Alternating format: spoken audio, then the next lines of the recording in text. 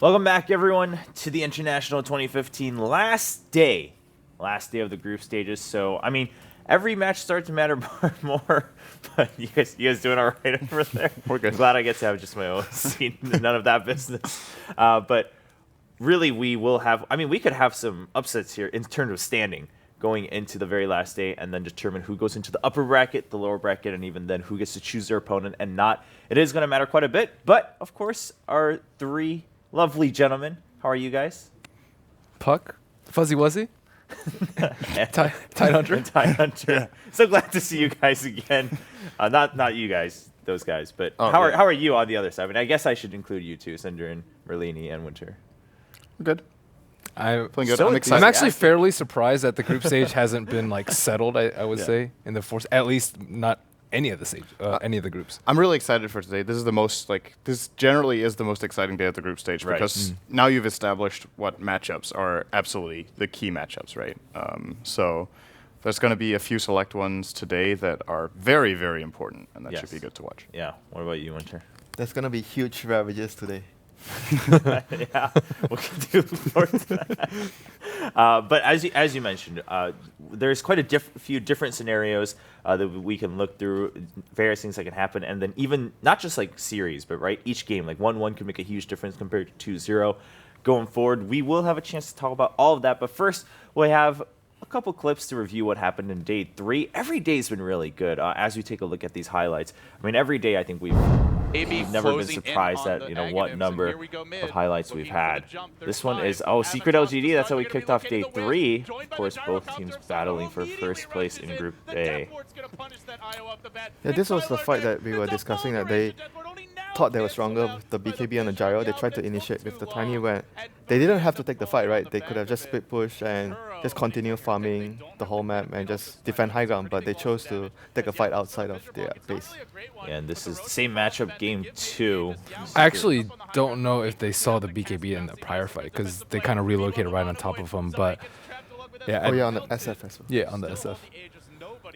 Yeah, of course, game 2, the story was maybe Slash just going completely crazy.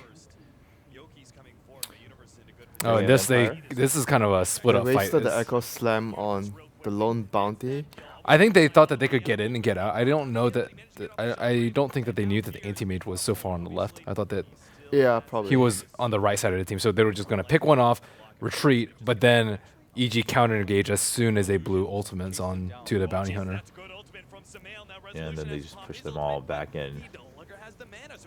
I mean, Empire had a really good start this game. Like Storm had a 15-minute Bloodstone, 16-minute, but then he had no progression after that. He kept like dying in fights, getting caught out. He just didn't play really a good game of like Storm, especially you expect that from a player like Silent. And back to the point where Cinderon was also talking about, he went Bloodstone first when he could have gone Orchid because Anti-Mage didn't have a good time. So his mental timing is going to be later than usual. And we're looking at a matchup between LGD and Na'Vi, also from yesterday. They were trying so many times to combo LGD, but maybe survived with Shallow Grave. I would say like at least 3 or 4 times. They did have a really nice high ground defense one time, but it was just a little bit too late. Wasn't it with 3 heroes? Na'Vi should be, I think this is where Na'Vi pushes them back. They get their combo off. But it was only 3 heroes doing the combo, I remember. It was the Sonic Wave and Echo Slam. Yeah, I think it's here. Yeah. I mean, there are only 3 left. Yeah, there we go. Very, very beautiful combo, of course, for those 3 heroes, and that does keep Na'Vi in the game. But I mean, if only there was like one more guy alive, you know. Yeah. But still, the problem is, even if Na'Vi team wipe this, they are still behind in this game, I think. Like, they could have made an incredible hold, but they kind of needed to do it like 2 or maybe 3 times with the advantage LGD already gained at that point, I think. Is this the Battle Fury cleave? Don't spoil it, Winter! Winter just casually puts it out there. I think by now most people have heard. Alright, so if you didn't see this yesterday, Ember Spirit is going to get 4 kills with a double crit toward the end. Just wait a bit. Well, thanks. Now we don't even have to watch the clip. So. Oh, wow. Told you so. Oh, wow. The Prophet Cinder. It was obvious. But that made some rounds yesterday. Definitely one of the big talks of yesterday, MVP Phoenix with that Ember. Chalk another one up for the Rapier account. Sure, yeah. That was insane though. Toby got excited with good reason in that clip. Like that was. Yeah, that was. It's always incredible when Ember gets that big. Yeah. So again, every day we've had knowledge or noticeable highlights, and definitely teams showing up, even if they're kind of in the lower half of their groups, they'll show up with some big plays, at least in one game, say, all right, we can still put up a good fight against the strong teams. Once again, proving that TI5, we still don't know exactly how things are going to pan out going into the main event. But let's take a look at the standings, and we have a couple scenarios to run through, right? It's going to get a little bit complicated today. Could have some ties. That could be determined even, how the tiebreaker works out. That could be determined as we go through today.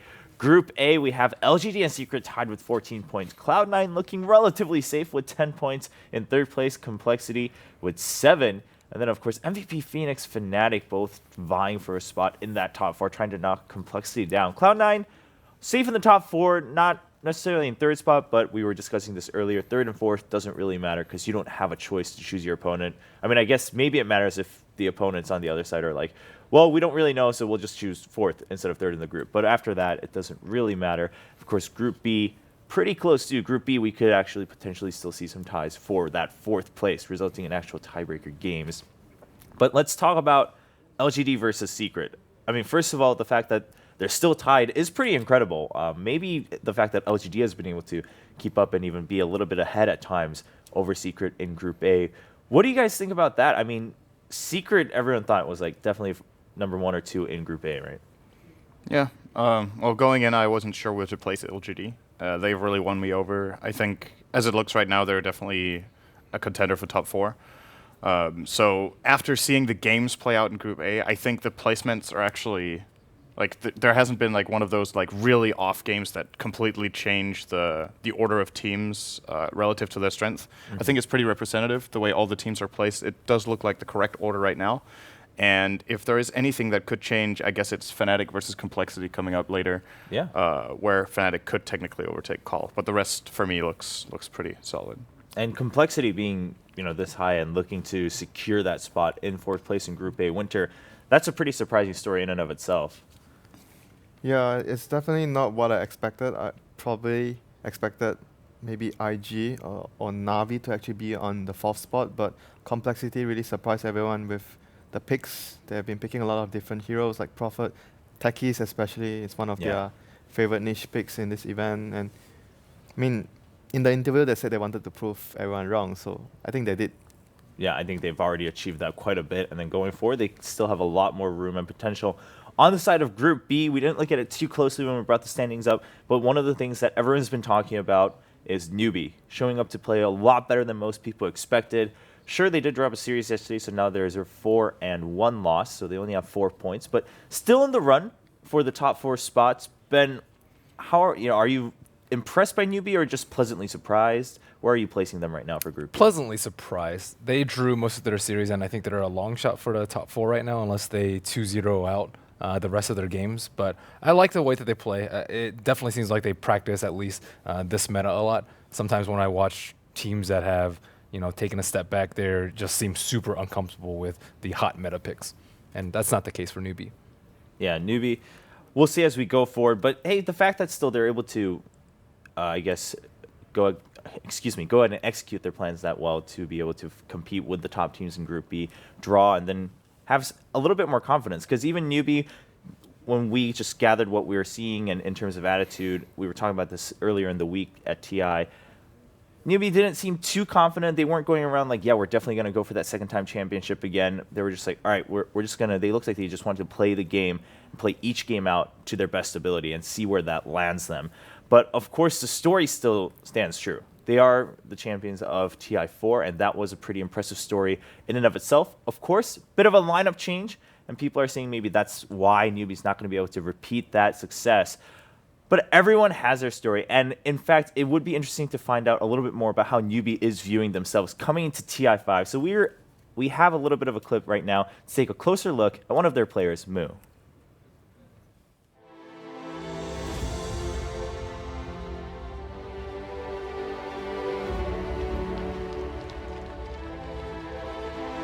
我是一个就是那种比较闷骚的人。平时就是话比较少吧，面对什么媒体这些红人，比较话比较少，但是平时我们在训练的时候，他就是挺嗨的，有时候。当我最后一场比赛最后一局的时候，赢了比赛的时候，那一刻我心情很激动，但是激动到没有去用我的表情去做出来，这是一个梦想，一个伟大的成绩。木这个人呢，感觉他就是游戏天赋很高吧，然后但是他性格比较属于那种性格比较火爆的人吧，但是他就是打线下比赛吧，打比赛的时候感觉对队伍的帮助挺大的，他就是很靠谱的队友，就是值得信赖吧。感觉他会比较喜欢的事情吧，就会很兴奋嘛，就是挺搞笑的吧。听歌吧，会听到嗨的时候会就唱得很大声。我觉得一个队伍团不团结，就与他的成绩是挂钩的。团结了，你才有信心去打好比赛。这是已经到 T25了嘛，已经过了1年了。我觉得今年相比去年的话，压力的话，可能说没什么压力吧。TI 这个比赛有很多不稳定因素，大家的气势打上来了，可能就会有不一样的意外的收获。如果进了前8，我们可能再会往前移前3，然后到了前3，可能再会抢个冠军，大概是一步一步。我喜欢我们队伍的风格吧，因为我们是偏打架风格的队伍吧，所以说我们队伍的人都打法比较激进吧，就是比较喜欢打架嘛。我就是感觉一个是自信，再就是努力，这2点可能是比较作为职业选手的话比较重要的。我希望我的未来，就算我不是职业玩家了嘛，我可能还是会继续去玩 Dota 这个游戏的，因为这个东西给我的荣耀，给我的快乐，给我的希望。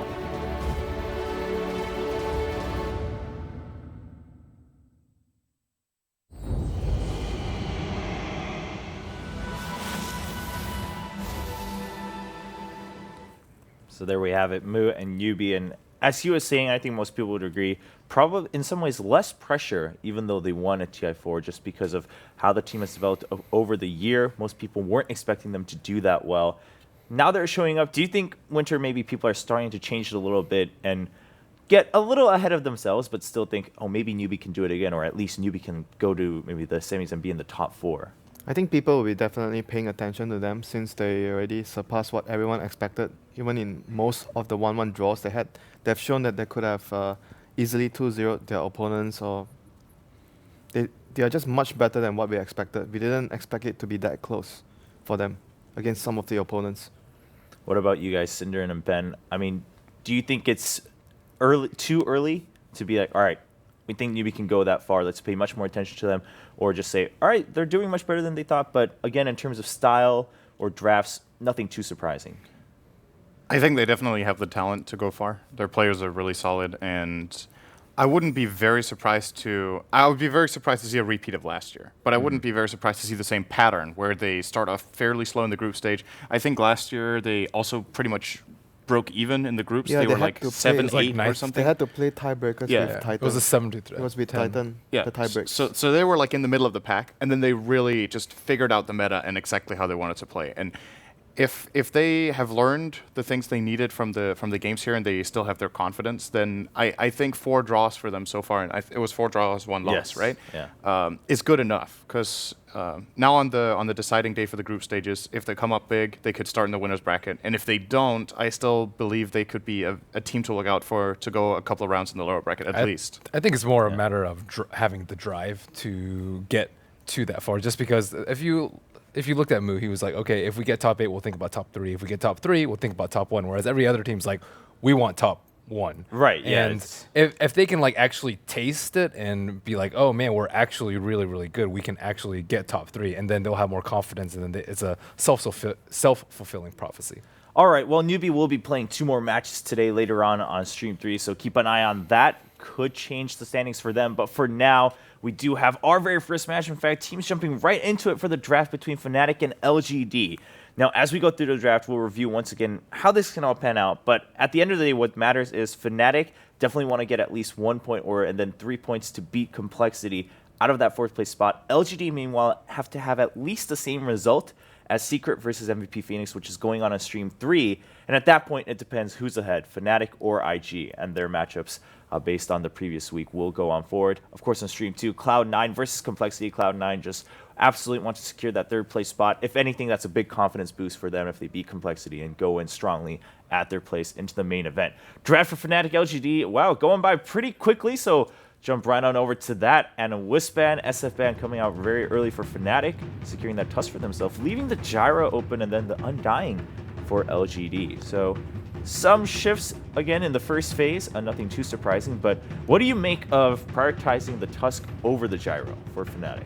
I actually think the Undying is more important versus Fnatic, just because of how early game centric they play. I think if LGD gets to 25 to 30 minutes, it'll be normal for them. I think they're much more worried about the 25 minutes and getting past the early laning phase. All right. Razor being picked up by Fnatic, not something we've seen too commonly in the early phases. Yeah, it's particular a good response towards the Gyro. We've seen teams respond against Gyro with Razor, mainly the Chinese teams. Like a couple of times, they view it as a good way of dealing with minimizing the Gyro's damage output in team fights. And it's very special when it comes to the Gyro Razor matchup, because we usually talk of Razor as like a base pushing anti-carry. He's really good at denying an enemy carry damage, and that's how he gets damage himself. But when you look at how Gyrocopter works in a teamfight composition, then Flak Cannon is a really big part of his damage output. So if you compare him to a lot of other carries you could put Razor against, like say Lifestealer or any kind of single target damage, it's very different, because every second he drains from Gyro, he indirectly heals his team because they take less damage from Flak Cannon. So if you set it up correctly and you get a mech, you might actually just be able to outlast the Gyro in the teamfight, which most of the times when we see teamfights, the Gyro team just get ahead and they quickly get 1 or 2 kills because of just the massive AoE burst. And if Razor starts the fight on his terms, Gyro does way less. Yeah, and if Gyro ever has to run away during his BKB, the fight is going really poorly for that team. Even if he's not dying, if he has to run away because of the static link, that's huge for his team, because then most of the supports run out of the Flak Cannon range. Okay. Denying a lot of that damage against Gyro, but now LGD taking some extra time to consider what do they want to prioritize, what do they want to secure in the second phase here. So Shaker's still in, which has been a big pick for LGD. I don't know if they put the Undying on core for Yao generally, or if they play it support on. Generally support. So yeah, it's generally support unless they want to take advantage of the enemy having very weak laning supports. Shaker's really good so far. Yeah, it's good versus Tusk. We discussed this a lot, and has really good synergy with the Gyro as well to set up for the cooldown. And yesterday it showed that it's one of their strongest points against Secret, having the offlane Shaker, making a lot of plays for his team. Did you see that previous build on Undying for Ohio that we just had on the screen? Oh no, I missed it. He had a refresher Undying. Oh, that's amazing. Was it that Naga game against Navi? Was it that game? No, that was not their last game. He went 10-2 and 21. That could not possibly have been that. Okay. Wow. That's still insane. He had Guardian Greaves, Vlad's refresher, and there was one more item. That's really cool. Wow. Refresher and Undying. So the tombstones, I guess, just stack fully, right? So you just spawn twice as many zombies, they slow faster. That's... And the double soul rip combo, actually ridiculous. That's cool. Crystal Maiden going to be their pickup for LGD. Okay, this is like what Secret likes to do. Yeah. They go for the Keeper of the Light against the Undying. So you try to move him around the map, rendering him less useful in the game, since Undying is a hero that you want to stay put, you want to stay static, you want to keep pushing. You don't want to be moving around generally as Undying. So is LGD going to try and respond to this by having a Clockwork that can actually start a fight with the Keeper of the Light, or just go more heavy late game so it doesn't really matter? Yeah, Clock I think it's very good with killing the Kotal. You want to have someone that can go behind, take out the Kotal before you actually proceed to push the tower. If you try to go too hard in just by knocking on the door, you're always going to have a lot of time wasted by the Illuminate. I mean, either that or Storm. Storm is also a very good way of dealing with the Keeper of the Light. Were you considering Clock for Fnatic as well? Or was it only for against the Keeper. Kotal. Against Keeper, okay. Because it's a very classic thing that we've seen from Secret, running Keeper of the Light Clockwork offlane. Yeah. But I think they generally do it when they're Radiant. It's just easier for them to contest pulls on Radiant with Illuminate. There's some better angles from the river. And, So the It's gonna be Sand Sand King though. Sand King, is this a support? I think it's Yao Sand King. It's just Yeah. I think it's more fitting- likely. I feel it's more like the reason I feel it's more likely offlane Sand King it's just because of the CM. Because CM you want to use the jungle. Sand King, if you play CM and Sand King as your both supports, the jungle becomes too crowded. You don't want to share it among the supports too much. So I'm expecting like what the two of them said, like offlane Sand King, and the Undying as a more supportive role, and CM would probably be just jungling whatnot. Okay, Chick looks ready to go. Now maybe. The shot there, he looks less excited right now. Yeah, it's like, oh. Can we finish the draft? Shaker for Fnatic. Shaker. Gets left out. Finally We gets have a lot of picked up. spam among the heroes right now. Like Kotal, we used to see a lot of Kotal plus a Shaker lanes back in the day against the carry, just feature and illuminate. But they have the Tusk here. I would think that the Tusk is more likely to become the core, but there was a couple of games where I saw they actually put Johnny, their support player, on the Tusk instead of playing it on Ohio. Okay. So there might still be a possibility that the Tusk is actually a support hero here. And we've seen them do it with Kotal yesterday, and we were talking about, oh, it's actually a good combination, the shards and the illuminate. They did make a couple of really cool kills with with the two spells. Their team fight's actually OD. filthy. OD ban. Yeah. Wow, okay. We haven't. Mushi does play it. Yeah, I mean, He loves it. he does play it, but it's generally very difficult for OD to show up in the current meta. But At that point, for LGD, then, is it just because it doesn't show up too often, let's just ban that out? We've banned out what we think is Yeah, generally probably. stronger anyway. I think LGD might want. So I was thinking, what's good for Fnatic here? I feel like I've said this like 4 games in a row when it comes to the last pick, but their composition could really use a Viper. It looks like they want to group up and push high ground, right, with the Razor, and then they have like this really good AoE control team fight with Blinding Light, Fissure, etc. So Yeah. Viper could be great. I'm not sure if they banned OD to. I thought they would have banned OD to maybe just grab the Viper for themselves for their mid. For LGD, I mean, okay. it's But also but a maybe it's good gonna take the storm. a good hero 1v1 against Storm. They are probably Yes. thinking when you pick a Storm, you don't want to have a very difficult laning phase. So But Viper could also be hard. Right? yeah, Viper in the sense could also be hard. But if you are talking about giving Mushi a hero, you would rather not give him OD. Maybe that was the thought process. Yeah. Okay. So that's gonna be the hero that's jumping behind to kill the Kotal. So the Kotal has to be very careful when he's actually defending the towers. I think it's gonna be very hard for him to defend the towers if the Storm is getting somewhat a decent start or a good start. The Kotal can't really defend the tier 1 towers that easily. Well, Fnatic. We do agree it's a KYXY Razor, right? Most likely. Has Mushi even played Razor this tournament? I don't think so. I mean, obviously he can, but it's more likely their safe lane hero, I'd say. They need another hero that can carry hard to go mid lane. Windranger is what I was thinking. Windranger is a pretty good choice. Can also knock down towers, which is great.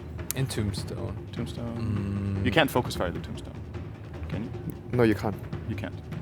But she still hits pretty hard. Yeah, but it's you still kill it fairly easily. Are you That's- sure you can't do it? Can't you? Yes. You can focus fire structures. Yeah, but you can't focus fire. Tombstone and Supernova. I think they're the only two Yeah, exceptions. Tombstone is a Okay. very. Okay. Oh, wow, okay. Well, That this is is a diff. Wait. Yeah, a little listen. different. Listen to this. You have Okay. you have infinite mech hack with 2 Aghanim scepters. okay. Well, The problem is Coddle's Ags will be pretty underwhelming because it'll be night all the time. Well, The synergy between these, like this is a game where Coddle doesn't get Ags, I think. It's just not good. I mean, otherwise, other than maybe the combo or maybe the anti-combo right there, how are we looking at Fnatic playing this out? The Night Stalker. they would probably be very aggressive. Like I mentioned before, Fnatic needs to take a lead in a laning phase. They have to be very aggressive, and Night Stalker certainly fits that. And it's a very, I feel it's a soft counter towards, maybe a strong counter as well towards the Storm, since most of the Storm players nowadays don't like to go for BKB early. And against a silencing mechanism, they usually go for a use. Okay. So, and it would deter their timing of the Bloodstone, which makes the hero snowball. All right, well, game one between LGD and Fnatic kicking off right now. Very important game for Fnatic. At the same time, LGD, they don't want to drop a map. They want to keep up with that secret at the very least to see if they can tie for that first place. We'll jump right into the game. Fnatic, that is the game which everyone's tuning in for. It's what keeps Group A hanging in the balance. The results of today will give us the main event positioning as we get underway with Fnatic. Aggressive draft up against LGD. Yep, they're only going to see each other. With a fissure, there's no real fault because he blocked himself in, but the shards, yeah, Johnny, they can at least chip away at Zhao Wei, who has no regeneration. Yeah, he's going to have to back away or at least get pulled a tangle, but some good damage being dealt there. If they could get a little bit better block, they would have had a chance to kill him, but they got a D-ward. That is pretty big. Yeah. But at the same time, Fnatic get what they're searching for. So okay, you get rid of the wards, but Fnatic now they can control the bottom lane by having this observer ward looking to the other side of the tree line. So it's very difficult for the Crystal Maiden to harass him out, which means Sylar's life's going to be an absolute hellhole. But how's Mushy meant to go in this mid lane? The Night Stalker going up against the Storm Spirit. Night Stalker against Storm can't really shut him down completely. However, he won't get shut down himself. That's one of the strengths of Night Stalker. He can always farm. He has the Void, which is good for last hitting. And he also has plenty of damage, good armor. The only downside really is the Static Remnant can make your life pretty painful. And then we look up towards our top lane, of course, KOAXY, the defensive Razor. Looks like he won't be able to get that pull anytime soon from his teammates because it's blocked up by a sentry ward. Yeah. And he's probably going to be alone anyway, though. Yeah. Well, is he really going to be that threatened? Like, he's only going to be threatened if Yao can get in range for a Burrow Strike. Yeah, I guess that Ketchik Imba is going to come up here and protect him as well. And Ketchik has played Coddle before in this group stage. He's going to just sit behind probably and land a nuke whenever Undying looks too aggressive. Yao's already going to be forced away by KOXY. Just a simple static link and then into Illuminate. They're trying to get as much chip damage as possible without actually hitting the creep wave. But yeah, but so it's Sylar on the bot lane. A lot of damage being dealt to Sylar there. And he has a salve, so he's going to regenerate just fine. But still, though, this bottom lane from Fnatic is very, very potent. Yeah, and LGD's basically out of consumables. Like, Zhao Wei's bringing 4 tangos back down to that bottom lane, but even Sylar had to give one of his tango charges over to that Crystal Maiden previously. So he's got 1 tango charge, and that's all. And, well, there's our first blood on top lane. Yep. It's going to be Yao and MMY combining up together. That wasn't really meant to happen unless he got in range for the level 1 Burrow Strike, which looks like he did. Always has to stay high HP. Only used 1 tango there and didn't really let it heal up to full. He didn't want to waste the salve, but he ended up being in range for their kill potential. So, rough start for Fnatic, losing the #1 position. But they're still going to get a little bit more out of the other lanes as bottom lane, the fissure over on Sylar. Not the right little target. They tried to actually lock him in to a wall of ice and rock. That would have been nice, though, because that would have locked in the Shaker as well. And if that happened, Shaker would have died. He would have lost that fight. I mean, Gyro is a pretty strong duelist. He will take that. The beauty of Rocket Barrage early on. Yeah. So, Fnatic, while their CS might be looking good on most of their lanes, the control doesn't seem to be as nice for them. No, they don't really have full control of top lane, but that was also a little bit of a misplay there. They could probably have played it safer if KYXY wasn't so greedy. So we'll see if they can stabilize a little bit more. Coddle doing the pulls now, trying to get something. Actually, Illusion trying to mess with it, but that's not going to work. He still keeps the Dark Creep Wave over there. The only thing he could lose is a couple of last hits if the Illusions can time it right. But, okay, so Ohio down here with Johnny. They keep going for these kills, and it's a very potent lane, as you said, to get rid of all the consumables. But are they even here for a kill when we're seeing what Sylar can do during a team fight? Or during an engagement, sorry? I don't think they necessarily want to kill anymore, not as the Crystal Maiden is playing closer to the lane. You have to respect that Crystal Maiden and Gyrocopter is a stronger combo, I think, than the Tuscan Shaker. They just want to get levels down there, and then maybe they can land a gang on mid lane where Storm is farming up. Yeah. Maybe that's what we should be looking at. Like, it's not just like Storm Spirit's levels, but the timing. Like, in 48 seconds, we're going to be looking at, goodbye Razor. Again underneath that tier 1 tower. Tries to static link, but can't run away from the tombstone. So dangerous. If you get decayed once and then stay close and they go on you, your HP is already so low, it's easy to burst you down. Even as a Razor, you just die. So that's 2-0 already for LGD. This is the beautiful start for the Chinese, but it's terrible for Fnatic. But it is coming up to nighttime. This is where my point was going to go. That Mushi's about to come online. So he'll have the ability to find kills very, very shortly. But where does he rotate? What's his priority target? Yeah, I'm surprised that they haven't thrown one gang with Johnny towards the mid lane already. Just try and help that Night Stalker, but they're gonna go with nighttime, as you say. Static linking again on top lane, Yao. Well, he's gonna sit inside the Sandstorm, and KOXY just backs up a little bit further. There's no kill potential this time around because the Undying was battling with Kochik a little bit further over. He's coming back though. They want to try again, but this time Razor is playing very safe. He's gonna stay back. Oh, Ohio. And Johnny, actually. Oh no, is he stuck? He's stuck. Yeah, he's locked inside the fissure as well as his own shards. It was the problem we're talking about before. It's a kill coming in for Sylar. That moment when you're stuck by your own 2 positioning spells, blocking off Fissure and Ice Shards, locking the poor Tusk in place. That's not how it's meant to work. Hilarious thing is, too, like, it's a nice lockdown, but there's only one hero on the map that can really capitalize in such a situation, and he's on top lane currently dying to, like, SK. It's KOXY, because you don't have any melee hero in range of that Rocket Barrage of the Gyro. I mean, Gyro can very happily capitalize on your own mistakes when you Fissure and Ice Shard your teammate and lock him in place. That's an easy kill for Gyro. Oh, wow. This is not too good for Fnatic, losing that aggressive offlane where they really should not die when they have Fissure and Ice Shards. But now gonna start rotating. Johnny coming up to top lane. Yeah, exactly where they need to be. I don't think, like, you're not looking at a wombo combo because you can't just snowball yourself in with a Keeper of the Light. He doesn't want to be in that close. So you kind of need somebody else, like Mushi, for example, to pick up a double damage rune and then hunt during nighttime and get a free pick off on Crystal Maiden. That's his goal, and it looks like it's going to be achieved. Yeah, he's gonna run around. Yeah, smart. Loop around behind it. It buys time for Ohio to also arrive. And Zhao waits on the wrong side of the tree line. But actually, no, he gets through the corner. The fissure is going to block him in. So Zhao Wei can't walk out of this one, but Mushi can't get to him. Oh, he's not going Wait, for him. Yeah, he's... Mushi? I don't know. Like, did he lose vision of him? No, they did lose the observer. That's why he's going back. Yeah, now he sees him. Zhao Wei around the tree line. The silence, the void. There's no frostbite, but they go for the call down with a double damage rune from Mushi. He makes very short work of that Crystal Maiden. Yeah. It took him a long time to find her. And meanwhile, they did get Mama Yao. Oh, they can go again. Sylar. Yeah, she's stuck around. That double damage is still there with a Burrow Strike from Yao. He's coming in to support his teammate and maybe as well.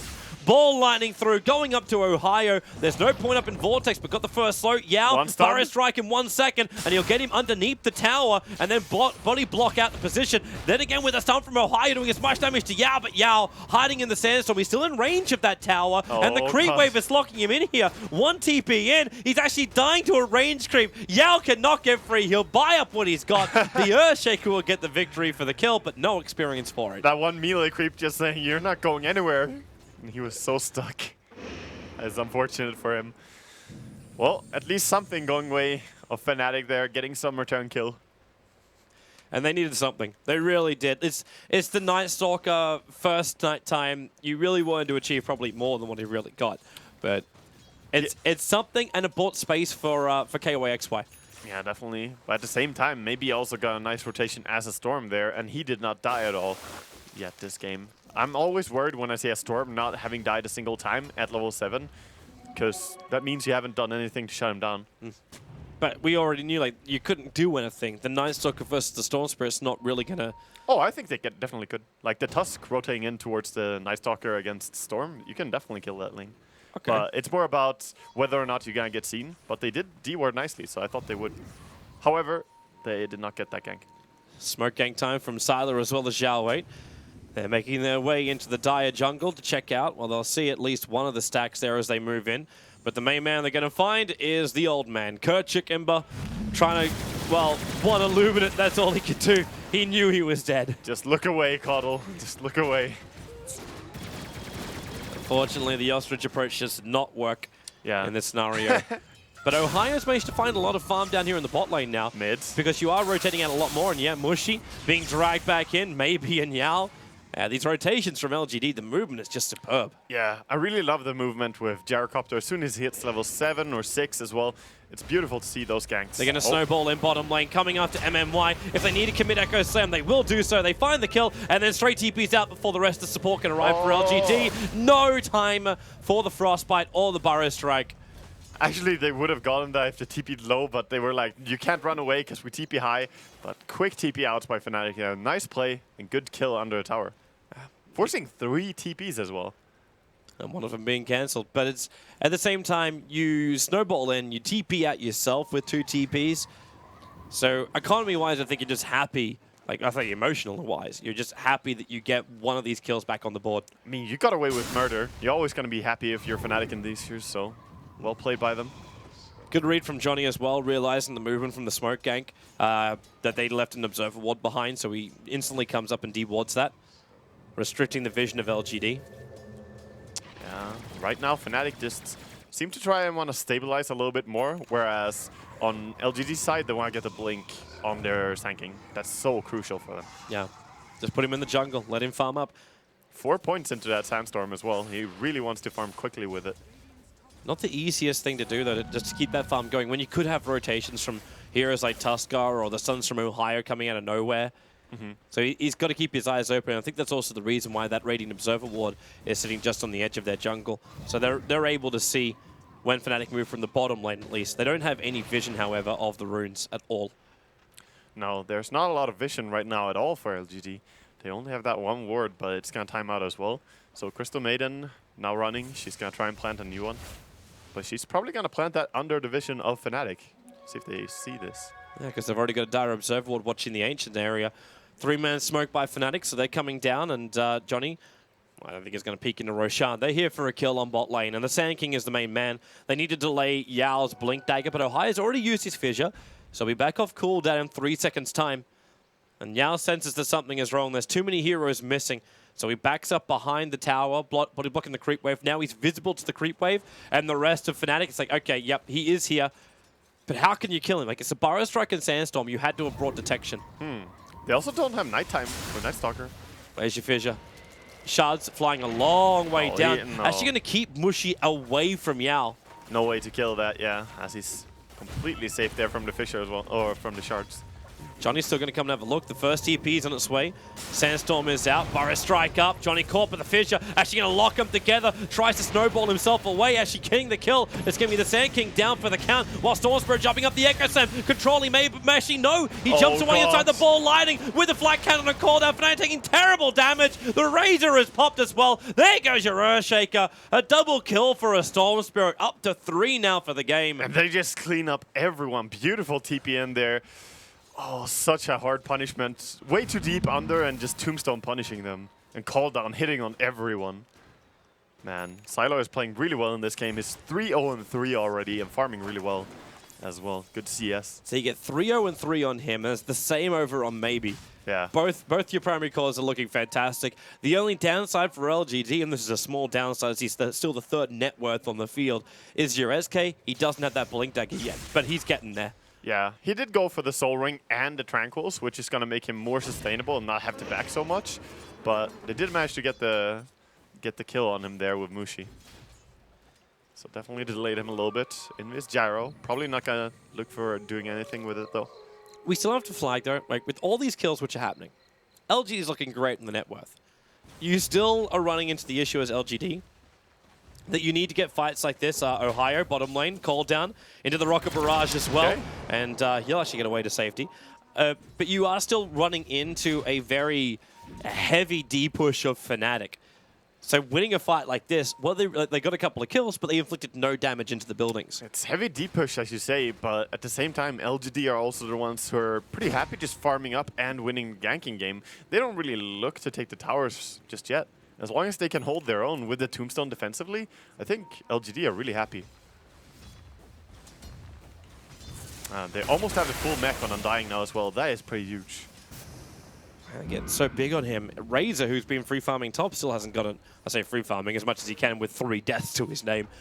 That mech on him is really, really delayed. It really is.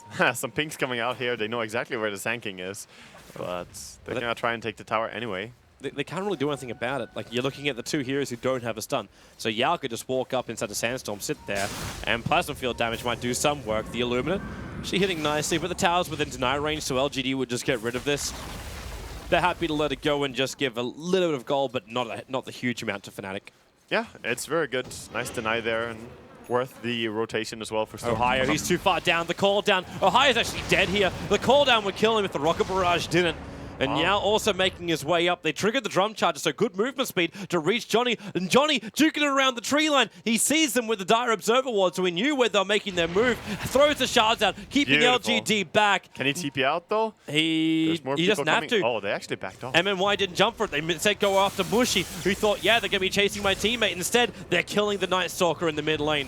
KOXYT being in, but he's here just too late. Wow, this is such a snowballing Storm as well. Fnatic, they don't have the best heroes against Storm. Sure, you have the Night Stalker Silence, but that's really the best that you have. Fisher's okay, but not that great against Storm as well. It's almost like you need to have that Blink Dagger on the Earthshaker so we can get the instant Echo Slam stun. Yeah, exactly. And then like almost a Blink Dagger on the Tusker, so it's a follow-up Walrus Punch. You need the combinations to land on Storm. You can't just do one Fisher and hope that that's going to stop him. So, of course, if you can get the silence on him, that's a very good chance of killing the Storm. But now he's looking so tanky, buying into the point booster, going for the Bloodstone as well. But that is an upside. The fact he doesn't go for a BKB at the start means at least the silence is still able to be effective, and as well as the stuns. Yeah. I of course, on the flip side, he's insanely tanky, so you can stun him, but if you don't have enough damage during the period of time to kill him, then it doesn't really matter. Yeah, he still lives. This Bloodstone is really going to speed up farming, but they have more things happening as well, as they almost have the full Blink Dagger on Shaker. As you mentioned, they need this item. There's the Blink Dagger over on the SK. I gave Yao the last of the mid lane farm to get it. I'm wondering what Mushi is buying here, because he has a lot of gold, but he did not upgrade his boots at all. And Maybe he's feeling like Midas is where he has to run that here. could be it. That could be it, for sure. It's a very good item on Night Stalker. Yeah, there's the Glove of Haste. This could just be the completion of treads, but he would do that from the side chop if he's going to do it. Yeah, this is definitely Midas. Yeah. So they feel like they need to play the catch-up game, get to the Aghanim Scepter, get his BKB and everything else. Middle lane, the prep is coming as Keeper to Light is going to be recalling in Mushy, waiting for the chance here. They snowball up, they go after Sylar, they got to stop the call down with the Echo Slam and Fissure, actually catching on MNY with a Bar Strike from Yao, catching out too. MNY's going to keep him up, and in comes Maybe with a stun from Ohio, really hurting him hard, but it's just not enough. In comes Maybe, KYXY going to be dragged back in here to a triple kill of Maybe, the Bar Strike to Mushy, Fnatic getting team wiped. Maybe he's got a haste rune. He could chase after Kerchik. He can't see him with a static remnant. Yeah. And Kerchik made the wise decision. Run down south away from the fighting. It starts by them getting off the gyrocopter, of course, but then the punishment comes in. They can't kill the Tombstone. They can't take these fights. Team fights are just impossible for Fnatic if they cannot get rid of that. Or at least they have to burst down the Undying, but he already has a mech. Yeah. How do you even burst him? They took so much to try and even kill off the gyrocopter at the start of that, and you kept the Undying out with the Fissure, but at that point... yeah, when the Tombstone is down, they just have to scramble and try to get out of that fight, but the only one who makes it is the Caudle. Not the man you want to have survive as well. And that's primarily because he wasn't in the middle of it. He just sat a little bit further out of the fight, throwing out his Illuminate spam. And he is going for the Aghanims on Caudle, despite having a Night Stalker in your own team. I really don't understand what they're trying to do. Unless his choice is a 4-staff, but yeah, you're right, it's an Ogre Club as well. Club. Yeah, okay. Yep, it almost feels like a contradiction of draft. It is an anti-combo. Let's call it that, Toby. Well, they're trying to push mid lane now, knowing that, well, actually the Sanking ulti wasn't even used, so okay. There's actually not that easy of a push mid. And they don't have any vision of that high ground either, so they could just assume that Yao is up there waiting for him. Meanwhile, on bottom lane, Mushy actually finding Sylar. The rocket is put down, and Mushy, he knows he can't do this. Ohio would have to walk straight past an entire creep wave to do it. Yeah, it's a question of who finds who. When you get the rocket on you, you know you're going to get stunned. Rocket Barrage could easily bring you down really low, despite being a Night Stalker. Maybe it's about to finish this tier 1 tower on top lane. He's got Cardi helping him out, and this is not what you want to see for Fnatic. This is now where your towers become level with 2 tier 1 towers for either side going down. And even LGD having one of those being denied. That is truly amazing. Maybe averaging 6.4 kills at 15 minutes in. That is really, really high average for TI. It's a very active Storm. Yeah. Or just hero himself. Oh, just player. Yeah. Just player. Yao. Blinks up, can't get close enough to the Razor.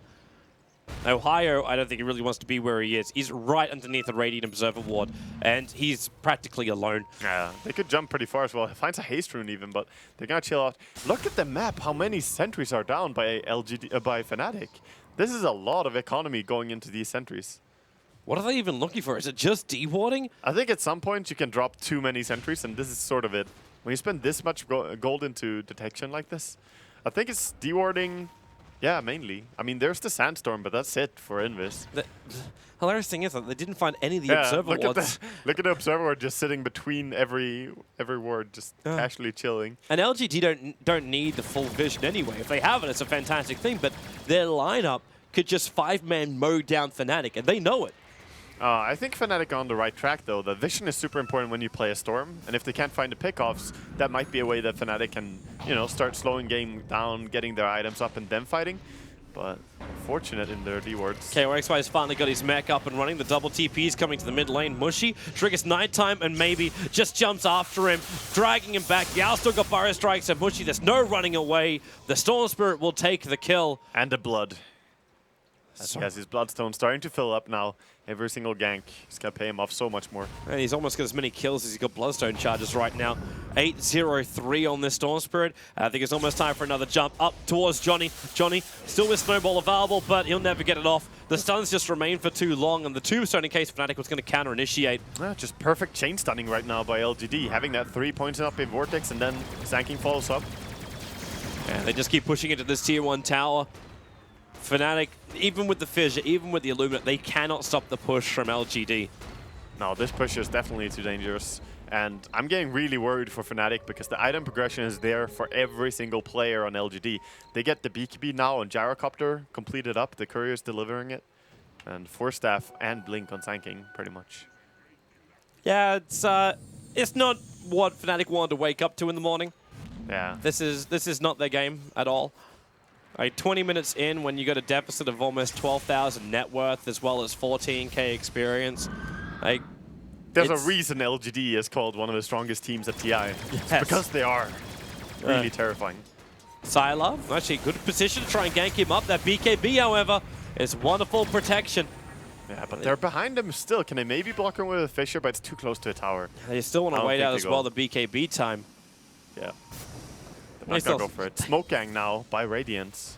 Yeah, they're coming up. They realize all the Fnatic were up inside their jungle and ganking up the top lane, so they try and loop around to the eastern part of the Dire jungle.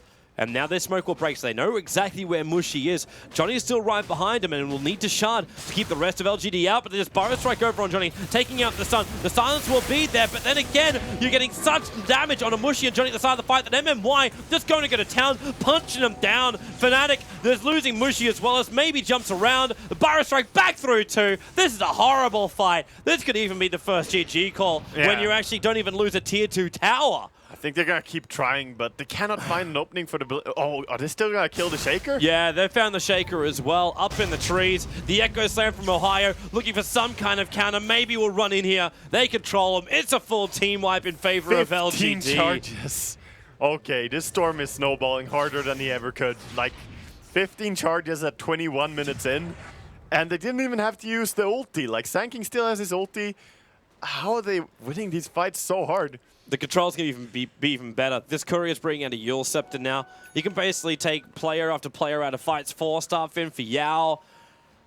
Fnatic's got no answer to this. Like you can de-push all you want. You can take out the creep waves, but it's only going to take one creep to get anywhere near the tier 3 tower, and LGD won't even back off. For now, they can actually secure Roshan or look to take out the remaining tier 2 towers of Fnatic. Yeah, that's how it's looking. Fnatic need to rely heavily on Shaker. Ohio has to do some carrying in this game, but in that last fight, he had the Echo ready and he was outside of the fight, but they just didn't stack up enough. He couldn't get the blink in.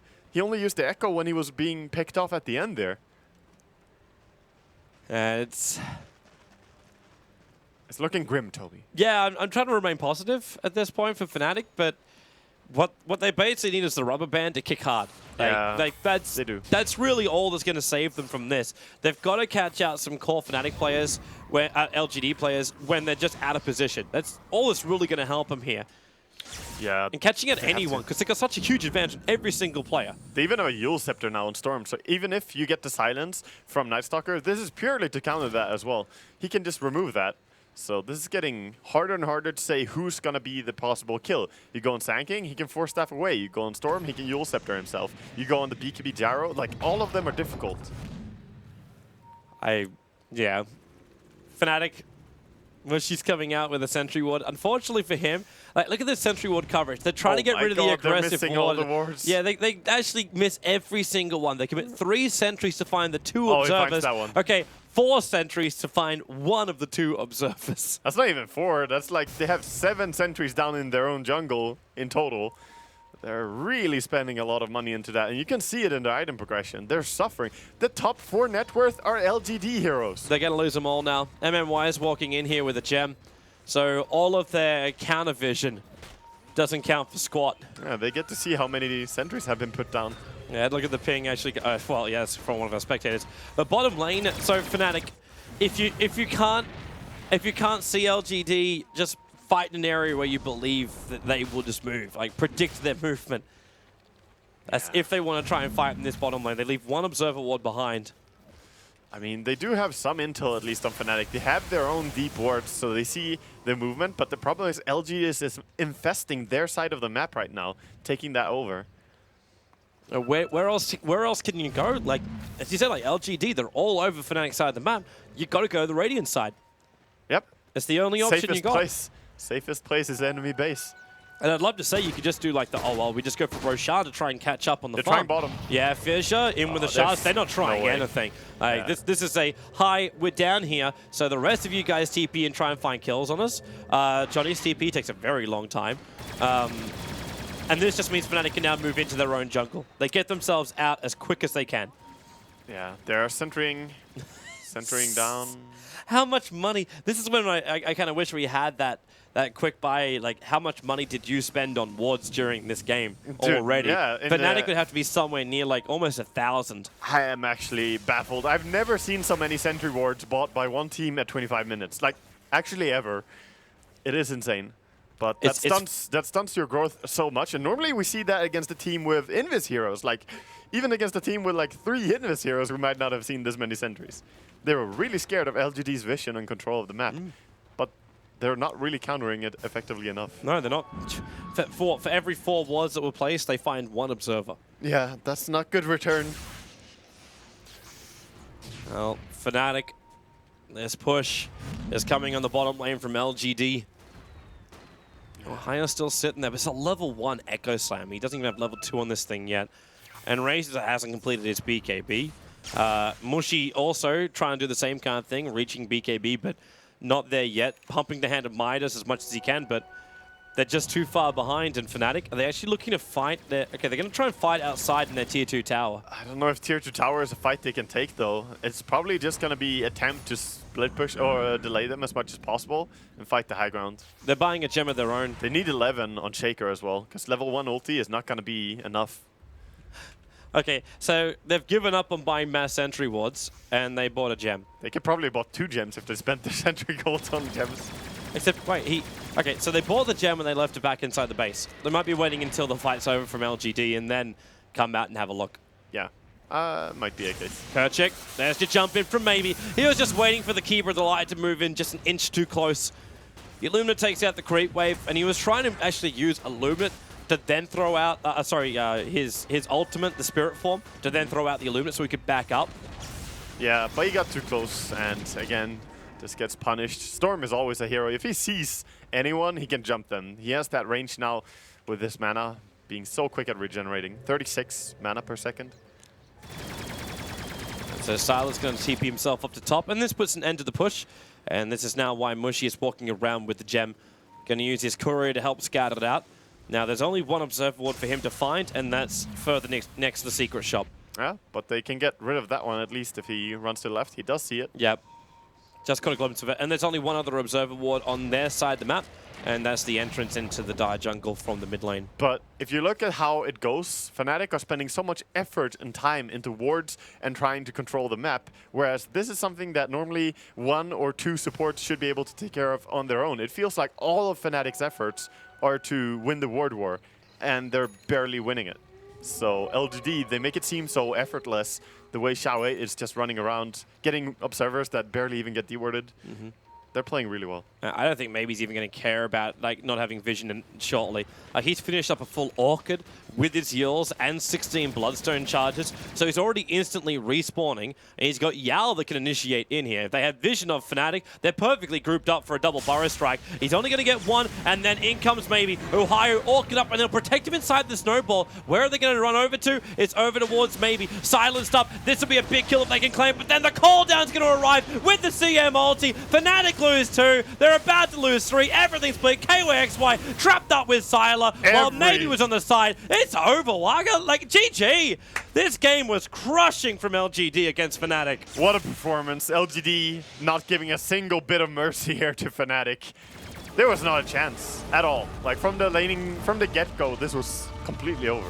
It's exactly what LGD needed, though. Not drop a single game against Fnatic and try and ensure their #1 position in the group, so they get to choose their opponent in the first round. Well, LGD, it was a fun run. We'll go back to the analysts and see what they thought about that game. All right, game number 1 goes down fairly quickly. And, I mean, how did you view that? Fnatic just didn't really stand a chance. I viewed that as a slaughter. Yeah. Next word. The Night Stalker pick, I was like, it's a Mushi hero, but it didn't really. No, I don't think that's a Mushi hero. Oh, he likes playing it. He likes playing it, but if I'm on his team, I'm on his teammate. Like when we talk about, I mean, if based on my experience, yeah. I wanna when hear I this was out. his teammate, what I would consider a Mushi hero is a co-op or TA, like hero that can actually carry much harder later into the game. Like Night Stalker is much more. You need to make your gang successful. Otherwise, he's not. The hero doesn't carry the team afterwards. You know, I like the plan they had. They want to have a lot of map control with the sense that you can technically get double agonyms on their heroes and control the map, pressure the opponent. But like what Ben mentioned during the draft as well, he felt that the Storm would have a very good time against those heroes because there was only like one good way of locking him down, which is the silence from the Night Stalker, and that would be dealt by getting a use, which maybe did in the game. So he was basically free to run around unless he gets caught by the Earthshaker, which didn't happen too much in the game. They do not look happy. That is a very powerful image right there, I think, Yeah, of what's going on for Fnatic right now. Yeah, they don't look too pleased about that. We do have a couple highlights from that game, so we'll take a look at those as we continue talking. Overall, okay, I mean, Winter, you're telling us in theory what Fnatic was looking for here, but where do you think they slipped up? I mean, what did they focus too much on, and what did they miss out on here? I think they needed to gank way hard. Like they forced themselves into a position where, because their heroes don't really have any late game. So if you look at what LGD has, there's Storm and Gyro. In that sense alone, you have to gank super crazy in the early game. You have to get kills after kills after kills, and that didn't happen. We even saw during one of the few ganks they made, it was a nice idea they had with the Fissure and the Ice Shards. They snowballed in, like the Earthshaker casted Enchant Totem first, so he had a double Enchant, and they tried to trap the Gyro in the Shards and the Fissure alone, inside the Fissure and the Shards, but it wasn't a really good idea because you don't want to be next to a Gyro. But yeah, it didn't really work out for them, the lanes. Yeah, we can take a quick look at just the ending moments too here between these two teams, and LGD looking really strong. Ben, how do you view just LGD? I mean, just because I mean, even we were talking about it, right? LGD doesn't seem like they should have been too worried about the draft. Do you think going forward they can just play out the game too, just as comfortably as they want? Especially with Fnatic being demoralized like this, I think it's going to be even easier for them in the second game, sadly. I think in that game, yeah, Fnatic, they had an okay idea, but it just, like, their win condition is, what, maybe a farmed Razor? Like, having a lot of map control for what? Like, you might be able to, like, limit the ways that they can initiate on you in a fight, but they still have, like, a Storm Spirit. They still have a Gyrocopter. Like, you're going to have to deal with them at some point, and their lanes are just not strong enough to keep them from being underfarmed, and maybe in particular. And we saw how dominant maybe can be when given, like, a slightly upper-handed matchup in the left track versus Quap. I think Storm Spirit versus Night Stalker is just a terrible matchup for the Night Stalker, and maybe you can control him later, but it's simply too risky. Yeah, you know, just even putting 2 and 2 together from what you guys have been saying about Fnatic all throughout the week, right? Fnatic has to win the lanes dominantly. Yeah. They need to be very aggressive early on. and then now you're telling me, all right, well, so they wanted this supreme vision or like map control around the entire game, but as then you point out, for what? Like, what are you gonna do with that? Yeah. Right? You have that They control. sacrificed their lane, like the lane dominating factor, towards more of map control, and it resulted which it put them in a situation where they had to do so much work, So I felt it wasn't worth it. I mean, it's a nice idea, but I think it's also very redundant in having the Keeper Light and the Night Stalker both also need Ags. Like, you have to get that, 8,400 gold first, which is not easy. But even then, it's not good. Yeah. Because they counter each other. Like, you have two heroes, and one wants it to be day, the other wants it to be night, so you're never at full strength. It's a really bad pairing, actually, in the strategy overall. But I think, more than anything, as they've already mentioned, Mushi needs a better matchup mid. And as I talked about in the draft, I think Viper could have worked, because it makes their win condition a lot clearer, right? If they want to fight early, they need heroes that can take towers, which they didn't have either. So even if the fights go well, they need like a very convincing win to get progress on the map. And the Night Stalker doesn't get strong unless you take the towers. That's how you like contain your opponent and you farm more than them. But the draft was, in my opinion, just pretty weak. Okay. Well, going forward, hopefully, I mean, Fnatic, again, they do want to get at least a couple more points here, and then, of course, they want to beat Complexity in their next match, but if morale is going to get devastated that much, hopefully they get a win for them here so that they can play a little bit better against Complexity. At the same time, LGD continues to look really strong, very dominant. Meanwhile, we do have a quick update, right? MVP Phoenix versus Secret. Sounds like that game didn't go quite as well as most people might have expected. We have a couple of highlights from that one we'll be able to check out here. On this tier 3, no Phantom Lancer. And Winter and I were discussing during this game if they actually have any PL counters. And the game was actually pretty close. Secret maintained like a 2,000 gold lead over MVP Phoenix. But at the end of the day, like, Bloodseeker isn't very good at man fighting, and he's especially poor at man fighting versus a Phantom Lancer. Yeah, I mean, at this point, Secret was still ahead, and Phoenix starts to turn things around. Yeah, they have track. So all these fights that Secret try to go for, where they essentially here it's a 2-for-3 trade, that is, or 2-for-4 rather, as Zai will die here in the end as well. So that's a massive gold swing. If whatever Secret were ahead now, it's probably an even game. And if you look at the overall drafts and how this game will go down, Witch Doctor's getting an Axe Scepter, PL is getting really farmed, and at the end of the day, Secret will just not be able to deal with that PL late game.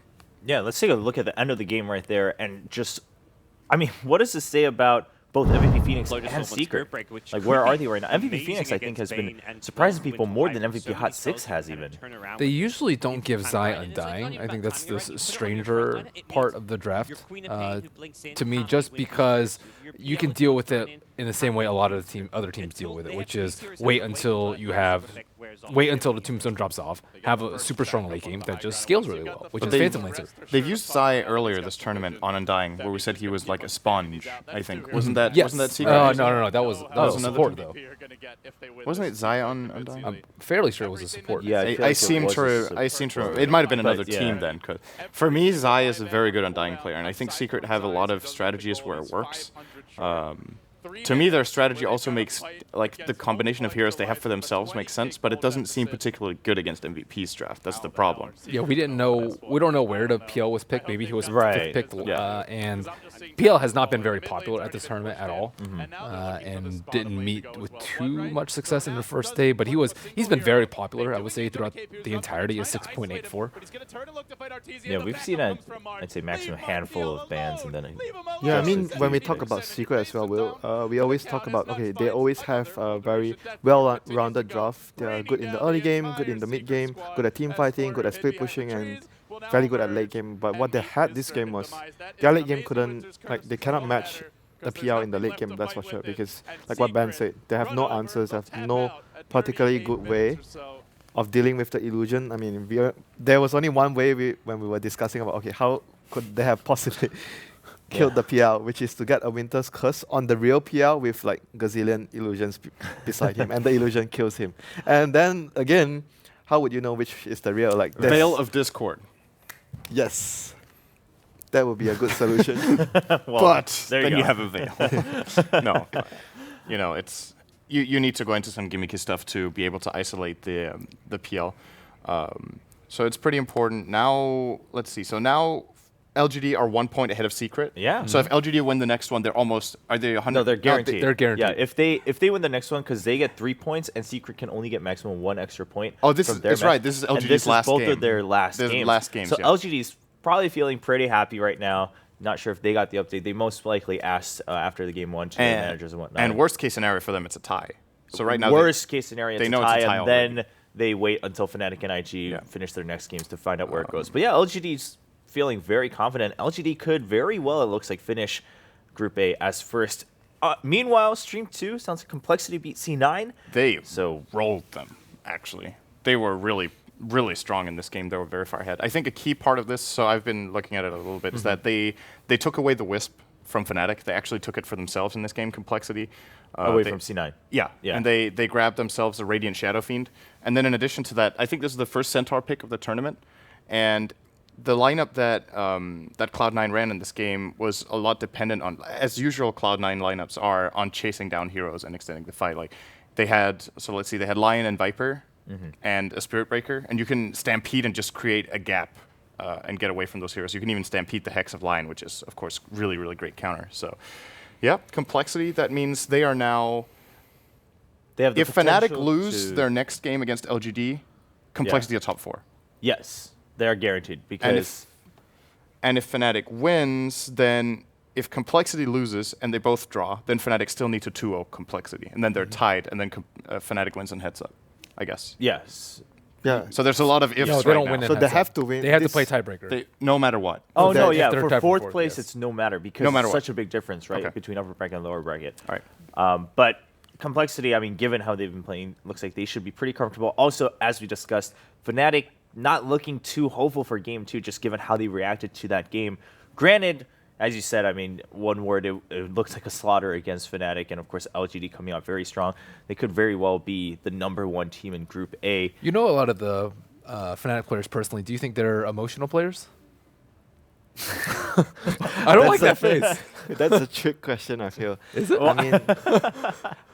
I mean, a lot of people know that Mushi can be hard towards his teammates at times, but he can also be very hard to himself. Like, I think we caught a glimpse when they ended the game. Like, he was really, we could see he was really upset because he felt, I think he felt responsible because they had a really hard game, and it wasn't because his teammates were playing really bad. It was more of they had a lot of limitations because of the strategy he chose. So I felt he was really hard on himself, and I hope it doesn't affect him in the next game. You know, sometimes you get really hard on one game, and the next game you sort of carry it through the next game, and it affects you, or you are thinking, okay, the last game I actually picked like this, and you try to obviously you try to avoid it, but you might like deviate some towards stuff that you are not comfortable Right, because yeah. it affected you. And just given what you told us, as we take a look at draft for Game 2, I mean, you were saying, well, I don't know if I would call it a Mushi hero. He likes playing it.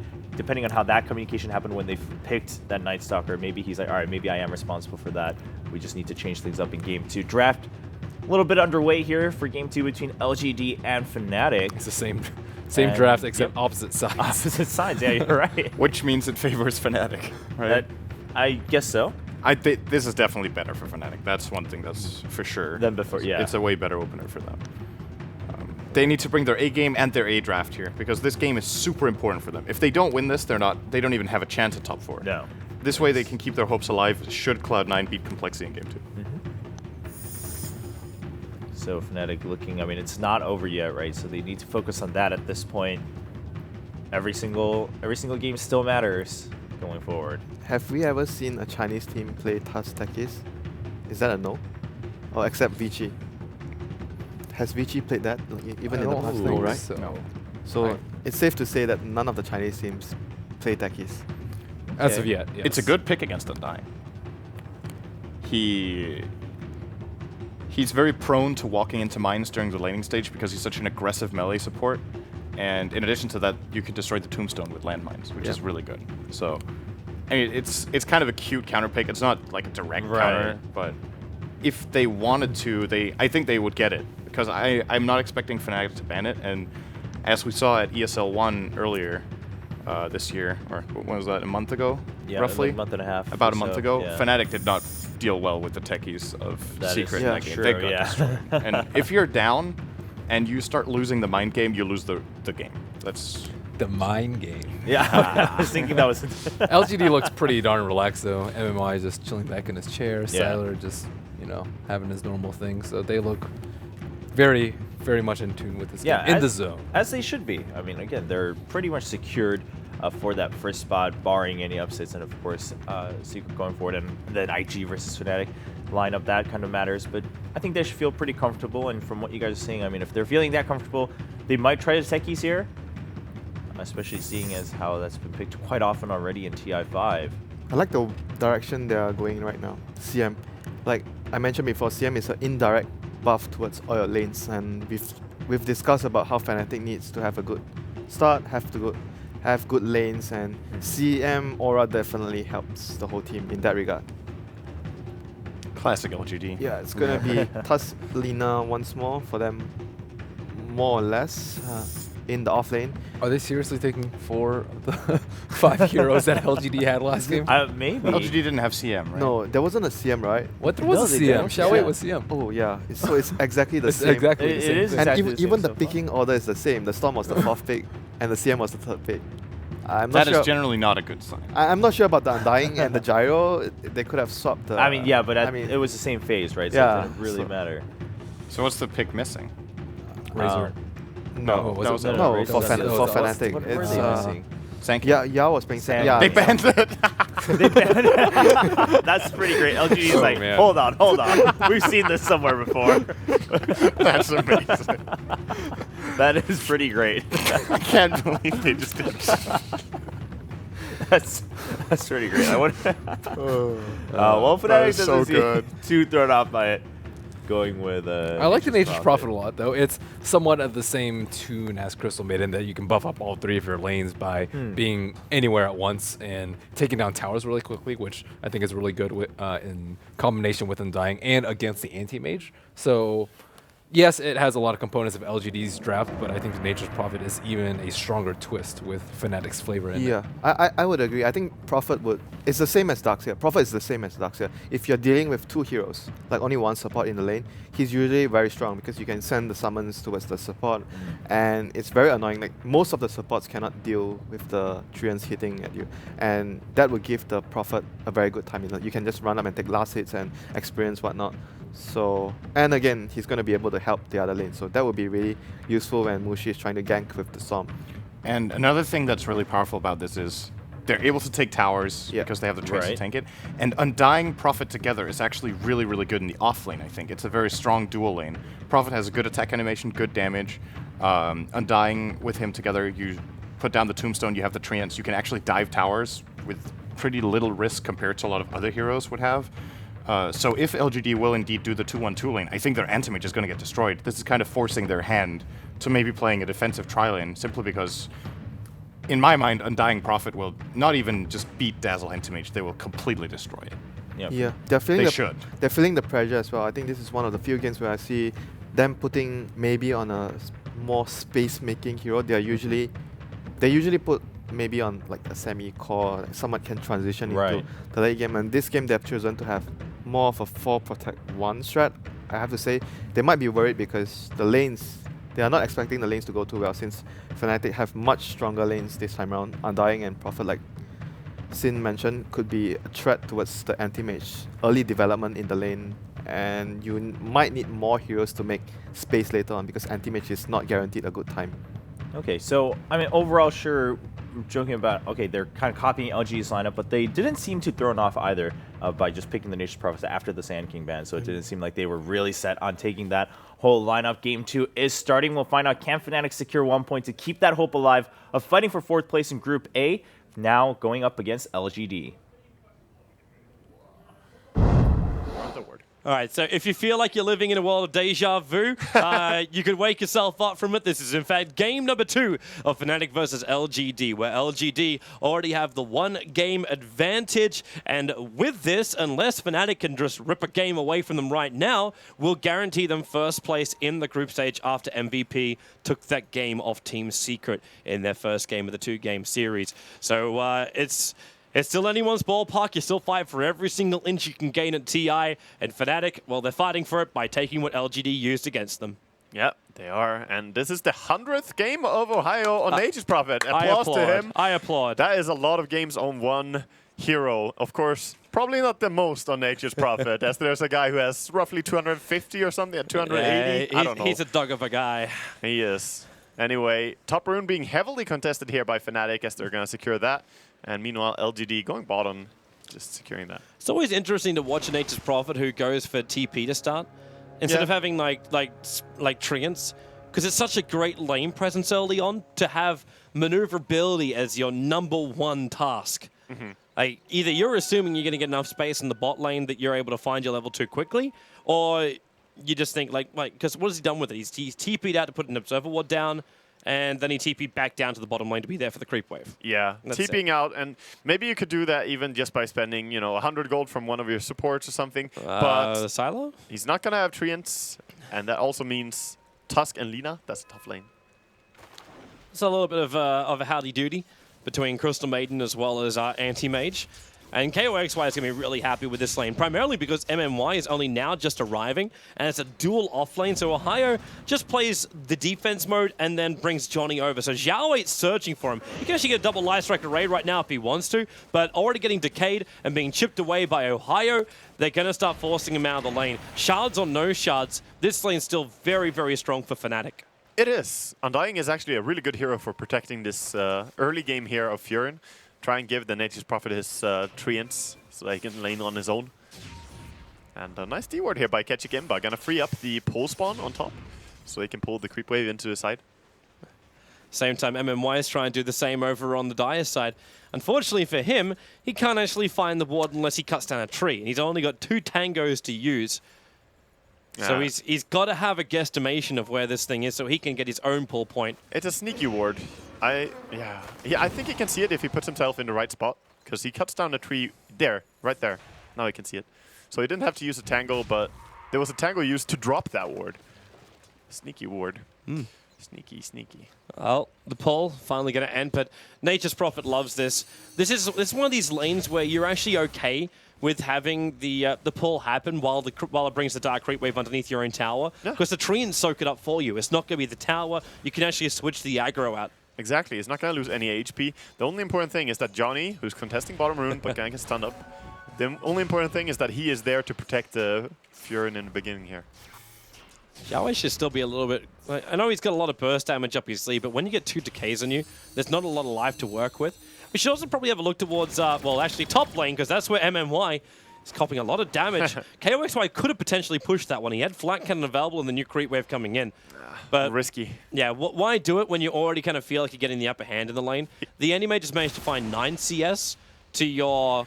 Oh, the blocks on bottom. Treants are blocking Xiao 8 so much. And he has to walk into the Radiant jungle. That's not where he wants to go. Johnny's sticking with him. He's got Decay in 3 seconds time. And Ohio, he could just TP in front of him if he wants to find it. But now Xiao 8 will TP out. And the attack from Ohio! He can't do enough damage in time. Johnny decayed on Yao instead of Lina. He should have pursued the Lina. It would have gone the first blood. Oh, nice play, though, by Fnatic all over there. And Ohio showing his prowess on the Nature's Prophet. Good blocks there, setting all that up. I was actually thinking that this CS was so far in favor of Fnatic just in the early stages, but middle lane is even Stevens, 15-5 versus 15-3. And then top lane with the Gyro versus the Anti-Mage, it's 12-1 versus 14-2. Even the bottom lane, Tuskars managed to find 15 last hits against the 15 of Nature's Prophet. Yeah, a lot of mirrors today, Toby. Yep. Saw it in the virtual reality test of Valve, and now I'm also seeing it right now here in this game. Amazing stuff, dude. They're bringing it into Dota, apparently. It is. It'll be magical. Mushy, very lucky to survive. 30 HP, he'll get himself away from maybe. And this is going to be our first real change up in the lane. Even with the TP out from Xiao 8, it didn't really change the balance, the equilibrium of the bottom lane, but it changes mid now with Mushy having to hold back. Yeah, this is maybe such a strong mid player. Like, he really is. Even against a player such as Mushi on Storm, manages to do this, pushing him out.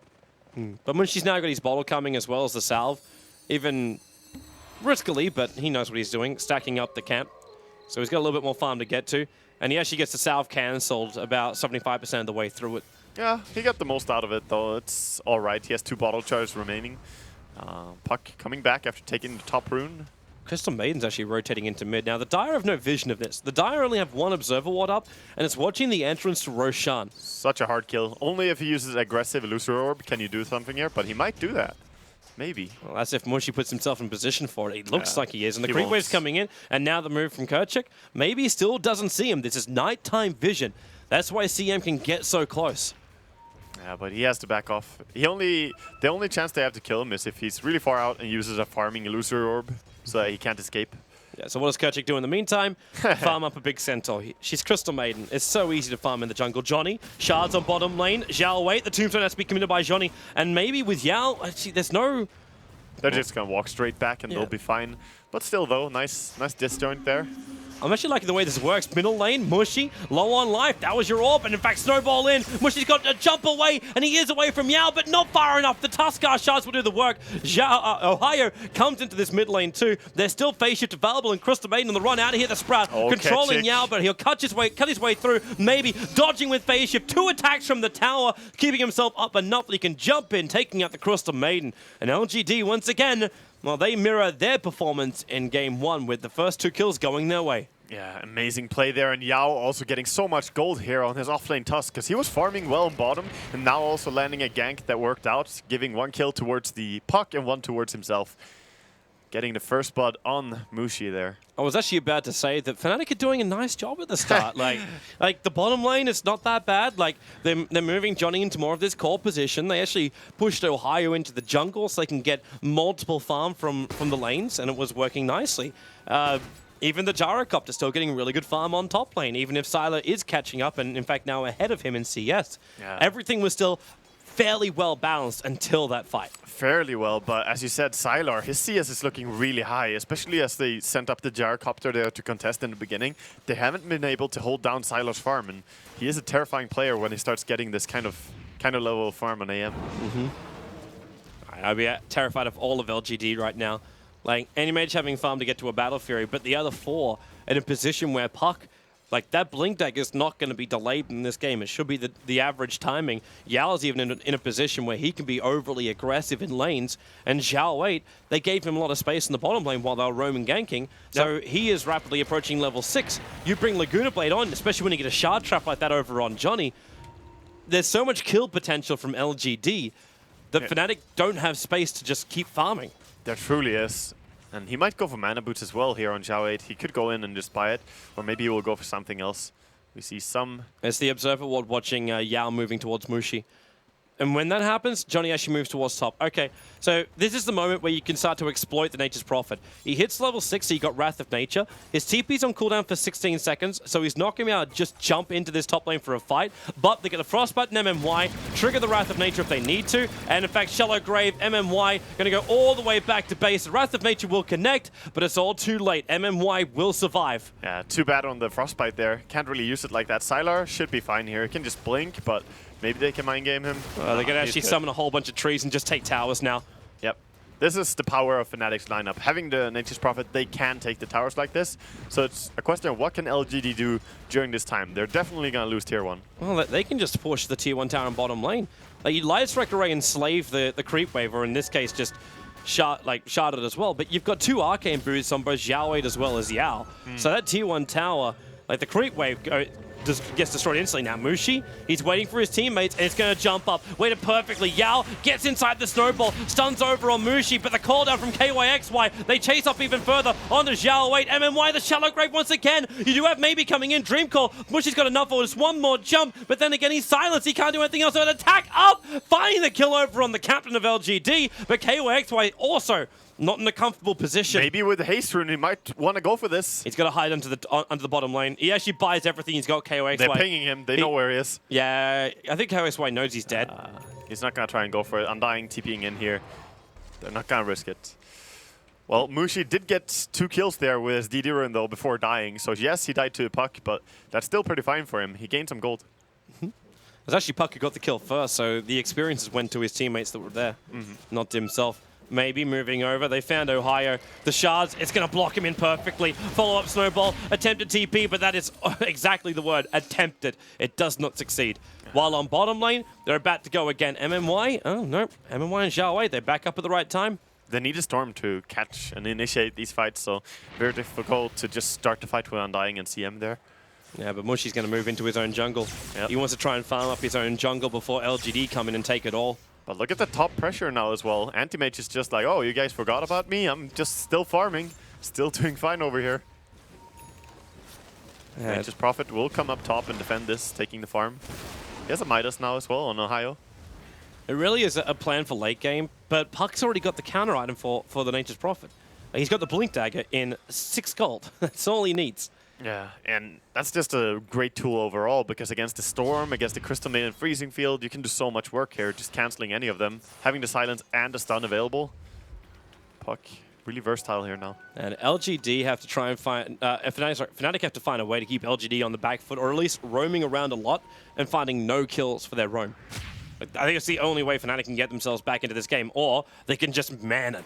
And that looks to be the case.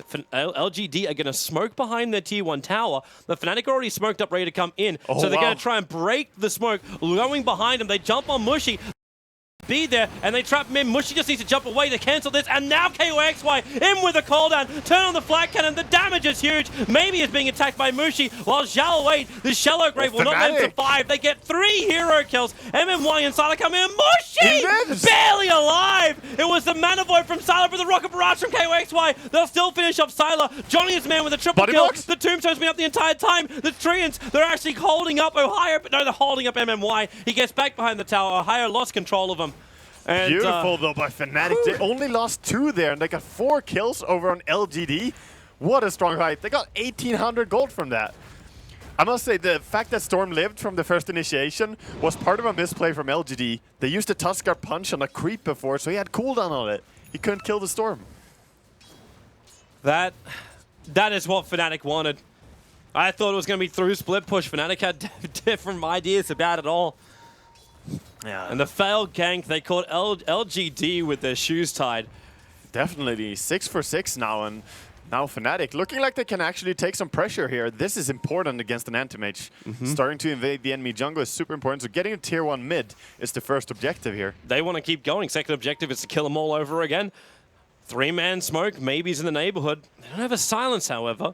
But they do have Mushi for his control, maybe force out the phase shift from maybe early on. MMY on his way in, and there they go. Nova to start with. There's your phase shift. They do have the Frostbite, but it'll orb away to safety, and then the Sprout. They drag back MMY. While maybe might be low and healing up, they still take the tower. They get the objective. Yeah, that's a good rotation again by Fnatic. They're really moving into this 5-manning very well. Again, using the Gyrocopter as much as they can. Such a strong hero. Despite dying in the last fight, he had huge impact. We still have to keep perspective of the rest of the map. Yeah. And there is still a big guy called Sylar who's farming himself away. Now, Mushi will come up here and just say hello and force him out of the lane. But this Anti-Mage is still continuously farming. Yeah, he definitely will be as well, but he has still not dealt that much tower damage to the tier 1 top. He has been mostly heading into a jungle farming a lot. But he is closing up to that Battle Fury. That's when the AM really comes online. KOXY just pushing maybe off this bottom lane. Looks like Yao's going to come down with a little bit of help from Zhao Wei. I still haven't seen a Laguna Blade kill from Zhao Wei. Oh, and he's level almost 8 now, so they haven't been able to use that so much. Mid, Invis Rune gonna set up for a kill. Yep, that's gonna be MMY, this poor little Dazzle. He can Shallow Grave, but Mushi, he's just gonna stay behind him and get this last attack when it finishes off. The Wrath of Nature kicked in, and that's gonna be the kill. While on bottom lane, they've initiated very heavily. The Tombstone is down. They might have killed the Gyrocopter, but they can lose Yao in return, and this was Zhao Wei committing the Laguna Blade to find that kill. Yeah, it was, but now immediately Fnatic gonna push. Sure, again you lost the Gyro, and this will hurt them, losing this kind of momentum on him. But tier 1 tower gonna be pressured, and they're looking fine on the other lanes. No split push is really there. Yep.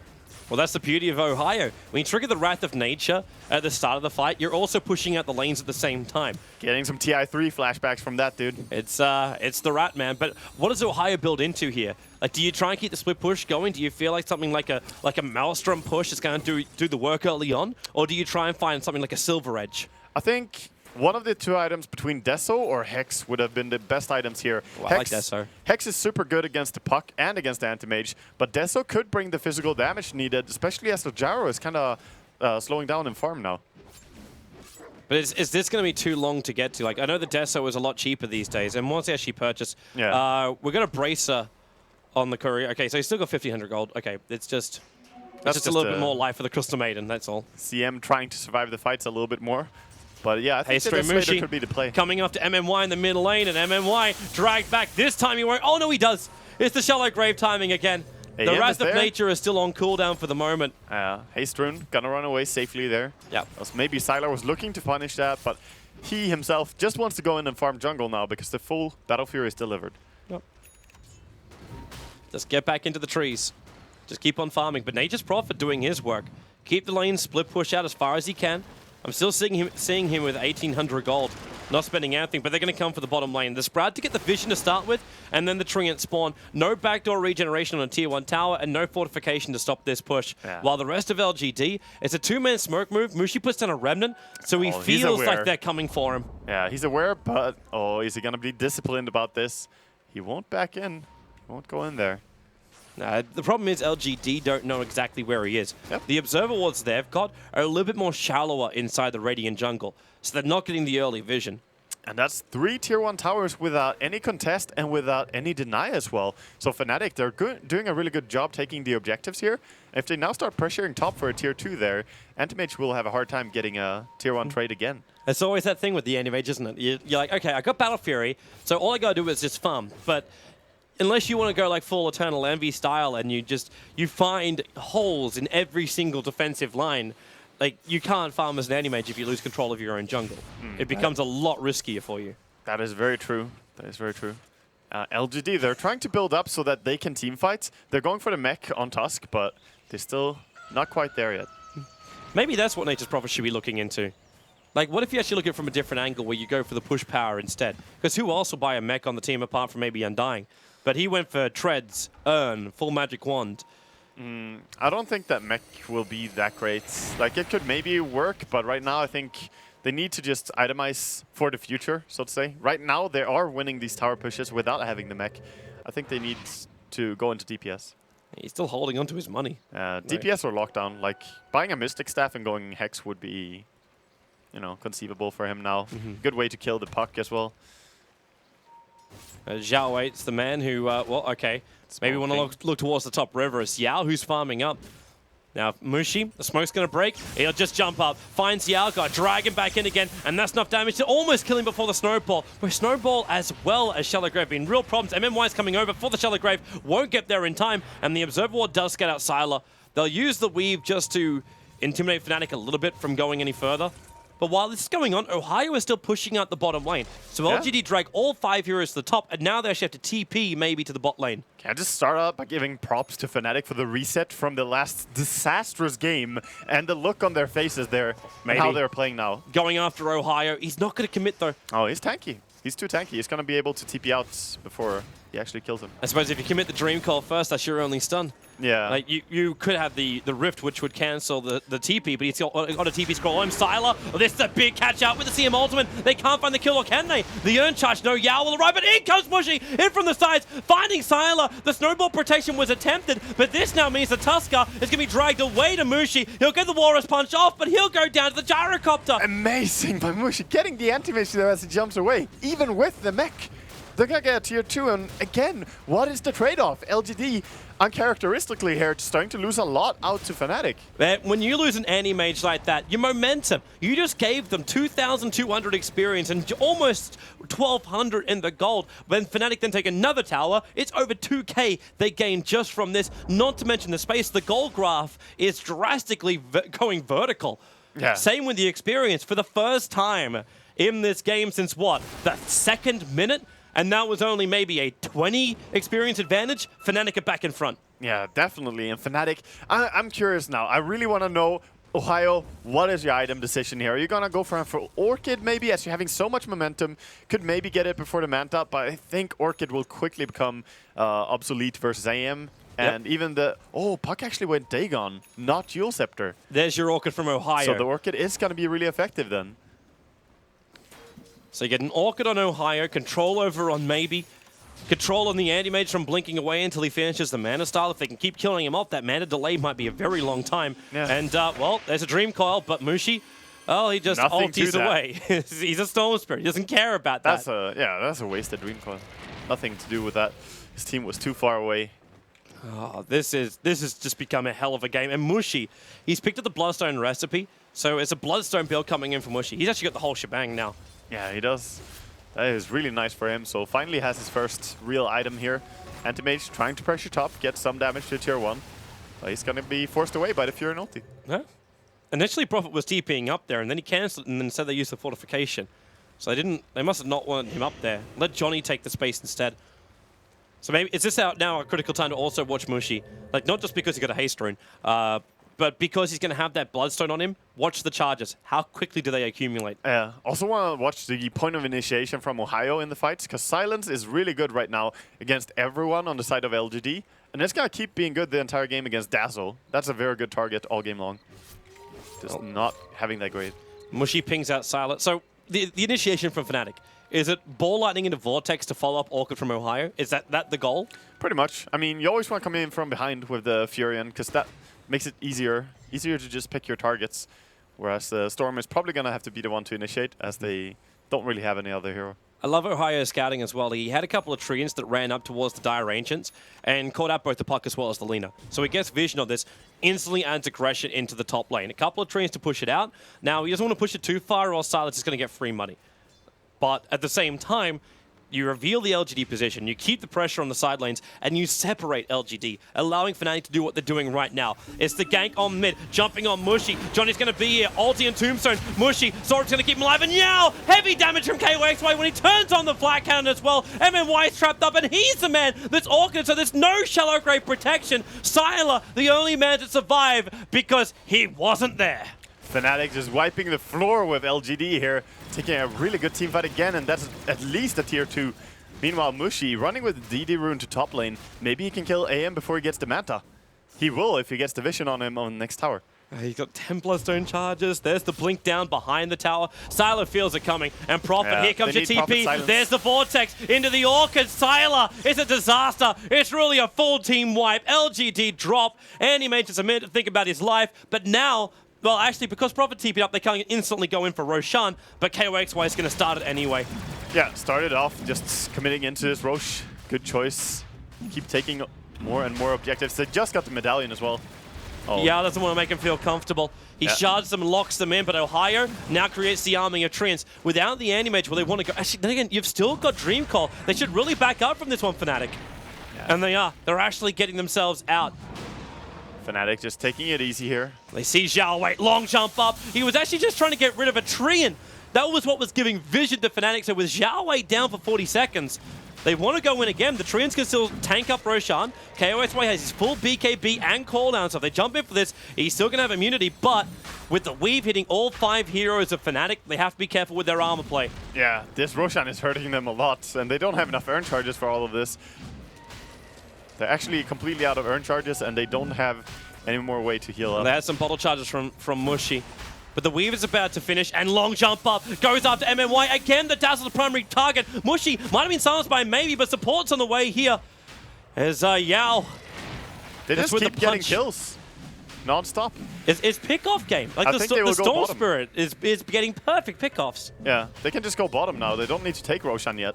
Soul Rip gonna heal up a lot as well. Sylar is trying to farm in the meantime. He's trying to finish the mana style. If you can finish up the Ancients, he could have taken that. But the chance of them having vision, Mushi, long jump in, Zhao Wei, dead before it even begins. You might have the TP in from Ohio, but the Sprout's the only thing that gets vision. Johnny and KYXY really low. Yao did some work, but KYXY living. The mana void in from Sylar. He'll arrive, but how much damage is he really doing? Kerchik slowing down most of the fight. You'll actually have an instant respawn practically from the Storm Spirit. But they found a lot here, LGD, forcing Fnatic back. They thought they could do it, but they went way too deep. And Roshan still at 2/3 HP. They can maybe take this, but they don't have enough. They have the medallion, but they don't want to go for it. They just come back off. They at least get the Manta on Sylar, so we cannot be controlled by this Orchid anymore. Yeah, they know the Storm is going to be so close. Actually got a Yule Scepter as well for Zhao Wei. Zhao Wei has a full Yules? Wow. Okay. Almost, actually. Sorry, he's short by the Staff of Wizardry. Okay, he almost has to. The rest of it's on the Courier. Also seems to be a bit of a miscommunication there on LGD as they have a headrest on Lina. Not something you want to run around with casually, and I doubt that he's going to go into a pipe. That was just, you know, oh, I'm not going mech. That kind of thing happened. A little bit of waste of money. Well, Sal's going to find himself a DD rune.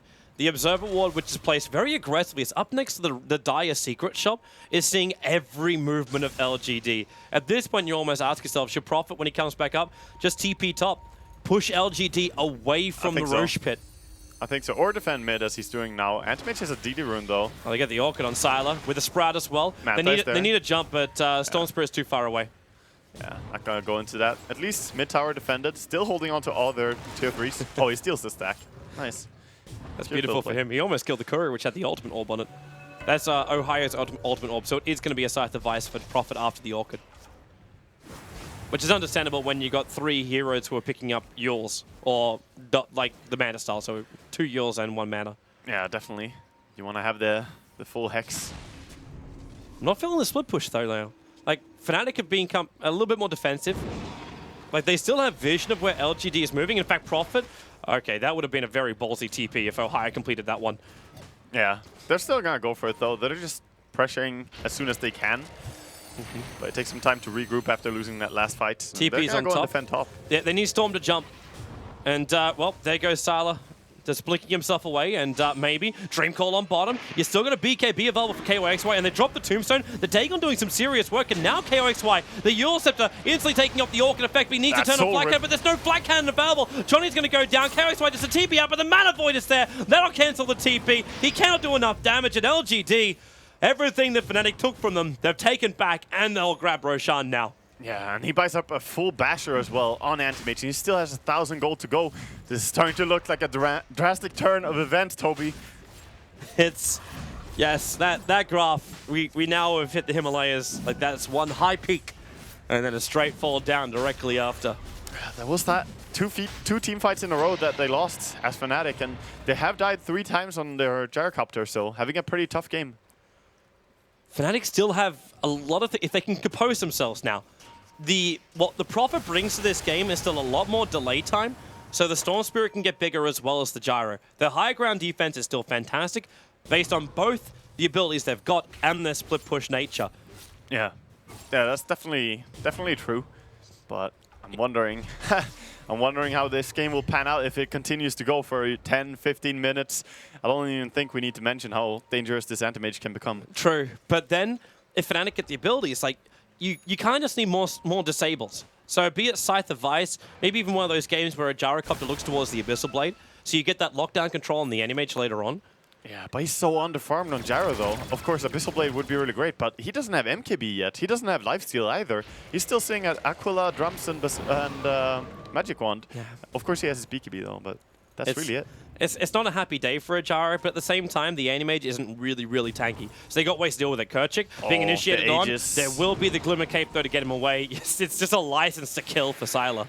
Yeah, Aegis aggression, always very nice for any team wanting to push. Wrath of Nature tries to keep him back. Johnny, ulti, and Tombstone. Are they really going to try and fight this one? Prophet's on his way in, but Johnny already killed off by Sylar. MMY focused by Mushy. Can't find the kill because of Shallow Grave, but he's brought down Zhao Wei. MMY with a TP out. He doesn't do it in time. The Shallow Grave didn't survive long enough. Ohio with his TP out. Sylar will find him as well, but the snowball, it's Yao who's isolated by Kerchik and KYXY. 3 heroes lost for LGD. The tower is defended, and more importantly, Storm and Gyro lived through the whole thing. Yeah. They lived throughout the whole thing, but 2 heroes were still killed, and Sylar is still having his Aegis, so he could go aggressive mid right now. Even one against 3, he could go in. He could. And without the Prophet up, there's no split push to punish. Oh, Mushy. Maybe he's having a crack at him, but then Kerchik coming in. Where's that phase shift? It's available. She just jaunts up, and Mushy follows him, takes the stun, and then the Yule set for maybe more space to be created here. Yeah, just running around, trying to fool with the enemy a little bit. Definitely annoying, this little puck. What's this Radiant Courier for? It's a Demon Edge. KOXY has the start of his damage. Yeah, he definitely needs it. They did take a good team fight there, though. The Undying Tombstone is still very useful for them. And you can see a Storm. He just went in on 2 supports at the same time. They were so clustered up in that fight. the fight actually ended up like that's what happened with the Storm Spirit, with like the two supports getting caught in the back line. He's making sure like there's no shallow grave, or at least attempting to make sure that there is no shallow grave. Yeah, or making sure that the Dazzle has to shallow grave himself, in which case it's pretty much wasted as well. It's not being used to keep anyone important alive. They're coming again for the mid, Johnny. He's got Tombstone available as well as ulti. They use the fortification, but then Kerchak getting caught by Maybe. The Glimmer Cape will be there. Basila just jumps forward. Abyssal Blade in. There's a gem over on Maybe, hence the Invis does not save him. But on bottom lane, Ohio's adding a lot of pressure. This tier 2 tower is going to drop to just probably even the catapult if Sylar doesn't take care of it. In fact, he's coming down for the kill on Ohio. Ohio playing the tree game perfectly, and Cardi. One more attack, Cardi. Sylar's not even going to go for the deny. She does. One HP. Did he calculate that? He could not have calculated that. No, there's a damage difference, so it's like, yeah, it might survive, but I don't think he cared. When you animate, you just want to go from one farm to the next farm to the next farm, so... That's almost worth a profit TP in, and then just like TP scroll back out again. It definitely is, definitely. Because that's so much money which you would gain for it. He has TP already now, so he could go for it straight away. But I don't know if he realized it's 1 HP. You also triggered the Wrath of Nature a little early. That bottom creep wave is pushing in, and LGD are using the weave advantage to currently take out the tower. Almost wondering if this is the point where Ohio has to start creep skipping to keep the lane back. Yeah, could do that. Could do that, but I don't know if that is enough, though. They already have the creep wave coming into a tower, and then Antimage being so tanky with the weave, they don't really care if they have the creeps there. Ready to fight KOXY, the BKB will go off. Sora going to keep him alive, and look at Mushy, straight in the back lines. Hex is over on the Dazzle, focusing on Maybe, but the Gyrocopter is already down. They've lost a huge amount of their damage. Just Mushy back out again. They've isolated Sylar, dragging him in, but the Aegis Immortal is still up and running. They burn it, and that's all that LGD's lost into a big dream call. Triple. 3 heroes caught inside of it. That could be the game right there, with LGD not losing a single iota, and Storm Spirit, the sole survivor, they will come for Rax at the moment. Yeah, that's 1 lane of Rax, almost guaranteed. I have no idea how they're going to defend this with Gyrocopter. Of course he could buy back, but then he's just out of the game, I feel. I don't think they can defend this. It looks difficult. It really looks difficult. Fnatic could have been the spanner in the works for LGD to stop them from having that 100% secured #1 position, but right now, it looks like LGD, they're rolling their way to victory. Their position is still secured pretty much, though. Almost, but yeah, that's true. They're going for the 2-0 completely. LGD looked a little bit shaky there in the beginning of the game, but now they're back to as we know them. Storm, long jump out, and straight jump back again. That was dangerous. You've got Yules there, but Yules was on cooldown on Xiao 8. Sylar was almost in range for an Abyssal Blade hit. Yeah, so close. All right, so... Lina is going for the pipe now. She has it. Yeah. So if you have a headrest, might as well kick into the pipe. It is good in this game. There's plenty of magic damage throughout the CM and the Storm. And the Wrath of Nature, every single fight. The early plan of regeneration, it works. Solar Crest now done for the Dazzle as well. I wouldn't count Fnatic out, though. Even if they lost that 1 lane of Rax, they still have the 2 hexes, so they can definitely deal with even a farmed Anti-Mage if they just chain disable him. But they need to take a perfect fight for sure. But they can keep chain disabling him. This Anti-Mage refused to go at BKB. He's got 1 more item slot to fill, apart from removing treads for BTs at one point, if he even wants to do that. It's still smart what he did, though. Going into Heart when you're being chain disabled is very useful, because if you go BKB, maybe you get hexed before you can BKB. Yep. This way, he's going to be super tanky. With the spell shield, this is very hard to bring down. And if the weave is on him as well, I don't think he can die. And LGD really have to turn this into a game of trades now. Like, just stop LGD from pushing and fighting these wonderful fights. Keep the lanes pushing at all times. Like, even Kerchak coming in, throwing out a Frost Nova to push in the mid lane and straight TP out. Like, anything you can do to keep these lanes pressured so LGD don't feel like they felt like they could take a bottom Rax, and they did take a bottom Rax, because they team-wiped Fnatic. Yeah. Like, that was the best case scenario for LGD. At all other times, they're not going to feel the confidence to come high ground. Every time the team defends tier 2 and gets team wiped there, you have to think, was it even smart to go there and try to take the fight? Because sure, maybe if you took a perfect fight, but dying outside your base and just losing your Rax right after is so painful. Smoke wrap from LGD. They've got 3 players coming down, they see the 4, and courier. they're going to go for the courier. It's coming up, and they actually find a better thing. It's Kerchik Imba, and they find the courier kill from Zhao Wei. But the Zhao Wei hanging around for that courier kill means that Mushi can go to work on him. Pipe or no pipe, Mushi will still find this kill, and they've got a big call down What a with the good Sprout Sprout. lockdown. The Snowball will try and protect for as long as possible, but here he comes back in again. Yao knows he's dead, but Sylar jumping in on Johnny. How much damage? Looking for the Mana Void. Can't get it off. He's isolated inside the Sprout once again. Ohio, the perfect He's position. silenced. They silence him up. They need to get more here, but KOXY silenced by maybe. There's your Mana Void. There's your Bash as well. It's a double kill. Looking for even more. He's chasing after Johnny into the tree line. No Abyssal Blade, but he can go for the Bash. But they're worried. The Storm Spirit, Mushi, Storm long jump. up, but he burns so much mana just to get to this point. Ohio with the Sprout could give some vision. They see maybe, but Mushi, he's out of mana. There's no more joy for this for this Storm. Sylar has healed up so much with the He heart. can He's go going back in. There's no... Oh, he doesn't have Abyssal Blade. Silence. Yep, it's going to be there, but the Sprout's coming in as well. He got a bash from Sylar. They need more help, though. Ohio actually silencing up maybe and then splitting himself with the Sprout, but Sylar still cuts his way through. That'll be the kill on the Nature's Prophet, and maybe even more chasing after Mushi. Oh, There's still God. mana for a jump, but now in comes maybe. Can they catch up to him? The blink on down. No Abyssal Blade, bash. but he's burned everything out. No bash. Second bash, where is it? Third hit, finds it. There's a Dagon as well. This is now inside the base, killing off Fnatic. All Johnny can do is ulti, but that's very, very little. They're still going to chase him down. They've got the vision, so Glimmer Cave doesn't help him out. There's your Abyssal Blade going to go to work. Johnny's down for the count. Maybe almost Who all can killed stop up here by Sylar? Crystal Maiden. She lets it go, and the blink away, not in time from the puck, but Sylar already taking the kill.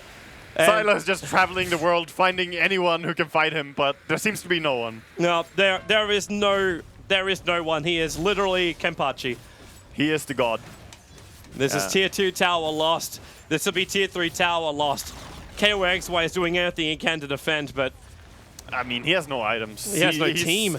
He's dirt poor on this Gyrocopter. He has a Demon Edge and a Talisman of Evasion. This game is going to end up very, very sad for Fnatic after a great start. LGD should be very happy. Storm, jump in, jump out. At least gets the pipe triggered off. Nothing more than that. He knows it's merely a deterrent until he has Prophet and CM up again. But LGD won't go any further. They'll back up. They'll just delay it. Maybe go back for a Roshan. They got 7.7k gold over on Sylar. Jump out, catching him in Y. The Hex over on Zhao Wei was the silence him in Y. He still gets a Shallow Grave off from KOXY. Really great call down, but can they kill Sylar? They need to isolate him They're off, going. and they're snowballing in, protecting Sylar for the moment so we can mana Sylar out. Yao low on life, and Silence. Sylar so low, there isn't any more life to be had, and he's down for the count. 99 seconds, Fnatic, they make an opening. They need more mana to jump up towards Zhao Wei. That will give him a team wipe, not to mention the courier. Zhao Wei's actually giving his gem over the courier. Furen has It was it's scattered out by Mushi, so he knows what's happening. Zhao Wei, the Yule Scepter, into the Light Strike Array, but he's waiting out so long that they're able to catch up behind him. And where is it? Get in front. They have to chase after Zhao Wei. Just trying to run after him. Furen can still TP. His TP Maybe line. back in again. The Dagon can't kill off Kerchik. Not while actually Zhao Zhao Wei Wei. is Whoa, turning. whoa, whoa. Mushi is still here. Xiao Wei is like, I'll take you on, all 5 of you. If Mushi jumps here, he still won't find the kill. Yeah. All right, so Fnatic can take Roshan, though. They've got Animage down for 60 seconds, and he does that buyback, but they're going to try and grab Roshan. Yeah, that's very big as well. Getting this Aegis, maybe they can just stay alive. Okay, with the courier. They need this on Storm, though, I think. The Gyrocopter is just too weak. They need Storm to take this. That Radiant Courier just went through like the gap between the dire creepways, pushing it through top and bottom. It's bringing in the Monkey King buff for KOXY. Yep. And he's still got buyback after getting this. The Tombstone dropping. Fnatic are committing everything they got to ensure they get this Aegis the Immortal into the hands of Mushi. And, well, as long as he can stop being bashed, Mushi will take the Aegis the Immortal, and they got to back up, or do they? The jump up, that's a long jump up, chasing after Yao. Ohio came with him. They got the Hex. They're actually going to bring down Tuskar. That jumping. And Furen TP in as well. That global killing power that they have. Nice play there, and they go back, heal up mana. They're going to have to get one more pick off, but they're really keeping LGD down. They are. They need the space creation. Space creation a little bit more than this. When you got one hero down for LGD, there's more room for the Prophet to work with, but he's still very scared about what can happen with the puck. Now the puck's got BTs with the Blink Dagger as well. Yeah. He's got so many different ways to catch Ohio out of position. He does, but he has a Dagon 5 build as well. Like, he doesn't have Hex or anything to control the Storm, and I don't know. The Dagon is strong, but it's going to fade off quicker than the Hex builds that we see on Fnatic. Okay, so Sylar built a butterfly now. Yeah. This is after the Monkey King bar has been completed. It does at least mean that the Nature's Prophet can't attack directly into him, but I'm seeing a Demon Edge on Ohio. He's also building the Monkey King bar. Yeah, Butterfly is still a very good item, though. Like, even against the MKBs, it's still going to give him so much more attack speed, armor, It's just having and no damage. BKB. Like, if you had a 10-second BKB and you trigger it before you even jump in, then the hexes have no effect on Sylar. I think BKB would definitely have been the safe choice here. Sylar is just going a little bit ham with this build, but if he had a BKB, he would have been they found maybe. Stronger. Out of position, the puck's down, and the gem is lost for LGD. Mushy thought he wanted to be part of that fight. He wanted Bloodstone charges, man. And he's actually building into a Mjolnir build on this Storm. They're 2 Raxes down. They're, preparing for the possibility that they will get Mega Creeped. I suppose it's the only way he pushes without burning so much mana. Yeah. I talked to a Blitz about the Maelstrom build on Storm previously, and it's pretty strong. I think Blitz said that someone suggested Maelstrom and Veil as a combination build, and it's Really? Yeah, and he was actually thinking about it. Not many people build Vel these days. Yeah. Well, Storm does have a ton of magic damage, but we see Sylar just still playing aggressive here, farming the enemy jungle. Well, he's still insanely tanky. Even if he dies, you've got buyback on Tuskar, Puck, as well as Animage for LGD. He's also so farmed. He has 475 last hits at 39 minutes in. Can Ohio by himself? Like, the Wrath of Nature's being used. So the top lane he's pushing him. This is actually one of the options that you have from a Nature's Prophet to try and get a counter racks in through the top. And that would affect LGD. Because they don't have counter creeps on the lane because they haven't taken the racks in that lane. But they're looking at Sylar. Sylar, he's walking into it. Can they get the Hex? They will. The Tombstone drop. They've got to kill him off really quick. At the same time, Mushy trying to hold him in one back into the Shallow Grave, into the Snowball as well. Sylar still alive, but then they get the stun off Sylar. He's going to go down. Yao as well. There's Fnatic. 2 big kills. Fnatic space has been created. He still has buyback, but this is a great opportunity. Such an awesome smoke there for Fnatic. And no Creekways pushing in the side lanes. So 2 Fnatic minutes. can do this push, but there's a buyback for the Animage. And Mushy jumping in. Animage, is he going to come back? Xiaowei down for the count. Maybe the Yule Scepter up. The Shallow Grave again protecting Xiaowei. He will survive this. They got the buyback on Sylar, but can Fnatic get themselves away from this? The BKB, they waited for Sylar to jump in. The Monkey King bar bashes actually going on Sylar. Can he make He's him already die back? hexed up. They need him dead. They need to die back on Sylar. They can't get it. The Shallow Grave. Mushy will commit. The Aegis Immortal will trigger. He may jump in further for this one, but Sylar, he's already back at base. Fnatic, they just won out, but the silence on Mushy, he needs to get free. There's no more disables though. They'll jump out. They got what they wanted, or do they? Mushy up in the air again, but there's your jump out. Animage, he'll jump up, he'll find Johnny. Instant Abyssal Blade. They'll bring down the Undying, but they won't find any more. That's costly for LGD. That was so close to game by Fnatic. If they got the anti-mage there again, that would have been over. That would actually have been it. Like, Fnatic could have pressured, taken 2 racks easily, maybe even Mega Creeps during that dieback time. Kerchik running away. Oh, Courier, be a little bit careful as well. It's got the butterfly of KYXY on it. They cannot afford to lose this. No. Oh no! It ran back in, Toby. Courier is dead. Gem is also dropped there, but of course, What did it Animation won't turn take it. around for? It was gonna be fine if it just fly west, Courier. Where the skies are blue, listen to Wet, Wet, Wet. Man, Crystal Maiden now has an Aghanim Scepter as well, so they have to delay it for 3 minutes. Shouldn't be much of a problem while you got Nature's Prophet on the field. He's keeping the bottom lane pushed out. He can also afford the full Monkey King bar if he wants to. Kerchik, he's so far forward using that Glimmer Cape as just confidence builder. Yeah, just running out, trying to stop this push, and they seem to be going for a tier 2 top, meaning that if they see them here, Nature's Prophet will probably go and push bottom. But is this what you really want to do as LGD? Okay, yes, you denied the butterfly to the gyrocopter, but the anime still has buyback on cooldown for 5 more minutes. If he dies, you don't have him back, and he bought back really early on too, so his death timer is very long. It's definitely dangerous. They know that as well, so they have to do a really good job of protecting them. So look for Storm or Furion to stop the Dazzle. That's their goal. If they can stop Dazzle from graving him, they might win the game.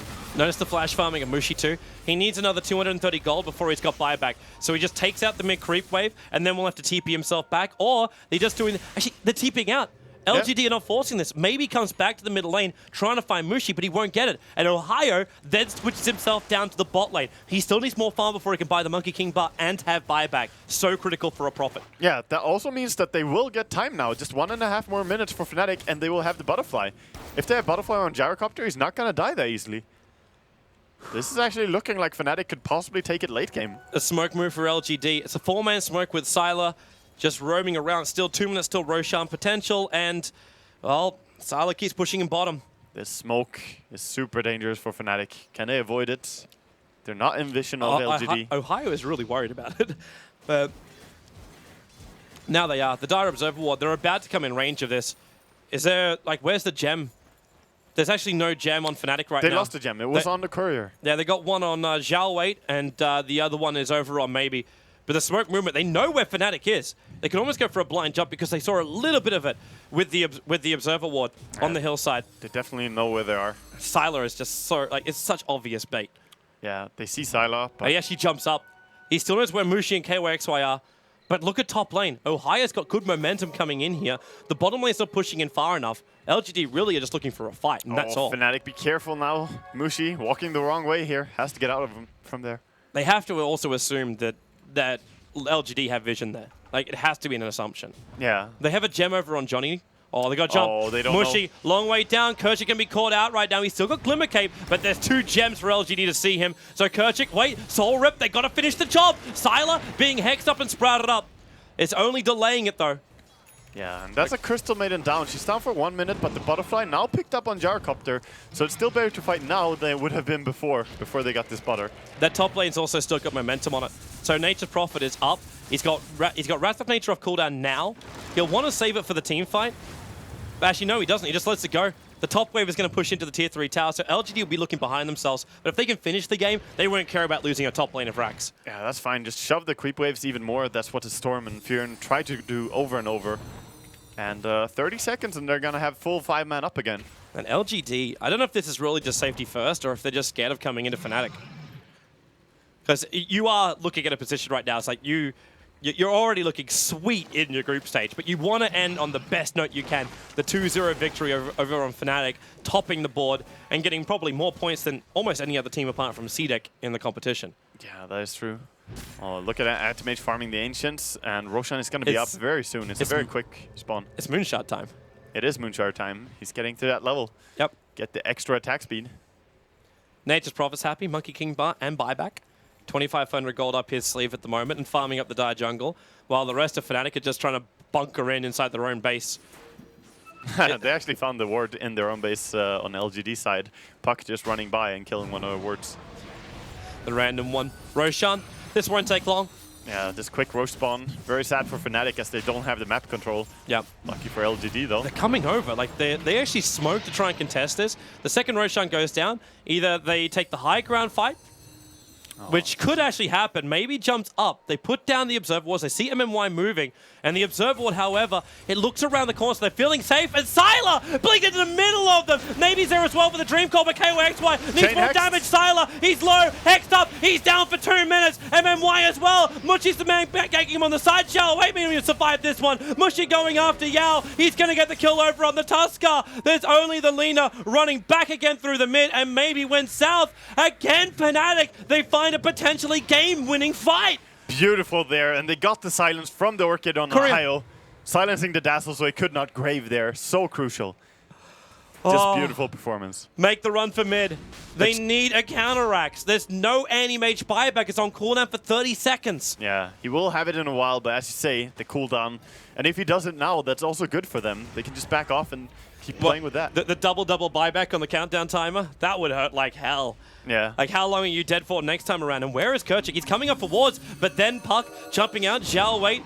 He's just harassing him down a little bit. They're actually forcing fights. Mushi jumping in. There's still no buyback for the enemy. 7 seconds on the cooldown for it. And Ohio, the Yule set will protect Zhao Wei for the moment, but they're trying to go even in deeper. They take out the gem. They're looking for the tower. Maybe as well. He's down, but it's the Agassi model to bring him back. Anti-mage buyback is up. Is it going to come 50 seconds forward? Tusker at least finds himself with a Lotus Orb. They take the tier 3 tower. They haven't taken Rax, however. They have the creep wave. They overstaying their welcome. Be careful with this one.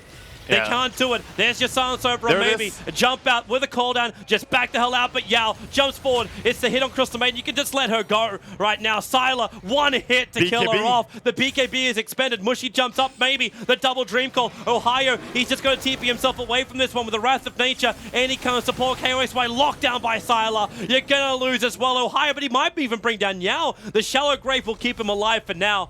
3 dead for a side of Fnatic, but the buyback was expended from Yep. LGD, and that was the 10-second BKB as well from Anti-Mage. And you still got 4 buybacks. The only person who can't bring himself back to life right now is the Crystal Maiden. But the Gyro and the Prophet both can come back to life.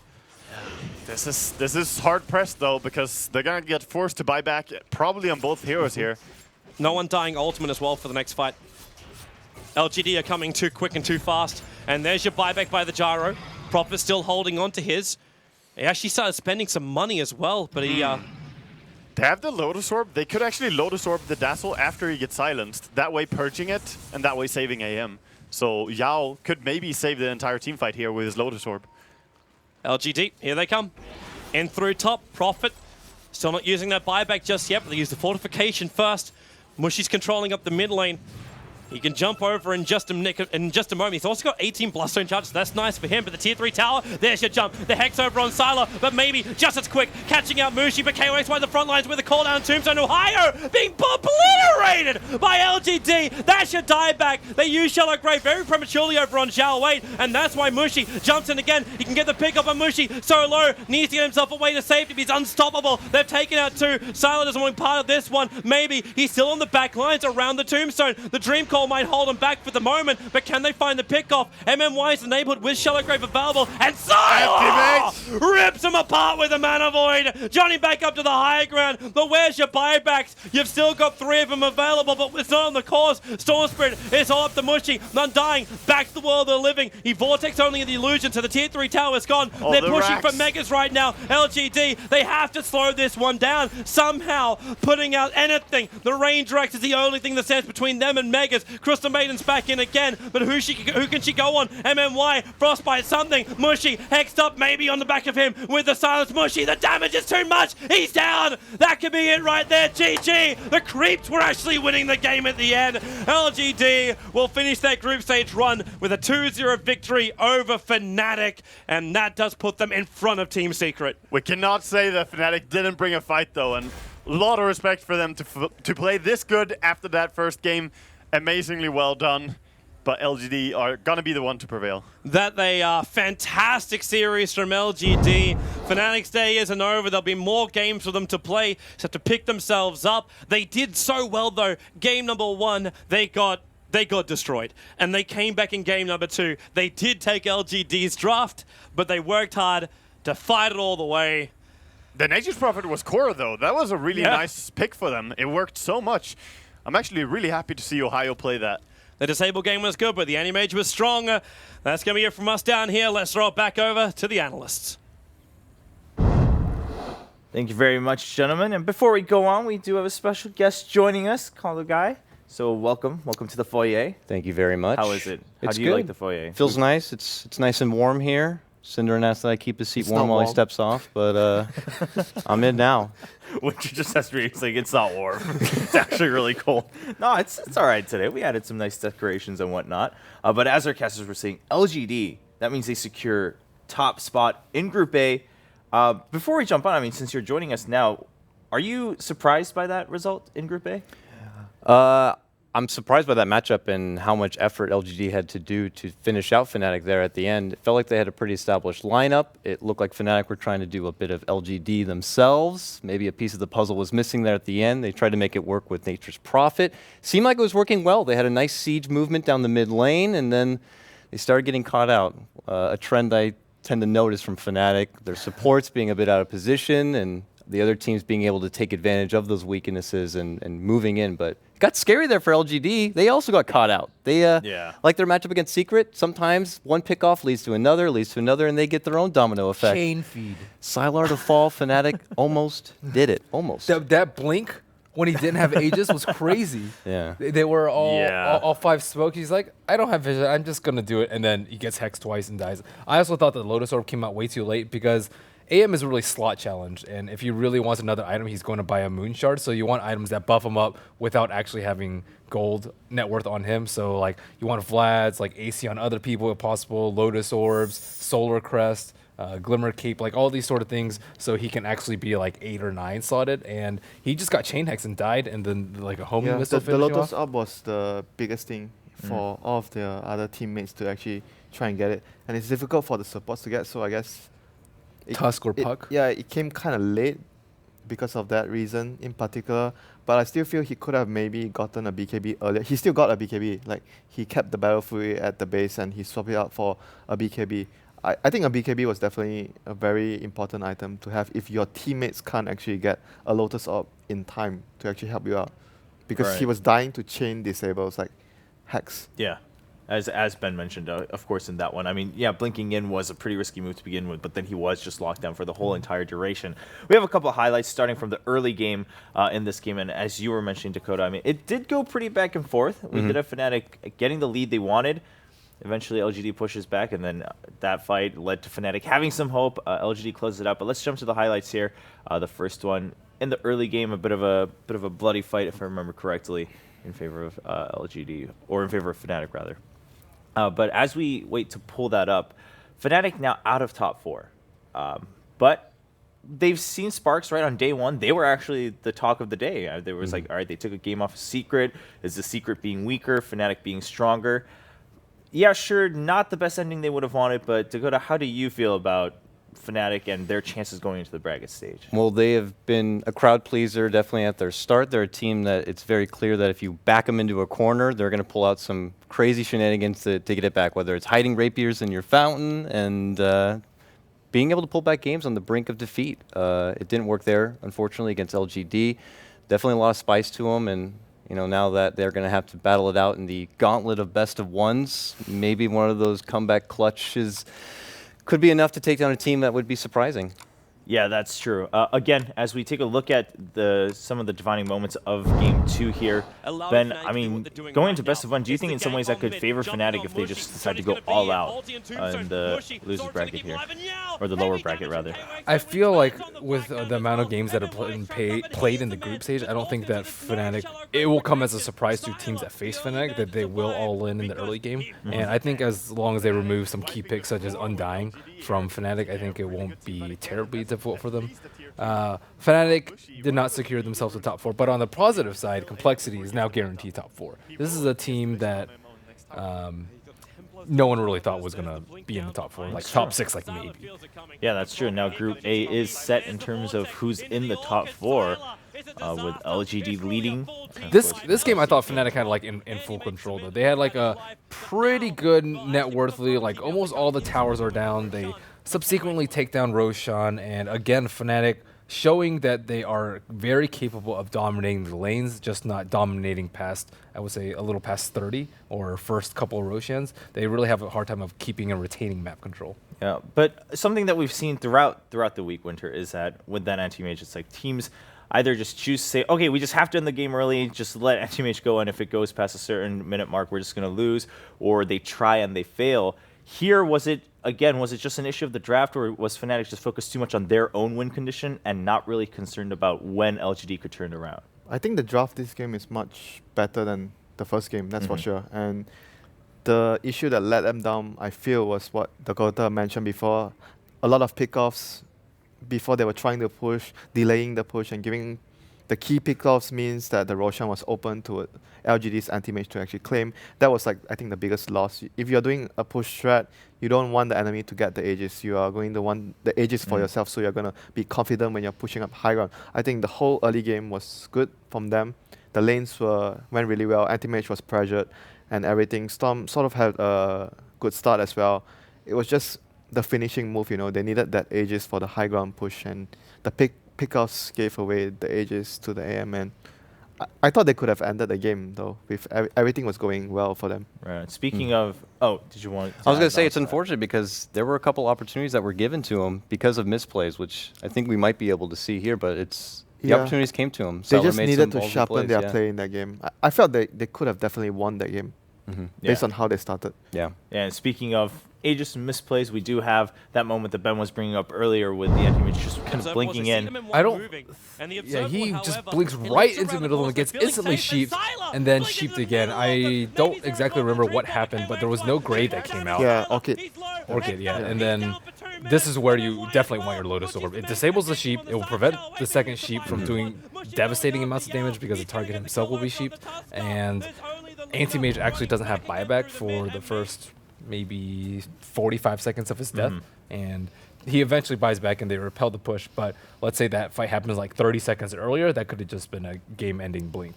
Yeah, so at the end of the day, though, LGD secures it. As you can see on your screens, ladies and gentlemen, with the standings for Group A, LGD does lead with 17 points. They are now locked in for that first place as Secret got taken down in Game 1 against Phoenix, and Fnatic now not able to have a chance to go into the top 4.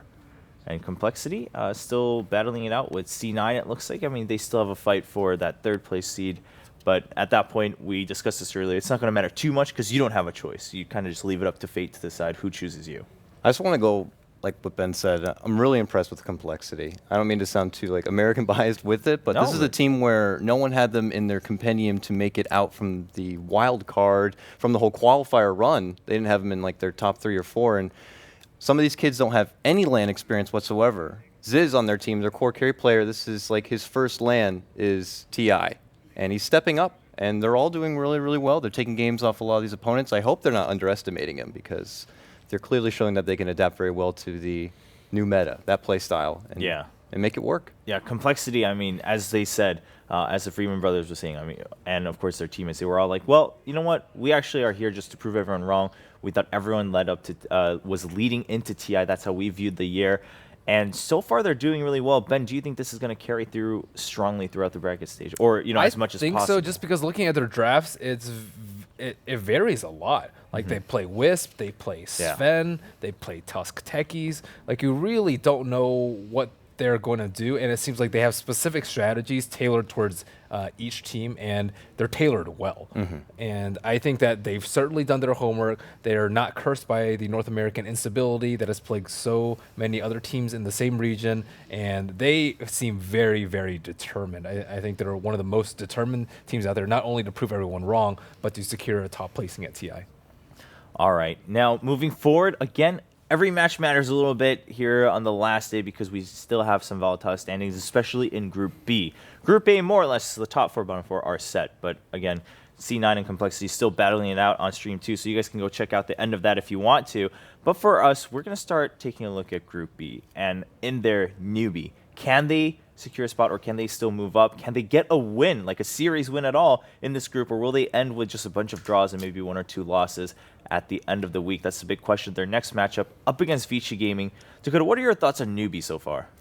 So far, it's feeling a bit like last year. Maybe they're playing a bit of possum, and then they creep in, and then they're TI champions. I mean, it's hard to say. Yeah, I believe coming into this day, they need to get all wins, 4 wins, something like that, to be able to be more secured into the upper echelon. But it's going to be tricky. I don't know. Newbie, they're a very intriguing group. Next thing you know, they pull out and they have everything figured out.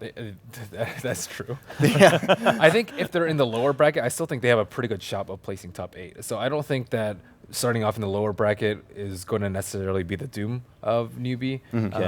I feel like it's somewhat of a different story than last year. Like last year, they underperformed in the group stage. I think they were expecting like maybe top 6, and I think it was like the 9th through 10th area. And this year, they were expected like 7th through 8th by the majority of people. And then now they're, kind of in that 4 to 6 slot, I guess. It's just pretty good. People weren't even sure if they should have an invite. It was just like, they were like, what newbie's going to come? I certainly think they proved all those people wrong. But yeah, they deserve to be here. They have been doing very well versus ZP. And it's not like, they 2-0 all the weak teams and then they 0-2 versus all the strong teams. They draw. They're even on tier with most of the top tier teams. One of my first casts was them drawing even against EG. That caught a lot of us off guard. They looked really sharp in that game. It felt like they were kind of going back to their old ways. They like led in with the Razor, and they were kind of being a bit deathball-y.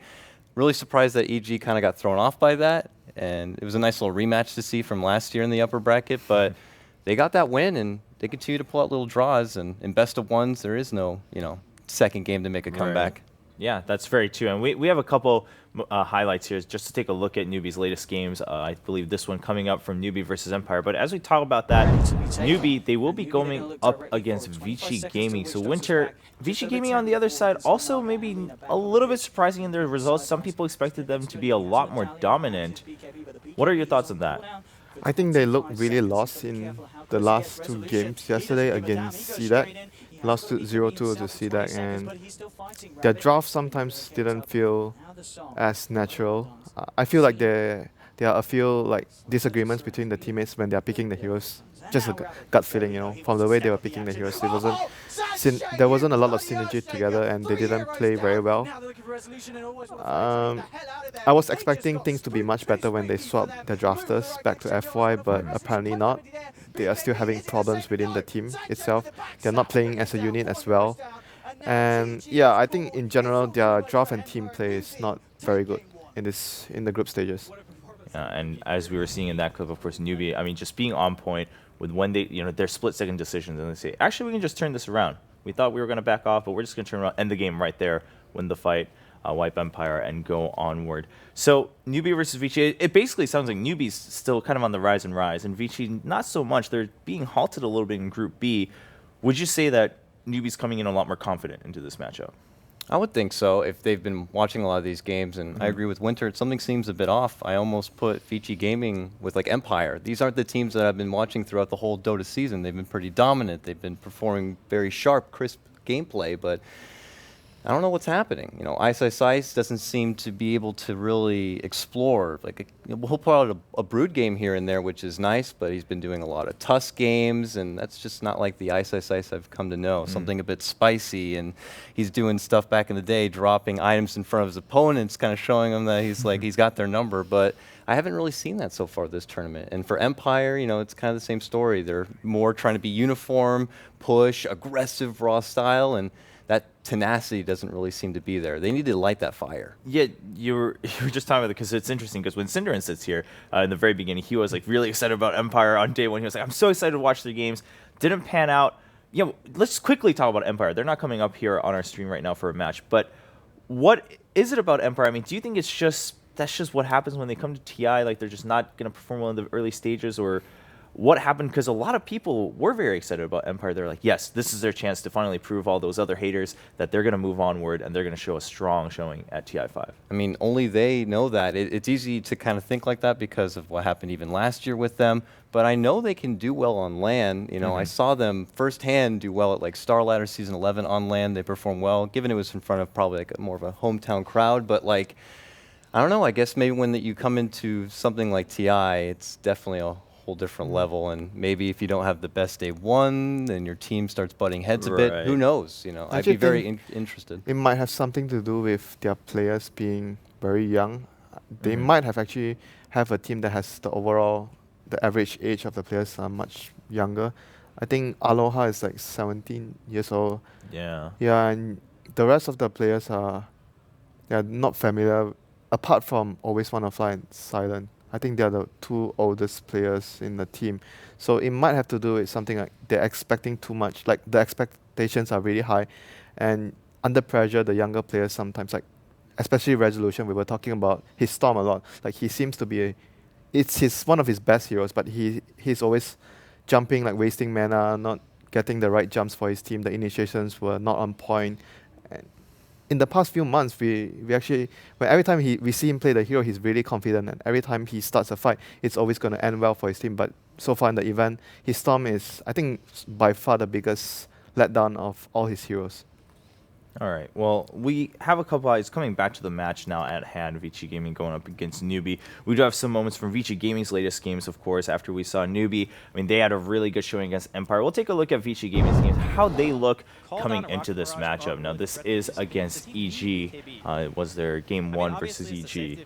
Vici has been pretty volatile. In this best of 2 versus the EG. I also thought they fared very well. They looked very good versus Empire, but then they got 2-0'd by, I think, C-Deck. And Yes.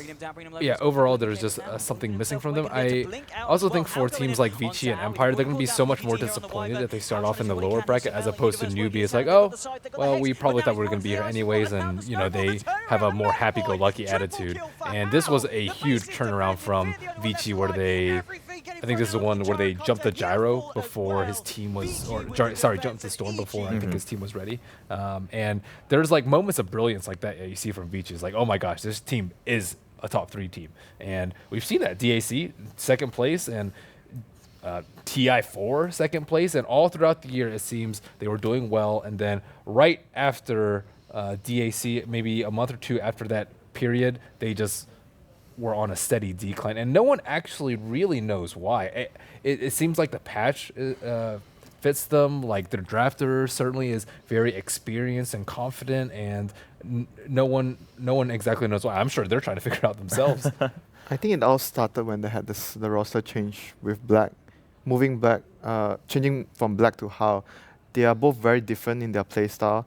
Like Black is more, I feel when he plays, people talk about, okay, he doesn't speak fluent Chinese, but he actually does. I mean, his Chinese is somewhat good. I've spoken Chinese to him before, and people are saying it's much better for the team to have like everyone that speaks the same language. Is very important for that.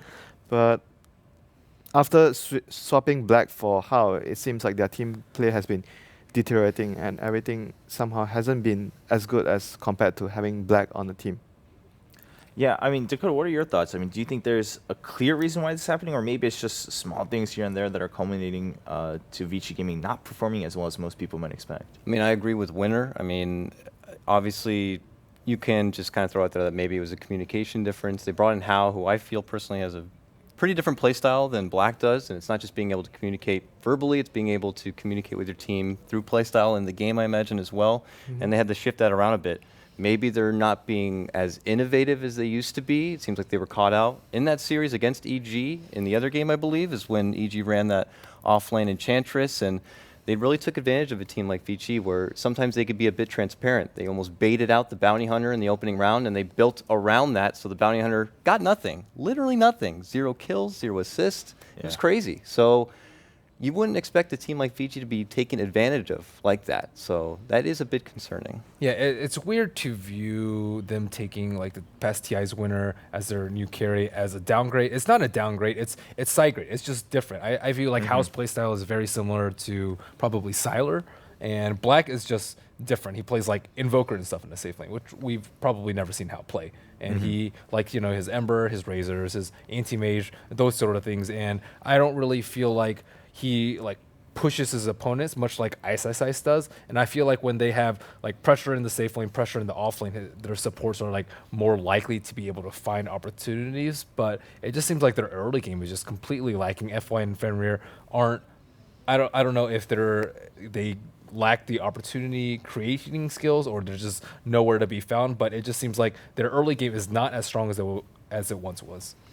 Yeah, going back to that point where he was talking about F1 and Fenrir, when with Black, they are much more, they can do their own stuff. I think the main reason, from what I can see, is because of, it might be personalities, because when Black is in the team, maybe it's like he doesn't provide as much of an opinion, he just like tries to blend in the team, whereas when they have Hao is more of a, like he wants to have more maybe control, because when he goes into the team, after a while, we saw him drafting for the team, so it might be a reasoning that he wants to incorporate some of his ideas into the team, whereas Black is more, I'll just try my best to follow your ideas and blend in, whereas Hao is more, there's something that I want to add in towards the team. Right. So that might be the issue where it's struggling for them. They're struggling to find a balance between Hao and the rest of his teammates, resulting in F1 and Fenrir not shining as much as when they were playing with Black.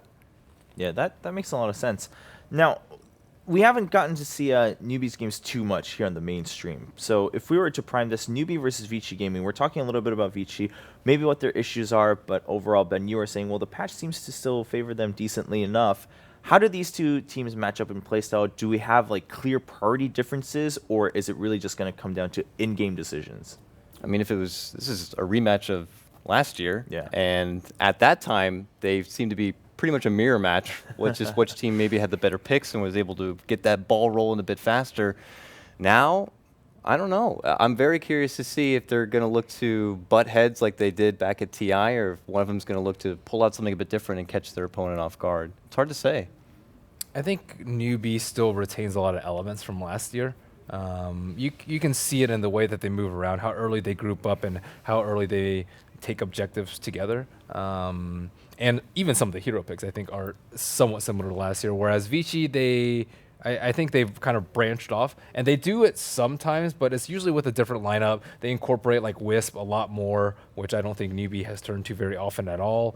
They have like different mids, like Alchemist for super, and overall it's similar for like a few of the roles, but I think that as well as the mid is where it's really different. I think like DK though is a good hero to look at for both of them.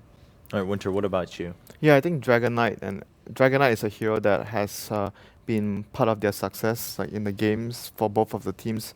They have players that play the hero very well, and they are able to dictate play with the hero, like with the good item selections, be it going for the dagger or going for the Shadow Blade. So I think Dragon Knight is definitely a hero to watch out for. And the supports, I think, might be a little different, because I feel sometimes if you talk about running junglers, I think newbie are more. There's more chance that newbie runs a jungling hero, whereas for Vici Gaming, they are more of laning supports, be it roaming or just sitting down, protecting the core. So that's probably the difference between the supports I can see. But they haven't been running any jungling heroes as of late. So. All right. Well, we are waiting for the teams to get ready here, newbie versus Vici Gaming. But since we have some time, we discuss this as the days progress. But Dakota, with you having you here, some questions that we were surprised about throughout TI. For instance, were there any heroes that you were very surprised to see come up so often? Maybe the Ember coming into TI5?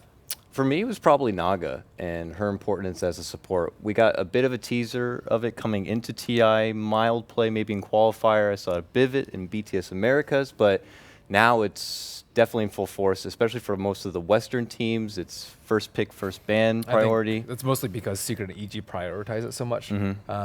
Just because, again, Secret and EG, they're the team that likes to delay, fight at the perfect moment.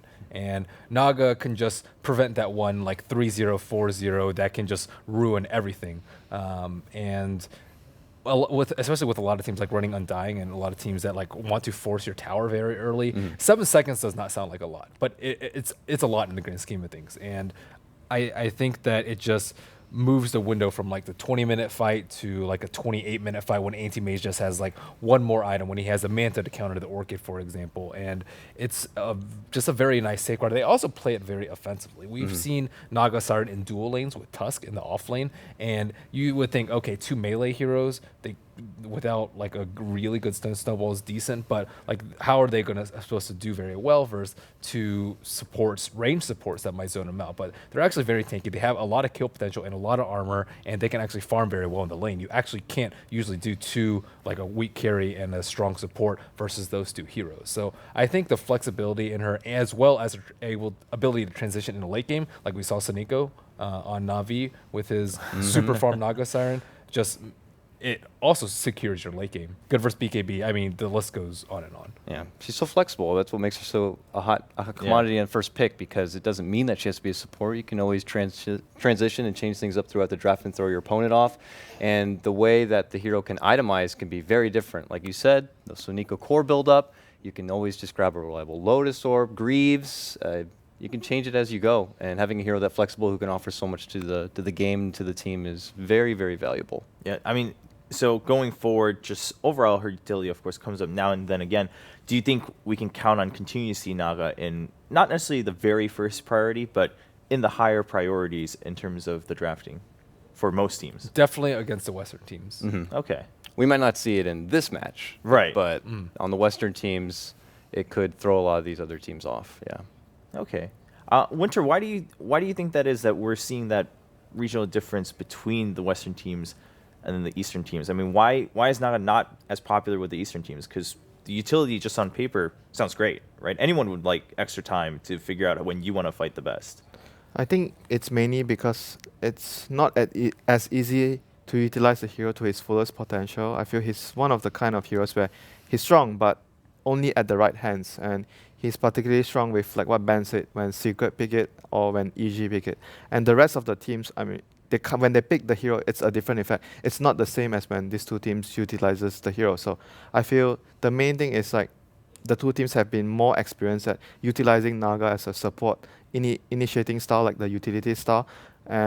Maybe the Chinese teams are more experienced at using it as a carry position, so they don't really understand as much as how to utilize it to its fullest potential as a support position. That's why they don't prioritize him so much. I mean, her so much as a hero. That might be one of the reasons, I feel. So they are just forced to ban it when they are playing against the stronger Western teams, which is obviously a limitation in the draft when you have to do that. But that's just a kind of result of regional differences. At one point, right? Just if you start playing one thing a lot more often, even if the other region knows it, if you haven't played against it as much, why not? I mean, you can sort of compare it to Ember in that sense, because the Chinese teams have been much more. They play Ember much more in their games, and they understand the hero much better, itemization wise and playstyle wise. That's why you have that stat when we were discussing, like I think yesterday or the day before, where it was.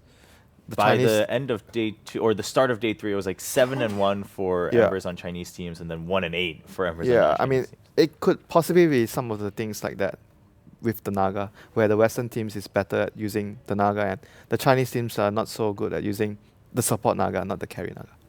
It is something you need to respect, though. In the past, a lot of the Eastern teams would look over something like Wisp, and it came back to really bite them on the butt. Yeah.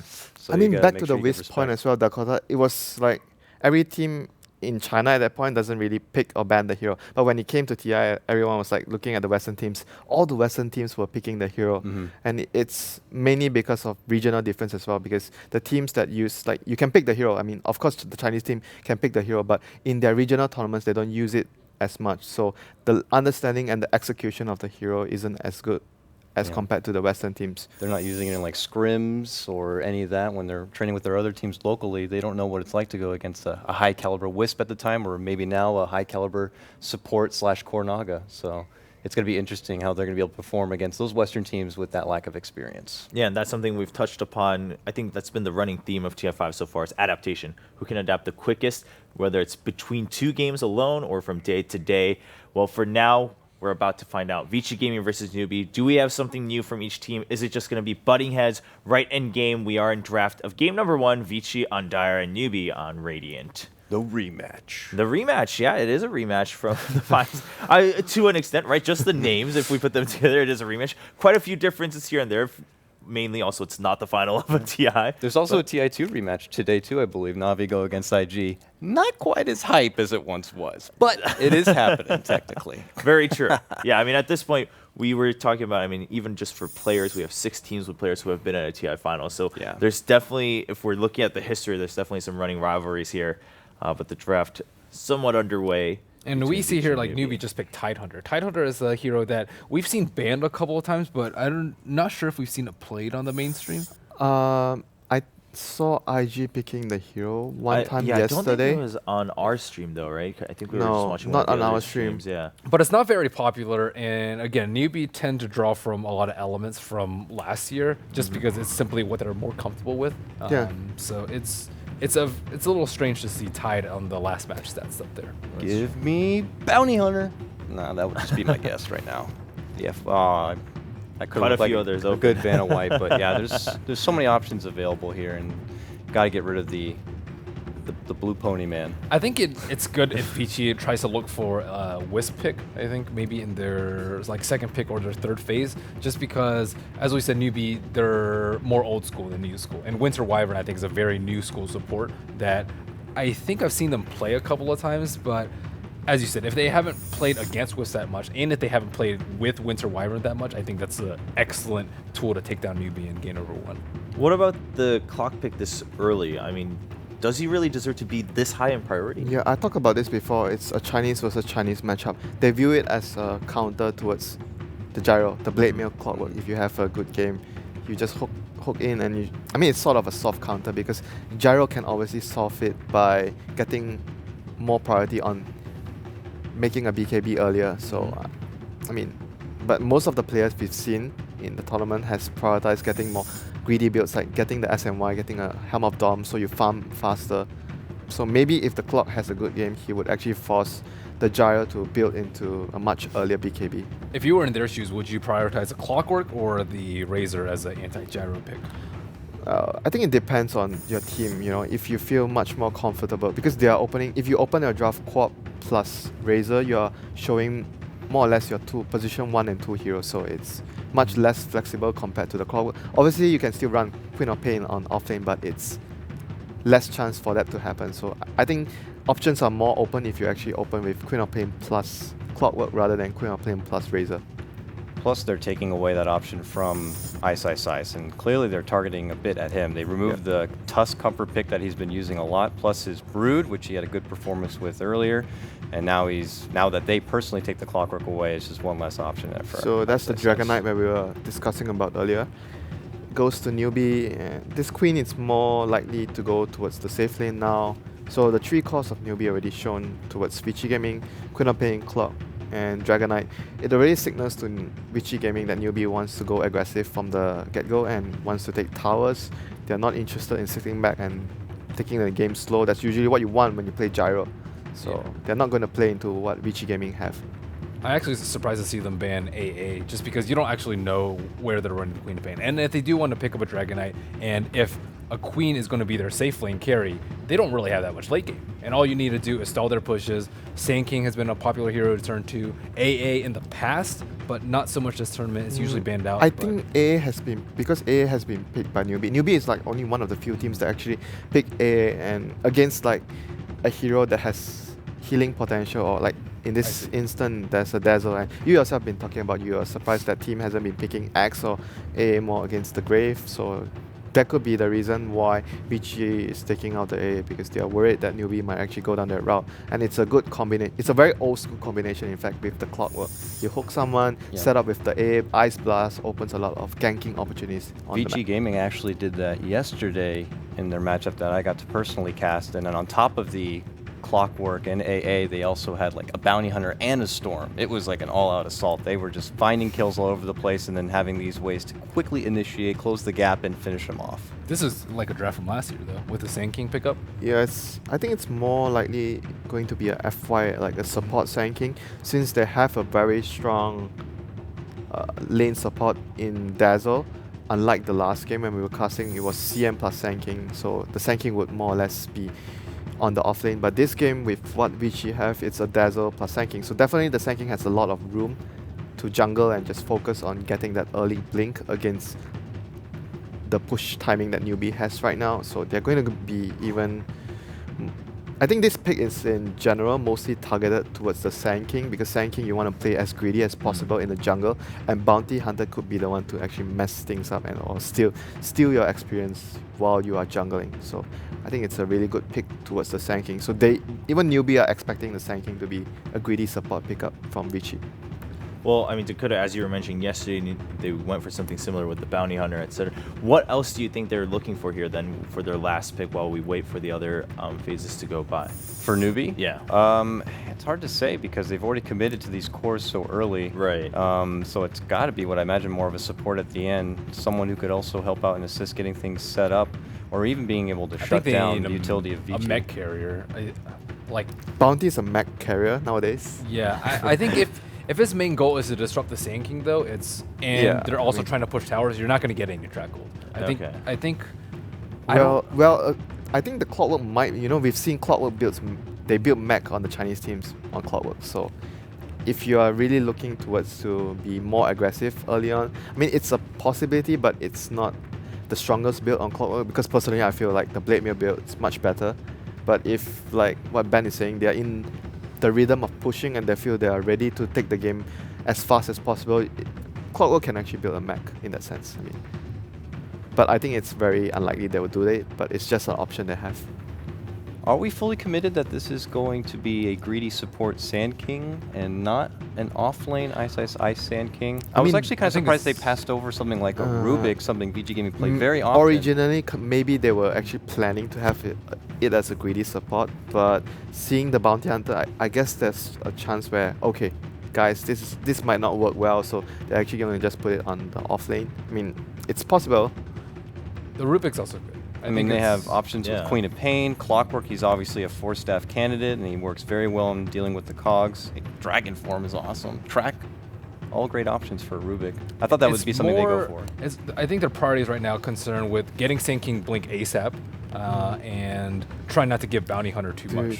Do you like it if they finish the lineup with something like a Spirit Breaker to make space, so the Sand King has actually a lot of time to jungle and just get the blink? Because let's say, for example, if the bounty goes into the jungle, Sand King is there, and there's a Spirit Breaker on the team, he can always just come towards the Sand King's assistant at any moment during the laning we phase. discussed They actually that. banned that. Yeah, they did ban out the Rubik from Yeah, the from side of Fisher Newbie, as but well, the or from Spirit Shark. Breaker is something Wow. we've discussed a number of times, and whoa, Silence coming out.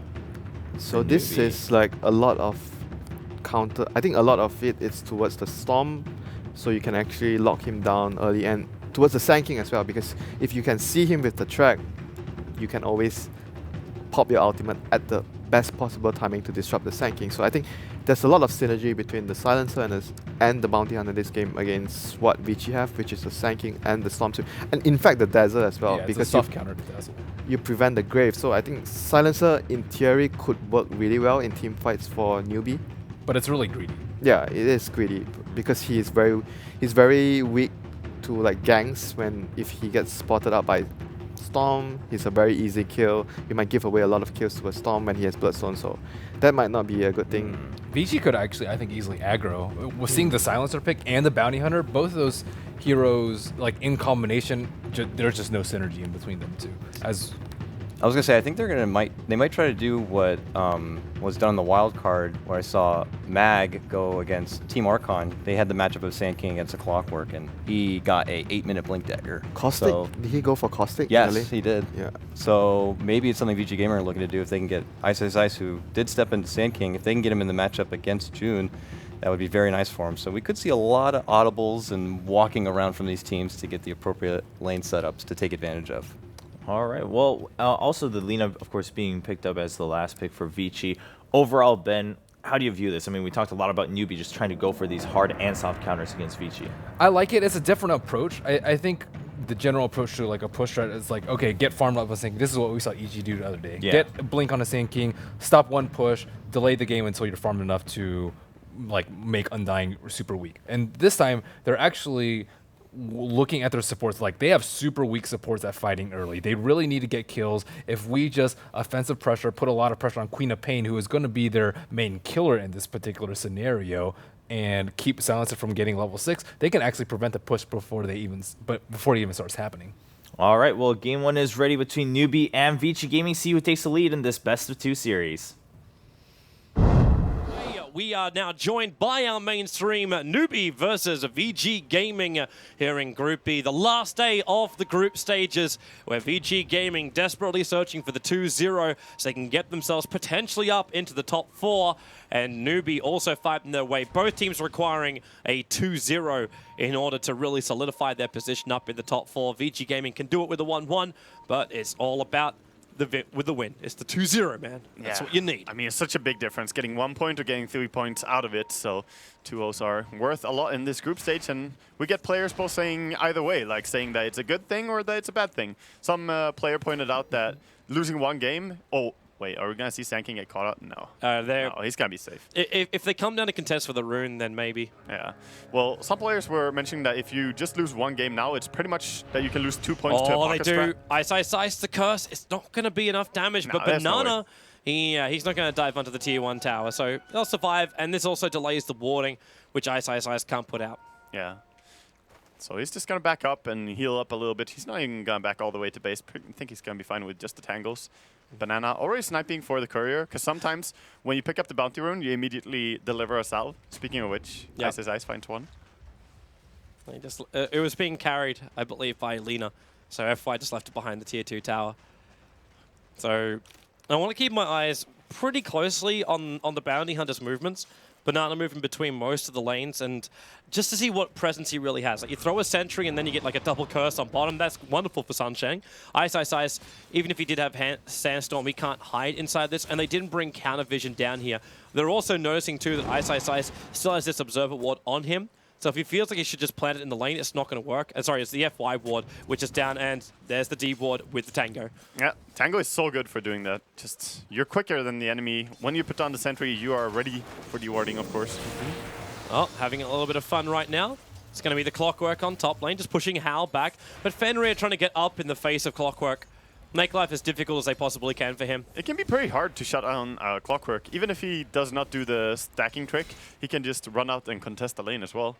So you don't need to keep the creeps back. Okay, I ask you the question now.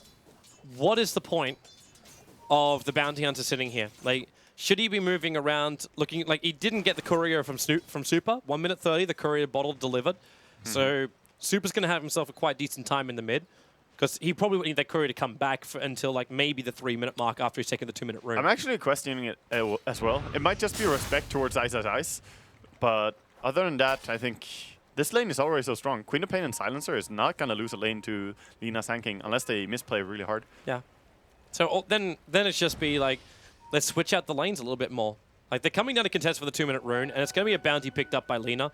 Like, Banana's here, and he might be able to cancel the clarity of Ice. And Ice needs to leech a level 2 before he can do much. Yeah. Because he needs the Sandstorm. Even level 1's not really enough to farm the jungle properly, but... Oh no, he's like Sanking needs levels pretty desperately. That's one of the weaknesses with offlane Sanking. And right now, with the Bounty Hunter being down there and shutting them down, they're not getting much from the offlane.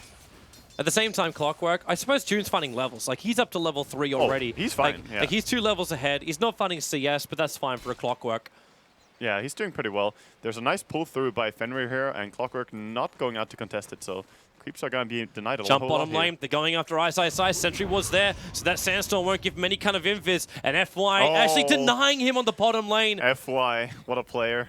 The big downside about Shadow Strike. Yep. I mean, there's a reason that people said that FY was one of the best players during TI4. He's still a very, very highlight player. I'm still surprised that they didn't put Fenrir on bottom. Like, having the Lina on the top going up against someone like a Clockwork, like, I see more kill potential there for VG Gaming. Yeah, I suppose there is. But what else are you going to do? Going on this dual lane, off lane, you don't have much of a choice right now. The Sanking is acting courier as he's running with the boots towards the mid lane. Safety first. Where is that Bounty Hunter? He's actually inside the raiding in jungle. Are they going to try and do something here? I don't think they can kill this DK though. No, it's Super just trying to harass more than anything else. Unless Rabbit overextends himself. But it's a level 1 Burrow Strike. The chance of Ice getting in range is so low. Yeah, they would have to time it with the Invis slow, but Super just doing the harass instead. Yeah. And this pushes Ice into the jungle. So he'll start stacking and Sandstorm farming. It'll be slow. And there's no clarities. So it's going to be a rough time for him. It's definitely rough. He might even have to go up top and just do some pulls there, but that would stop the Dazzle from farming as well. Oh, Super. Okay, well, June is low, and Rabbit wants to try and contest him for it, but he's not going to walk into the middle of a Remnant to get that. He also didn't have his bottle on him, so there's no point doing FY, that. trouble. Bottom lane, they're going to curse with the Light Strike Array, buying a little bit of space. There's so much damage flying his way. Ice. Almost that's a blind Burrow Strike, a body block, keeping the Bounty Hunter away. They throw down the Sentry Ward. Banana caught in the tree line around his own illusions, and First that's going to blood. be the kill, going the way of the Storm Spirit. Oh, that is so good for Super here on the mid lane. What a great start for him. And he's also laning against the DK, which is not the toughest lane. However, Rabbit has more CS than the Storm, so been laning really good. A wonderful Breathe Fire work. Yeah. But getting the first blood, that wouldn't have been possible unless FY got the denial, hence we see the 1-1 on the board. Yeah. So 7 and 2 on Lina, not bad. June. Just having a little bit of a battle here with Fenrir. I know Fenrir's trying to force the cogs out of him, so he's just got practically no mana left. Like, you are running a bottle, but he's making so much space for Hal to find farm. And with a farmed up Gyrocopter, a Storm Spirit finding momentum, and now an SK able to find his level 3 on the bottom lane. I think Clockwork, June should just run back and start cogging the creeps and getting them stuck. That's the only thing he can do here, I think. To try and switch the momentum of the lane up. Yeah, because right now it's too far up. He can't really get much experience. He got level 3.5 very quickly, but right now, getting nothing out of this lane. Fenrir is just shutting him down. Yeah. Banana, is coming in once again to try and have a look for the courier. But FY is just sitting at the tier 2 tower. He didn't see the Observer Ward being placed. But the courier is also a flying courier. It is. So if it has the speed burst available, it's definitely going to live. If it doesn't, it will die to a Janada and Orb of Venom. But Banana, at least with the he two needs wards, more attacks, with the 2 wards he put down, he at least know when VG Gaming comes to farm up the camp, so we can leach the experience away from Ice Ice Ice. Yeah, slowing down the level progression Actually, they even throw down more. a sentry wall. Oh, they saw barely Banana him. for a moment. Yeah. But they don't get a D ward with this. So Ice Ice Ice stacks for a 3rd time, and he's got a level 2 Sandstorm. These are much needed levels and money. They will go for a kill on Bounty Hunter right now. They know he's up here. They want to try, but the ward from Bounty Hunter... Oh, they actually get a D-ward on it. Look at the neutrals. the neutrals are actually D-warding the Radiant one. I'm so angry. Oh, and they still lead the 50 gold for FY. Good guy, neutrals. But Bounty Hunter can still sit on the other side. Yeah, he's going to take part in this. Yep, and this is a problem because FY as well as Ice Ice Ice really want to find the levels. Yeah. And he may even get the courier. The courier's going to fly right over the top of him. Oh, he hasn't seen it though. No. He's just sitting there. If he knew what we knew. Wait, so he's backed up a little bit further now.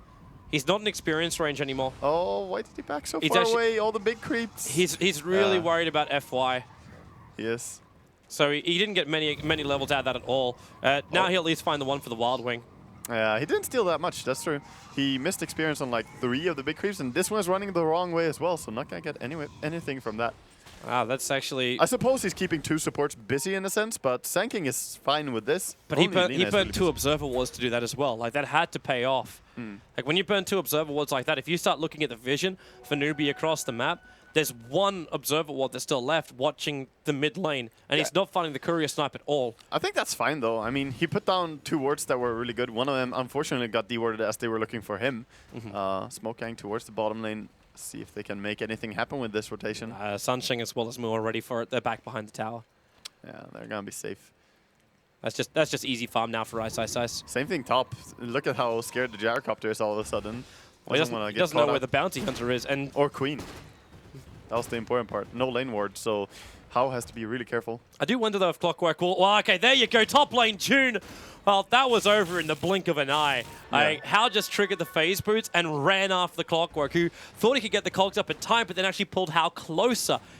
And with the full Rocket Barrage, I was actually about to ask the question, I wonder what would happen with a level 3 Rocket Barrage, level 4 Rocket Barrage from How if Clockwork trapped him inside the cogs. Now for the call down, Rabbit being slowed down a little bit, but Fenrir can't get the poison touch. I mean, if anyone gets isolated with Gyrocopter alone, they're dead. That's how it works. So you have to be very careful. Of course, the Gyrocopter was really weak, though, and they were trying to bring in the Dragon Knight. Now, the Courier has been spotted by a Bounty Hunter, looking for it. It's flying over the top of the tree line. He So he needs two knows he has to attacks. sit in the tree line, but he won't get the vision for it. Nope. Safe. And so much hunting and can't find anything for it. They saw him as well there as he went invis again. So he's just wasting a lot of time right now, Banana, and that's gonna be tough. But they at least use a 3-man push. Oh, Storm is going on him. Super. Jump up. He's still got the secondary sentry ward, so Super finding the solo pick-off over on Banana. They'll lose their T1 tower on bottom lane. The VG Gaming have gotten so much momentum. Yeah, And- they have a great start. Like, their Storm and their Gyrocopter are both snowballing really hard already. Yep. Gyrocopter pretty much free farming, and the Storm with his 2 kills now. And you take the T1 tower on bottom lane, but what do you really achieve? Like, Ice now has a safer place where he can farm. All he's got to do is just hold the lane back, find the levels, and find that Blink Dagger gold, which he's now 1100 away from completing. He can't do that. Like, Sansheng is too experienced for letting anything like that happen. He's already resetting the lane by a simple pull, so I mean, it would be safe. He's going for Moo, but just harassing. Plenty of damage, though. Yeah, Moo doesn't have any regeneration apart from stick charges. Yeah, he's going to have to get salved by Sansheng. So, June looking for a gank now as he has level 6 on the Clockwork. He wants to find FY. That would be an easy kill. But FY too safe. So, back to the farm game. Only 10 minutes in. How are we looking for net worth, actually? So the Storm as well as the Gyro, they're up a very, very long way.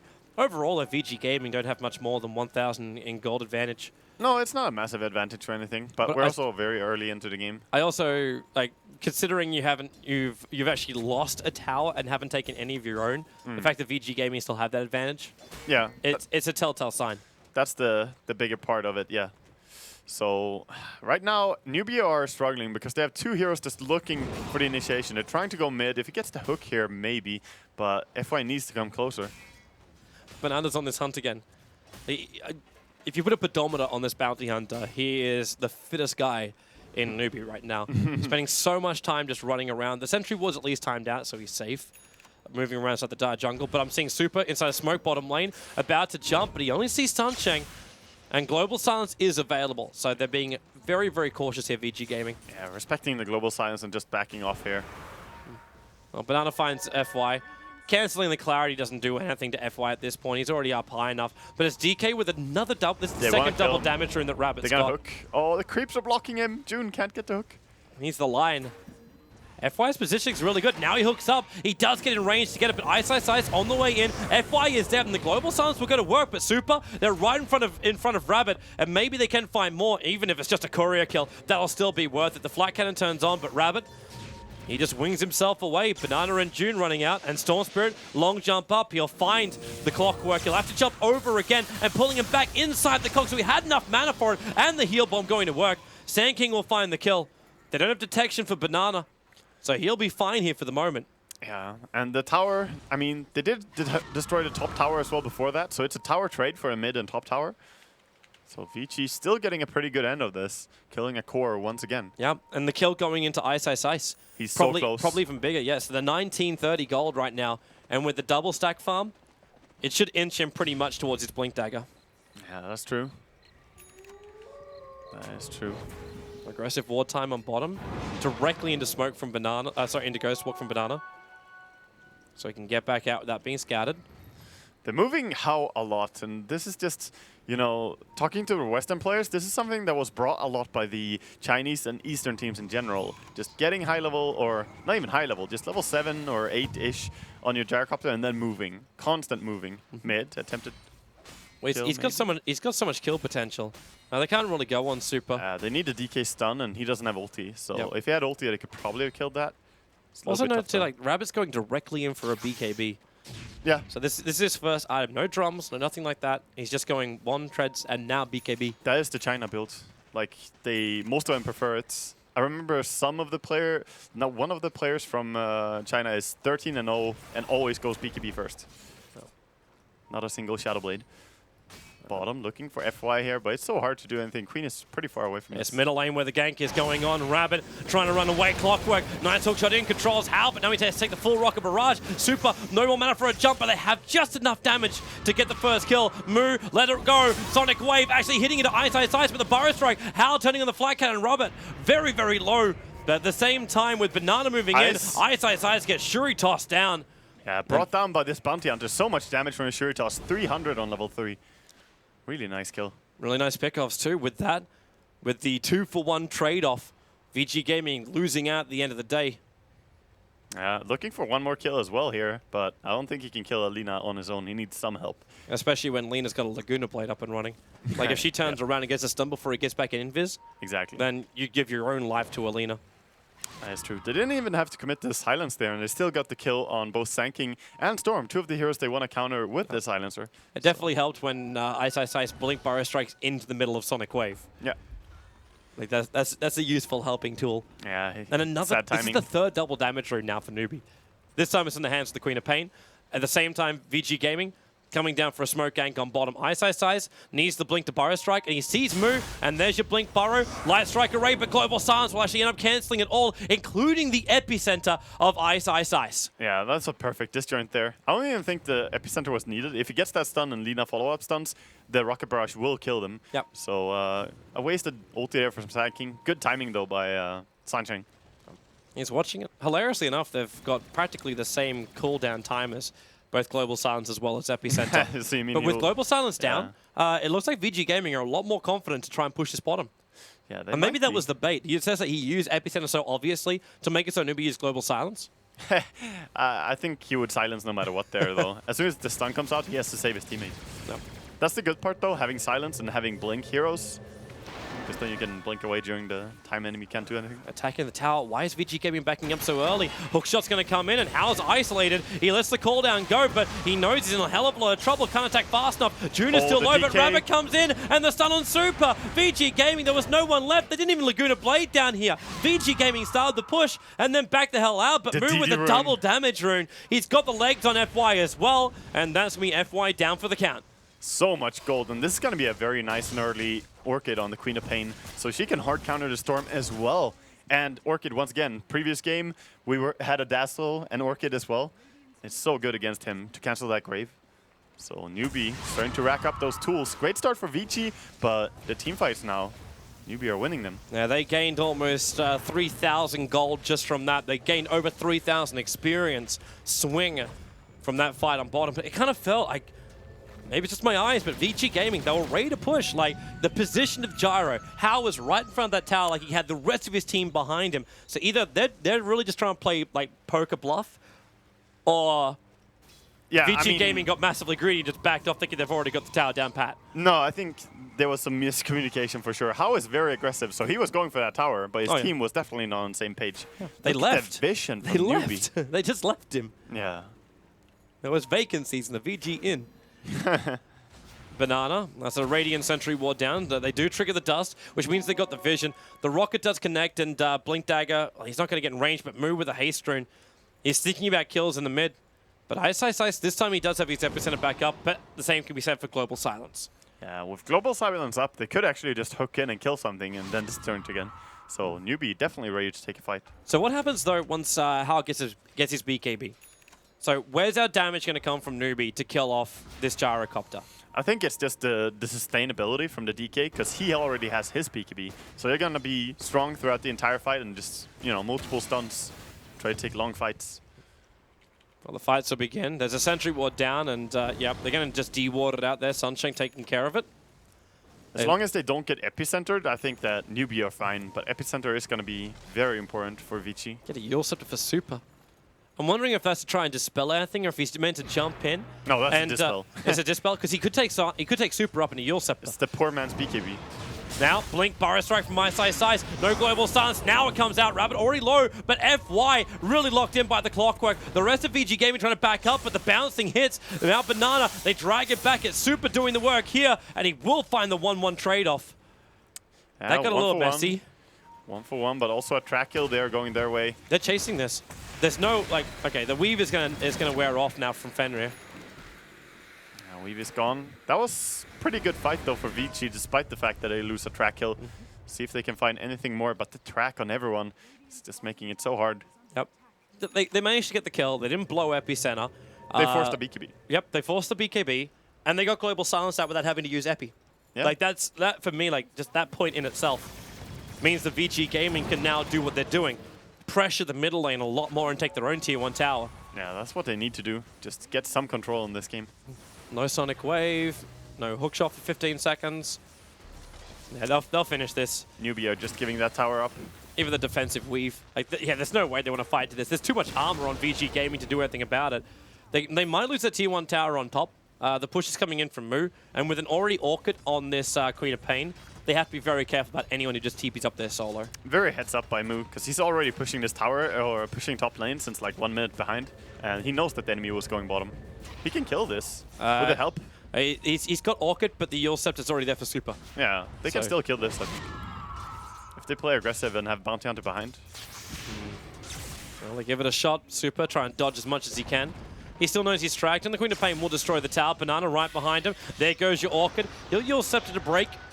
But that's fine. FY is the man who's taking that bottom tier 1 tower by himself.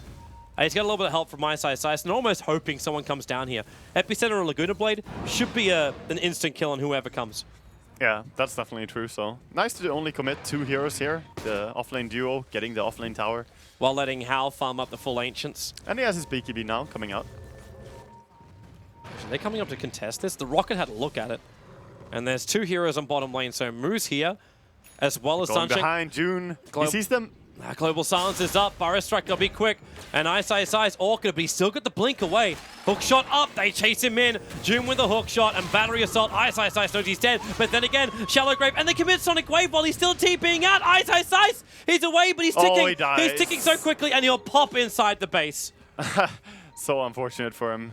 Gets brought down in the end. Needed more life. Somehow Super jumping over for Banana. Doesn't have a reveal. He's away from the Sentry Ward of the Dire side. He will get a DD rune bottom though, so that's a nice grab, and the enemy have not seen it, so Newbie unaware.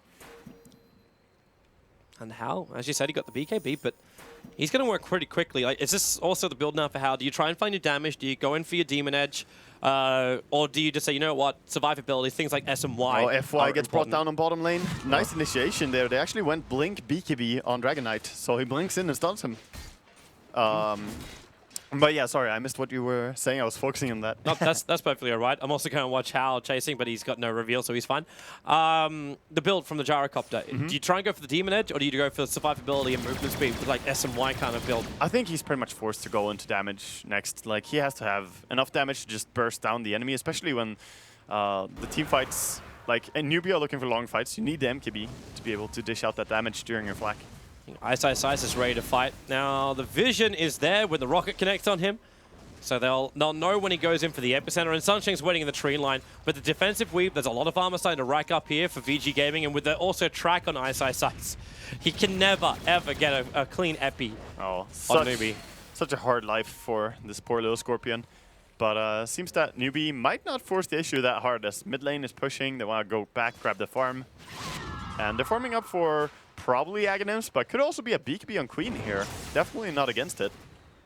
Would make sense. Yeah, but Aghanims would be nice, because then they can take fights. Every time Clockwork ulti is up, they will have Queen ulti as well. Rabbit's a little bit far out, and in fact, Super's going to jump on him. They can get the drag back. They need more stuns, though. In fact, global stuns and BKB, but Rabbit, the damage is still being inflicted into him. That TP may not be successful. It only barely is, but Storm jumps deeper. June with the Blade Mail. No one really wants to hit into June, but actually Hal does. He's got his BKB up and running. So they get the kill on the Clockwork. They get another BKB charge down to 8 seconds on the DK and the Tier 1 tower to VG. Yeah, June could actually have TP'd out at the same time as the DK there, and he would have made it, because there was cooldown on the Vortex. But he tried to run for it, sadly not fast enough. Not fast enough against the Gyrocopter and Storm. I actually thought with that double damager, the DK wouldn't make it. Nah, he's so tanky. BKB DK is really strong, really hard to kill. Maybe if they have like an Aghanims Lina or something like that, but this is a support Lina. So where does VG go? They've taken over the Radiant jungle for now. Left a couple of mementos, an observer and a sentry ward behind. But they're moving up to farm top lane. You've still got FY needing to find more levels. Ice wants to make the most out of that jungle if he can. But no one's pushing this top lane. They might be expecting like Queen of Pain to be hovering around here or so on, but no one is home. Normally we see like a pretty fast 4-staff after the Blink Dagger on Sand but he actually hasn't had any item progression. He doesn't have any CS. No time to farm up for him in this game. Smoke move. Another reason why you can't do it. Into the dire jungle. There is reveal over an Ice, but he's got no reason to trigger it. Dragon form, blink form. He actually finds Ice with the Sonic Wave connecting to FY, but then Super jumps down as well, and Global Silence going to slow this one down for the moment. June, nice cog pushback, but Super completely out of mana. The Shallow Grave won't keep him alive long enough. With the call down, Hal coming in from the rear. The flag cannon's already been expended, but Rocket Barrage into Sunshine. He'll find one kill there, but he's the only one to do so for his team. Now Dragon Tail stunned up. Silence for the moment. Hal's got nothing left apart from nothing. VG Gaming. The only one to survive is Fenrir. Can I just mention how well this Blink DK is working for them? He's 2-0-7, and he's initiating these fights more than Clockwork is. He's actually the one finding it. Of course, they have the Banana Bounty Hunter, who's really working out as well now, finding these openings. But they have not died with DK and have not died with Queen of Pain. What a massive win in that team fight. This is getting rough for VG Gaming. I know I said before like a 1-1 could get them up in this group. That will give them like a 7-point tie with eHome. But at the same time, like VG, like Newbie, if they can get a full 3-0, they tie themselves with eHome and 100% ensure VG Gaming stay in the bottom 4. No winners bracket for them. Yeah, it's really important, but right now it's looking strong for Newbie though, with all that gold from Track, because that was 4 Track kills going their way in last fight. He got gold from every single one of them, and he almost has full Guardian Greaves now on Bounty Hunter. That's so much money. Funny to see how he was struggling there in the beginning for such a long time, and now he just recovered fully. Yep. The answer to the question of why is Bounty still a fantastic pick? Fits the meta perfectly, fits the rubber band even better. And helped players like Queen of Pain. For a full BKB and Orchid, Moo has this. He's also 408 on this Queen of Pain. Hasn't died yet. Yeah, I like that choice to go BKB.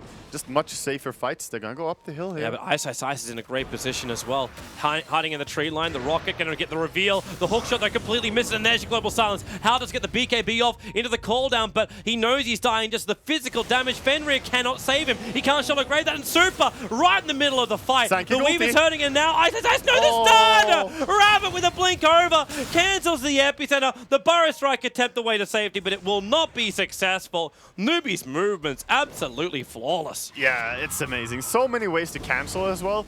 Like, every single hero on their team can cancel the Sanking ulti. You have to say, Ice's job has to be the hardest job in the world right now. It really is. It's a pickup which you look at and you go, wow, this is actually kind of interesting. Maybe it can work. And then Newbie get the perfect build of items as well as heroes against it. Well, that's what happens. You third picked the Sanking when you saw that there were 3 heroes that can definitely... Well, actually, no, the third pick was the Storm, but there was already 3 heroes who could stun or disable, and that is the same thing for Sanking. He suffers against that as well. Problems galore coming the way of VG Gaming as now they're almost 7,500 golden experience behind. And they know the only way to get back is through something drastic, so they smoke up. And the ping is coming out for Roshan. VG Gaming really are not fast enough at this, so they have to move somewhere else, and that's trying to find a kill. Silencer is the most exposed. He doesn't have a TP scroll. He's just dead. This is a guaranteed kill. Like, I don't know what Sansheng is still doing down there, just farming with no way of getting out, especially when everyone is missing. Free gold. They also saw everyone moving down there from their good word, but he... I think they smoked up before that happened, he was just hoping. So he wouldn't have actually had the warning for it, but still, that's good experience and now pressure into the tier 2 tower they can get with no global silence. Well, he had no global silence anyway. When he respawns, he'll have it come off cooldown. Yeah, it doesn't matter too much for him that he died there. And more importantly is that he bought his item before he died, so recipe. It's the full greed. It's the full greed. The 27-minute Midas for the Silencer. It's fine for a Silencer. It's okay. I would love to see the Rod of Aegis though, but, you know. Are they going to try and defend this? Tune's got a good hook line. Almost. He had it for Hal. With the rocket flying out, blink forward into the DK stun. Hal's in trouble, and Global Silence, they just managed to respawn at the same time Super jumped in. Fenrir will be lost. FY as well is going to take a flawless move. Orchid Shadow strikes, he knows he's down. They just have to scramble out, and that was a perfectly timed respawn into Silence as well, because Fenrir pretty much had his arms in the air trying to grave there on the gyrocopter. No way. Oh, VG Gaming. And now you will lose Roshan. Yeah, they're one team fight from hell right now, because that's more than 10,000 advantage going the way of Newbie in terms of gold, and Roche being taken now as well.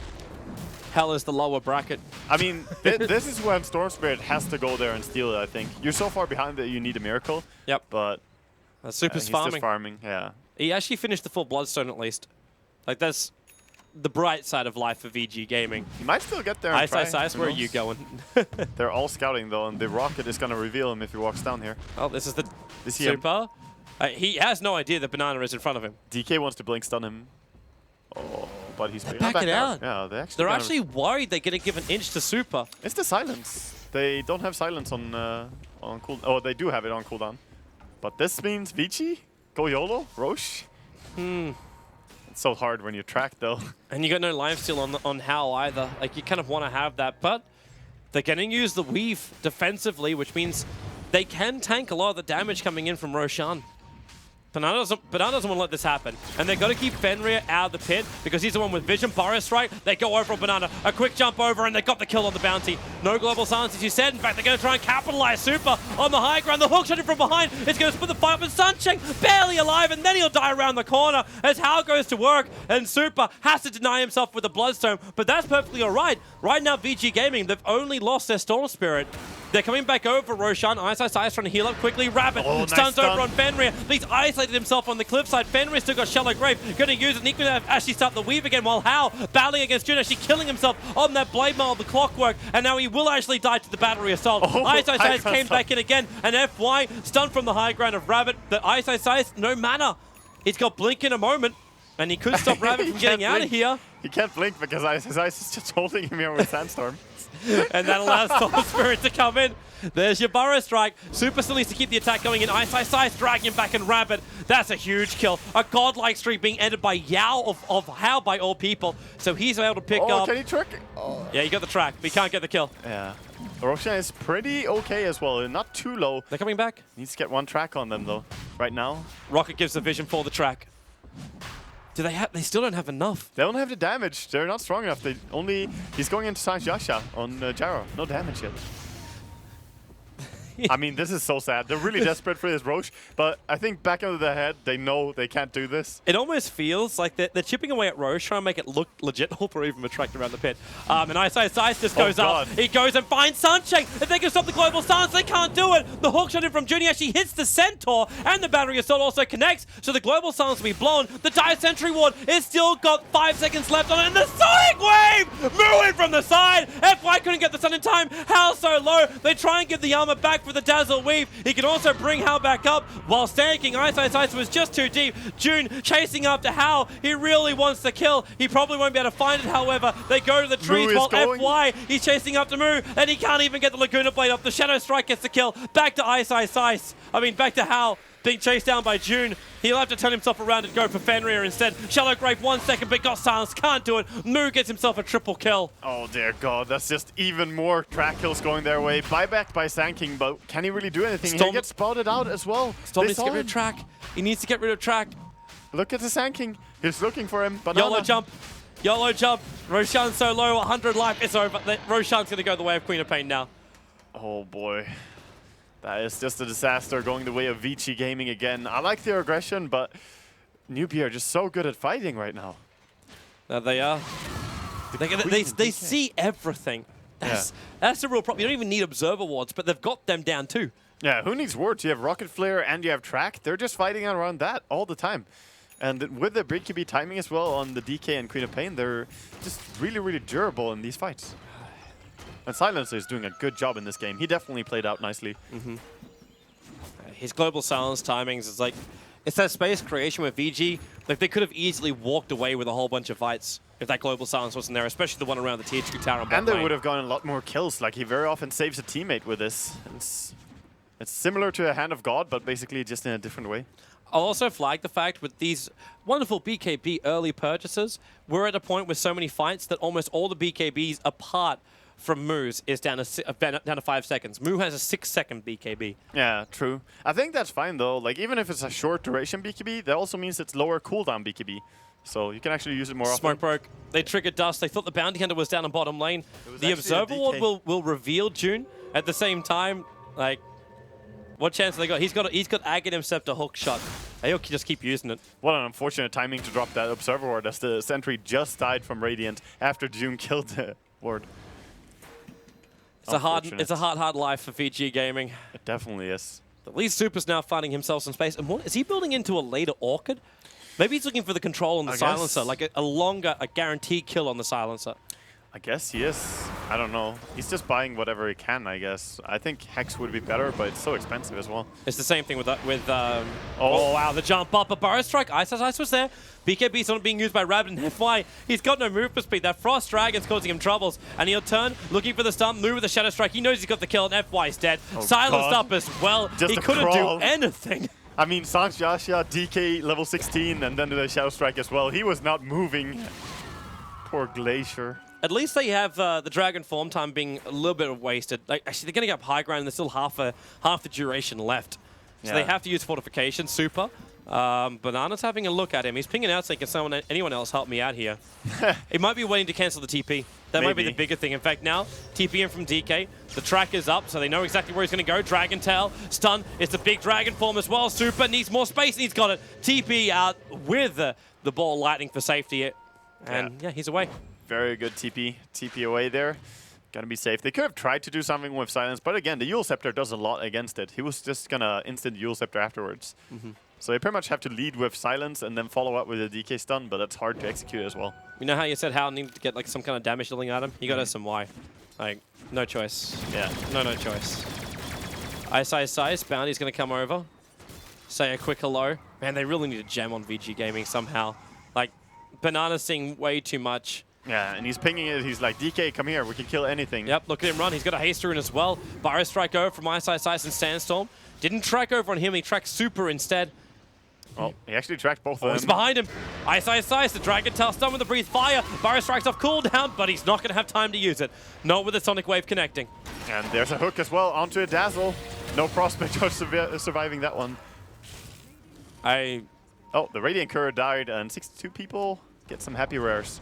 It was a Void Stone at the Radiant Secret Shop. Super being the culprit of the kill.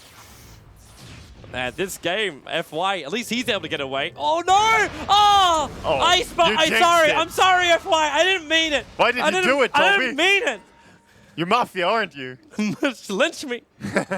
Shit in the first turn. Oh, Rabbit. No mercy at all from Rabbit in this game, and he almost has the Assault Cuirass building into it. Has enough gold for the plate mail, just needs the Hyperstone after that. This game really belongs to Nubi. They've got so much. They triggered Dragon Form. They're coming up for mid-racks right now, and Super is not ready to fight.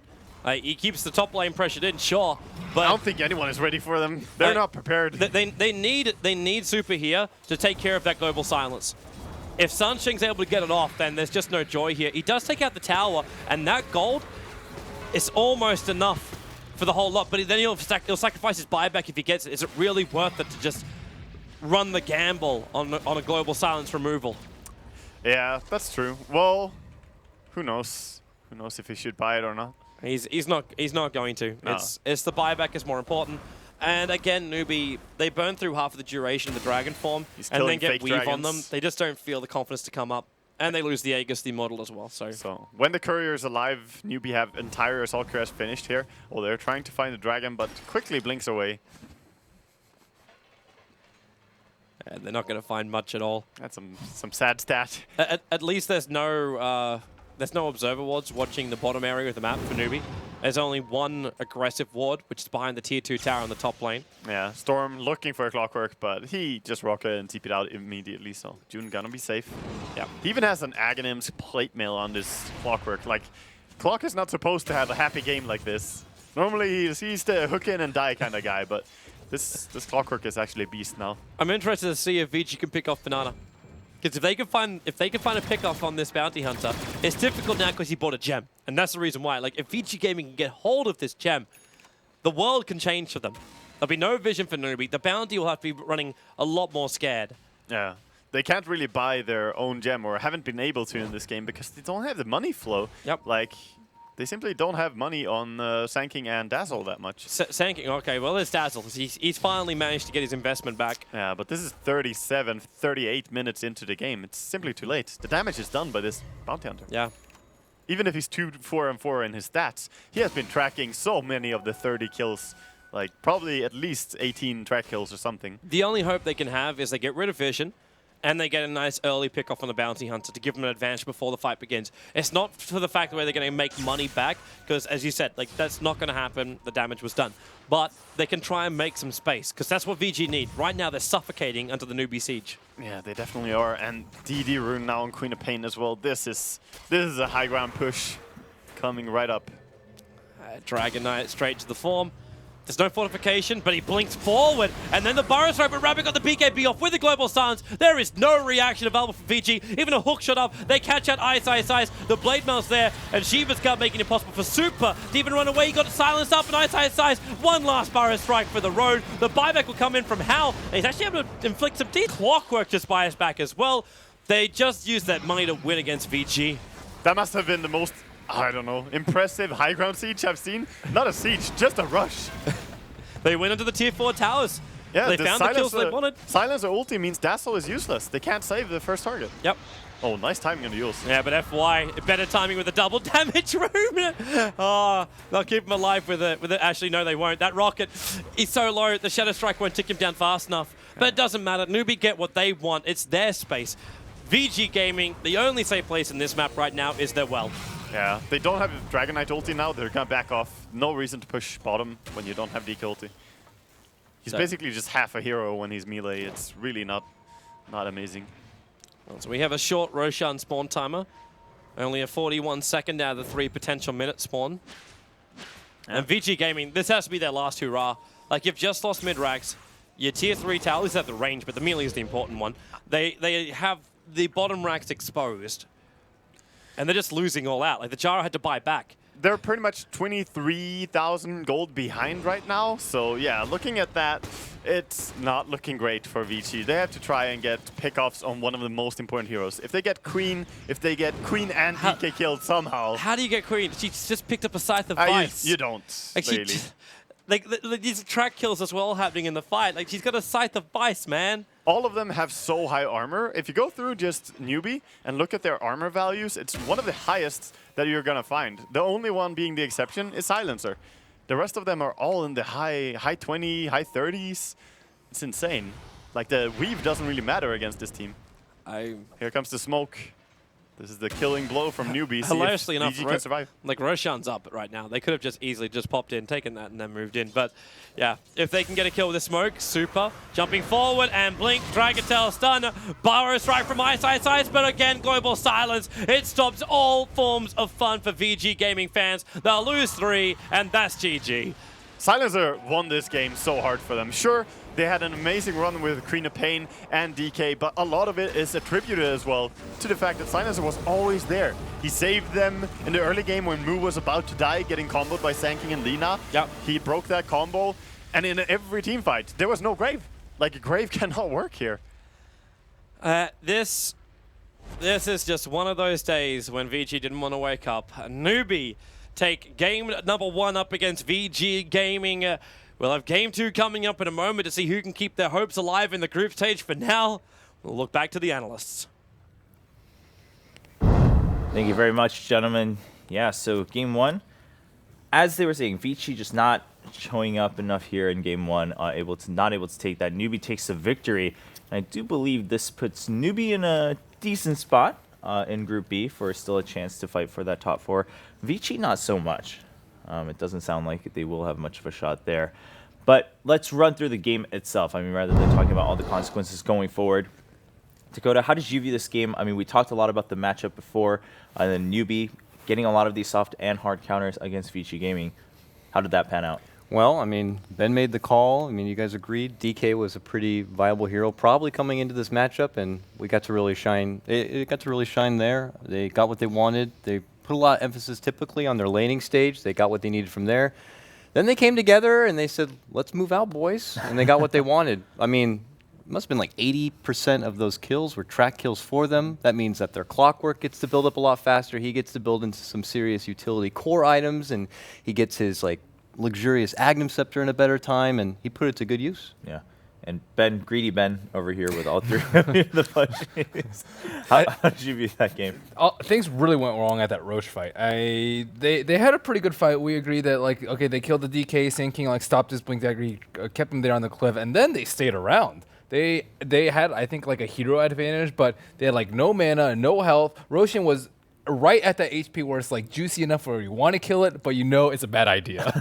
And then you're in that state, you're like, I really, really want to do this. And I think they knew it was a bad idea. They just thought they could get away with it. Mm-hmm. And maybe if they like didn't have the Clockwork Scout, because if you go for like a really, really risky play, the opponents might not think that you're that ballsy enough to do so, but they got punished super heavily for that and then losing all sort of momentum after the Aegis. Yeah, we have a highlight of the early stages of the game, it sounds like, so we'll jump to that right away as we talk to you, Winter. What did you think about how Newbie played out their composition? I think there were several situations that we saw that even the casters were talking about how not being on the same page with his team. He was, I think, in the bottom tier 1 tower, he was hitting the tower by himself. I mean, they were there, but the 4 of his teammates decided that, okay guys, this might actually be a bad idea. Our enemy heroes are respawning and they're going to come back with their ultimates up. So it's probably a better idea that we just get back. But House State overstayed his welcome and the team tried to help him and it turned out to be a bad idea. Yeah, for Vici, it did seem like a lot of times they weren't sure. I mean, even at the Roche situation, it was just like they weren't able to really make a split-second decision one way or the other. Yeah, they were really hesitant. The 2 of them were there, like the Gyro and the Storm. They were standing outside the pit and a rocket flare came in, a track came out, and they were. How was hitting the Roche, and the Storm was like, I think I want to get out of here, bro. And he runs out, and he goes back in probably because the Gyro's like telling him, tank for me, bro, tank for me. I think we can finish the Roche. So, and then halfway through it, they decide, okay, I think it's a better idea to try and kill heroes before we try to go Roche. So he jumps up, but enemy heroes respawn, they dive too deep, and they overcommit. So it's more like they weren't really on the same page at the heat of the moment. They were very hesitant. Like we talked about Vichy before, sometimes they might be having too many of a different idea.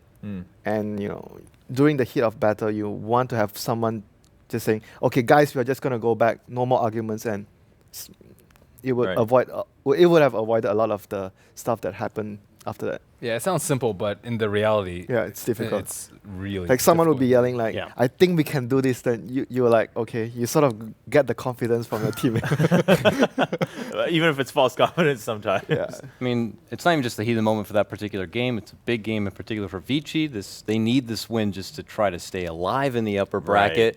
So you could chalk a bit of it to nerves, but these guys are world class. You hope that they kind of are able to put those, you know, anxious feelings aside. But Yeah. it is pretty apparent when you see them splitting apart, trying to come together. It's a bit of a hot mess. There's too much indecisiveness, I feel. Yeah, a lot of it did seem like a scramble. We'll take another look at a situation here in that game one, and maybe we'll be able to see that Almost. Like, he had it for Hal. Vichy Gaming. With the rocket flying out. I really like the itemization from the DK. He was like so tanky that you can't initiate on him. If you go on him with like the Storm or the Sinking, especially if he's solo, you're going to lose the fight. And if he gets his BKB off, like as the Storm's zipping in or as the Epi's coming out, you lost the fight. And of course they have Silencer to back him up, a very nice hook shot, but he got so many kills with that Blink Dagger and was just able to just keep them disabled for so long. Sure, they have Grave, but they can't do anything. And we said like, oh yeah, Gyrocopter, he gets Graved, he does his thing, but BKB Dragon Knight doesn't really care. He has so much armor, he can take the flank, he has BKB for all the magic damage. Yeah, and so let's assume that then, even if Vichy Gaming had played that pretty well and they were on the same page altogether, do you think the way Newbie played, they still would have been able to pull out the victory? Because it seemed like Newbie was definitely on the same page. They knew what their idea was, why they picked their certain heroes. I think it would have been a really close match, but I would have definitely favored Vichy's Gaming's lineup if the game goes late. They're on Dire. They have better late game with Storm and Gyrocopter compared to what Newbie had. It was the Dragon Knight plus the Queen of Pain. They don't scale as well. So I feel if both of the teams executed, it would be a really action-packed game. And when it goes down to the wire, Vichy's lineup would come out on top. Okay, then Dakota, do you think for Vichy, I mean, regardless of, again, the implications that go forward into the bracket stage for them, still winning a game, even if you're in the lower bracket, it matters, right? Going and knowing like, all right, we still drew against a lot of the teams. We know we can take them if it's in or just a best of one, or then going forward like best of series later on. What do they change here? I mean, it sounds like the draft wasn't really the problem. Do they just say, hey, let's just calm down a little bit and move on, let's just focus on the game? Or do they say, hey, let's just try something completely new in terms of the draft? I mean, I wouldn't mind that, and that's what I was saying before. I wouldn't mind a little bit of that innovation, that little bit of flair that they used to have, particularly with like Ice Ice Ice and letting them really explore that off lane a bit and have some fun. Because as it stands right now, I mean, maybe just because of the implications of that match, they just felt a bit on edge, a bit miscommunicated. I hope they're able to shake that off and have a bit more fun with it, but it's hard to say. They take this game very, very seriously. All these players do. I'm sitting there eating lunch, and half of them are already eliminated, and they're getting tears in my eggs. I don't know how I feel about that. I mean, so you can just see the passions there. So I don't know, after you take a hard hit like that and you kind of accept the fact that's okay, we're going to have to battle it out now through best of ones. You know, maybe they will consider changing things up here for game two. Yeah, what do you think, Ben? I mean, again, this is something we've discussed time and time again throughout this week. Was it the draft, or even if the draft wasn't the problem, bringing in that fresh air through the draft, does that help the team? Yeah, it's not. I definitely don't think it's a draft. I mean, last year they had ROTK as their leader, and ROTK, as we well know, is a very animated guy. He seems pretty happy-go-lucky and just generally great at boosting his team's morale. And I was watching their like picture cam as we were going into the game, and Ice Ice Ice was the only one who's like laughing and looking pretty jolly. And in general, he's pretty much the only one who interacts a lot, I think, with a lot of the non-Chinese players and community. So I hope that they can take some of his vibes, some of his aura, and not go too hard on themselves, not like get too heated about disagreements about who was right, who was wrong in a certain call in the game, and just have faith in one another, play as a team.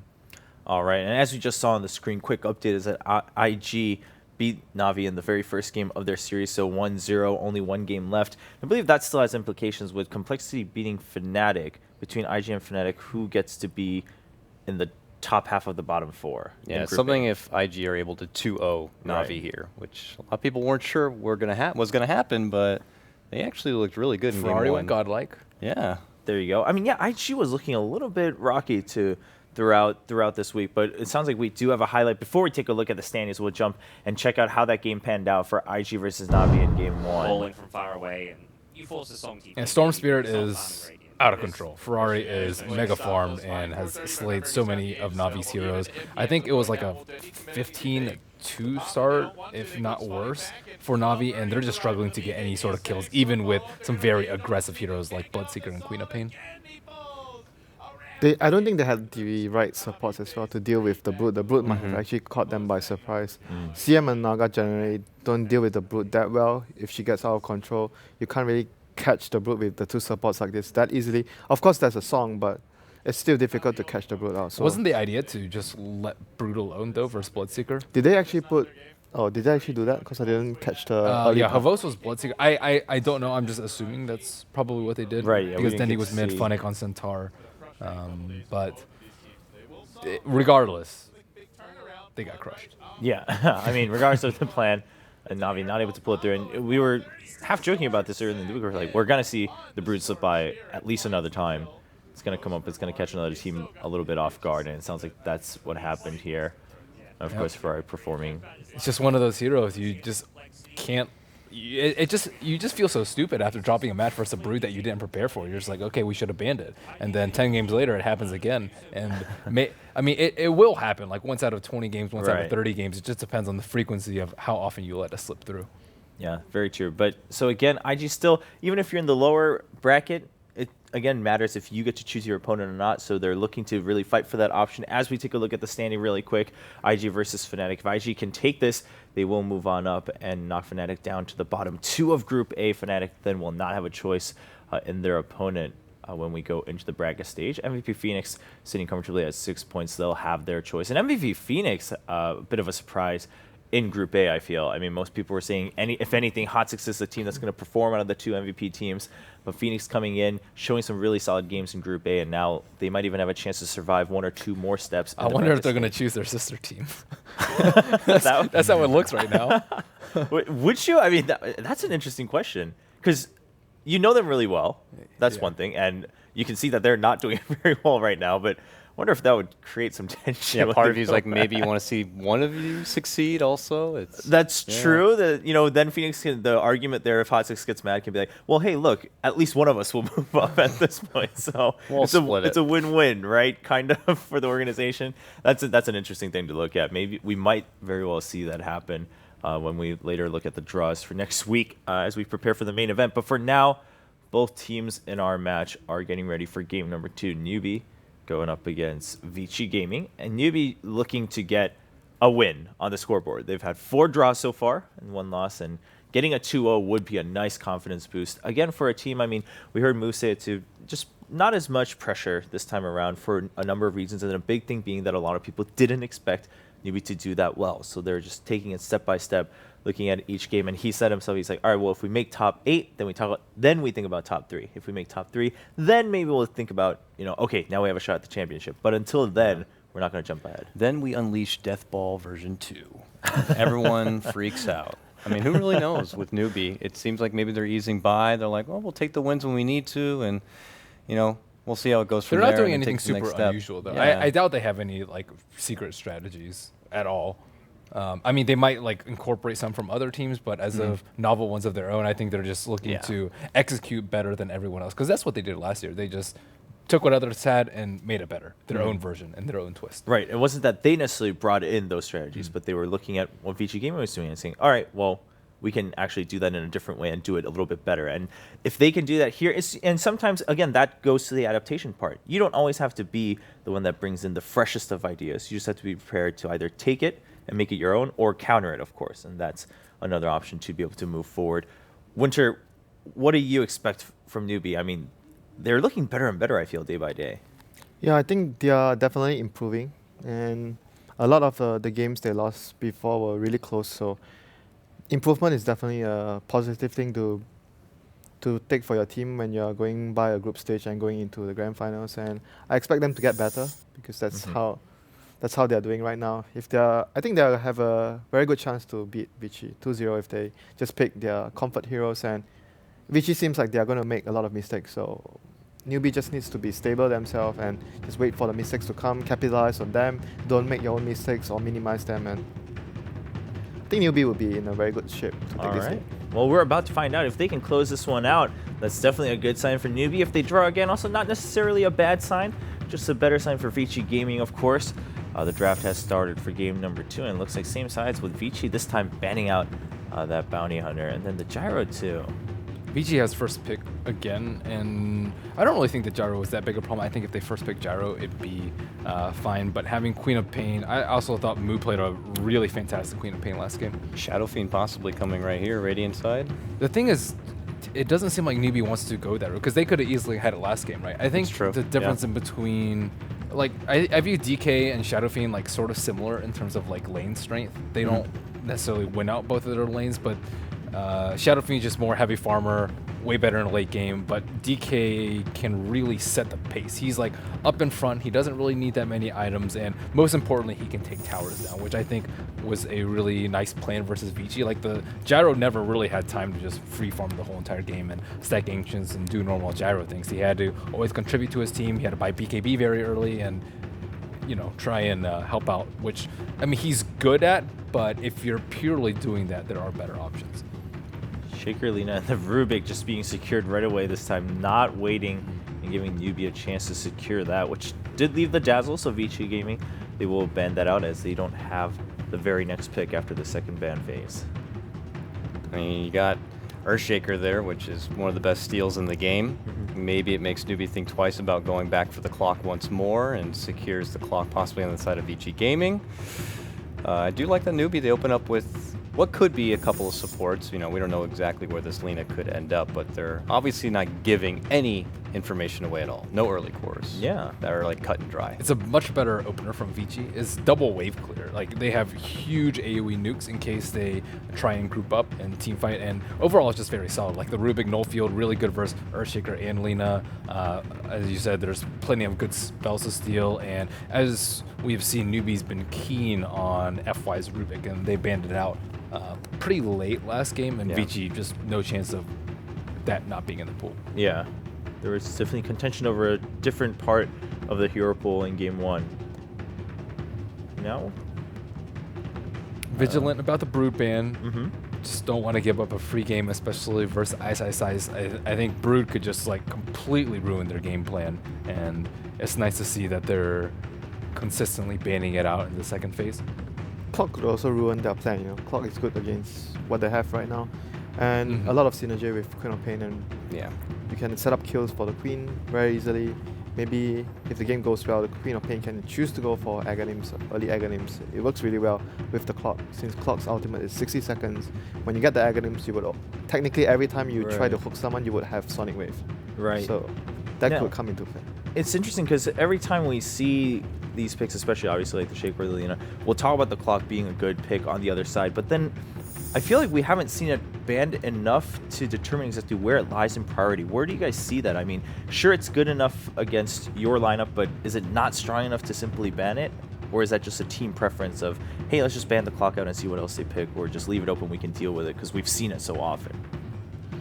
I mean, there are some lanes that are really good versus Clockwork. I feel like it's how much you think his hookshot will actually impact. Like we said one time it was a really bad pick. He actually said it were like, you know, Spirit Breaker plus Undying plus a few others that you can't actually kill really quickly. He doesn't do terribly well in long sustained fights. Ideally, like hookshot, you get a huge amount of like 1 or 2 heroes in there, you kill them immediately, or you disrupt the fight. I think it's a really nice combo breaker, but it's also very vulnerable to like a Rubik Gyro lane, and there are some weaknesses to the hero, but versus Queen, versus Rubik, versus Tusk, I don't think it's that great. But it'd be really good as on Vici's lineup versus Queens. Yeah, if it wasn't going to be the Clock, I guess Tusk has been the next top pick for Ice, but if I do recall, I was looking over the stats for him on his performance in Tuck, and it's been a bit abysmal. I believe yesterday, by the end of the day, he was like 1-4 on the hero. For a lot of teams, their Tusk has been kind of falling off a bit. For others, it works well, but Ice really hasn't been getting a lot of wins with Tusk. Might not be on him. I didn't catch all the games, but seems to be a trend. And well, Newbie get the Dragon Knight, which we saw did some serious work in the last game. And the Tusk is something we discussed earlier in the week here, where we said, yeah, it's definitely a high priority, but not as much. It's not as flexible or just not as secure in giving you that win compared to some of the other high priorities that we've seen, like Gyro, of course, or even the Quap. And I believe, yeah, even after day 2, I think Tusk was at just dead even 50% win rate with the number of times it's been picked so far. So it seems like teams are still a little bit split on exactly how important it is to secure that Tusk. Darkseer gets through and gets picked up for Newbie. Yeah, it's a very good combination with the Dragon Knight.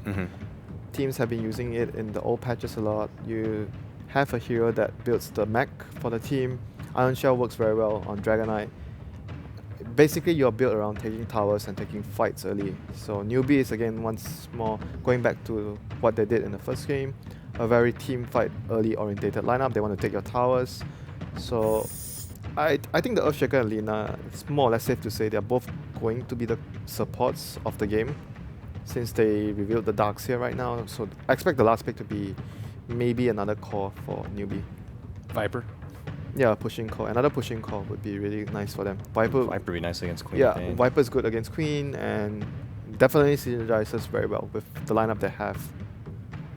I was actually somewhat expecting Vici to ban out the DK, and Winter and I were talking about it, and it's the matchup last game was a Storm Spirit. I think Queen of Pain is a much better for matchup for Queen of Pain against the Dragon Knight, as well as like Shadow Fiend. And this time they might be able to limit his BKB timing. If he doesn't have BKB, he can be bursted down, not terribly easily, but you can actually engage on him as opposed to when he has a BKB. So I think that controlling the Dragon Knight and controlling his flow of the game is going to be really instrumental to defending their towers. It all starts in the laning phase. Yeah, it's Quap and Spirit Breaker, so I think if Dragon Knight were to go mid again, he would have a lot of pressure from Vici. And okay, it's going to be Ember last pick. Oh, the Zeus was quick. Some global flare there. Zeus and Spirit Breaker. Yeah, a lot of global flare, definitely. The support is actually the Spirit Breaker. Okay. So you can see ISSI picks up the Tusk. Right. Has Zeus got a win yet this tournament? Yesterday he was 0-5. So I'm not sure. So a lot of teams who were even able to pull together the infamous Zeus Bloodseeker still couldn't pull it off. It just didn't seem to work out. In for this them. game, the role's a little bit reversed in terms of having a late game. Like Vici, they went all in on like early game and team fights with Queen of Pain and Tusk and Zeus as their cores. Like no like BKB, like I mean Queen of Pain is like decent, but no true like physical damage carry. So they committed very heavily. Yeah, to that. this is very heavy commitment from them. I agree. But for Vici, let's say they get the lead early and they just keep getting those kills. How are they how going does to it take look? towers? Like, How are they going to close take it out? towers? Yeah. Right? Like, how are they going to take towers? How are they going to siege the high ground?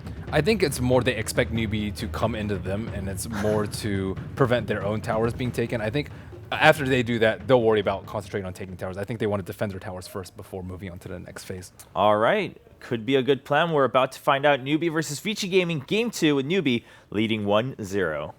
Without seeing each other? That's the question. And the answer is no. They both see each other. It's like Ice was down there. Oh, what did you do? And Banana was up there. Like, They're both there's the off each sentry other. ward, and they counter. The good thing for Banana is he was still carrying an Observer Ward in his package. So maybe ISSI doesn't know. Ice, careful. Like, if Searing Chains and Dragon Tail Stun's also available, they can hold him here for a while and let Moo get in front if possible. Yeah, that DK, like, you're meant to be a knight. Like, Dude, he's in full armor. Do some. What do you want from him? More laps on the track, man. More laps on the track. All right, welcome everyone as well for the main live stream. We went a little bit off topic in our broadcast, but I'm Toby White. I'm joined by Waga for our last cast of the group stages here because there's more great action coming up later on the main stream. The big game EG versus CDEC, which will decide a hell of a lot about the top part of Group B. But we're here in VG versus Newbie, with Newbie already taking game number 1.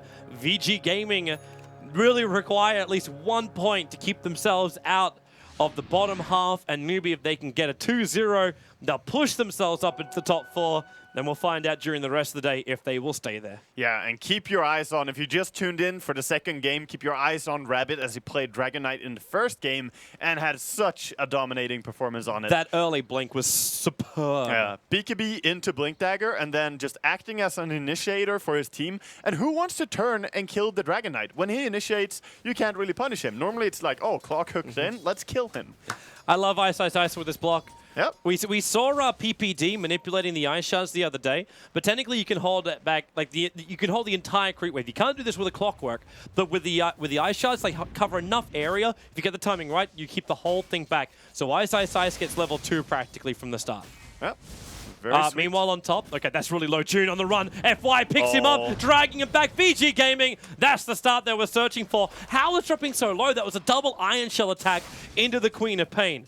Yep, and now he has that first blood on Queen of Pain safe lane, and Queen against Darkseer is a very solid laner as well, so if she gets a good start like this, she might just take over. The charge is coming down. Banana can't Life Strike Array on this one. Moo, Searing Chains, however, stops Fenrir's charge in. They go for the Life Strike Array now on Spirit Breaker. Luckily for him, he is one tanky cow. Yeah, and Shaker is here as well, so... Oh, Ice Ice wasting some mana there, but Shaker's here as well, so might be dangerous if VG keep pursuing kills here. Want to keep my eyes closer on mid too. No Super's build. He went for a 2-0-1 build over on the Zeus. He was dropping Rabbit down very, very low. This just turned into a spray lane. Yeah, this is very standard actually on Zeus, like getting an extra point into Arc Lightning, because it's much easier to CS that way. You're going to kill the range creep with 3 Arc Lightnings. Well, you mentioned previously the fact that that Sentry Ward, like the Observer Ward, was still on the Lina when she walked away. The Observer Ward in the lane has never been dewarded. Yep. That's why they saw Fenrir coming in early. That's why Sunshine knew when it would be effective to come in close. The ward game, it plays a big part. Definitely does. So runes being stolen. It's going to be a Rubik with a haste rune going for a little bit of a deeper run behind the lines of mid. Yeah, He could run in behind Rabbit, but Super needs to get these bottle charges up, and he doesn't have a lightning bolt. Yeah, he's just waiting, trying. Well, he does, but not the right lightning bolt. Yeah, exactly. I mean, he has the cosmetic lightning bolt. It looks dangerous at least. He just leveled up level 1 on the lightning bolt now, so he's got that available. Yeah, DK is actually pinging where FY is sitting, so he knows exactly what's up. Yep. And FY is just waiting. Like the haste rune wore off, and he knows he'll leave too, like because that Observer Ward is just seeing all. Yeah, Banana trying to get some harass bottom lane. They're looking for a chance to kill here, but gonna back off with the Shaker. Yeah. Getting the fissure is difficult. Fenrir's positioning is really smart because he's staying close enough that you're able to see into this little crevice here, just on the side. So Sunshine can't, like, if he's going to move up, he has to move in through the tree line, and that's a lot more difficult. Yeah, definitely. And now Rabbit getting the confirmation as the Rubik has to run back again. Super dealing a lot of damage to Rabbit, but not going to be able to kill here. Just harassing. Just drop him low. When Thunder God's rise up a little bit higher, maybe you worry about it. Bottom lane, Moo, double Searing Chain, but then double Snowball save, and he went to the creep wave, not chasing the heroes down. So a smart play by Ice Ice Ice, protecting Fenrir. Definitely. You don't want to chase after there, as they are just running a duel in against the Trilin, so don't want to go too deep. And, House getting so much momentum on top. He is. He really is farming so much. Darkseer's getting some good CS, though. Sometimes you could get denied a lot. Oh, he's going to search. Telekinesis grab. FY is not in range. Like, he's still short of buying boots, so he needs that. June is doing fine. He's level 4, almost 5. Ice, that fissure, it doesn't block. There's a small gap there, and the Light Strike Array also misses. Yep, pulling the creeps still here. He's just looking to leech the experience. That's a beautiful thing. SP's going to charge in front of Roshan. They're running in towards the mid, so they're after Rabbit. Now, Rabbit saw this because as the Observer was still back on the river. And Fenrir actually gives up on the charge while Ice, the fissure, the stun, and the charge from Bison Space. Supers come in. Ice down to 34 life. Yeah, he salved himself there and gonna live because of it. Very nice, staying alive there. Gonna have to run back to base. Actually gonna deny himself to the Ancients a little bit quicker. We're back. It started again, Waga. Yep. I wonder how many heroes have died to Ancients and Roshan during TI5 group stage. Well, we had 10 in our games yesterday, and that was just the ones we were casting. Blink bottom lane. June doesn't actually have Surge. Now he does, but he's in range of FY when he does it. This should be a secondary kill, even if that is a 2-point up in Surge. The Spirit Breaker's charging in, gives him the vision during the nighttime, but Queen of Pain finished the job anyway. Yeah, Queen getting the kill. But Darkseer, he is dying, but he's also playing super aggressive, and because of this, he is level 5. So it's much better than the scenario of him playing defensive and just being level 1 or 2 at this point. And with level 5, he could easily switch into jungle now if he wants to, because I don't think he's doing that much on top lane anymore. Yeah, agreed. Just pop yourself out, get yourself some flash farm. Yeah. You got bottle, you'll be fine. He's you on the way to it. Yep. Are there any stacks in here? What have we got? No, just on the big camp. No. On the Okay, far yeah. away. Actually, they got two. They got two stacks. There's centaurs as well as alpha wolves. Yeah. And then the trolls and the wild wings together. True. Oh, they're actually gonna go for a smoke here together? Oh, they're gonna search in the DK. They're going to Iron Shell on DK, surge him in, and get in range of Super. And there it is, Super trying to back up. Courier also in range, but Super, where's the TP support? The Fissure trying to hold him there, and they do get the kill. But now Hal lets the ulti rip. He finds one. If Zeus comes back right now, Sunshine may even die. The But charge June's is the one still who's going. low. They want him to actually run a little bit further because then the charge will switch over. So June is down, and Fenrir actually not chasing him Dragon further. Slave? The Slave! Not enough to kill off Hal. Just level 1. If he had that one fiery soul point into the Dragon Slave, he would have killed him. Okay, with the shards, they're low enough. The snowball in from Ice. Thunder God's Wrath in 1 second. Click R, get kills. That's going to be the death of June. And Banana, Ice is right behind him with a sigil. The SP is charging in too, so they can tank up and keep going for this. The Life Striker Array will connect, but FY in close range, Peachy not going to find gaming. more. They pick up Rabbit and throw it away. Fenrir on 10 life is running away. Oh The my Fissure barely misses him, but Banana will find the pickoff while Ice now trying to away from Sunshine. Super is in the neighborhood, so the Lightning Bolt is available. So there's a burst damage that can come against him, not to mention the sigil of Ice buying the space required to escape. That crazy level of aggression, though, just diving in, the Spearbreaker and Tusk going ham together. It's really a pleasure to watch this. FY is finding a lot of solo time now as Super. well, farming up. Ah, no, there's no dragon form. Yeah. They went for the Fissure. If Rabbit can go to dragon form, hit the Dragon Tail, and then breathe fire, they'd have a lot more fun.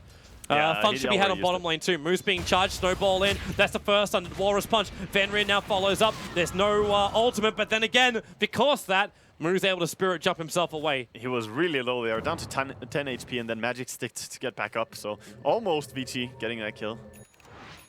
Hal just needed that Sonic Wave again, but They he already need- used it in mid. They need levels on their Spearbreaker, though. He's just level 3, so when he charges in, he actually doesn't do that much damage.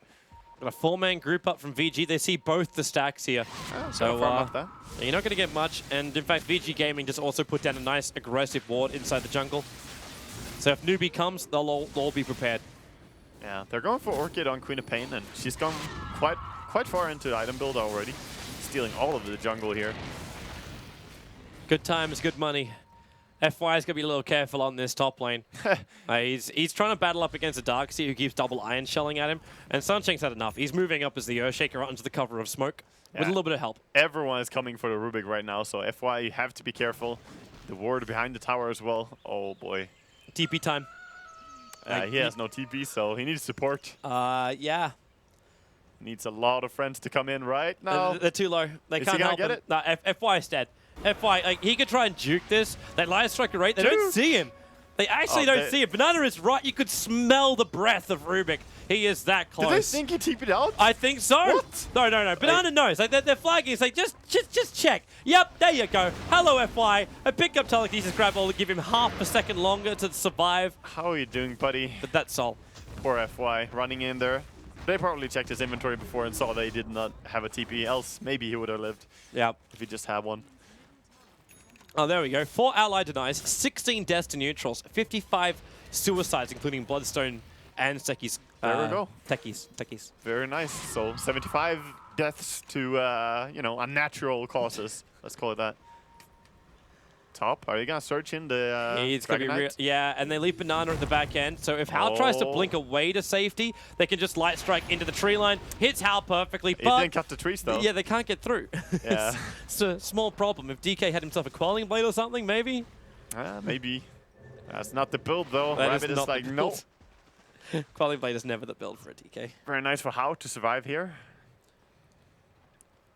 And seems that they're just going to slow down a little bit, farm up more. This newbie definitely taking the aggression to Vici. They got the good CS behind them. The top network still belong to Zeus as well as Queen of Pain.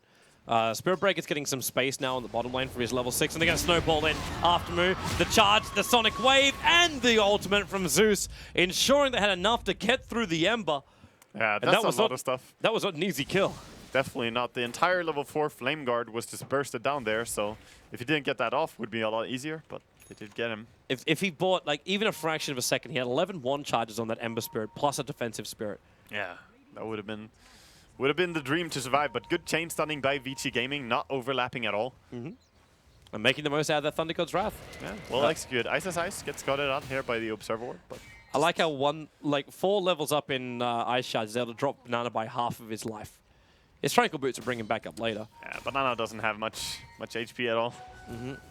On the bottom lane, well, they're thinking about TPing down and trying to defend it, but not going to happen anymore as Super drags the creep wave up, which means Cardi, as well as the rest of the heroes, can just beat into the tier 1 tower. And that's Fenrir almost level 6. Yeah. He's also got almost enough money to either finish up a 1, or he can finish the 1 now, or he can buy up his treads.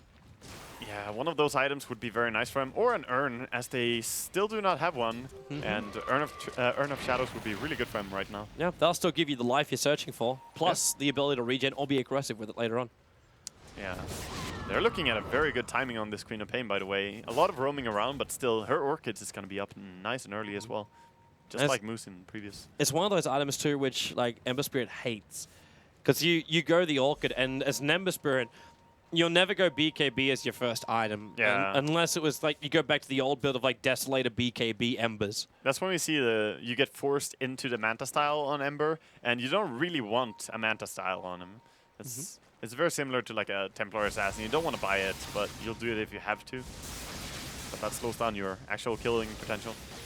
Hal's just staying in the trees in the bot lane. Yeah. He was waiting initially for his CP to come off cooldown, but now he's okay with this. Like, there's no real way to go from here. And FY is having a terrific time. He's finding levels and farm as this Rubik. Always a dangerous thing to do. We saw how Kuro proved that one yesterday. And Fenrir is also going to hit his level 6 now. He's in the mid, and he does buy treads. Yeah, power treads on the Spirit Breaker. And right now, just pressure bottom, but they want to defend this. Well, TP comes in from Hal. Rubik's coming down as well, so yep. Wait for that SB charge to arrive. And who's even think about going on? Seems that they're just checking the rune with Darkseer. Not really committing here, Newbie, just more forcing the reaction and then gonna back off. Maybe realizing that the teamfight of Vici close to a tower seems pretty dangerous. Yeah, especially as Zeus getting bigger. And Aghanim set to first Zeus. No, it's Bloodstone. It's gonna be Bloodstone? Yep. Okay. I shall trust you. As looks like Lina, that's not the fun place to be. Making the most of that Nether Strike nice and early on. As Hal commits his Sonic Wave as well. Just a quick pick-off, but it's more space creation for VG Gaming. They're coming as for they Moo come again. for a smoke move. With the Observer Ward, they know exactly where Moo is. Oh. But they need to get that first stun as Moo. Well, he could try and Spirit away, and he didn't have a Spirit up, so he cannot do so. If he had one up there, he would actually just have spam clicked and gotten away. Yep. But nice pick-off again. I can't believe they killed him 3 times on this Ember. Yeah. And no chance for surviving. It's kind of irony, though, because like if we looked at Moo during the last game, he was the man that was 3 for 0. Rabbit as well was like running around as 3 for 0. Now they jump in. The charge actually being cancelled by the Fissure. Fenrir, but the Thunder God's Wrath going to work. Banana, snowball down right behind him. That's going to be an easy pickup for Ice. He brought FY with him. But they don't find much more. That Darkseer wall making it difficult to escape out through the jungle. Ember But take is out the tower, respawning. and that'll work. Ember is respawning, but I don't think they want to go into that 5-man lineup of Vici. Not without their Lina as well. Actually kind of surprised too, FY didn't get a steal off during that. Like he snowballed in with Ice, but couldn't get the steal. Yeah, I suppose he could probably have stolen from Lina if he instantly tried for it. Yep. Everything is great from Lina. But he was just holding on. He probably wants the Fissure most of all right now. Or anything like... Any strong spell from Ember is fine too. Flame Guard or the jump, but he was obviously dead. Yep. Smoke move coming out from Newbie. They're not happy with the situation, so they smoke up as 4, and they leave Banana behind everyone. But they're searching for a pick-off in the bottom river as now the Observer Wall does get taken out, but the Spirit jump up, gets the Searing Chains over on Super. Hal and FY hits them all back and back in. It's a double kill for Moo. Luckily enough, Hal was able to get away and hold on to that Orchid of his. Yeah, he's going to run and tell the tale of that slaughter. Really nicely played there by Ember, of course, the Moo. They were cut off with the Jumping in. pass. There wasn't 300, there was only 2. Dear God. Nice pick up there. DK ulti though used there, and it's not gonna be up for too long. Maybe they can pressure bottom, but we'll see how much damage they can actually do. I don't think he's gonna even touch the tower. They will probably just back. It's kind of dangerous, and already Rabbit's being charged by the Spirit Breaker. So if he did push, how also actually with the way he's moved so far to the side, the Spirit Breaker won't be visible charging in like this. And there's an Orchid. Yep, He and could there's get picked off. And there's the Dire Observe Ward. How's right behind it. He's got Blink off cooldown. Jump in. There's your Orchid into the Nether Strike with the Thunder God's Wrath again helping out against Rabbit. He should just pop right now to the Queen of Pain. Just that little extra damage that makes it impossible for him to survive. And I like the fact that he did not use his Magic Wand there. Just, he would not have gotten enough HP to survive, so better hold on to his 7 charges. That's like the next level heads-up play. If he was a streamer, he would be getting flamed for not Magic Wanding. Just saying. But luckily he's a professional player in a professional tournament. Luckily he's actually good, yeah. Ice, see about snowballing in as Moo actually waits for FY to get the telekinesis grab. They knew he had to jump away, as he'll actually jump even deeper away. And this Flame Guard to be sold by FY. What a wonderful farming ability. Yeah, really nice. Right now, Vici are just taking control of this game again, but we saw the potential. We saw what Newbie can pull into that game. If they just get the aggression, if they get the jump first and have the vision of the enemy. But Vici have really good wards. So we also just hope that VG Gaming don't fight underneath the tier 2 tower anytime soon. Because that's trouble land. Where are they? Okay, so Sunsheng is also pretty slow with his progression as this Earthshaker. He's got Arcane Boots and just a casual cloak. It looks like we're going to be looking at a Glimmercape build as opposed to a Blink build on an Earthshaker. Yeah, I guess. Glimmering in. Is that the way to get in and out? It could just be casual as well, just to survive the nuke, because there's mainly magic damage, like almost nothing else. Where's our Husker? I don't know. Haha, then Spirit Breaker. Yeah, and Queen Ulti. Yeah, pure damage, you're right. Spirit Breaker actually doesn't do much against Husker, because when he gets low HP, Spirit Breaker just kind of, you know, pats him, doesn't do any damage. But Queen, she finishes Husker, and Lina as well, so dangerous heroes, both of them. Well, for now, VG Gaming enjoying space, the open air, as the VIP booster and the point boost is over on Zeus, so you are 100% right, Waga. And I'm looking at this Ember right now, not too much item progression. He's going towards the early Manta. That is always sad, though, when you have to do that. Because he wants to look at their stack they have on the Ancients. There's no Battlefield to farm that, so that's going to be given to Dragon Knight when he has level 11. Does he have any other option, though? I guess not. Because what happens when he gets orchided? Like, there's just no way out of there. Yeah. And Moo, well, there's a Sleight of Fist, but Super just stands his ground, dropping him down nice and low. A nice Flame Guard you have there. I'm just going to Thunderbolt it and remove it quickly. Dear God. Thunderbolt Chain, Thunderbolt Chain. Yeah, the damage is really high from this Zeus. He always seems to have a lot of mana to use as well. And it looks like the Bloodstone is fully completed now for him. Really nice to have that. 1745, not the fastest timing, but still very respectable for our Zeus mid. So, farming up nicely. They're also pulling ahead in farm overall, just throughout the entire map right now. They're getting more. Well, they've got roughly 6,000 net worth. That's VG Gaming. And roughly the same on experience as well. Banana trying to slow down this push on top lane. Are they grouping up for a smoke in mid, Newbie? Yeah, it is. It's going to be with the TP in, they go for 3. The Sigil is in the neighborhood, however. I don't think it saw the smoke.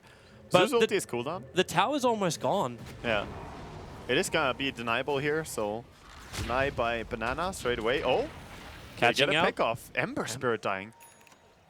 Well, that happened. That was just the 2 of them as well. Like, the Tusk and the Spirit Breaker killed him. It must be Nether Strike into Walrus Punch and Yeah. caught with Flame Guard down. FY mocking him by saying, I've actually still got it. Actually, he doesn't anymore. He lost it. It timed out. But Good point, as you say there. If he had the Flame Guard up during that, he would have lived. But they definitely bring some damage on VG Gaming, all the heroes. well, there goes your creep wave. And the tier 2 tower will take considerable damage now. And Rabbit, Lightning Bolt, and even Breathe Fire stolen. So we've got a double nuke available for the Rubik. So if Newbie do try and come out, FY is actually capable of inflicting a heavy amount of damage into them. Because he will go in with 2 spells that deal damage, the Fate Bolt and the Breathe Fire, and then he has the potential to steal any damage spell, which there are plenty of on Newbie as well. Not to mention he actually reduces the damage as well. So the hero damage reduction of 32. Like that's going to bounce through all of Newbie when they run forward. Yeah. So you take away damage, you inflict heavy damage, and Queen of Pain is still sitting there with a level 2 Sonic Wave going, well, I got Thunder God's Wrath also at level 2. They're charging. That burst damage, they go after FY. There's your first Fade Bolt. But the Shards put the fire, Fenrir running in. There goes the Thunder God's Wrath. Dude, very, very low. But Super being kept out with a Fissure. Newbie being very aggressive, but they've expended so much, and all that's really gone for VG Gaming so far is the Thunder God's Wrath. Yeah, good mech though from Newbie, but that is forced now and has cooldown as well. I think Vici should back, but VG still have their own mech. The Yeah. mech is still sitting over on the Tusker. Yeah, And you've got Sonic Wave. they only really have cooldown Zeus, so they're going to keep going. Here comes Fenrir, charge in, pushes back Banana, wants to go for the ulti, and there goes Yelena. Sonic Wave as well, the damage spilling in to Rabbit. But they're not quite sure they want to hang around here, especially Super. Thunderbolts, Super. he knows he's Suicides. dead. Actually, Yeah. suicides with a Bloodstone. Nice. Doesn't give away anything there to newbies, so very tough. Half the tower was taken there in HP, and they're fake backing. They want to go with the Orchid. This is... I don't know, it always feels like Tier 2 towers are the Achilles heel of VG Gaming. Because they're going in like, okay, you've got a lineup which is slowly chipping away at the tower. It's great if Newbie come out to you. Newbie do it once, but they never really walk past. Like, if we look towards the top Tier 2 tower, they never really walk past this northern line. Yeah. So they don't come out past that. But then VG Gaming crazily run behind that tower into the safety area of Newbie, who are actually not even down the stairwell. They're standing behind the tower ready to fight. Yeah, they were really, really far back there, newbie, and they just punished them easily They when found they dived another that hard. opening. Super. The fissure. Moo could get started Fist-Searing Chain and give time for June to he get missed there, it. but yeah, missing the timing. Elsie could probably just have jumped in there and probably punished him if he had any help, but there was a haste run as well, so perhaps the Zeus was safe. So VG Gaming gaining their composure back. They still are not losing their advantage. They've moved up to about 8,000 in the golden They saw the experience. stack now, but they don't have any hero that can really kill it. I mean, they can steal it with the Queen pure damage ulti, but they can't bring it down from full HP with that. They can just wait for Newbie to come out and then kill him while they do it. That's probably the easier way. Yeah, as long as you know about the ancient stack, that's fine. Tier 2 tower will be taken now. Attempted denial by Banana. A little bit too early. Cardi, most powerful unit in the game, will finish the Tier 2 tower. Don't underestimate Cardi's last hit. Guy's a boss. Yeah, he's been in a lot of games. This guy, never-ending source of stone. So, seems now that VG are in a pretty good spot. They took a tower, but sadly it's the sort of least important Tier 2 tower, as it's far away on the top lane. It's not really important for Roshan and other objectives on the map. But it's still a lot of gold going the way of VG. It just keeps accumulating, but we have to... I would love to say we have to remember what would happen when the Ember Spirit gets big, but he's got no Battle Fury. Yeah, they shut him down so well. Like, they did an amazing job ganking him early on. So when he was 0, 3, and 0, his item progression just stunted so hard. And now, as you said, he doesn't have Battle Fury coming up. He has a Manta. Yeah, like we saw what QO did with it yesterday. And for the people who are watching the highlights as well from yesterday, when you get like your 1 or 2 Battle Furies and you group everyone together, especially the combo you get with the Darkseer, you back everyone into one spot and the spill just destroys everything. That's what you can get from an Ember Spirit with a cleave. But because he's building for this Manta to try and either survive or just dodge, break out of the silence of the Orchid, he's taken so much power away from himself. Fenrir getting a little aggressive on Moo, but nothing more will come from it. It's all a result of the safe lane Queen. And they're looking at the Ancients now, realizing the enemy have started taking them.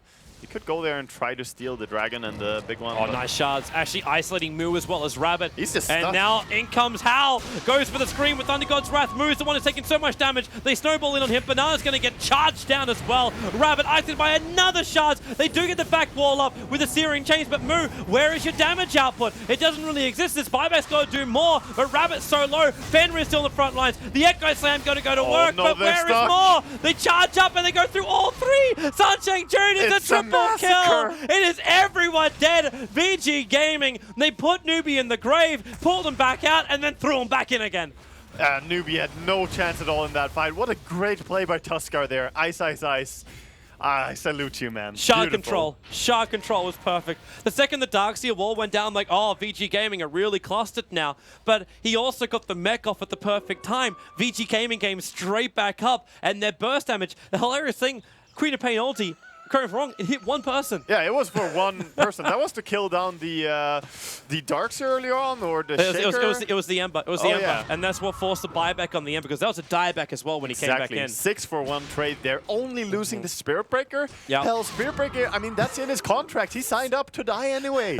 He's fine with that. The hilarious thing is, like, okay, he ran him.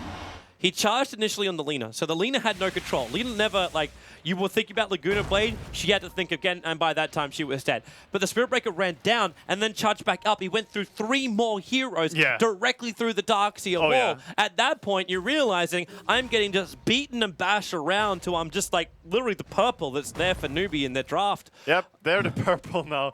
And this also means that Fisher being stolen in that fight is still on FY and they're gonna go bottom. Yup.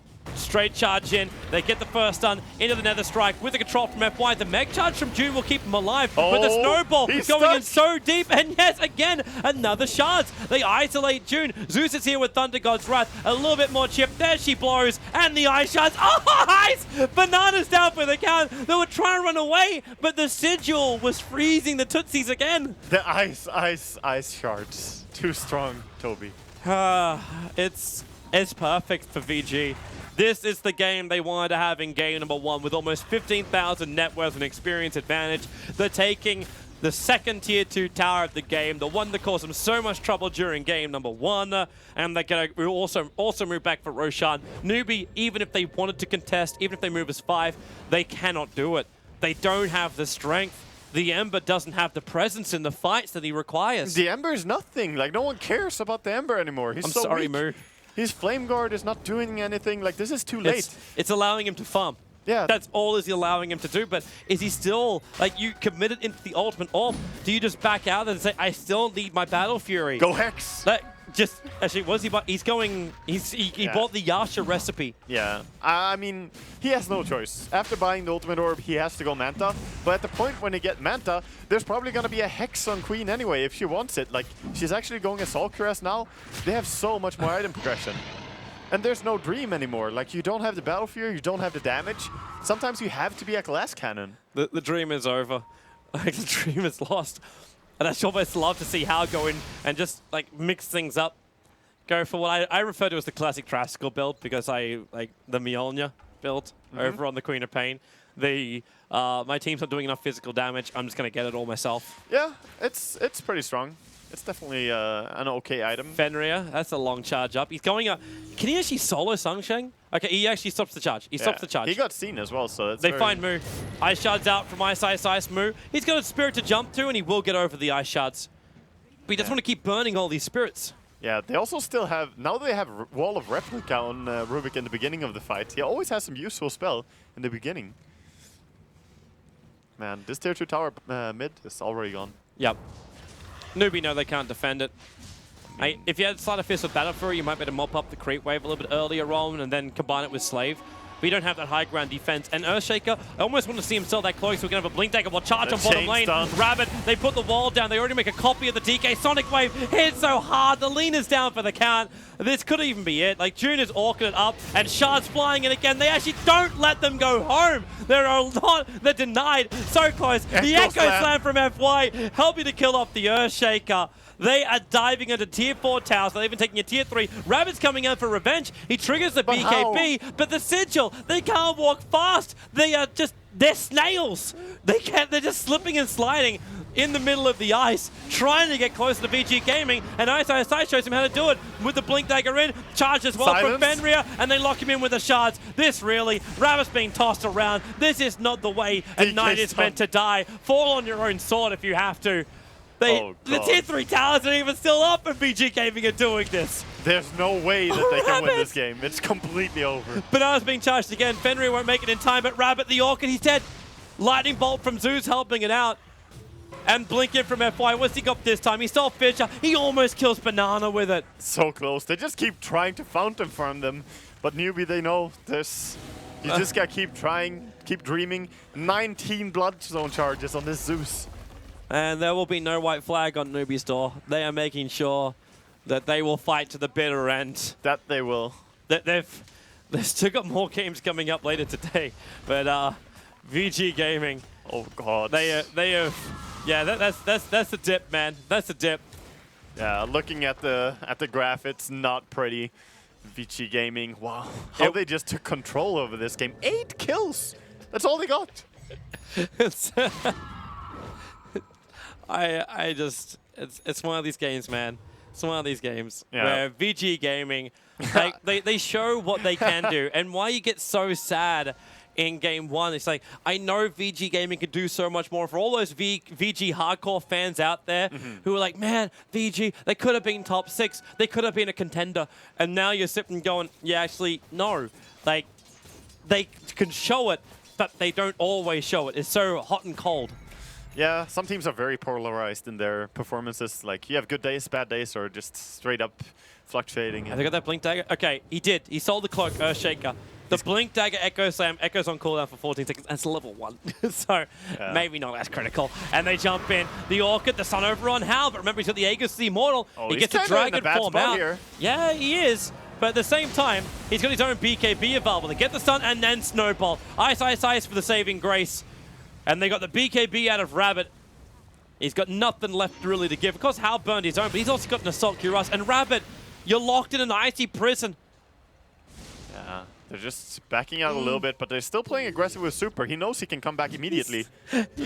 Okay, he's getting stunned. He has trouble. And now in comes Fenrir. They're using him as bait. And June, as she's switching down Fenrir with the Nether Strike. There goes your Darkseer. There goes your Lena. And Hal still on the front lines. Rabbit, the shards this time doesn't get the trap, but the telekinesis grab from FY. Getting the AoE stun. GG. This game belongs to VG Gaming. They level it up and both get 1-1. The white flag has been hung. The towel has been thrown in before Apollo dies. Yeah, it's completely done. And VG Gaming, they showed some beautiful team play there. The combinations and just the communication seemed to be perfect for them there. It was a lot better for VG. Newbie, back to the draft board. How they do it in game number 1, they'll try and do it in the next series later on. For now, though, we'll throw it back to the analyst desk before we kick back into our Group B games. Take that and puck off, dude. All right, we're here. We had a bit of a scuffle here in the foyer with our new friends, but here with somewhat of a surprising result, at least from what I can tell, with Vici Gaming winning. Not just because they didn't look so hot in game 1, but also we talked about the draft where we said it might look really hard for Vici Gaming to close this game out. But they come back going strong and they just push through when they have that chance. They say, listen, if we take it long, yeah, we know too, we're not going to be able to end it, so we're just going to push in when we can. And Synderen, welcome back. So, I mean, let's start with you down the line. How did you view that game? Vici Gaming, definitely a different side of them than we saw in game 1. Yeah, this was really, really impressive for me. Like you said, the thing we've been talking a lot about in this tournament with like win condition and pushing the base, they actually didn't need it. This is a good example of, in a way, a pretty hard to execute lineup, just done very, very well. And if you do it this well, you obviously don't need base breaking heroes because you have top 5 net worth, then you're probably fine. I don't think top 5 net worth has ever lost in Dota, actually. So they just did very well in their ganks. They utilized the Tusk very well, I think, a lot of the time. As Waga pointed out, Zeus got loads of Bloodstone charges, and it just seemed like they had a really good idea in this game about how far they could push their lineup in the fights with, like, disengaging, re-engaging. I think Hal's Queen of Pain as well in this game was exceptionally good at finding angles. It was very nice to see how he...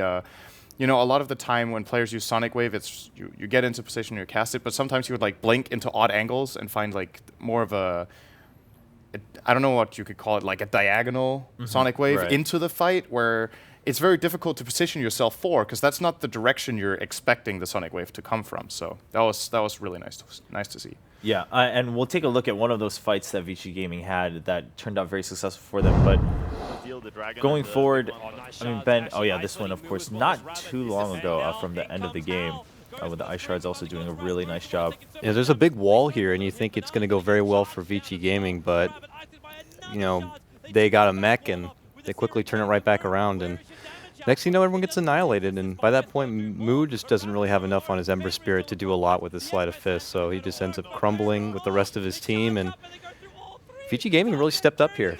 We were all getting a bit nervous about him, but... I like how they adapted to Newbie's lineup.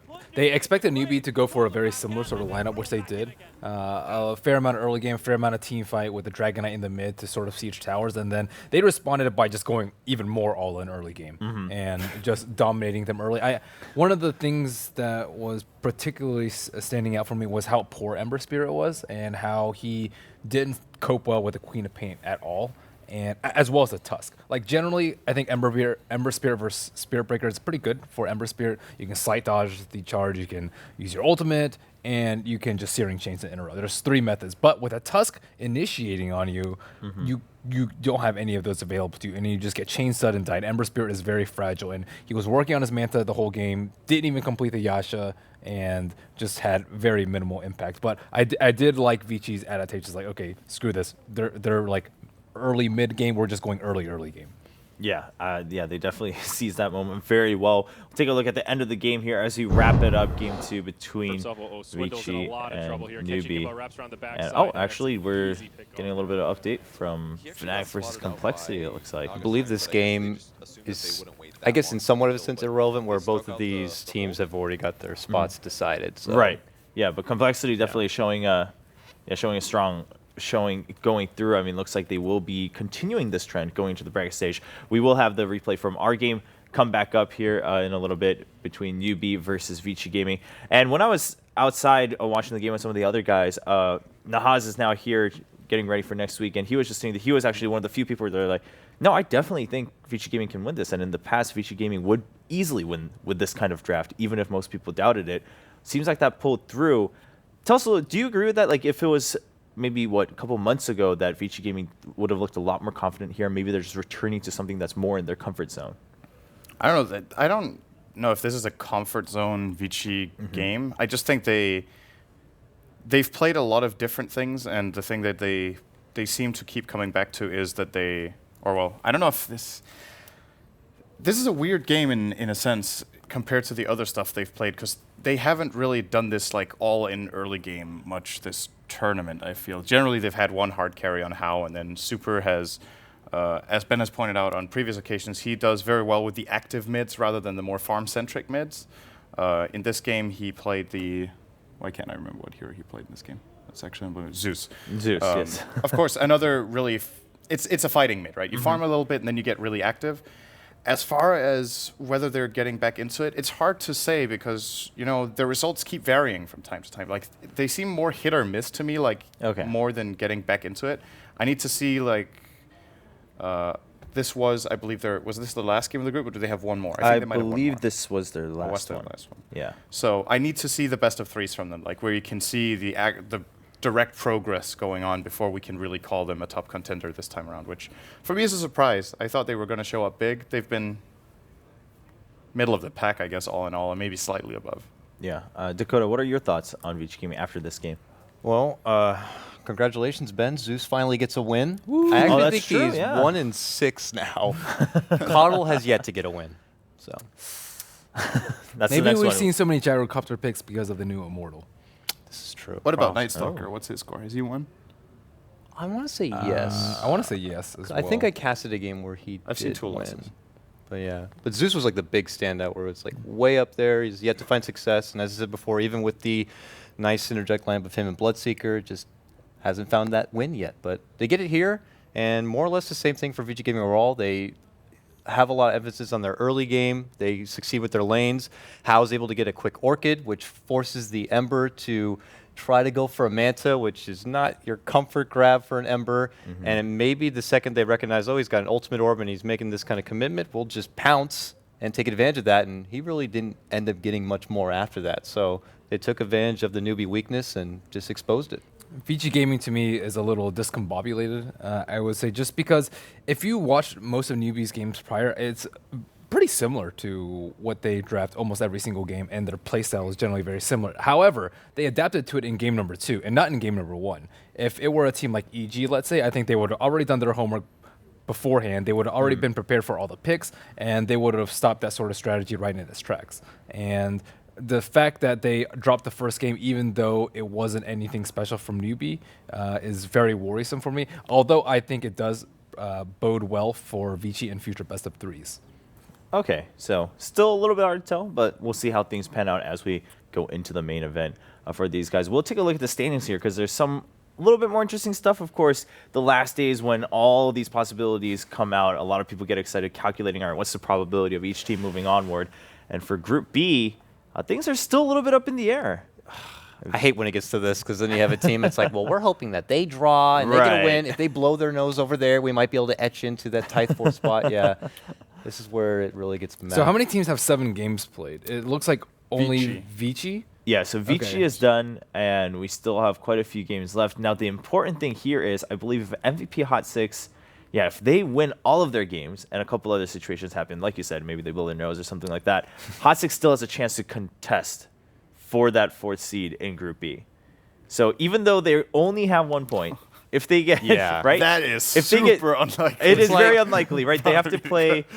They have to play what Newbie and Empire. They have to win all 4 games. Yes. Hope eHome loses their games. Newbie draws with Vici, which did happen. So that's good. That's and then we'll have 4 teams tied at 7 for tiebreakers. So they still would have to battle through a tiebreaker. So it's still possible. There is. It's so out you're there. saying There is hope. There's a chance for Hot 6. So Yeah, far, not they just have to win everything. Yeah, not realistic probability. right. Not very likely. Less than 1 digit. That is not possible. Point. Okay. What do you think, Ben? Who does eHome play? eHome has to play CDEC. eHome, yeah. And CDEC is currently 4-0-1, so they've won 4 of their matches. I mean, in eHome this beating CDEC is not that improbable. They did it in just the, because of the qualifiers, but in this particular tournament, CDEC's looking much better. So I mean, I think eHome is probably the most likely candidate for 4th slot, especially because they have 2 series left to play, I believe. Just one? one now. Did Oh they no, already they play do have. Virtus Pro? No, they have to play Virtus Pro. Yeah. Yeah. Virtus Pro as well as EG, right? Yeah. So, I don't know. It's First Pros will CDEC. CDEC, yeah. eHome has to play CDEC. okay. Either there's the And I don't know if you mentioned, but it's also important, like, as far as the top of the group, what is it? So if in their 2 last matchups, if CDEC get just 1 draw, they're tied for 1st. if CDEC gets only 1 draw. Because CDEC has 12 points and EG has 10. Right. And CDEC has 2 series remaining and EG has 1. But one of them is EG. Yeah, So, so if EG they has to beat CDEC. EG has to beat CDEC, but then if CDEC draws against the other team, then they CDEC actually have just to win because needs they would lose on heads up. To Right. win EG. 2 games. That's That's, true. it. They just need They to have to win win 2 games in That's it. separate series. That's correct. Yeah. That's true. Against So either EG or eHome. Yeah. Or 1 in each. Or 1 in each. one So in yeah, each, CDEC that's right. simply just has to win 2 maps, and then they're cruising through in 1st place in Group B, which is probably the biggest surprise in terms of how big of a surprise it itself is, right? Not just playing well, but for them to move up over a team like EG, over some of these other teams like Vici Gaming in Group B. Coming from the wild card, too. Yeah. I remember that. It's like a Cinderella story in itself. It really is. I mean, no matter where they end up now in the main event, the fact that they pulled that off in 1 week span is a pretty impressive feat. And we talked about this in the wildcard plans. We said, yeah, they're the favorite in the wildcard plans, but within the wildcard plans. Any of these teams, if they move through, maybe top 8, most likely top 10 is what you guys said. Now it's not looking like it anymore. CDEC definitely pulling a big shot here for TI5. Well, 2 of the qualifier teams already are top 10. That's very true. Or top 9, I guess. Or yeah, it's like it's weird to talk about top 10 because 9 through 12 is the same placement this year. There's 13, 16, 9 through 12, and then it's like 5, 6, and then each individual place after that, I think. So Yeah. But Complexity and CDEC are already confirmed winners bracket, which means if you lose out from there, you're still 9th. Right. Because you skip the first round in the lower bracket, which bumps you up that 1 step. Yeah. So That's they're going to true. be feeling pretty good about themselves. I mean, they've already secured, what's that, $215,000 right now for 9th through 12th. Something like that, I believe, So yeah. No big deal. it's pretty good going into that. No big deal. And Let's there's an just figure. interesting thing that that was brought up yesterday is that if you win your first match in the winners bracket, you win $1 million. That's TI1 right there. Yes. That's the Right. grand Yeah. final Sixth right there. place, Talked about sixth that. place this year is 1.15 million yesterday, and you jump up from the about 200,000 I said. So that Yes, one best of that's 3 is worth $1 million. huge difference. That's So absolutely you probably want to insane. choose your opponent that you can Yeah. beat Right, with and an yeah, easy that's million. why it matters so So- much. Again, I mean, sure, if you've already achieved somewhat of your goal, there's less pressure, but at the same time, when you're that close, like when it's only one match, it's not that you have to win the finals. That's a pretty big deal, and you're like, you get excited, right? You're like, all right, I want my best shot. Going back to it, though, again, Group B, nothing is set yet. MVP Hot 6 still technically has that chance. If anything, they still have a chance to be able to select their opponents in the lower bracket. Just because they're at the very bottom of Group B does not mean they're down and out, and they simply just have to boost their confidence. And again, we talk about everyone having this story a little bit. Hot 6, of course, a bit of a nice story among themselves. We're going to take a look at Heen and his team's history coming into TI5.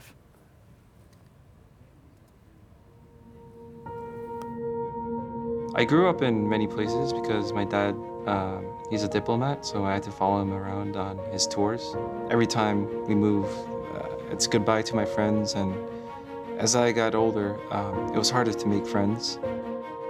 I started playing games at the age of 8 or 9. Our country had one of the first esports scene in the world, and even as a kid, there were professional gamers who were making big bucks and getting a lot of airtime, and the more and more I tried, the more and more it seemed like I could be one of those people.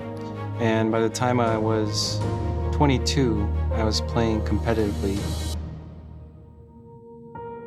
At the age of 24 is when I was called to the army service. It was hard for me as a gamer because I thought I was playing the best just before I had to go into the military. When you go to military service, you're usually like, hey, I'm done from competitive gaming, I'm done. It was kind of like recovering from an injury, and I tried my best to get in shape again. Towards the end of my service, March recruited me, even though I had been not in the scene for 2 years. When I see the players, I value their talents, but also I value their approach to the games and their passions. And then he had all three, so I was sure that he will be back up there. We played together for a year, and that's when I moved to MVP Hot 6. My role in the team as a captain, it's to make sure that everyone on my team is given a chance to play their A game. So I want to give them confidence. I hope TI5 will be the tournament that proves to me that my team can be one of the best. But it would basically be a statement for myself that I can achieve anything, as long as I don't give up.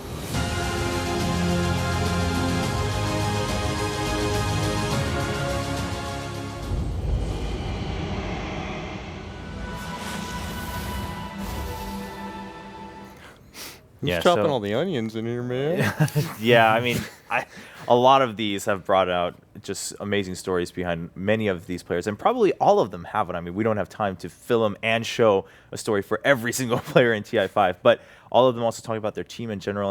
And this one particularly, I mean, March says it, right? For any country, not just Korea, that has required military service, when you go in, I mean, in any industry, if you go away for 2 years, coming back and saying that you're in your prime is a very tough thing to do. Heen's here going for another shot.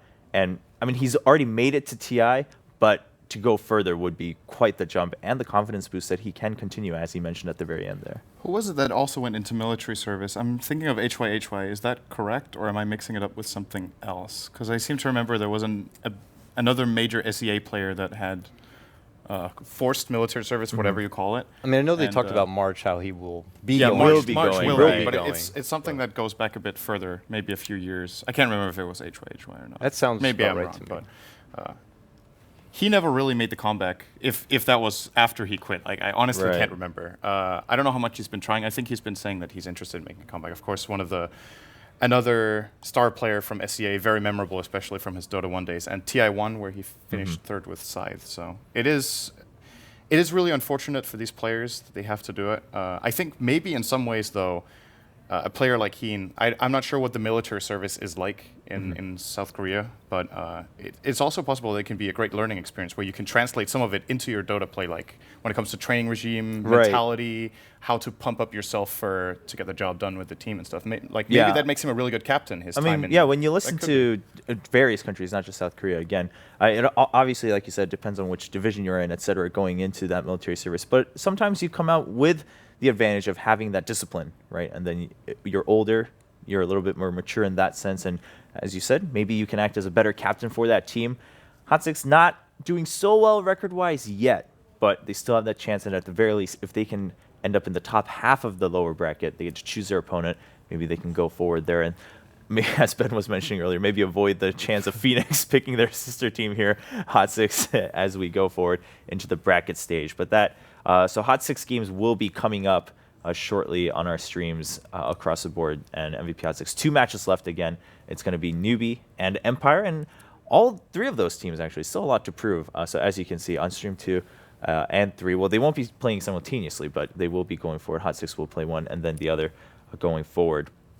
Now coming back to the top half of Group B, CDEC versus EG, right? Yeah, this is an exciting matchup. I mean, we saw the LGD Secret match yesterday, and now here we are with CDEC versus EG. But again, no one expected to be like, all right, the Titan matchup of Group B is going to be CDEC and EG, right? Everyone thought EG was going to be in there, but CDEC surprising. How well prepared do you think EG is for this? I was going to just say something to go on that note, too, because, and it could be all a front, but whenever they like to interview like their captain PPD and stuff, they always talk about like, oh, I don't really watch much of the Chinese teams and how they play. You know, we're just going to bring our style. Now, they could be lying and actually be researching and stuff, but CDEC is one of those teams that maybe they actually did look over. Being a wildcard team, they're probably like, we don't have to worry too much about them, but now they're the most hyped up match today, and I really hope they didn't just look over them because they bring a very aggressive style that can throw EG off. A lot of teams have been citing his gyrocopter, aggressive gyrocopter, as a very difficult hero player combination to play against, but they also he plays a lot of different heroes. I saw them like run Slardar and just absolutely destroy yesterday, so I think even if they just pull from this most recent pool of TI matches from CDEC, they're still not going to have a lot of information about them. And I can't expect for PPD to be fully prepared for this match. I think what he will do, though, is probably look to counter out aggressive in lane, if he can do that. I think he is really what, like, obviously everyone in the team is doing a lot of work, but it just seems like aggressive, what has really given them a lot of their wins is that he's really good at being an active carry. In a sense, it's similar to how we see for Secret Arteezy. In the past, he had a time when he farmed a lot. He's starting to get way more involved, apart from when he's playing anti-mage and he has to farm. Right. But sometimes when we see him on other carries, he does like to join fights earlier with his gyrocopter, unless, you know, it's kind of the direction the game is going in, that teams gather up and fight really early, so your carry needs to be able to join small skirmishes, ganks, and of course big team fights. And when it comes to aggressive, I think you ban the gyrocopter. To me, that's just a given. You ban the gyrocopter and you try to get the quap. And then if he goes for something like a Slaughter or maybe his Juggernaut that I don't know if they've used this tournament, maybe they've done it once, you try to maybe challenge him in the lane so that you get to dictate the flow and the speed of the game. Okay, now, whenever we talk about EG and their preparation, a lot of times it shows right away in their very first phase bans, because they ban things that most other teams do not in the first phase. They let a lot of the high priority picks just stay open for both teams to take as a free-for-all. You mentioned Gyro definitely still ban out when it's up against CDEC. Are there any other heroes you would like to see, or you think that EG might want to just ban out in the first phase, contrary to some of the other popular ones? Lina and TA maybe for Shiki, especially when Shiki's on Dire. I think the TA is a very, very scary pick, and I know that Sumail doesn't really mind playing against a TA as a Storm Spirit, but just that whole sort of like Roshan control, just because if their carry is very, very aggressive and they can just secure map control in the first 10 minutes, you don't want them getting Rosh, because then it's just going to mean another 10, 15 minutes of map control. And they're very good at setting that framework like right immediately after the lane start or when the lanes start to rotate around a little bit. So I think they're going to play differently and ban differently on each side. Okay, Dakota, what about you? Do you think there's any other heroes that really come to mind when you think about CDEC that EG perhaps has prepared against them? The only thing I can think of is if EG feels CDEC is worthy enough, or if they value enough getting this win, that maybe they entice or bait out CDEC to pick something that they are comfortable with, and that's when they pull something out, similar to what they did against Fiji Gaming with the FY Bounty Hunter. Maybe they throw out there the Lesh, or they do give them the Gyro and risk taking that head on with something they might have been able to formulate, you know, outside of the TI. So I'm not too sure, to be honest. It just comes down to how much EG have prepared for this kind of matchup. Because CDEC, once they build up that kind of momentum, if they get something like a Gyro, they make that 7-minute gank happen, they end up being successful. It's very hard to take that back away from them. They will hold on to that advantage and not look to let go. Yeah. Now, of course, EG, like you mentioned, I mean, a lot of times they are known this week in TI to be giving up a lot of these strong heroes and just say, all right, we have a counter prepared, or we want to try this maybe, see how it pans out. But overall, it doesn't seem to have met the level of success they probably wanted it to, nor their fans. Do you think now, when it's now fighting for that first seed, do you think it's important for them to just say, all right, we'll just go with whatever's most stable? Maybe that's a switch that they need, because they're always too dynamic about their drafting. What do you guys think about that option? For EG? Yeah. Well, I don't know how much they care about the current group standings, but even if they win 2-0, they're not safe. Like that's true. The thing. So the question is, if you look at it as like a gamble in whether you want to quote unquote burn a strat, I would agree probably taking the stable approach here, because ultimately, whether or not you get first place is actually now out of your hands. You can win the 2-0 against CDEC, but if they win their other match 2-0, you're still second. Right. Now, if you win 2-0, you force them to win, because then a draw is not enough for them. So if they tie you, you still win on head-to-head. And of course, in addition, you want to show that you're strong, right? So of course, you want to go for the wins. I would say it's unlikely to see something very funky for EG here, because the actual value of winning this series might be nothing, right? It could be. So I would agree, stable here. As far as going further in the tournament, I think it's really good that they're being funky with their draft. It's the way they've historically won a lot of tournaments, by catching their opponents off guard. It's great to have aces up your sleeve, but the question is, how many aces do you have in the deck? You might want to save them for the main event. That's a good way to put it. Ben, on the flip side, EG does have a lot of niche picks. Do any of these directly go against what CDEC wants to play, so that CDEC maybe has to ban these out on the other side? I'm not sure how effective Clinks will be. I think that's one that they turn to a fair amount. Clinks is good at punishing greedy teams, and I don't view CDEC as a greedy team at all. I think they have, the typical group around together and a very tightly knit chemistry and teamwork, and that's not very easily punishable by a Clinks. So I think they should shy away from that. I did not like their triple invis strategy, the Clinks Bounty Hunter plus Screen Protector. I also think that's probably a no-go for them. Aside from that, I mean, it's just the standard, and of course they need to be flexible as the draft goes on. It's a 2-game series, so even if they drop one, they still get a good feel out for their opponent. And this is an opponent, again, they have not faced. And EG in Group B hasn't faced many of their opponents, and this is why they're not undefeated, I feel like. They take time to adapt, to grow, to learn from their opponents and learn from their mistakes. And if they drop game 1, I'm very confident in them in game number 2. But it's just a matter of how generic of a strat. It's generally like a Naga plus something safe, maybe an anti-mage to delay the game, maybe a Darkseer for the combo plus holding the high ground. These are the stable strats that I'm looking for EG to run. Yeah, and now let's talk a little bit bigger picture going forward. As we wait for these teams to prepare for their match, Dakota, one thing we discussed briefly yesterday was, all right, so if you're in the top 2 of Group B, no matter which team comes out on top, would you, maybe it does depend, of course, which team you are, EG or CDEC, but would you rather play against Complexity or C9, right? Because if you're EG, maybe C9 better, maybe, or at the same time you just don't like that matchup because C9 games can go very long and you're not sure how that always ends up. But Complexity, a little bit of a wild horse coming in. Yeah, that's actually hard to say, especially with Complexity being able to 2-0 C9 today. I don't know how much value a team like CDEC or EG look into that.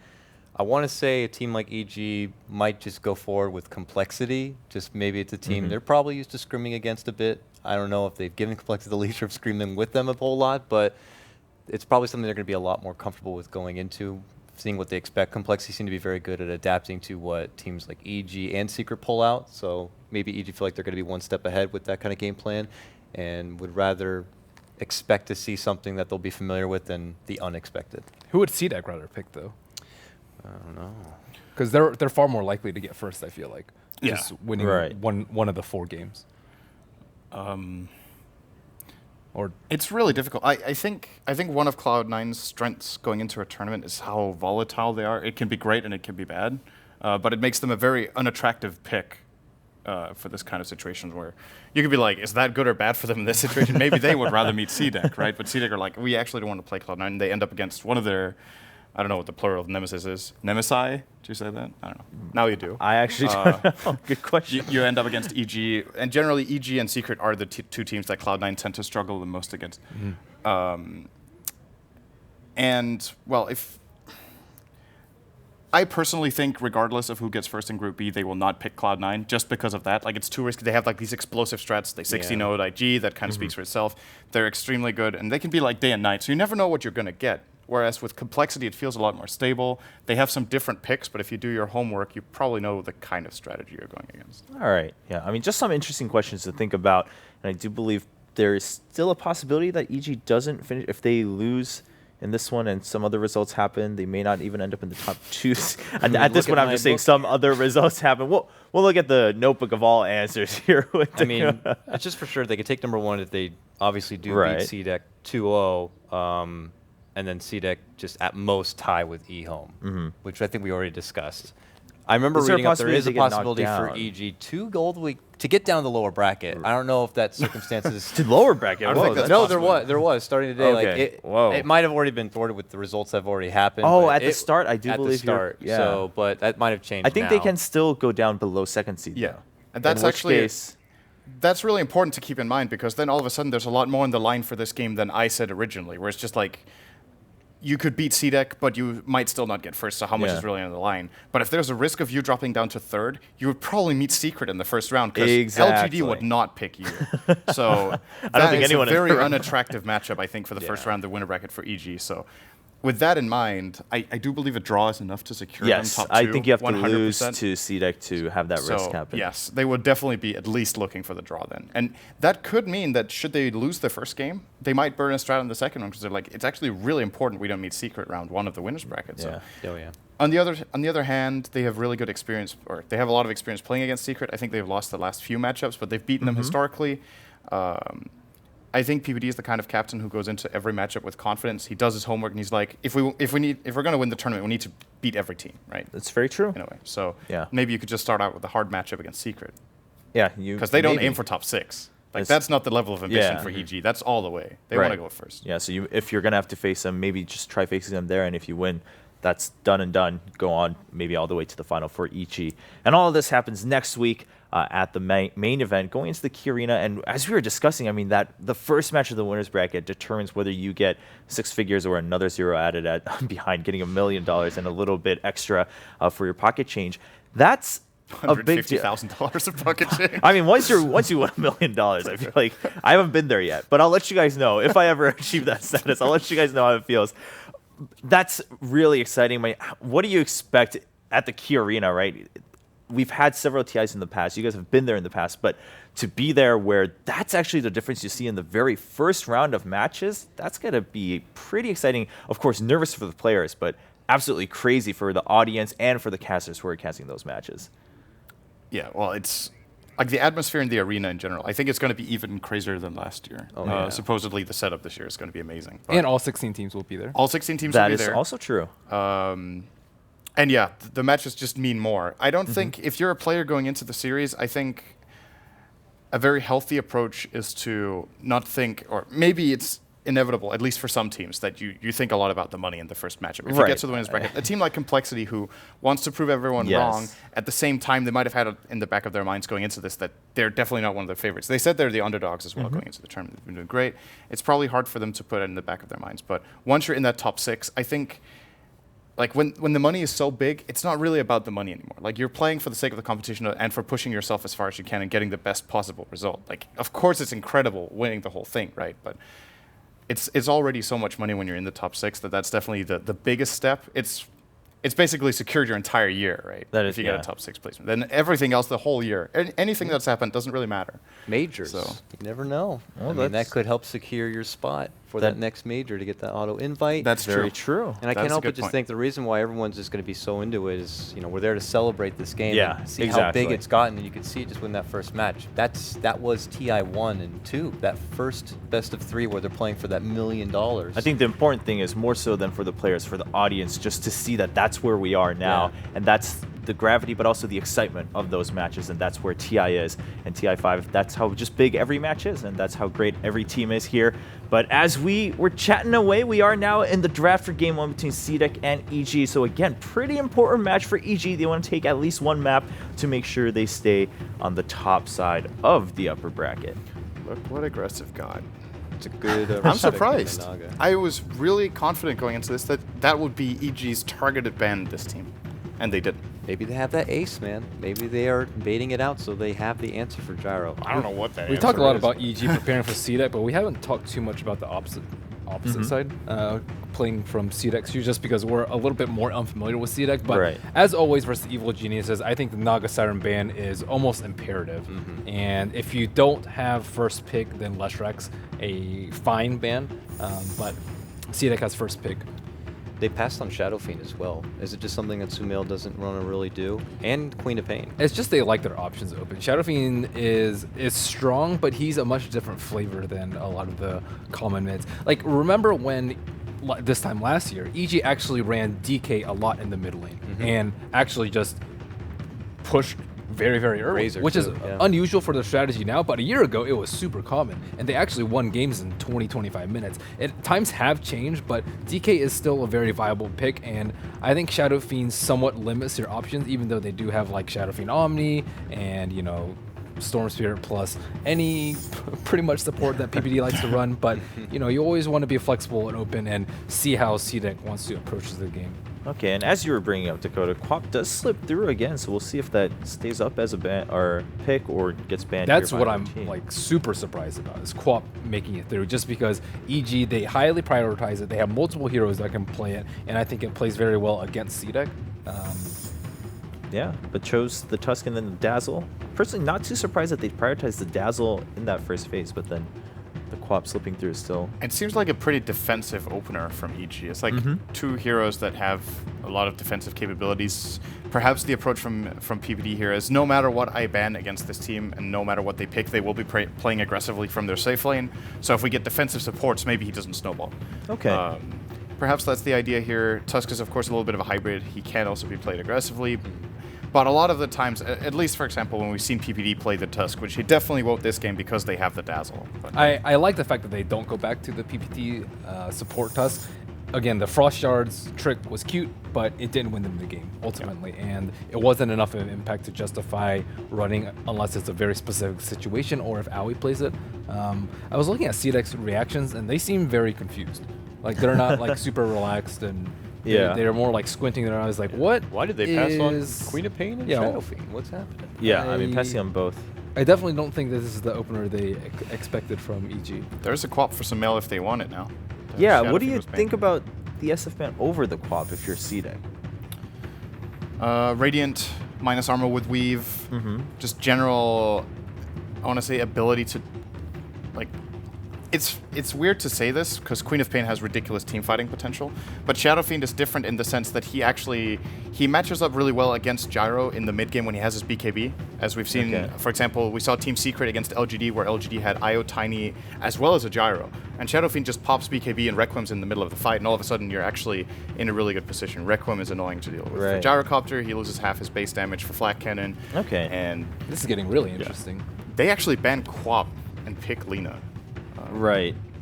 Maybe these teams just decided before the game Quap's not good anymore because it has a really good win rate, always wins its lane, and generally just does well in this tournament, so we don't want it. Now, do you think this is partly also just to make sure that if you pick the Quap, CDEC doesn't go to the Lina as like an auto response, and so SF is already banned. That's a good point. Let's just ban the Quap and take the Lina. That way we have some sort of an advantage and also still some flexibility. There's got to be a TA coming here for Shiki, I think. Oh, that's a good point. We brought it up before, and we haven't talked about it now. That's the counter to the counter. Yeah, but what they ultra counter? Make Fear, Lina Core, and then pull out a Viper or something. Right, I mean, so the Lina's still flexible, right? I think they'll fourth pick the TA. Like, I wasn't expecting it here. Now, the fact that they picked Visage is a bit surprising. This gives them an incredible aggressive trial lane if they want to do it, or just cements their safe lane. You can't challenge into Gyro, Shaker, Visage if that's how they lane it. That's just impossible. I can't think of a single lane that beats this off the top of my head. That is absolutely crazy as a trial. So at least they've got that. That means aggressive should be safe just from the draft here. I think if you're EG right now, you disregard the potential of challenging the Gyro, which they might have wanted to do anyway. But it's not happening. I think you can definitely counter it. You have to have the magic immune carries though. Juggernaut and Lifestealer, but in particular, come to mind. Lifestealer has been picked a couple of times. Juggernaut is underrated, I would say. But again, I'm not sure whether or not they're going to run the Lina. For some reason, I think like Slardar is going to be picked up. I don't know. Lina's a core Rubik would also be okay, I would think. It's good for stealing the bird. It's good against Earthshaker. But that would add a bit of the magic, resistance. But those then they go the a bit hefty into the intel. Those were the days. Aside from that, I mean, I think both teams already have to be like pretty wary about Roshan, just because of how these teams both, I think, heavily rely on it. And Dazzle getting Medallion, Visage getting Medallion, you can just take it very, very easily. I talked about Clink's like not being a super attractive pickup for EG, but it is very good at just single targeting, focusing down the Gyro, especially when Dazzle is on your team. However, Winter Wyvern is still in the pool, but that would also force Earthshaker into an offlane role, which I'm not particularly sure that CDEC likes. I still think TA is really good. We also know Fear plays just a good Clinks in a bit of a different way, not that Orchid pickup. He likes to go minus armor, Desolator, sometimes even a Medallion. Works out nicely with Dazzle, so we have that bit of synergy there, but it is pretty single target, while someone like Gyrocopter can havoc on over your whole team. Just hope they're not too dependent on trying to get solo pickoffs with this Clinks or anything in that mid period. Alternatively, they wait with their mid pickup and they get something like the Clock for offlane. If it's a support Shaker, which I do think it is. All right, that's Darkseer instead. They have really good teamfight combo now. Vacuum into... Call down, Fissure. Bird stuns if you're God tier. I like Clinks in this particular matchup just because he's super tanky. Like if you look at CDEC Gaming's lineup, they don't actually have any ways to kill like a Death Pacted hero very easily. And like Gyro and Earthshaker and Visage, they have like a lot of set magic burst, not anything percentage based. And he's just a very good frontliner that can absorb so that Sumail does a lot of damage. I think generally that's how they like to run things. If it's not Fear or if it's not Fear up in front, it's General Universe. But you want Lina to be able to just eliminate Gyro and stay alive in team fights, get your Scepter so that Gyro is completely irrelevant in all these fights, especially because they don't have any defensive supports anymore. I mean, yeah, Shaker is defensive, but once they get BKBs, Gyro is going to be under a lot of heavy fire. Yeah. Good ban. Yeah, the TA, as you were mentioning, I mean, at this point, EG not taking those chances and saying, all right, now we're going to take advantage of the mind game we kind of put on the board. Shut that out. So what else has Shiki played that remains in the pool now? There's no Quap, which I guess Aggressive has played a lot. There's no Lina, no TA. Oh. Oh. Well, that's an... Wow. Okay, the secret strat. That's a curveball. Okay. Well. Tusk Techies. Our CDEC ready. Well, I mean, yeah, it is Tusk Techies, it's just in the very front and back. I do believe for EG, it's AUI who plays the Techies. And I think, judging from how he usually plays as a player, first of all, that would put it as a farm priority Tusk. So it's a core for Universe. It's not a support possibility anymore, really. Mid Lina. And AUI will probably focus a lot more on farming than you see from other teams. So it might be a little bit more of a defensive Techies that aims more for the mid-game impact. Of course, they're going to use the Snowball Suicide, because why wouldn't you? Right. But probably going to see him maybe like there, stack the jungle, maybe use some mines there, get him his level 6 that way. And he tends to have like a different approach in general to playing supports than a lot of players do. A little more greedy as a player. Okay, well, the game is already kicking off here between EG versus CDEC. Game 1, EG needs to secure at least one map to ensure that they are at the top of Group B. Let's find out. All right, guys, welcome in to everybody tuning in on the live stream. We've got Evil Geniuses facing up against CDEC, probably the most hype match of the day. CDEC have been doing extraordinarily well in the group stage, probably blowing pretty much even the most fervent CDEC fanboys' wildest dreams out of the water with their performance so far. But they are facing one of their toughest opponents, Evil Geniuses, who have been a pretty standard top 3 prediction for most analysts. Yeah, EG is... You look smart by just calling EG a top team, right? Like, it's not a very difficult. Yeah, it's not a very difficult association to make. You say, it's like saying Secret's going to be really good at this international. All right, or LGD. Like everybody thought LGD was. I think that was. I know people like to say Vici, but I'm pretty sure I heard most of the personalities. No, way more people say had LGD. Yeah, LGD as like a 3rd place slot, and Vici Gaming was more like a 5th place slot. So things are kind of evening out. I guess the biggest surprises for me are both CDEC and Empire. I thought Empire would do a lot better, but so far it hasn't happened. And you and me both, buddy. Yeah. You and me both. But this is pretty much a game of like 2 titans. CDEC is a team that has so much going for them. They're a huge underdog. I mean, they're clearly proving they're not an underdog, actually. Yeah, anymore. Like, going into this tournament, they would have been, like, if this was the first match of theirs in the group stage, they would have been, like, the biggest underdog. But as we can see, CDEC, they're just hoping to be able to get, I mean, just a tie they'd be happy with against Evil Geniuses. EG really want to be able to take this clean 2-0. We've got a Sumail Lina facing up against Shiki's Bloodseeker in the middle lane. A bottom lane, we do have an aggro tri-lane of CDEC. So you've got Aggressive, Q, and Garter. They've already brought counterwards to the lane and managed to take away First blood mid. AUI's. Oh, the ticks, and there it is. Sumail, that last Dragon Slave, is able to pick up the kill. Oh man, I watched that the entire way through. And it was so weird. Sumail just kept right-clicking him, and then Shiki actually put Blood Rage on himself. He had 200 HP left, and then Sumail just right-clicked him to death. And that's the third time I've seen out of 4 games Sumail get a solo kill mid. That guy's just so aggressive. That guy's just so aggressive. He just always finds the opening for that first blood before anyone else can. Yeah, the fact that he keeps getting solo kills mid is just, it baffles me. Like, they really need to respect him a lot more.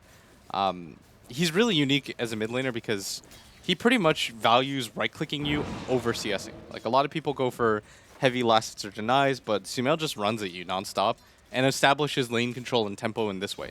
Like, he might miss a few CS early as a trade-off, but he's perfectly content with just getting the right clicks off on you to establish lane control as fast as possible. Right. It's all well worth it if you manage to, I mean, obviously pick up first blood, but even just pushing the hero back and establishing the dominance from there is going to be able to get you that CS advantage by, like, the 4 or 5 minute mark. So Sumail is, as you can see, really utilizing that extra range of the Linas.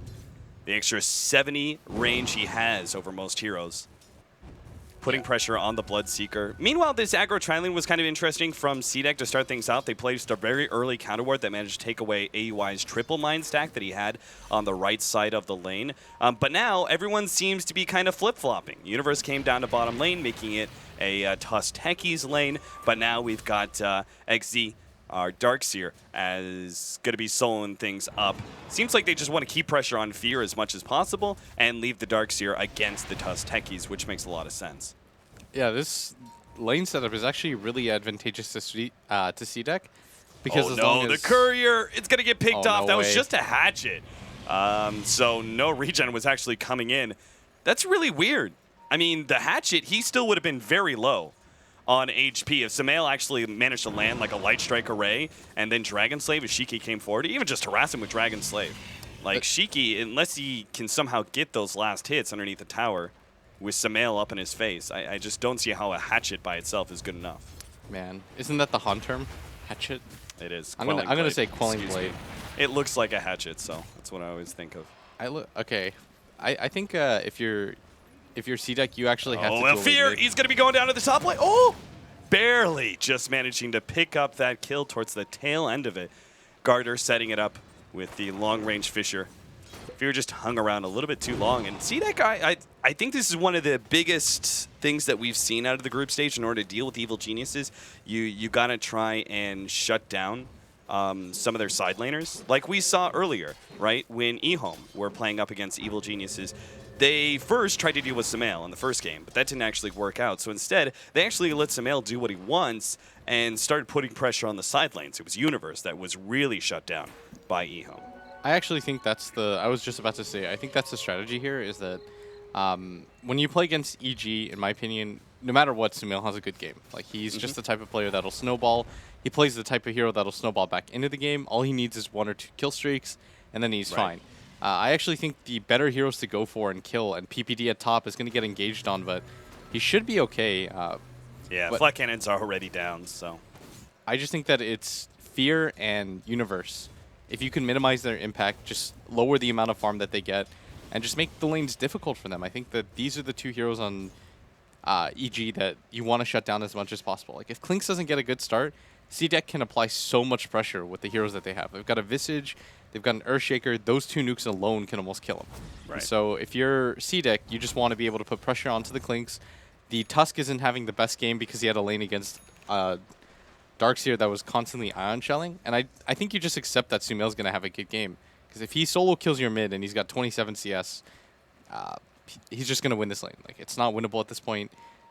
They're rotating his support and allowing the Bloodseeker to just pure jungle, and I think this is a better move than trying to challenge him. Like, he's probably going to be disruptive, but as long as you can shut out the Klinks during this time, you're going to be fine. Because there's going to be a point where Fear gets his Soul Ring and a Deso, and then he just goes around the map 3-shotting people on CDEC. So it's important that they tempo control him early to delay that timing as much as you possibly can. Right. You want to expand a little bit on Shiki's mid Bloodseeker that is now jungling. Obviously, he's probably kind of just been forced into this, but the general idea, most of the time we see safe lane Bloodseekers pick up like level 6 and then full-time jungle.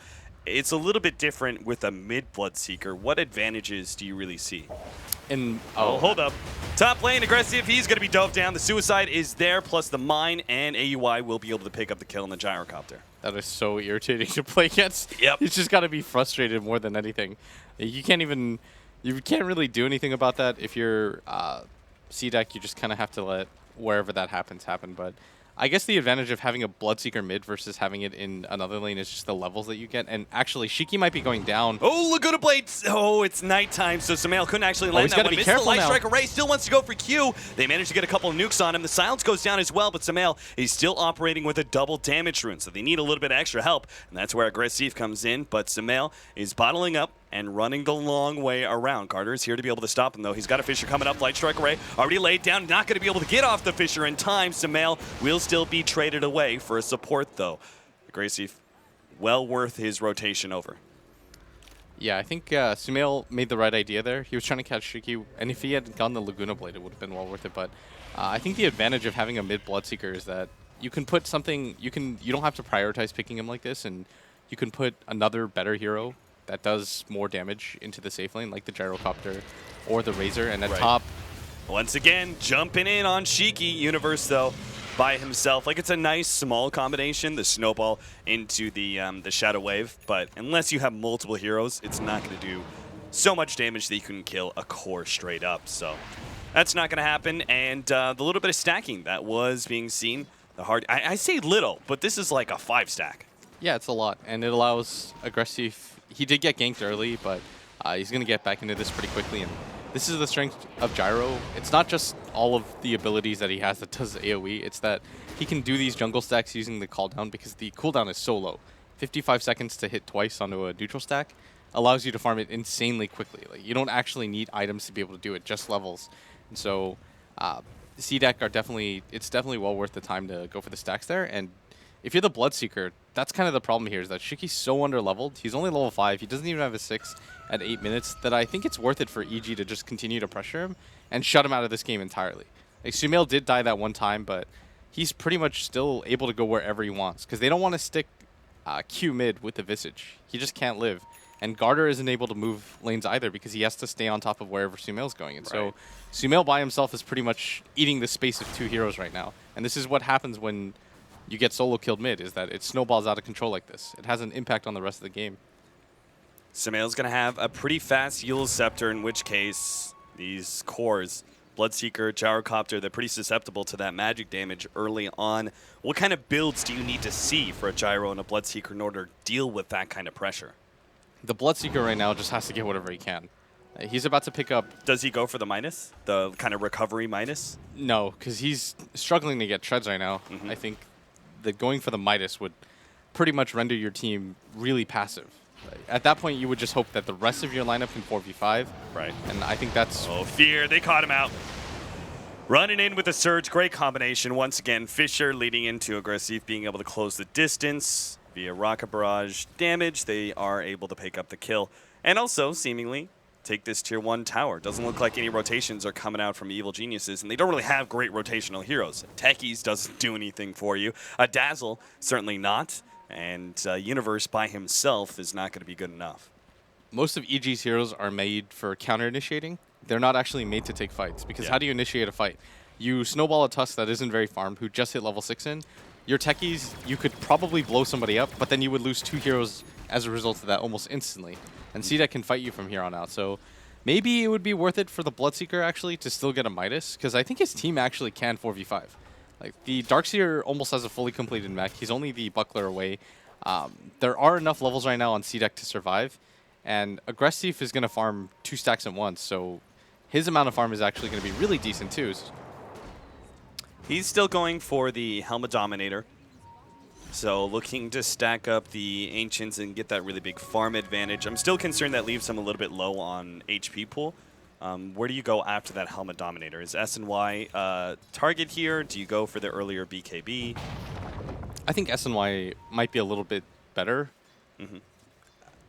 Why is that? I'm thinking about it right now. No, he should go for the BKB. Okay. I think you can survive pretty much anything that EG can throw at you if you get a BKB. The Suicide attack will still hurt, I think, if he snowballs you from Fog. And I guess he can get Walrus punched. I don't know. Most of EG's abilities do go through Magic Immunity. Like when Sumail gets an Aghanim Scepter, the Laguna Blade is just going to destroy him. So he probably needs some sort of stat item first after the Helm of Dom. Like I think getting an SNY is perfectly acceptable here. Okay. Because it kind of feels like, especially with the Eul Scepter coming up on the Lina, if they don't have that early BKB on the Gyrocopter, they're going to need to just keep the Earthshaker near the Gyrocopter constantly in order to prevent the Eul's Light Strike Array Laguna Blade combo that will pretty much one-shot Gyro. Yeah. The hopes there then is that you trade immediately with the Lina, because once the Lina uses that combo, she's actually really susceptible to death. She has 4 armor, 872 HP. You never really want to be in a position where you're not looking for one-for-one pickoffs there. Yeah. You're just looking to find one hero and kill. If you run into multiple heroes, it's almost like you don't want to do that unless you're in the far back line and you have backup with you. So that's kind of the weakness right now of EG's lineup, is if they get into a 5v5 fight, you can almost anticipate them losing 2 heroes pretty quickly. And so they have to be really smart about how they take these engagements. And if you notice, they're not really trying to take these engagements. Like they're just trying to split up and farm, create as much pressure as possible. And this is what I was talking about. When Fear plays Clinks, he just gets the Soul Ring Treads, and then he kind of just goes around, looking for opportunities, scouting out heroes. And that's why they wanted to gank him early, to slow this kind of timing down. 'Cause normally he does this around 9 minutes. Eternal Envy does that quite a lot too, where he just he picks up his Clink and just full time in the enemy jungle, bouncing back and forth between the safe lane and the mid laner. And just, jungles up. He finds an opportunity to get a kill. Middle lane, they're going to be able to take out XD. Big pick off there. Sumail finally makes use at that Eul Scepter. We also saw earlier the Techie suicide. That was pretty obvious what was going to happen. So nothing very special about that. CDEC, despite missing their Darkseer, are going to go ahead and try and take an early Roshan. This is the advantage of having Blood Rage on your team, the increased damage. They also have a very early Medallion from Q. And it seems like, due to the lack of vision from Evil Geniuses, they're not going to be able to spot this one out in time. This is so huge from CDEC right now. This is the safest objective that they can go for because they don't know where the mines are. They don't want to have to focus on that. And they realize that EG just can't fight into them right now. Like, the Earthshaker plus their supports are just better. Alina can't really do much against the lineup that CDEC have, especially once she blows her Eul Scepter. And there's not much that can protect her. Like, the Dazzle can grave for you, sure, but Dazzle's not an offensive hero. Techies is definitely not an offensive hero. It's like a passive-aggressive hero. You wait for people to die to you first, and then you can get aggressive on the map. But CDEC have an incredible 5-man roster, and I'm a little bit worried right now for EG because with that Aegis, it's going to allow Aggressive to get really aggressive on the map. The Bloodseeker is steadily starting to catch up. Like, he hasn't died in quite some time. His CS still isn't the best, but you never really want to be in a position where you just kind of allow him to get back into the game for free, and that's what's happening right now. I'm slightly concerned if this is going to be a problem, the 5-man from CDEC. I'm concerned that we see Fear going for Medallion. It's pretty normal for Clinks, but I almost feel like you need to speed up your Desolator timing just to give you more split push pressure in order to kind of offset the very clear 5-man that CDEC will be able to accomplish. I think going for the Medallion is still okay. It's not ideal in these types of games, but you're going to go for the Deso anyways, and it does increase your damage for free. For 900, it's really cheap. And then you go for the Solar Crest, which is incredibly strong against a Bloodseeker who's so underfarmed.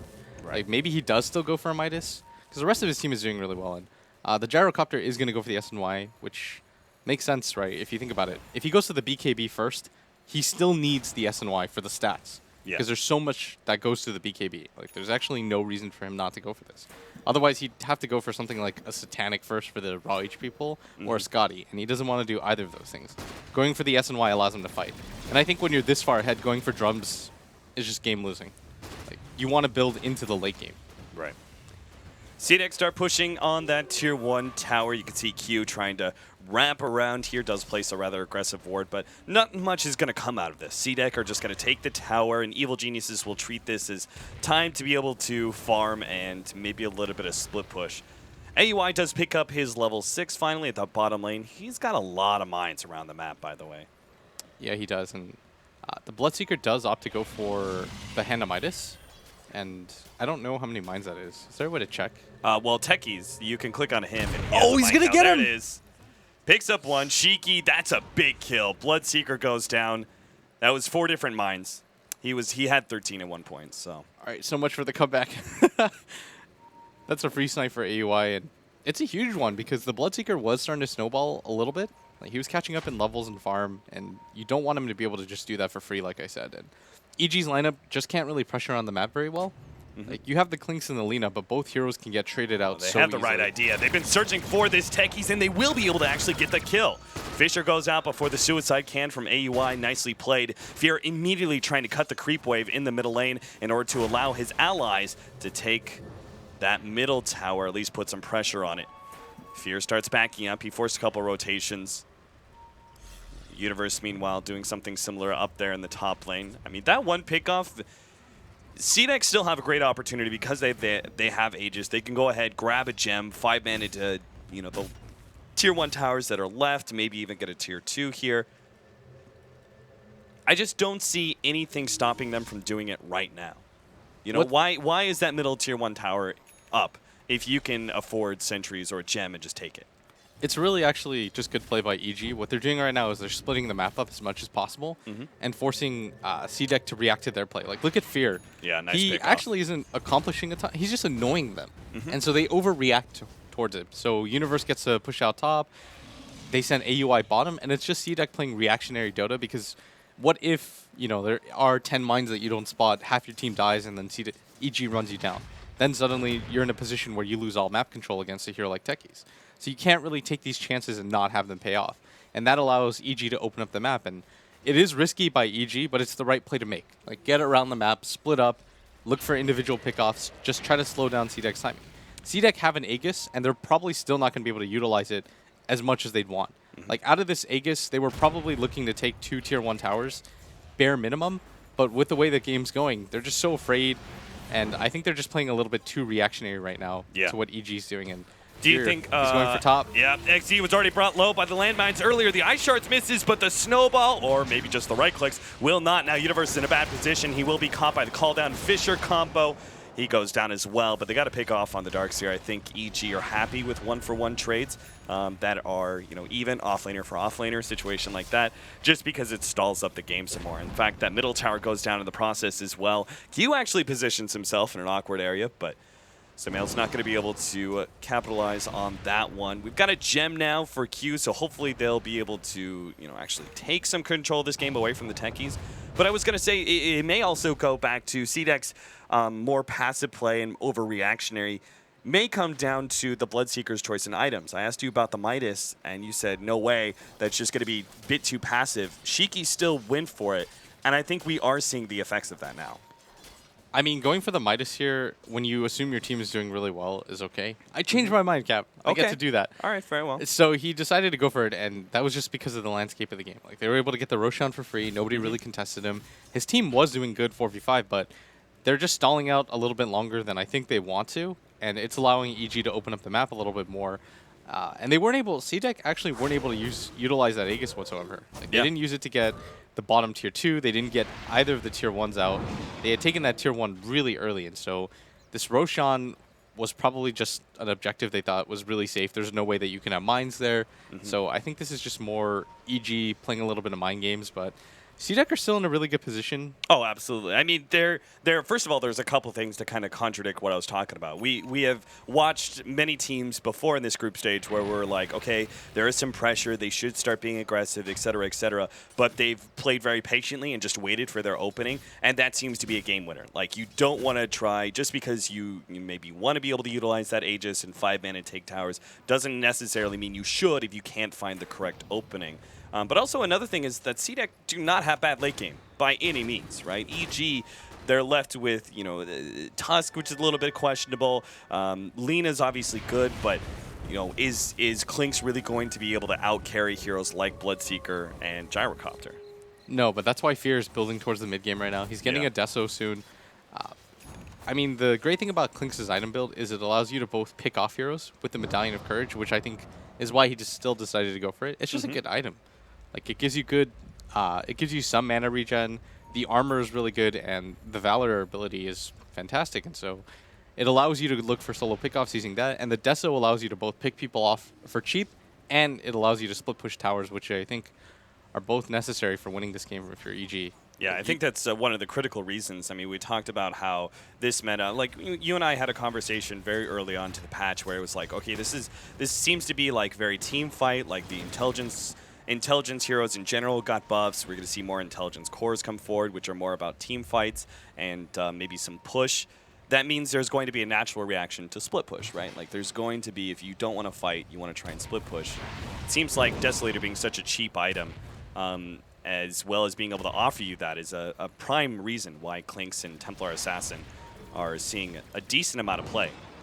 And the group stages. Smoked up, and they're running in, and they've got a gem, so they're feeling pretty confident. Leading with the Fisher. Echo Slam actually still controlling Sumail a little bit. They've managed to get a Rupture on him. Sumail's just going to make the straight TP out. Universe, he actually managed to save his ally. Now, Universe is going to give up his own life for that, but it's still a big win. That was a 5-man gank and only got the offlaner there, saving the much more critical Lina in order to pick up her Blink Dagger. And all the attention down at the bottom half of the map means that Fear is now able to take that tier 2. It's denied by Aggressive, but it's still map control taken.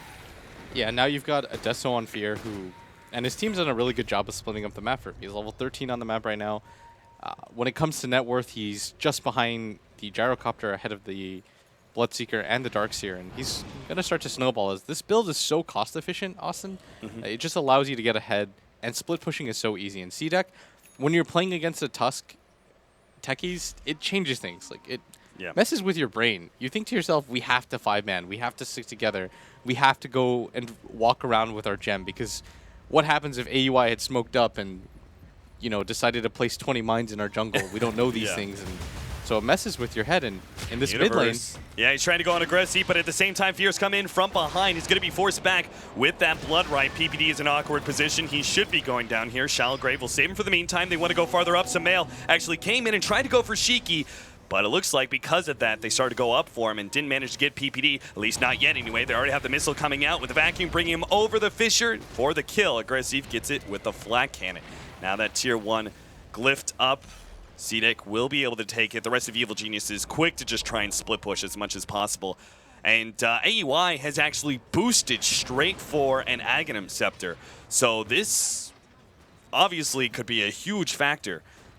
This means it's going to be very hard to push uphill to start with if C-Deck ever find that opportunity, but you just never know if AUI is going to be able to single-handedly win a team fight at this point. Sumail's going to come in, Eul Scepter onto the Gyrocopter. He does not have the BKB, but the Light Strike Array missed. And that means AUI didn't get the opportunity to lay down the mine where he wanted. Now the cooldown's going to hit him, so he just suicides up. He realized he's 100% dead, so missed opportunity there for Evil Geniuses. But they're still forcing very defensive rotations out from C-Deck constantly. Yeah, if you notice, they're so afraid. They're just walking as 4 constantly. They're just thinking to themselves, okay, what if there is somebody down here? What if there are more mines? And I mean, every single person can relate. This is like the one time where you could really reference playing pubs, where you just have been conditioned in this patch to respect techies. You walk up a hill, you dead, and then you're just like, why? Why did I do that? I knew this was a bad idea.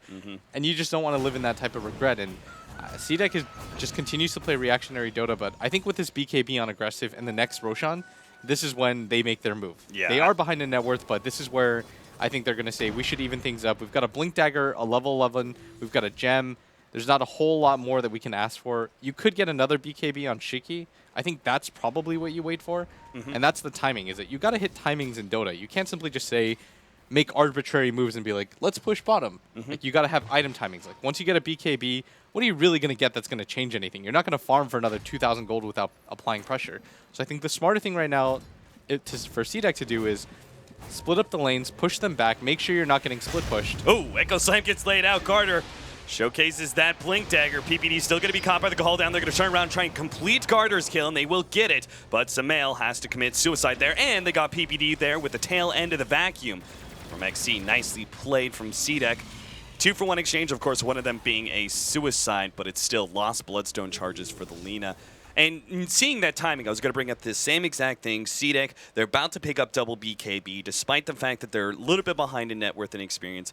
They can definitely, change everything here by utilizing those BKBs to win some fights and take some towers. EG, though, what's the correct response to that? Split up the you map. don't want to fight, right? You do not want to fight into those BKBs. So you just try play like very aggressively like Sumail just did and go for a pickoff on somebody. Force defensive reactions from CDEC. If you can make trade-offs or even just get free kills, it delays CDEC's push. Yeah, exactly. Delay, delay, delay. That's the name of the game for EG. Even if EG have worse late game, they have much better pickoff potential, and their heroes are just irritating to play against. Like CDEC don't have the best pickoff potential because their Bloodseeker is so underfarmed. Like if this was a level 15 Bloodseeker with SNY BKB, then maybe, but they're actually going to get another kill here at top, and that's a big one under the gyrocopter. Is this just further delays the timing, and they might get Universe. Yeah, Universe is going to be caught here, and Chant Totem slows him down. They will pop him. Nice and quick. Still, though, the gyrocopter kill much more valuable for Evil Geniuses. It just delays the timing even more. I know we've said that 100 times, and people must be irritated by now, but this is what CDEC don't want to happen, because they've got a BKB on both their cores. They have dire side advantage. They've got a medallion, so Roshan is free, but EG, if you even slow that timing down by 4 or 5 minutes, you're going to start to snowball in items. As we see, Sumail has a dominant lead in net worth. The Klinks' items right now are particularly strong at looking for AUI, can he get the suicide off in time? Nope. Not quite. Still, though, Fear's going to come in from the side. Uphill advantage. Doesn't really matter too much. He's still just doing so much. XZ drops quite low. Sumail actually blinks forward, going for more here. Sheik actually forced to pop the BKB. XZ, the last right click? No, still 70 HP. But that cheap damage from Fear. Oh, he actually ran out of his Death Pact. I think that was the last bit of damage he really needed. I actually thought he was going to get him because the weave was on the tail end. Yeah, he had both. I think he also had the medallion on him as well.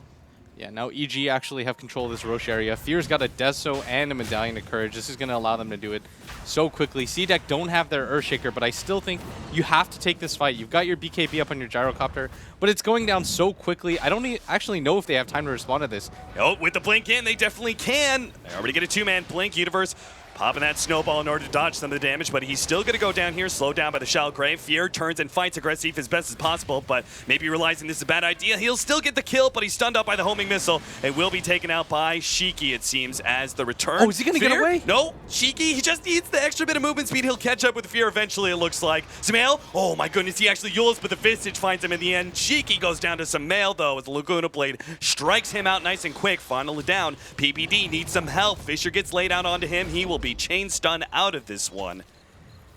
And in the end, they managed to stop the Roshan. CDEC are probably going to be happy that they at least keep that intact, but they lost their two very important cores. Yes, they got 3 kills for it, but Gyrocopter and Bloodseeker down. It makes it, I would feel like a rather even fight, just because the cores maybe didn't get as much from CDEC. It will be advantage CDEC, though, because they're going to get the Aegis out of this. This is the benefit of being on the dire side. Fear, they actually might be able to fight it because Fear is going to be up in just 24 seconds. CDEC's cores are going to be up a little bit sooner than that, but this next Roshan fight is going to determine so much. EG don't want to give this up, and I think they can defend it, and CDEC doesn't do too much damage. Like, their physical cores, their Bloodseeker doesn't do any damage in these fights. Like, he's got a BKB, but that's about it. Yeah. Even his armor isn't too great, so Fear is able to fight him down 1v1 pretty easily. The Black King bar does nothing for Fear. Like, he doesn't really care that the Bloodseeker has one. And he's got a BKB of his own now, and so it's going to be really easy for EG to engage this. And I think they want to. I'm just not so sure CDEC's going to be able to take that Roshan now. It seems like we're going to have a big fight. And they already have a couple mines inside of the pit as well. Roshan's healed up to about half HP. Fear starts leading things off. Shiki throws out the Blood Right just to get some vision inside the pit. Fear daring CDEC essentially to jump in and try and stop him because he does have that BKB ready to go. And if they don't, the weave is on all 5 of them. Here comes CDEC. They're going to move forward. 2-man Echo Slam. They managed to control some of these heroes, but Sumail with the Self-Yule Scepter will be able to blink away. Nice move, but still, Aggressives is right on top of Universe and will be able to finish up Sumail as well. Sumail, yeah, he goes down before he can get off anything more. Fear now turns to fight up against Aggressive. He's got that Aegis, but his BKB is going to be running out, so he just tries to get away from this team fight. And they're struggling really hard to lock people down. PPD, grab that haste! Oh, no. He will die because of that. I don't think it would have mattered. No. He is so dead right now. That was such a good fight, though, by CDEC. Like, they just... EG didn't really have a lot. They ran out of steam really quickly.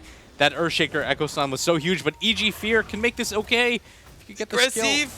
He turns, Oh, they're call going down. for He the actually turn. tries to go for the missile, and Fear is now going to be vacuumed back into that one. He knows he has to commit to the gyrocopter. Sumail's going to help him out with a Laguna Blade. They make the 1-for-1 trade out for the Aegis coming back. they wanna fight CDEX? this. Yeah, they're out. They do not want to get into this fight because Sumail knows This they is have their the gem. advantage already. The Yule Scepter into the Light Strike Array, picks up one. Shiki will make the TP out. Great fight for Evil Geniuses after what was kind of a wonky Roshan fight. Yes, they got Roshan, but they lost a number of heroes for it. And if you look at the fight recap, EG walk away with that at the end there with 1530 gold up. And they still lead in net worth despite the Aegis. I mean, they had the Aegis. They almost lost it. Or they lost it, actually, right?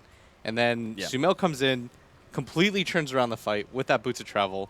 They completely forgot about the Bloodstone Lina. Like, they just thought that she was going to respawn at a decent time. And man, the Aghanims top. techies, yeah, he's dead. Yeah, But I've been watching him for a while. The Aghanim's advantage here, it's not about the minefield sign. It really isn't. Level 2 mines is enough with an Aghanim Scepter to instantly kill the whole entire creep wave. So all I'm watching is AUY push out the waves faster than any other hero really can. You know, like, I play a lot of Timbersaw, right? I love it when I'm able to get the level 3 Chakram because I throw out a Chakram and I Whirling Death, and the creep wave's dead, right? I can do split push amazingly quick because I just instant kill waves. This is exactly what AUI's doing, just so much earlier than any other hero could because he just rushed the Aghanim Scepter. And because of that, he's just not getting any opportunities. Yet I constantly have to address the side lanes. yeah, and it's really difficult for them too because they don't want to get picked off while they do this. And Shiki and mid's going to get initiated on. Already, he's down and out. Sumail with that level 3 Aghanim's Laguna Blade. Always makes such short work of Bloodseeker. The rest of the team is still coming in from behind, though. CDEC. Aggressive's going to be the first one forward here. And managed to get the vacuum onto 2. Garter still waiting it out. He's going to be able to hit the Fisher onto Sumail. The rest of Evil Geniuses ready to mount their response, or maybe they just give up Sumail here. Echo Slam gets laid out. Oh, Garter just missing his opportunity for the blink there. Could have gone for more. Now the blink forward and the snowball into Garter, who blinks away from his team. Is going to be hit by the Walrus Punch. Universe trying to make that 1-for-1 trade out, but will not be successful. The Fisher takes him out, but at the same time, they've already given up their Visage, and the rest of the team has to back up. Aggressive and Garter are low enough. Sumail looking for more, though. Has his Blink Dagger and Yule Scepter ready to go. Will be able to get in range of the Yules. Light Strike Array with Veer there as well. Aggressive's got to be done for. Another pick off, and Evil Genius is well set up to push uphill and force those buybacks. They don't even care, I think, if they buy back at this point. They can back if they want to, but they know the Bloodseeker is just not in fighting shape right now. He only has 1,400 HP. He can't Blood Rage himself, or he'll just get one shot more or less by the Lina. Minefield sign too. Yeah, there's no way they can actually defend this anymore. Yep, the tower advantage is now to EG, essentially. They're going to try and force it anyway. Jump in, the vacuum, TP in from Aggressive, manage to get the call down. Sumail makes the blink away, once again, get some distance. PPD is the first force, and Fear is actually stuck inside that Fisher. He's in a bad position. Nice TP out from PPD, but Fear is still going to be run down, potentially. Shiki's got to be forced away. Fear just has so much damage right now. Aggressive will still be able to get the kill in the end. Earthshaker, his dying breath, lays out that Fisher in order to ensure the kill on the EG carry. Aggressive trying to chase away the rest of Evil Geniuses, and they will be able to recover that gem. That Q dropped still, though. That was buybacks forced. That was both the Darkseer as well as the Gyrocopter who were forced into a buyback. Only the Lina, who bought back before in that earlier fight. Still advantage to Evil Geniuses. Yeah, EG's going to be incredibly satisfied with how that fight went. They got the minefield down mid. The next push is going to be so much stronger as a result, and it's not like CDEC are getting a ton of items to catch them back into this game. What's going on right now is they have to blow the buyback just to kind of remain even, and a lot of their damage is just coming from the power of the call down Rocket Barrage. Once EG, you probably get a BKB at some point on Sumail, then it becomes really difficult to kill him. And your Bloodseeker just isn't expanding his inventory. If you look at his items, he's got a BKB and a Midas, but he's had those items since the last Roche fight, and even before that last Roche fight, this is what he had to begin with. And so now he's added a chainmail. Like, he's had the SNY BKB combination for so long. And Butterfly is his natural next item because it's going to be good versus the Clinks, who goes such, raw, cheap damage, isn't going to invest in an MKB right away. But at this rate, Fear's going to have an MKB before Aggressive can finish up his Butterfly. Yeah, and probably more importantly is that CDEC, if you look at both of their cores, the BKB timings, you've got a 5-second one and a 6-second one. And EG, they still have an 8-second BKB up on that Clinks. It's going to make them incredibly powerful, and both teams are going to go for a smoke. And if CDEC can win this fight, I mean, they definitely have the jump potential with the Vacuum plus Earthshaker Echo Slam combination, but it's going to be hard for them because they really need a dream fight. They certainly do, so it may just be all about where that battlefield presents itself. CDEC, they're going to make their rotation around behind the middle lane. They already see that middle is being pushed out by some of the mines from AUI. And it's actually going up to the racks now. CDEC may just have to TP back. Yeah, they still want to look for somebody, but the smoke timing has run out. And luckily for them, EG don't have the best wards in their own jungle because obviously they're playing aggressively, but this one should spot them coming back around, and EG's going to see this a mile away. It's incredibly obvious when no one is defending the creeps that are hitting the range racks what's going on, right? CDEC are obviously out and about, 5-man smoking, looking for a pickoff somewhere. So EG just kind of play defensively around this cliff area. If EG are just paying attention, they're going to see the Bloodseeker still has nothing. Like, he's got the chainmail. I presume that's just because he's like, I need some sort of items. Like maybe you go for an Assault Curse, but you just need raw armor right now as it stands. And they do have a decent amount of mines, but the Visage should be able to clean that up. He still has his gem, and I think that's the only one left that they have. So if they lose this one, it's going to be... Oh, no, they've got one in base, actually. They won that last fight. And every single time they do go for those mining situations, they are oftentimes losing the familiars, which is still a good amount of gold going to EG. What a classic Techies mine spot. Right there in the middle lane in the trees. It's basically because the AoE is big enough that even if they do have a gem, they could just walk straight through the middle lane, not see those mines, and still take all the damage because the AoE is big enough. This is just a frustrating game right now for CDEC because they're going to ask themselves, like, where did it all go wrong? Why is this game as difficult as trying to get the silence off with the vacuum, but AUI had that second opportunity. Let's get the suicide out. The rest is CDEC struggling, not sure what to do. Roshan, potential spawn time in the next 2 to 3 minutes.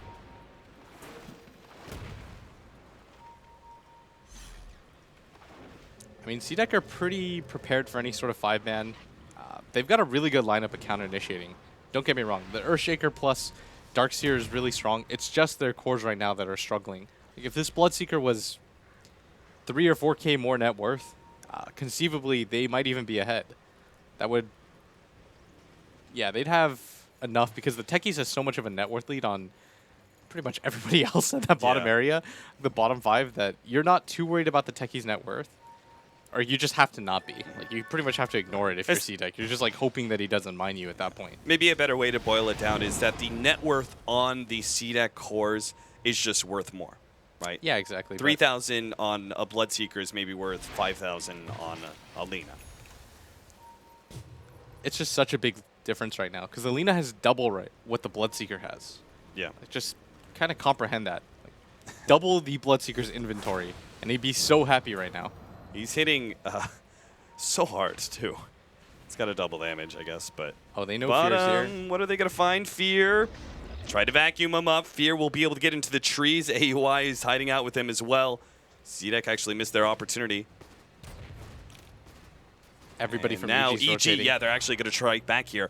Already the weave laid out. The snowball's going to be the first one out. They're going to try and focus on Garter, make sure he doesn't get a good Echo Slam. And they started things out right. Garter almost drops immediately. Sheik is going to be forced back by the Laguna Blade. Garter's not dead just yet. And Fear puts some damage out. XC drops incredibly low. That weave minus armor taken away at these heroes. Oh, Garter, he gets caught by Universe.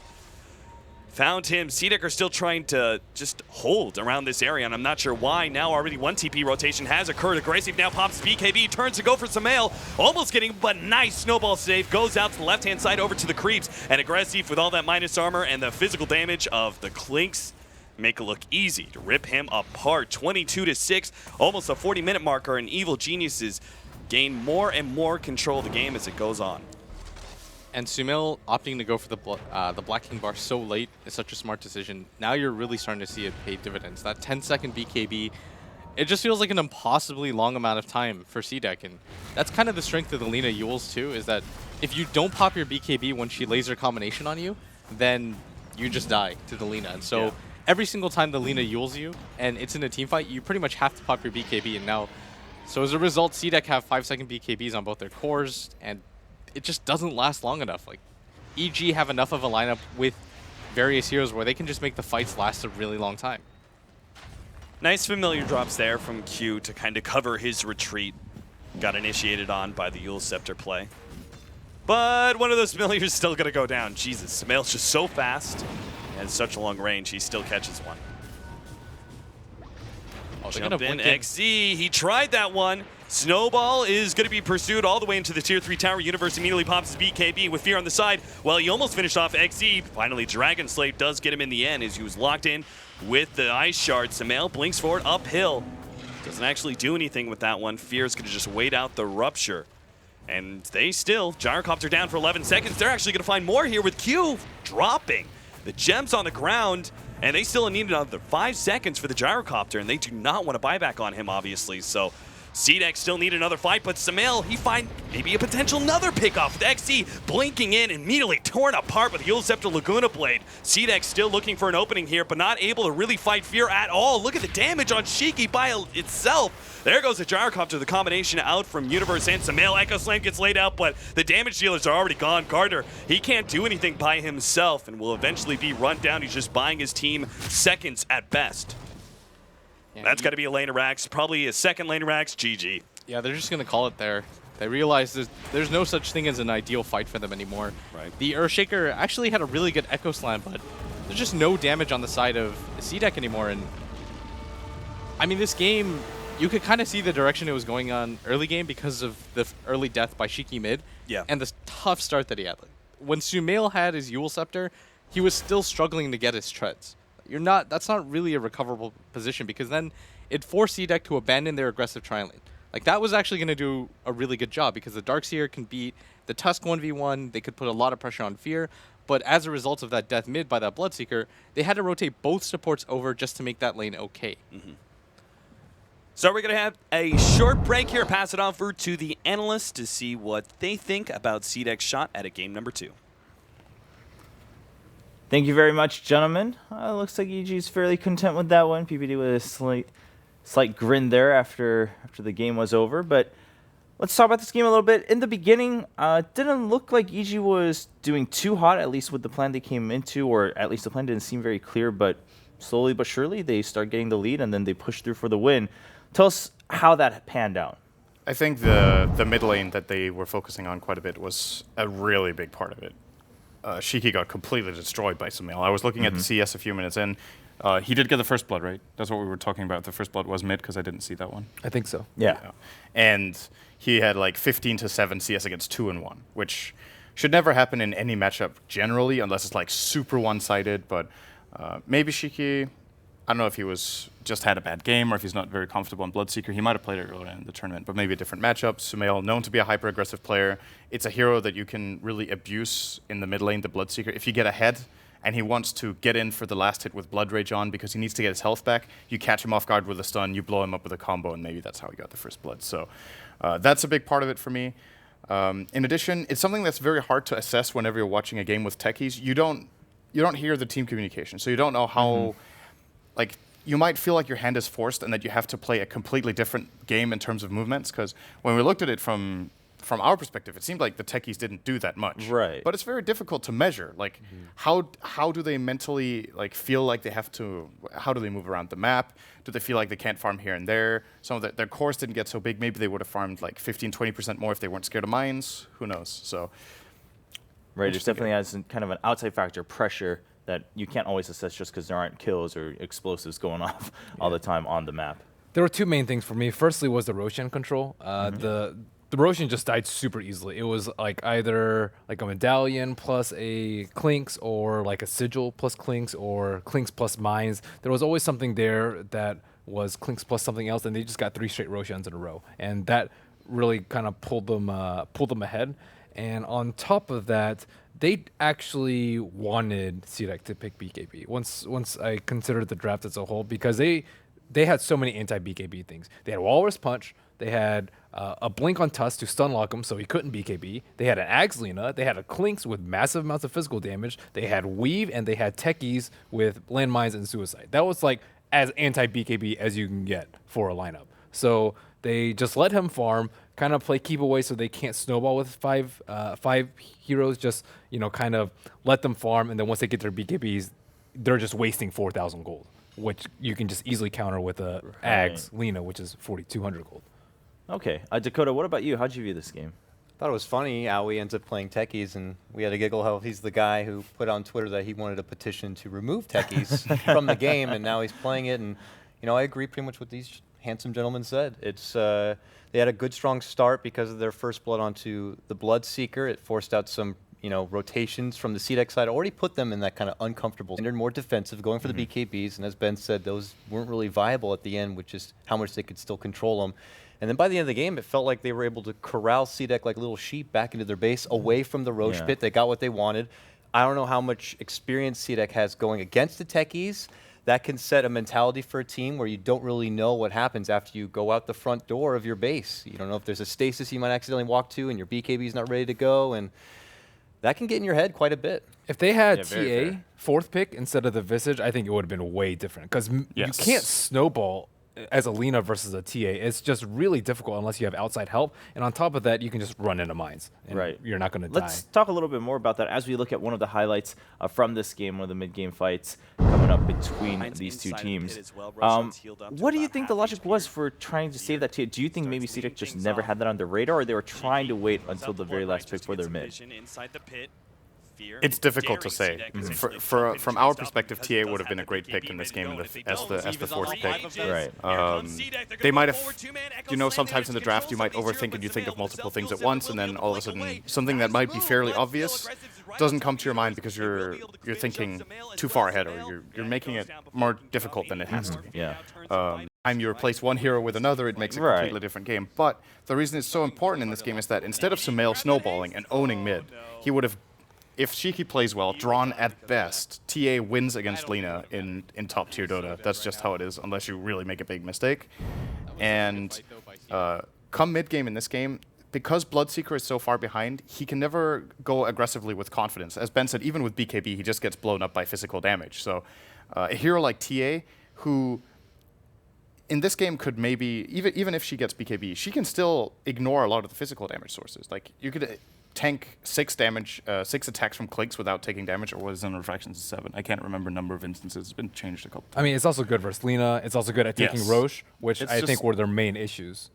It would just have been really, really solid for a lot of purposes in this game. And to be honest, that seemed like the weakness in their draft was just that the mid lane just went horribly wrong. What can Bloodseeker do versus that lineup, honestly? Like, you pretty much can't use your first skill, or you're just going to die instantly. Yeah, and you're picking it into a Dazzle. Dazzle's good at sustaining your lanes, so he doesn't get that advantage of other lanes, getting weak and wounded, and him being able to use that advantage. PBD's there to be the medic and keep him boosted up. So, yeah, pretty much a struggle at the start. Maybe they were thrown off a bit from EG opening up with the Lina and couldn't really identify if it was going to be the Sumail hero, and they wanted to wait it out a bit.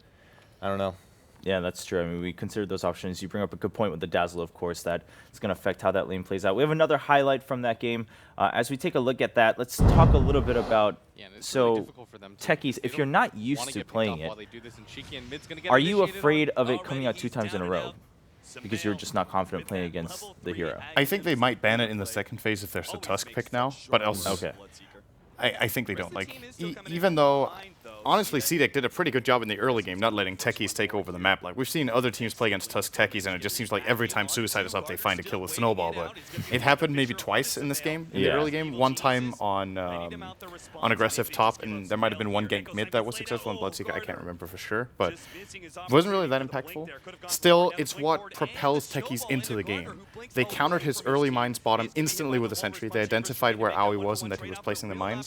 If he doesn't get the couple of setups with Suicide Squad attack, you could look at a really, really useless techies in the first 10 to 15 minutes. So without the Tusk, I generally don't really see many teams picking the hero this tournament, honestly. Okay. It's just so important. All right, Dakota, would you agree that if the Tusk is gone, the threat really isn't there unless it's like a super pocket pick for certain teams? Yeah, I don't think they'll go as far as to ban like a Tusk in round 1. I think it would be too risky to allow one of those bigger, badder heroes on through. But I agree with Sin. If it is going to be picked up early from like EG, let's say, they might ban it second round. But PPD has made it known. I know in his draft analysis for last year, he said that he doesn't like to go with the same draft twice, even if it works.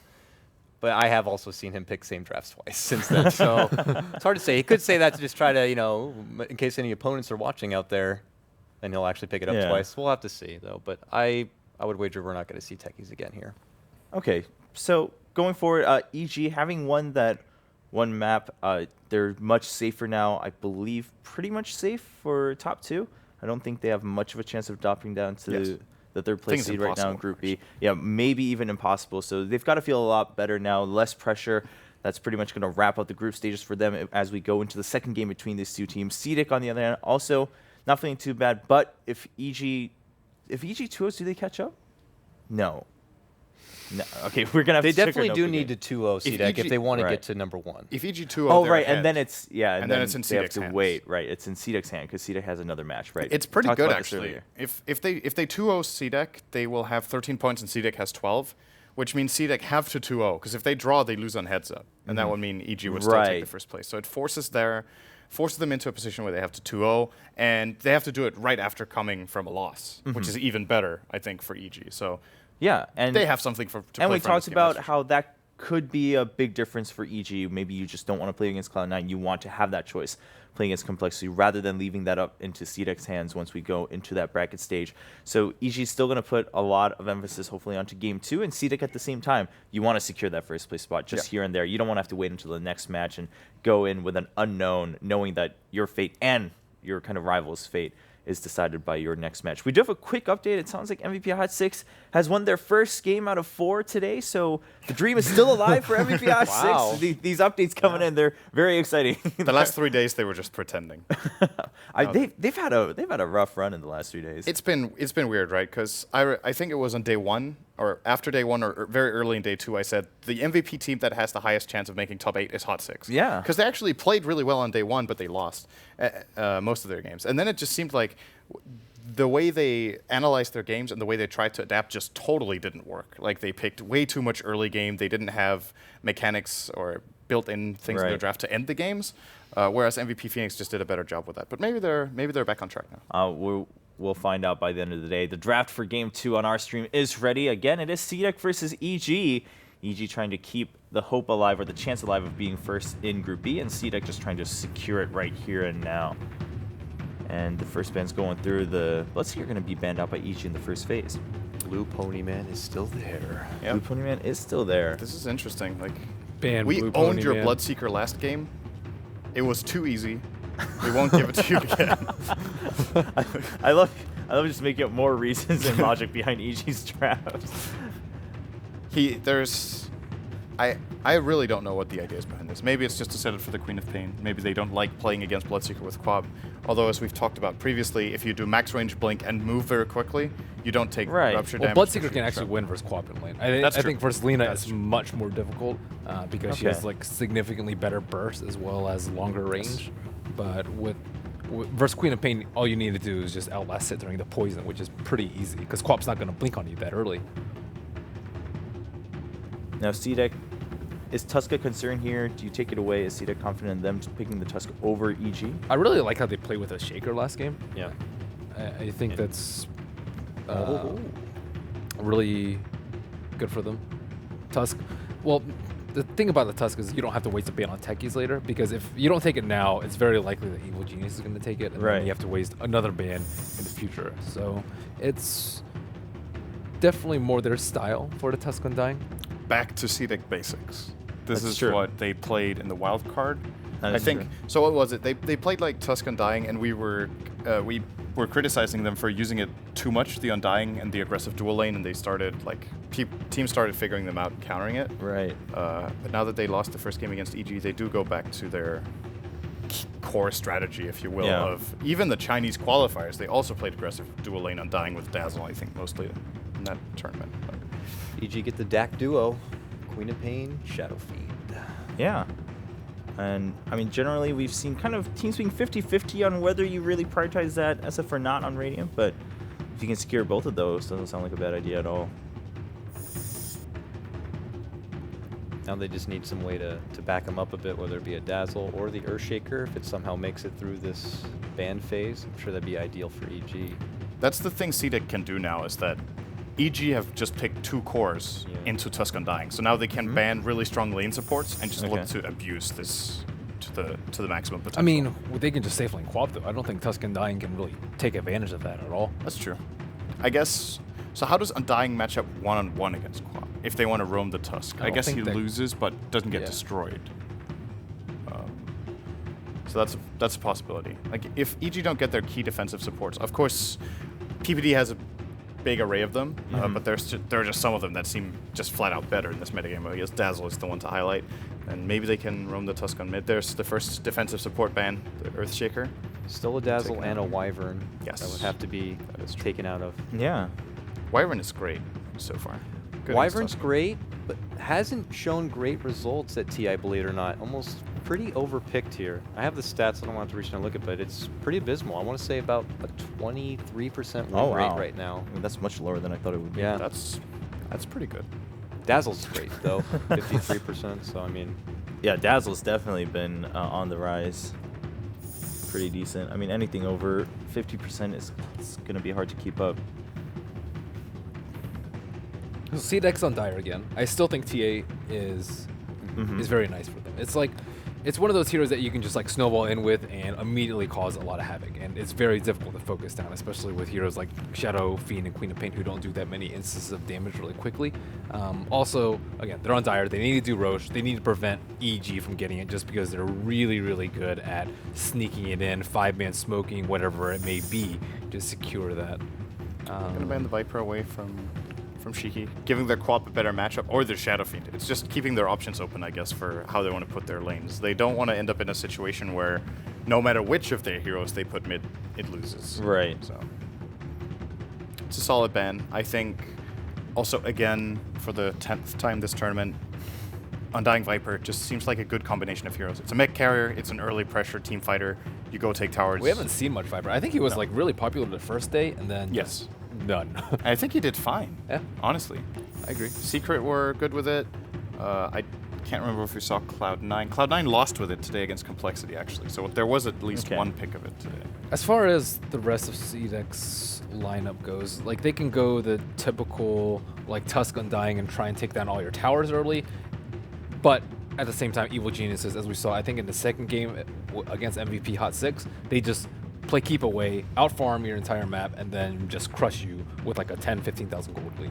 So I'm hesitant to say that it will be super successful. I think they have to commit very heavily to it, like sort of how Newbie does it, with a Dragon Knight, someone that can force towers down immediately. Is this the first second phase Gyro pick we've had this tournament?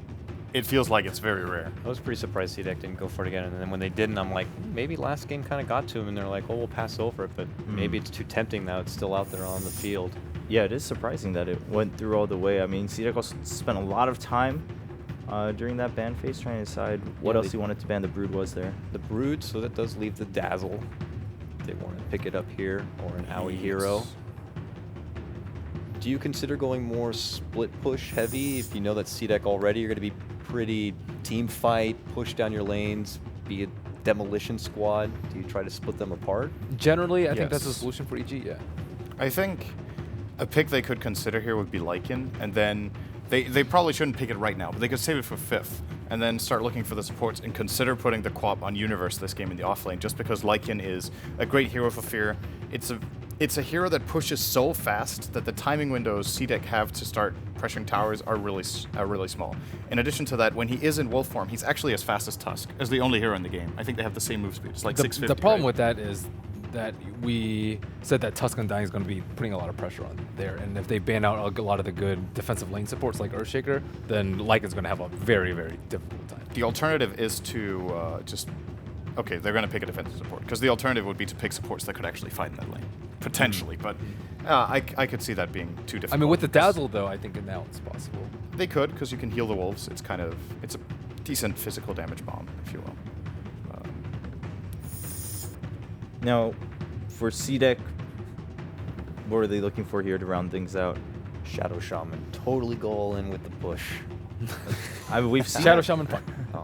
Yeah, we've seen it picked up a couple times for that purpose. Not always to great success. Disruptor is actually banned first phase by EG. a few times. Oh yeah, against Empire and I think against Empire, and it was when they first picked Queen of Pain. So I'm not sure if they didn't expect CDEC to pick it, and I'm not exactly sure in the circumstances that CDEC want this hero. Sometimes it's seen as a counter to Shallow Grave. You just Thunderstrike the target, and then once it gets really, really low in grade, you just glimpse it back for easy finisher.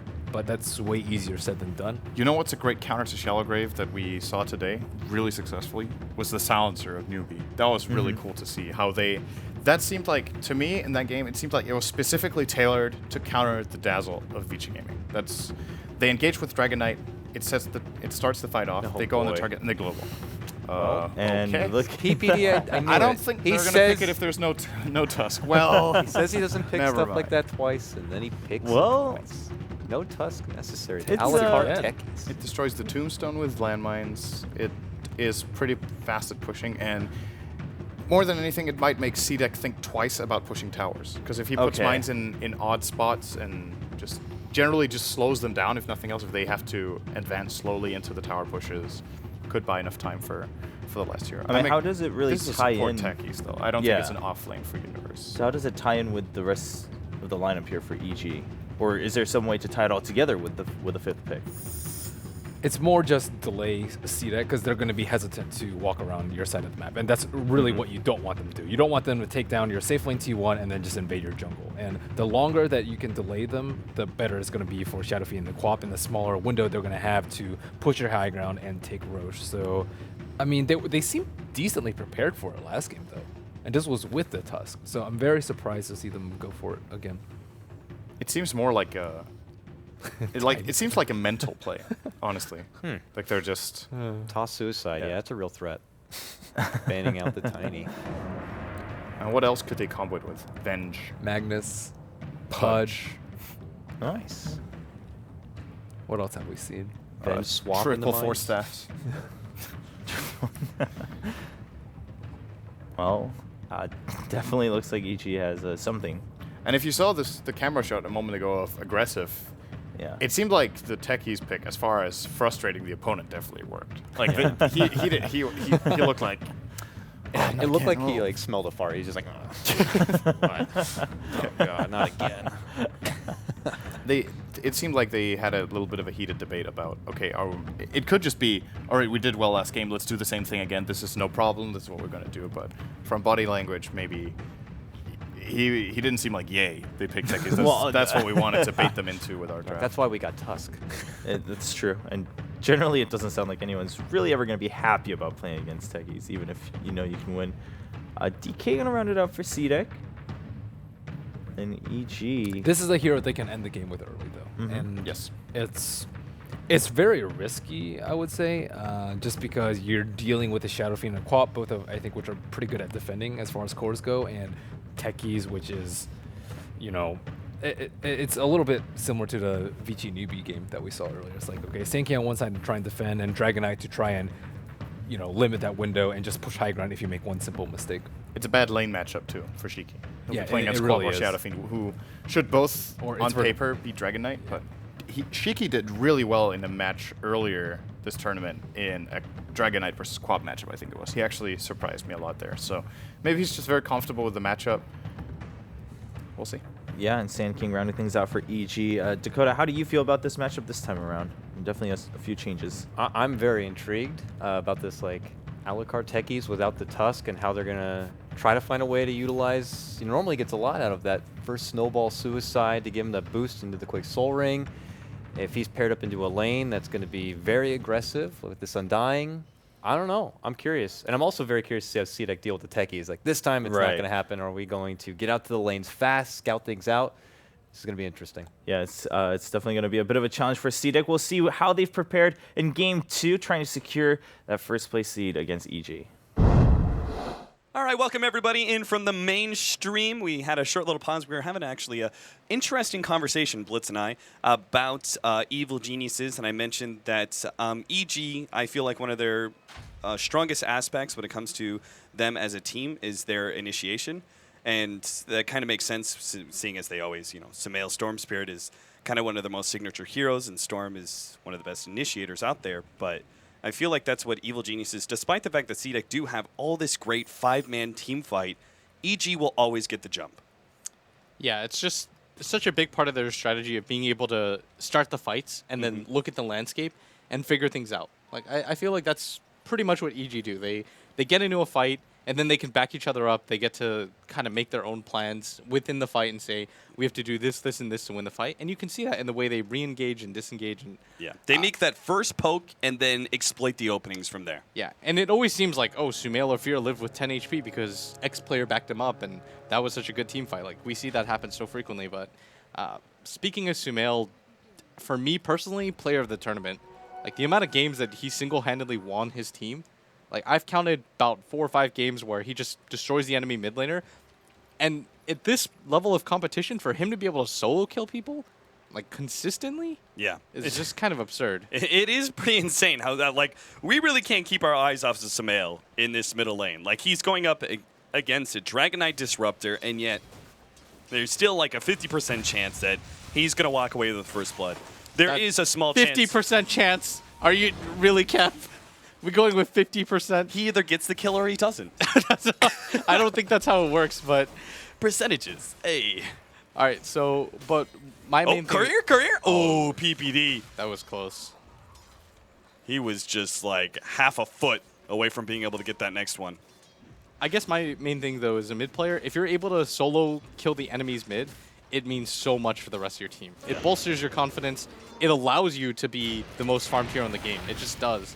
As a result of that, and we saw that in the last game alone, so they have to be careful. And Universe at top is actually just getting into a man fight, and Aggressive can't really fight him because he's opted to go for the flat cannon first, and now with PPD up here, he's actually doing so well in this lane right now. You know, I kind of forget about Caustic Finale and the change that occurred, but boy, that ability is so strong in 1v1 scenarios, or maybe just like 2 versus 2. You know what it was? I was playing in Dirt Mall. And it came down to between me and Nigma, and we had to play 1v1 mids, and Slax just chose the heroes kind of at random. And I had to play a Sand King versus Sand King matchup. Man, that was the Caustic Finale. Really relevant to this. It was super the relevant. Dirt Mall Finals. TI5. I can totally see why you brought that up. Sometimes Wagga or I may bring up our 7K games, but that was Whatever, really that was the example that really helped me understand this matchup. Thank you, anyway, capitalists. the point is that Sand King, no matter how relevant he may be in the meta, we don't really talk about Caustic Finale at all. All right, and it requires a sort of stupid like 1v1 mid for you to actually go back and go, well, Caustic Finale, that's an ability, right? Yeah. I'm just pulling. I know, you're just razzing me. Yeah, I'm just trying to get you frustrated. When He's trying to figure out if I'm Mafia right now. When Cap gets frustrated, he just gets progressively angrier. So, all right. So this bottom lane, though, Undying plus Tusk is so strong. Like, it's really difficult to play against, but because AUI's here, they have no idea where the mines are. And I just feel like CDEC are just so afraid of him. Like, last game, we saw that alone. They had 2 BKBs, a Roshan advantage. They had the Aegis, and they still weren't willing to push. Ooh, cute. Last couple of right clicks, they need another. Universe is now going to have to turn onto Aggressive. They've got Sand King and Dazzle. That seems to be just enough sustain for them to be able to survive through those rocket barrages. This dual lane is doing, dual lanes on both sides are doing incredibly well, I would say, for EG, despite their unique flavor. Techie's Queen of Pain dual lane is really weird, to say the least. Part of the reason why you pick the Gyrocopter is that he can be self-sufficient. So you can pick greedy supports with him. Is how you should look at it. And Disruptor is kind of a greedy support. It is one of the better ones at zoning.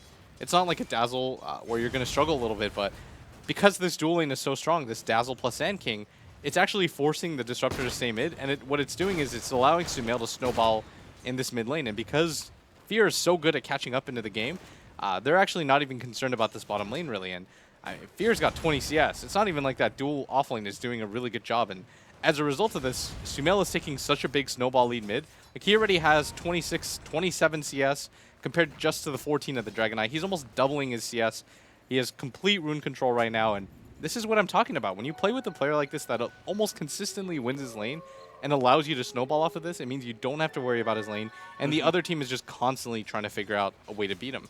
Yeah, I could see Wepis is keeping a firm camera on Sumail just because you never know if he's going to be able to secure that first blood. And he's getting to the point where those level 3 raids are pretty dangerous. But it's bottom lane that looks like we're going to have our kill. There it is. Suicide finally comes out. AUI secures the first blood. Dangerous situation. The Undying versus Techies is just frustrating through and through. Just because Techies offers such a significant team fight advantage early on, but it's the mines versus that one. The snowball, it didn't catch him. Sumail was just so far back. I think part of the problem with playing against a Techies or a Bounty Hunter and why it's frustrating is because it completely changes the way that you play Dota. Yeah. You can't just play normal Dota and expect normal things to happen. Weird stuff happens when a Techies or a Bounty Hunter is in the game. You constantly have to keep ward vision up. You're afraid to take fights because you don't really know. You fear the unknown. You're just like, are people going to be behind? Yeah. Am I walking into a trap here? I told you about that conversation I had in the lunchroom, right? I can't remember. I think it's with FNG, but I can't actually remember who it was specifically. But it was like, why is Bounty Hunter picked up? You look at all the other heroes that are picked up in the first 1-2. They're all just genuinely strong heroes throughout all parts of the game. Gyrocopters, Queen of Pains, Linas, these kind of heroes, just always strong, right? And then you've got Bounty Hunter, who has some very obvious strengths and weaknesses, and I would say isn't that same kind of hero. And he said, it's just the fact that Bounty Hunter makes you play so differently. The game is just different entirely when you're able to first pick up a Bounty Hunter, and the team has to deal with that. Now, obviously, as we've seen the group stages progress, it hasn't actually turned out that well. Seems like teams have really adjusted to the Bounty Hunter play, but the general idea is still there. It forces the enemy team to play a different game. There's no adjusting to a Techies. There's no real way that you're just going to completely ignore it. In the before the draft, I said you just have to act like Techies isn't a hero in the game. If you die to mines, it's whatever. Dota bugged out. Valve should patch that. My hero just disappeared. You can't get frustrated. You can't allow it to overly impact your game plan. You just have to continue to play solid, smart Dota and not just let it be like, oh, if we push here even with the gem, are we running into mines right now? And I feel like that's what happened to C-Deck. You just have to play cautious and just pretend like he's not some sort of all omnipotent god that has mines everywhere, and if you just make a move, you're all going to blow up. You have to respect it a little bit less than that. Universe get a lot of farm here at this lane. 19 and 2 as a kind of dual off laner. You've got 10 CS on the Dazzle as well, so the combined CS is actually quite nice. Middle lane seems to be going very well for Sumail, to say the least. 57 and 15. Of course, he's got Radiant side, so he's able to grab extra CS out of the neutrals. Shiki sitting at a 33 and 2. Obviously never going to stay anywhere near the SF and farm unless they get into a mid-game spin where they start really countering him a lot of the time. Now, Universe still has his Burrow Strike to be able to get away. They also have the Shallow Grave. They're going to glimpse him back, and the Burrow Strike comes out in order to get out of that one. Now Fear makes the quick response, a TP in, and an ultimate to lay out the Disruptor. Many of the other heroes were dropped quite low, but still, it's fighting around and Undying. They don't get greedy. They just take the one pick off that they got. Helped Universe survive, and we'll call it a day.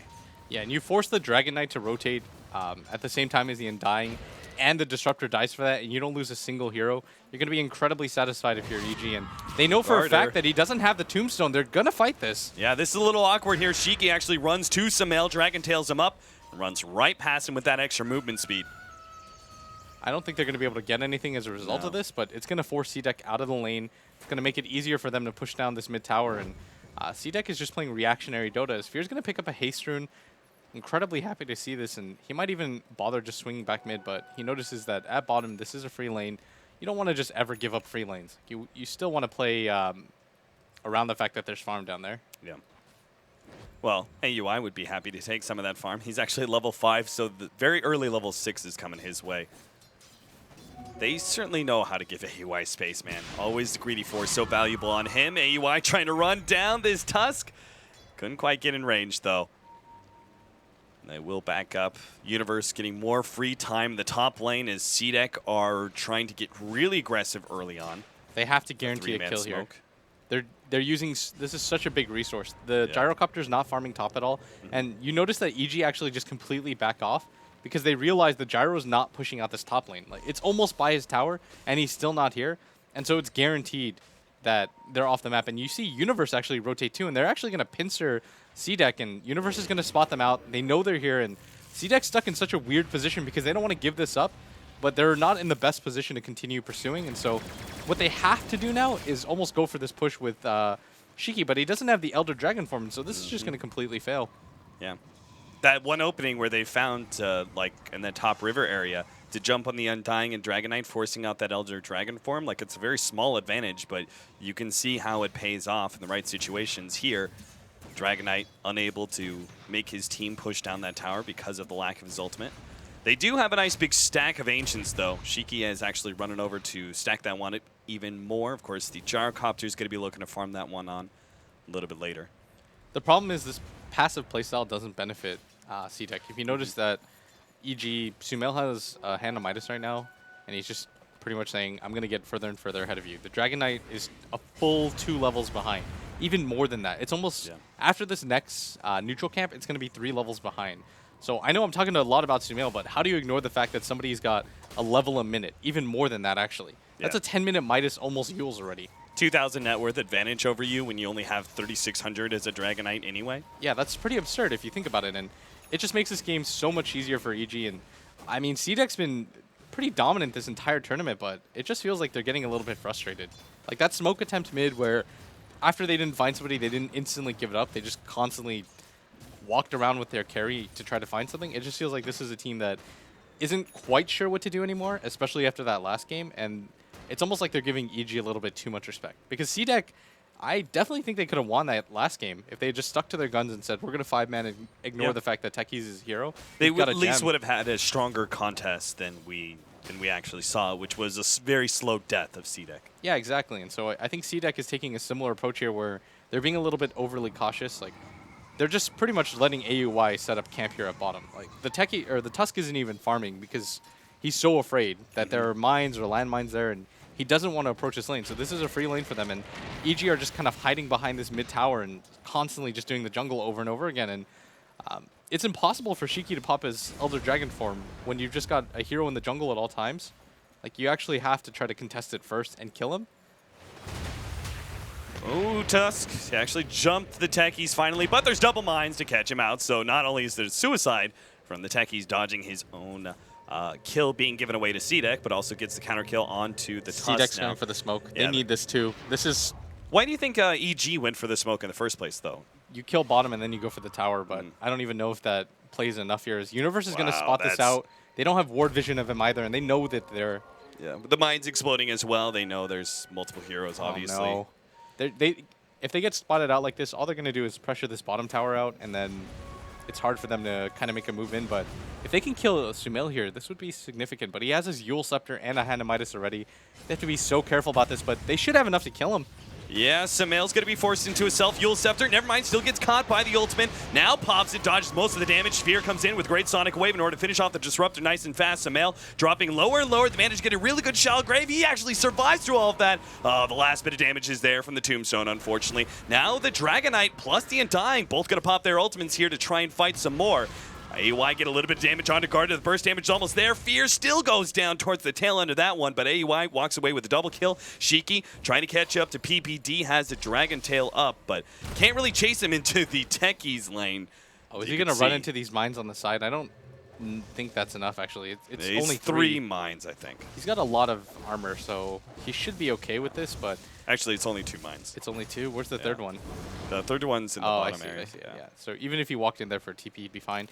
And he picks up Blink Dagger now, so he's doing a good job of keeping up now in farm. He's only 1,500 now behind Sumail, and he's actually jumped over Fear. So net worth is not too terrible for C-Deck. The problem for them right now is that the Gyrocopter has absolutely nothing. AUI, he doesn't have Suicide, so he just lays down double mines to finish off the Disruptor. Ice Shards, well, he caught AUI, but now there's PPD behind him. Nice double Burrow Strike. Universe still going to be caught, though, by the Snowball. Double call down, and will be popped. Sumail trying to get a kill there with the long-range raises, but C-Deck actually making an okay exchange there. Originally going for the Techies, missing out, but they still get Universe. AUI's not even afraid. Like, he just fights them. Yeah. He lays down landmines. He's like, I dare you. Find out if I have remotes as well. And we saw that at bottom and in that fight in the jungle. He placed 3 mines there. All of them hit. So it's becoming so hard for them to fight right now. And it's just not the best situation for them. Tombstone used by Garter. They are trying to clear through this stack. Obviously, this early on to the game, Gyrocopter, 1 flat cannon isn't even going to be close, so it's going to take a little bit more time.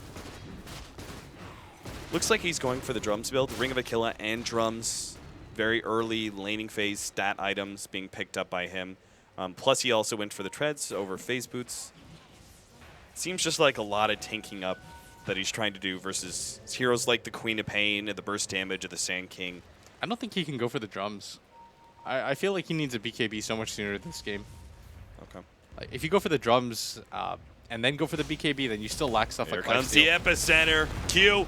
He's going to be blown up immediately. Shiki does manage to get a stun right away onto Universe, and there's a TP rotation coming out from our Gyrocopter. The call down's going to land on Universe, finishing him up. PPD was put in an awkward position there trying to save his ally, and now looks like he's going to be run down by the Dragonite. He is buying his allies time, though, to get both the middle and bottom towers, so that is something, I suppose. Oh, for PPD for 2 towers? Yeah. They'd be so satisfied with this trade-off. It's Well, only a dazzle. Universe. And Yeah, I mean, they got Universe the traded disruptor. himself for a disruptor. It's not a great trade-off, but Space created, don't worry. yeah. They're gonna go for this tower. Sumail's got a Yule Scepter. Certainly. They know the TP rotations already came on top, and the Dragonite is the only hero you're worried about. And they're trying to sandwich him right now for the kill. Has to make a snowball play. Walrus punch onto Sumail, and now the Disruptor ultimate actually locks Sumail in. He still has the Yules to be able to buy himself a little bit more time, but will go down towards the end of that one. Looks like the commitment was just too much. It's just too hard ganking a Tusk underneath a tower. Snowball is just such a great recovering mechanism. Yeah, and CDEC are actually counter-pushing this tier 2 tower, and they're doing a lot of damage to it right now, and EG are losing heroes a lot more. What do you think freely about than this they Blink should. Dagger, though? Oh, Oh, nice blink forward. PPD. he's so low already. He just did not respect the blink of Dragonite. And they got the top tier 2 tower on both of their cores.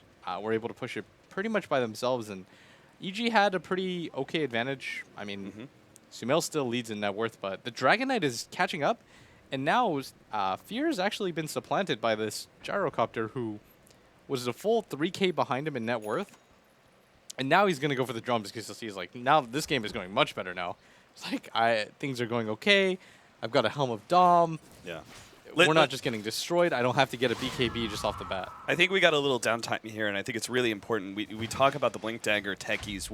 Why is AUI going for this, and what does this imply for CDEC? How do they respond to that? Because I'm looking at this and going, CDEC, I mean, they could actually just techies suicide jump on a Gyrocopter every fight if they wanted to. I think it's more for the split push potential that it gives you. Like, the thing is you don't want to gank a techies. That's the weird concept about the hero, is that you never really want to gank a techies because you never know what you're going to lose out of it. If he just suicides, then you wasted your time. If he has mines there and you die as a result, it's even worse. And that's kind of the issue with the hero. And so AUI is kind of telling them, okay, you know, yeah, maybe you can kill me, but it's going to be 10 times harder now that I've got this Blink Dagger because I can just remote mine, land mine, kill a creep wave, blink out. Right. Are you really going to pursue a techies like that? You don't quite know what's going on, and so I think this is a response to that. They can keep the game going indefinitely because this game they have much better cores. Like last game they had the Lina and the Clinks, but this game they've got a Queen of Pain who can scale really well against the line of a C-Deck. Their supports, techies and Dazzle, I mean, we see how good Weave is every single game. And the Shadow Fiend still has that Hand of Midas, so he's going to snowball faster than everybody else, and so you're just going to see them split push, I think. Dragonite loses or pops his ultimate in order to take this tier 1 at the bottom lane. Trade-off, EG grabbing the tower top. We've got the mech finished up for our Undying. Dragonite is going to be building into a BKB, looks like. Pretty obvious there. Gyrocopter actually goes for the Helmet Dominator after the drums. I really like this build, though, by Shiki. Getting the Blink Dagger was so clutch. Like, they were quite far behind if you looked at net worth. Just early game, he was behind by like 4K gold. He's like, what item is going to allow me to catch back up into this game? We need to punish Fear. We need to punish Sumail. The Blink Dagger is going to be what does it for them. And EG are starting to realize that the Yule Scepter and Hand of Midas that Sumail have aren't great net worth lead items right now. Like, he needs a BKB to be able to survive these fights. Yeah. So that's why they're sitting back, split pushing, farming, and just generally speaking, staying away from CDEC. CDEC don't even have the opportunity. I was like, okay, if they're being given space, are able to take Roshan, but they don't even like have a medallion hero. Yeah, they don't have the best cores to do the Roshan. The Gyrocopter and Dragon Knight aren't the best 2 heroes at doing it. Yeah. But I just want to highlight, Shiki got destroyed in that last game. But this game, he's really recovered, despite the early start that Sumail had. His item progression is really strong right now. He's going to hit a BKB at a really reasonable timing.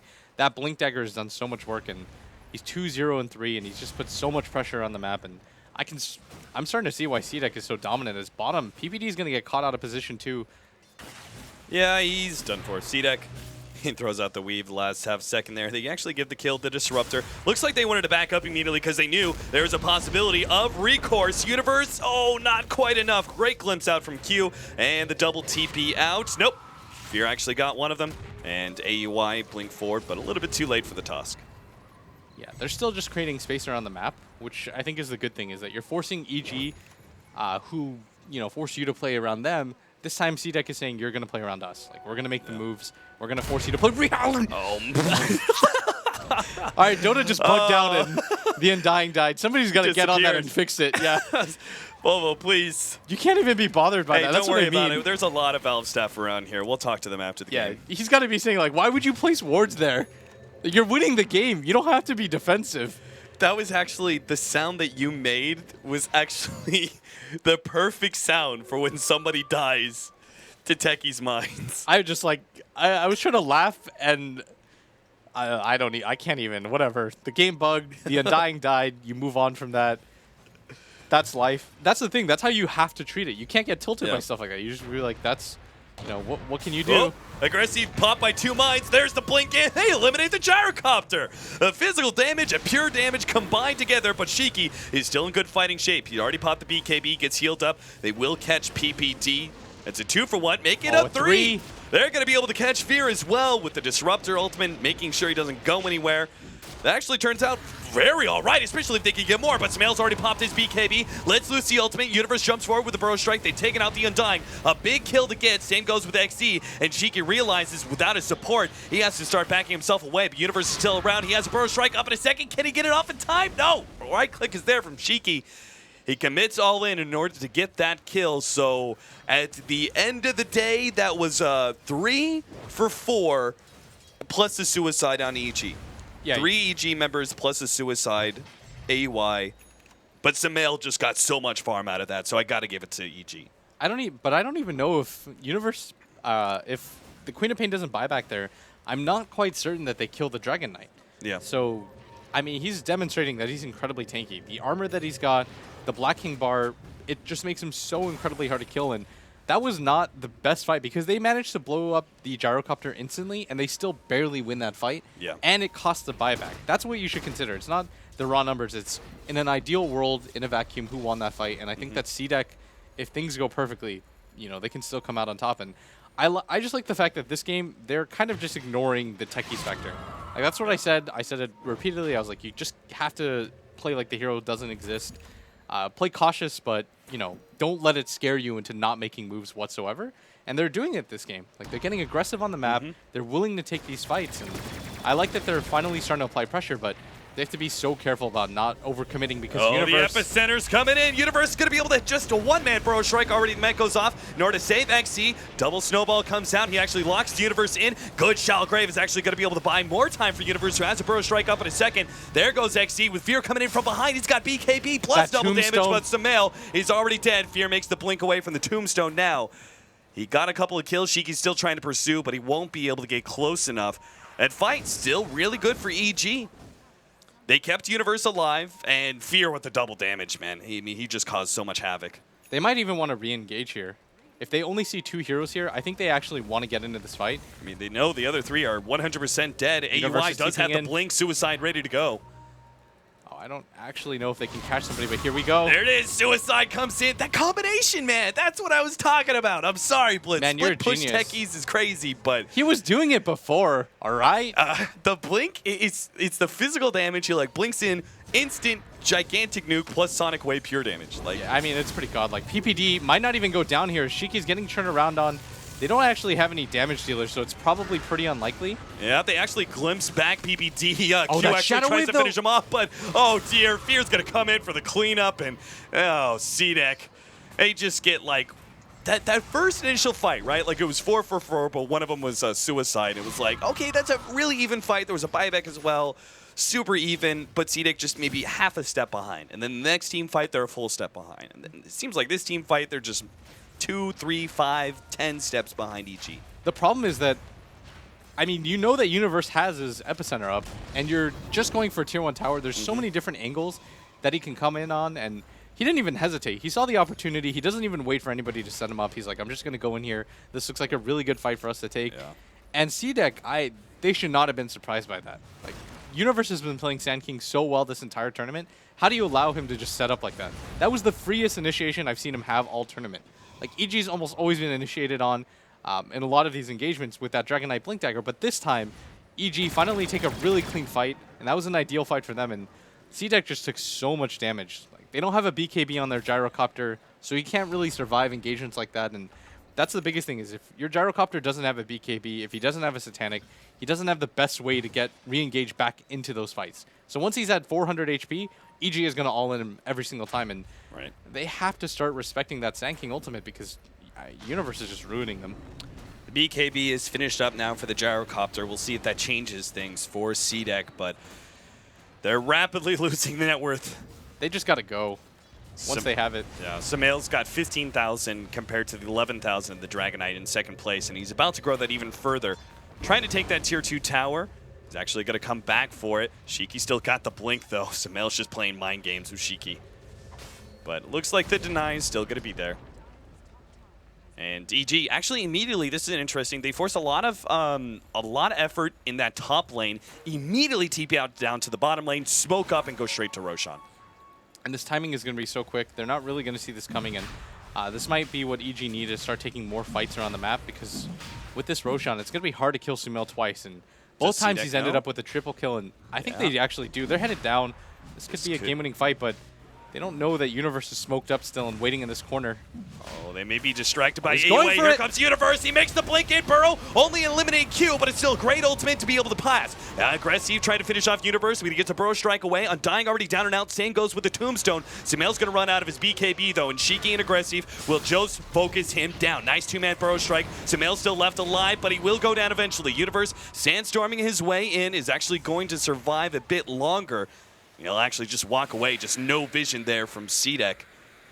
2 for 1, it looks like, with CDEC now poking their heads inside the Roshan pit. They're going to try and take it. It's at half HP.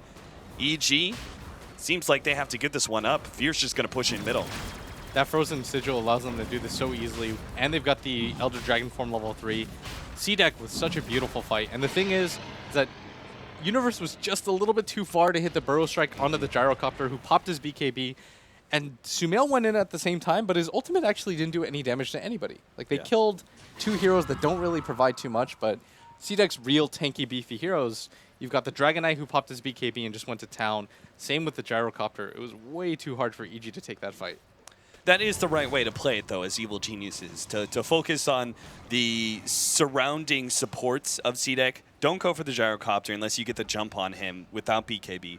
Don't go for the DK. Kill the surrounding heroes, and then either you've won the fight so much that you're able to 5 versus 2, or you just use your mobility to get out and probably be at a kill advantage. I mean, we've seen it kind of cut and dry so many times now that EG, like Sumail, basically is able to sack himself for them getting a couple of kills, and then heroes like Fear and Universe are still able to get out scot-free. Yeah, Sumail just needs a little bit more backup, and he needs more damage. Like, he just... you can't rely on the ultimate anymore with this amount of BKBs, or he has to just wait it out a little bit longer. Because right now he's blinking in, getting the BKB ultimate off, but it's wasting a large portion of his BKB timing, which is already down to 7 seconds. Like, it does take quite a little. It's like 2 seconds off for the Requiem. Add another second for when you have to position to get the blink off, and then half of your BKB timer is over just setting up an ultimate that doesn't deal damage to either of the cores on CDEC, and so.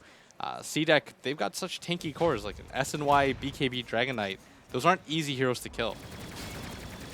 Oh, that Aghanims, it's coming for AUI. He's 3/4 of the way there. CDEC, though, Tier 1, and they didn't even use Elder Dragon form. They'll pop it now to go for the Tier 2. Of course, the Glyph is up.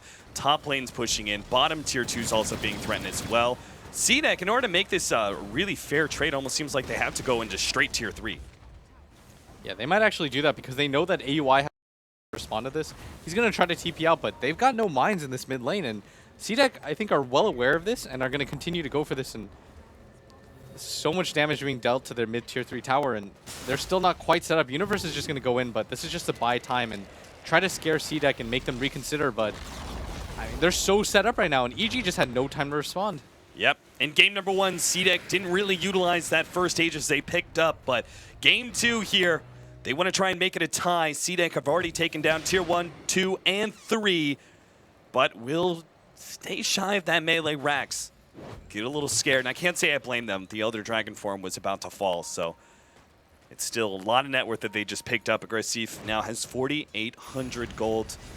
Is Butterfly his choice? Do you go Scotty just for more raw stats, or do you go MKB knowing that SF is going to go Butterfly next item? You don't know that the Butterfly is coming out on Sumail, though, because he's actually held on and not picked up the quarterstaff. He's like made sure that CDEC have no idea. It's most likely going to be a Butterfly for the Shadow Fiend, but you still want to keep him guessing. Yeah. You can. Like, give them another look. CDEC, though, I imagine he'd probably go for the MKB. I think it's just the better decision. You know that there's a really high likelihood that Sumail goes for the Butterfly, because Sumail's not going to get an MKB in anticipation of the Butterfly of the Gyrocopter. Like, he can't really guess wrong, whereas the Gyrocopter can afford to. Yeah. Oh, Jesus. Shivas is almost finished up for Universe. So his initiation going to be buffed up so much more. Queen of Pain must be a Scythe of Vice then, if we already have a Shivas. Yeah, I think it's a pretty good call right now. You need something because the BKB timers are getting lower, and the Dragon Knight is just so hard to kill in a straight-up fight. So you probably just need to kite their cores. Like, that's the advantage of having a Hex when you can blow up like 3 of the heroes that don't really tank very much. Oh no, that Aghanims is there. They're mass pinging out the minefield sign. They can't go uphill. They can't do it. So AUI managed to farm up the Aghanims like just in time. CDEC were in I think a really great position to finally force the Aegis in exchange for Rax. But with the mines already set up, they have to push a different lane, and that's just the hardest thing. It's now going to just stall up the game dramatically. They're going to have to go through bottom or top if they want to try and push the barracks in the next 5 minutes. Yeah, and AUI with that timing, it's going to make things really difficult. And you're definitely right. CDEC wanted to go for that fight. They had the Elder Dragon form back up. They've been feeling pretty confident with how all of these fights have been going. It's not even like Aggressive has to spend his money. Like, he's going to sell the Ring of Aquila, but they were still winning fights even without him having a damage dealing item. And now Sumail fully completes that his Butterfly, but I think that this he actually gets a Butterfly of his own, and I guess nobody on EG is going to get an MKB, but most of EG's damage is primarily magic and the ability to kite. So I guess the Butterfly isn't a terrible choice, but you would want to be able to kill this Sumail a little bit faster. All right, 23 to 17, 32 minutes in. A 12,000 experience lead and 7,500 gold lead. 2 evil geniuses. But CDEC just recently, thanks to a fight around Roshan, were able to get themselves a significant edge, which allowed them to take multiple towers and almost gave them the opportunity to be able to push into the base. But now that one opportunity is kind of closed, and they're going to try and force open another one through a 4-man smoke. Already making their way back to the middle lane to see if they can catch anybody from EG. Just no opening to be found. Yeah, I think they have a pretty good inclination that EG's all the way up here at this top lane. They have so many wards in the jungle and this outer area that they must spot them, yeah. Once they see that they're in this area, they found Sumail. XZ, there goes the BKB, already mines goes off, bye-bye Tusk. The ultimate gets laid out, Shiki actually drops a little bit low, but they're just going to kite around Sumail. Universe is coming in from the side, pops a Shiva's. BKB is run out from the Dragon Knight, now he's going to be susceptible to all that burst damage. There goes the Sonic Wave, able to finish him off. Sumail does die in the end, but CDEC have lost 3, and Aggressive now fighting for his life. Does manage to get Universe. The rest of Evil Geniuses, are they going to pursue for more? Looks like they get Q quite easily. Aggressive, yeah, they recover the gem, actually. AUI quickly snags that one. That's a huge win for them. Just the team fight, the trade-off alone, well worth it for EG, but of course, taking the gem away from the enemy team is all the more valuable when you're playing techies. That was so huge. AUI had mines there that instantly got the Dragon Knight to half HP, which just killed the fight for C-Tech. Once that Techie's got the Dragon Knight so low, he pops his BKB, but still he is at about 900 HP, and EG can definitely kill that, especially with the level 3 Sonic Wave. And then from there, it's just 1 or 2 more spells, a 6-second BKB. You can take that out pretty quickly, and then the fight became impossible for C-Tech. Like, they need that Dragon Knight to tank up so much more damage than he did. And that's the issue with their lineup, is that they're a little bit too over-reliant on their cores. Whereas on EG side, you saw Sumail get blown up almost instantly. Like, he pops his BKB, he died, and they still won the fight pretty dominantly. It's so annoying playing against the techies. Like, that Dragon Knight must have just been like, ugh, that's rough. All right, stacking up some Ancients. If this does, I mean, it's a techies game. It's naturally going to push late. Where do we go? What's the idea behind each team's late game? For C-Deck, you just want your Dragon Knight to get more farmed. Like, getting an Assault Cuirass so you can deal with more of the mines. Oh dear, Universe coming in is going to help out PPD. They still have the Snowball to be able to stop PPD's TP out, and Universe may still be caught as well. He actually burrow strikes. They got the gem back. They know he's there. Yep, they can see him. They just can't quite reach him because they're melee heroes. Aggressive to the rescue, though. Lays out the call down. Burrow strike up in 1 second. Universe gets a little bit more distance. Now hit by the homing missile. Big Daddy Sumail, though, is coming through. The Snowball goes out. He's really trying to commit for this kill on Universe, but Universe, oh, he got over the trees, but it's still not enough. The Ice Shards managed to get him. Now Sumail chased away by Aggressive. Fear is here as well, but he's got a haste rune. Now pops his BKB. Fear's actually quite low. They go for the side. The Ice play almost blowing up Aggressive by themselves, but no, he's getting healed up by the rip. Gardner makes a big play, and Aggressive makes the turn. Gardner even lives with just a sliver of HP, and C-Deck, they found yet another fight. It started off with a weird pickoff that EG tried to contest, but it's still a fight C-Deck win. They'll take anything they can. And that's the butterfly going to work right there. Sumail missed 2 or 3 hits. It just made it too hard for them to fight. Aggressive was just able to kite around that entire fight. He's got 5,200 gold now, easily leading the net worth chart. And Sumail's built so many items that just don't help him battle anymore. Like, you've got the Blink Dagger, you've got a Yule Scepter. Aggressive doesn't have any items like that. He's built for the late game. He's got a Butterfly, a Helm of Dama, BKB. He can get rid of the drums to get just a major item now, and nobody on EG can really match that item progression anymore. This should mean an MKB for him. There's no way that he doesn't buy one at this point, especially considering that the Shadow Fiend has a Butterfly of his own, and nobody from EG is going to be able to build a Butterfly for quite some time. Like, you could maybe see Fear getting one, but... You mean an MKB? Yeah, an MKB. You might see Fear get an Assault or an MKB. Like, he's actually got a pretty tough decision to make because his team needs more armor, and it helps you fight physical damage. And it's just a good item against the Dragon Knight, but he also needs to get the MKB to be able to deal physical damage to the Gyrocopter, who's really tanky right now. Yeah, Sigil once again allowing an easy road shot in teams for C-Deck. They're not going to be interrupted by Evil Geniuses. This is just such a back-and-forth game right now, as both teams just continue to trade 3 heroes for 3 heroes over and over again. And, I mean, you're just seeing whoever takes the slightly better fight comes out on top. It's a numbers game right now. AUI's now got the Bloodstone. Kinking this guy is impossible. If it's not the Suicide Squad attack, it's the Bloodstone So many suicide. mines in a row. It's like he's playing a brood mother of mines. Instead of webs, there's just pain. Great stuff. And every single one of those mines kills a whole entire creep wave. I guarantee you, after this game, C-Deck's just like, I'm having so much fun. I can't wait to play against another techies. Nah, I mean, just the split push factor alone. If they never come up and clear through this, the top lane is perma pushed at this point. Oh, they're actually going to find AUI. They'd be so happy with that. XZ, he's going to have to time this one quite well. Oh, no, there goes the stasis ward. They still managed to stun up some of these heroes, and he does get off the All right, that's the hate. That was like the quad ultimate. They're really not satisfied with just killing him. They have to lay it in, and I don't blame them. As they didn't even manage to force, like, the Disruptor pops the silence there just to hope that they can force at least the Bloodstone suicide, but they don't even get that. They got one or the other. And AUI, he's already alive right now.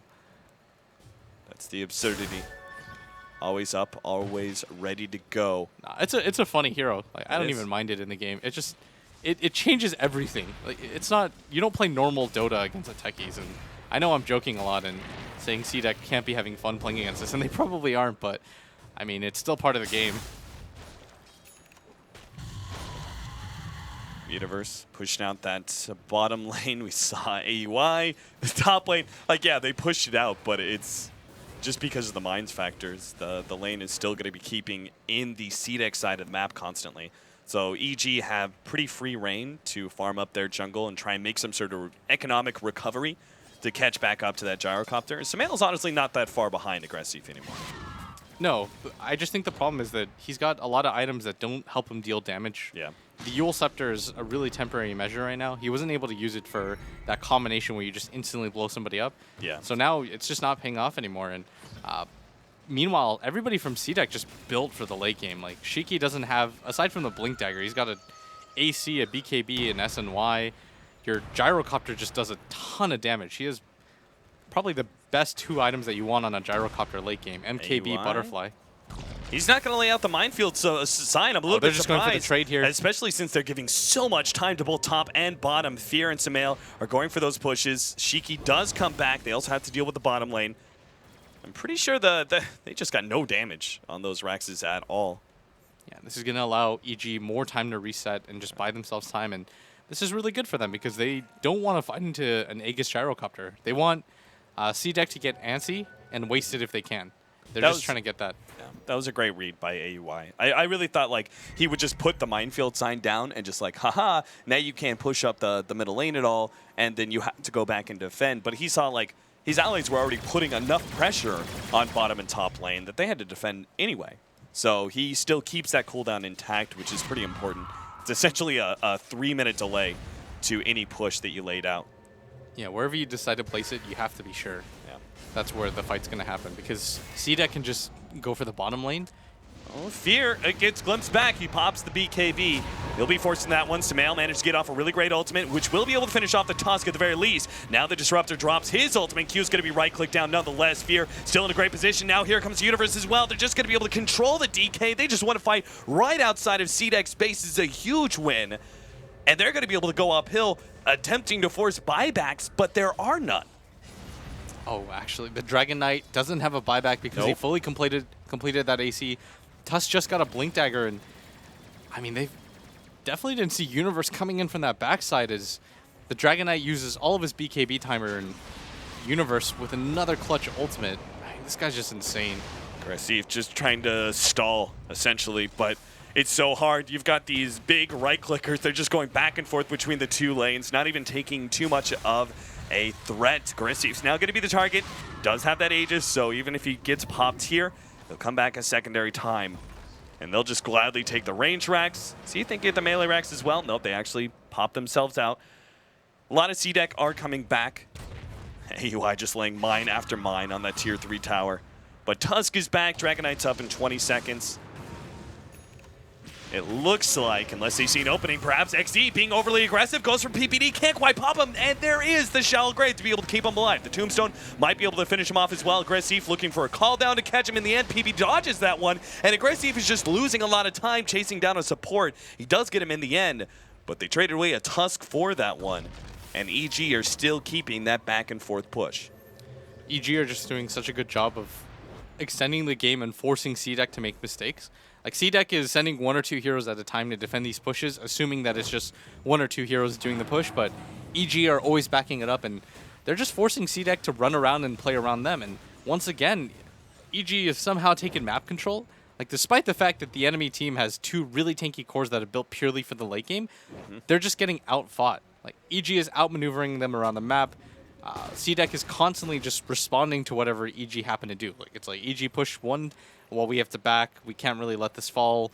And it's just extending this game right now is, I mean, this is what EG want. Like, you want this game to go long so that your enemy is going to make mistakes and you think your play is going to be a little bit cleaner, then you can mop up. Satanic complete for the Shadow Fiend, and he's pretty much caught up to the Gyrocopter in net worth. He still has the need to sell and trade out for a different item. But he's pretty much caught up, especially with the room that Sumail has to be able to farm up. Yeah, they're doing a really good job right now of keeping the map pretty spaced out. The Queen of Pain is still a little bit behind in net worth, but she's starting to pick up a lot of items. She's got a fully completed Octarine core after that fight, and I'd imagine... I don't think Aghanims is the item. It seems like the supporting cast is just of EG is what's going to make the difference here. You've got, compare, say, like Tusk, right? Tusk and Universe.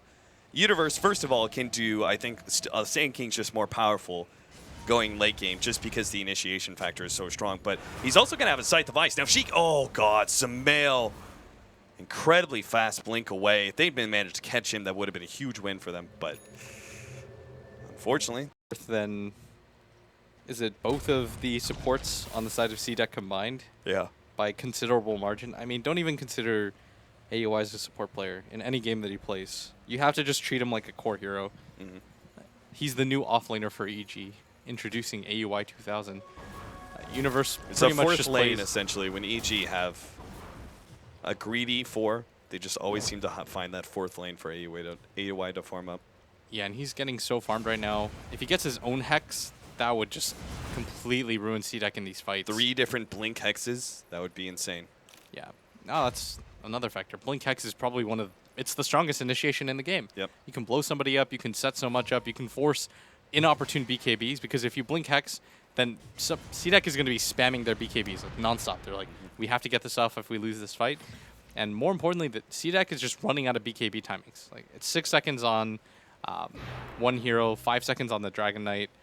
And one Scythe of Ice already being used onto Shiki. They're just chain stunning him as much as possible. There are some heals, and Shiki's still tanking enough to survive through all this, but he's forced to pop his BKB. At the same time, the Snowball went out, and they're kind of in an awkward position. Disruptor managed to catch Sumail, though, with the ultimate. Shiki also stunning him up. Sumail will go down, but Universe comes in. Here comes that Epicenter with the already stun up on Aggressive. Now Sumail pops the Satanic. He's actually staying alive here. The control's going to be on Aggressive as well. He really wants to get Sumail, and he will in the end, but the Scythe of Ice and the right click should be able to finish him off. Burrow Strike, double stun will get Q as well. Another buyback out. Dragon Knight, Shiki, he's got his Elder Dragon form alongside Aggressive. They're going to try and win this fight. If they don't get it, though, this is going to be the end of the game. Gardner is dropping lower and lower, will end up falling. Sumail now on the retreat. Shiki and Aggressive slowing him down, keeping up, but oh, what a big stasis trap, controlling 2 of the cores, and now with the mines, both of them dropping low. Universe finishes off one, Sumail gets the other. C-Deck dropped the gyrocopter with no buyback. Dragon Knight forced into his buyback.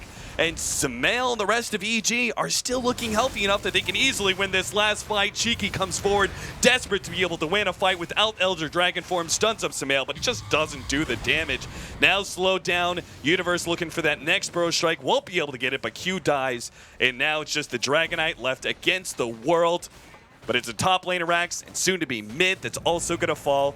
C-Deck are just banking on the Dragon Knight and the supporting cast of Tusk and Undying that are coming up in 20 seconds. What's going on in these fights right now is that C-Deck's supports are so underfarmed that they just die in the beginning of the fight, and then their cores are getting kited like crazy.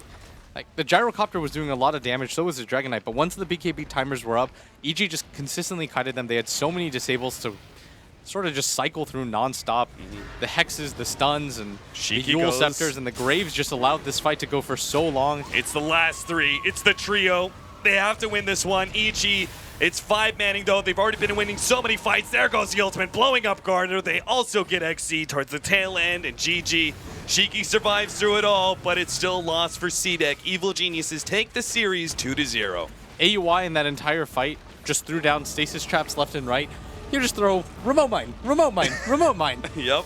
Beyond godlike for him, as he only dies as once independent of a kill, almost always suicides. And the net worth advantage that their supports had were what really made the difference in this last fight.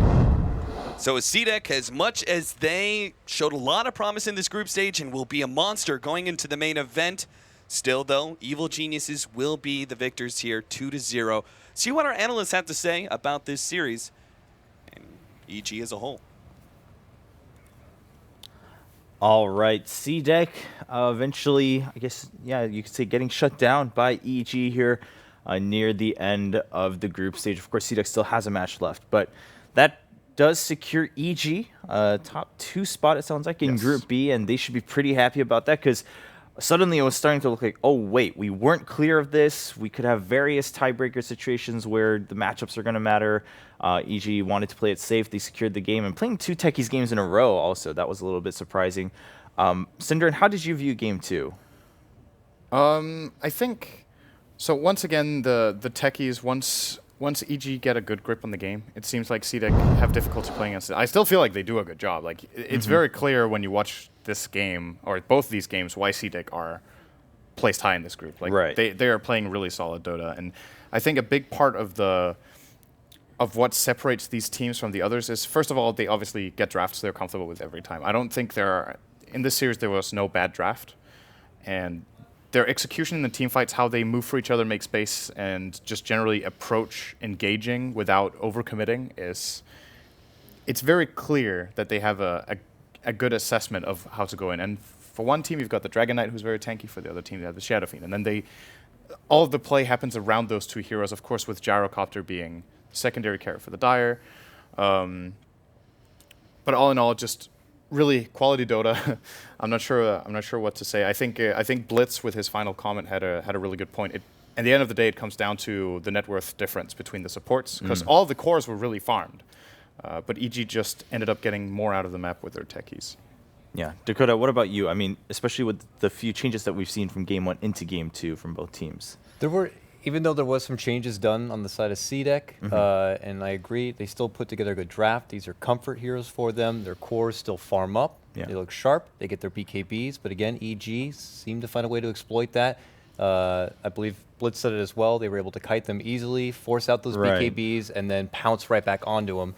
And this is all happening at the back end of the game where they're trying to just get out from their baseline, but Owie's there, building up a foundation of ridiculous techie mines and stasis traps, and that is almost infuriating, I'm sure, to CDEC. And we saw even when they were making the draft, maybe we're put off a bit. They still seem a bit, kind of discombobulated about what actually just happened there in that series. Yeah, I mean, it looked like they were saying, all right, well, if they end up picking it, at least we took the Tusk.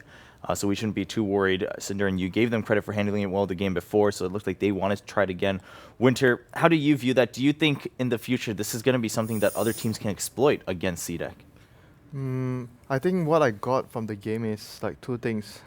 CDEC, they got exploited by EG, the fact that they had Disruptor in the safe lane, which was, I think, something that they probably didn't expect EG to do.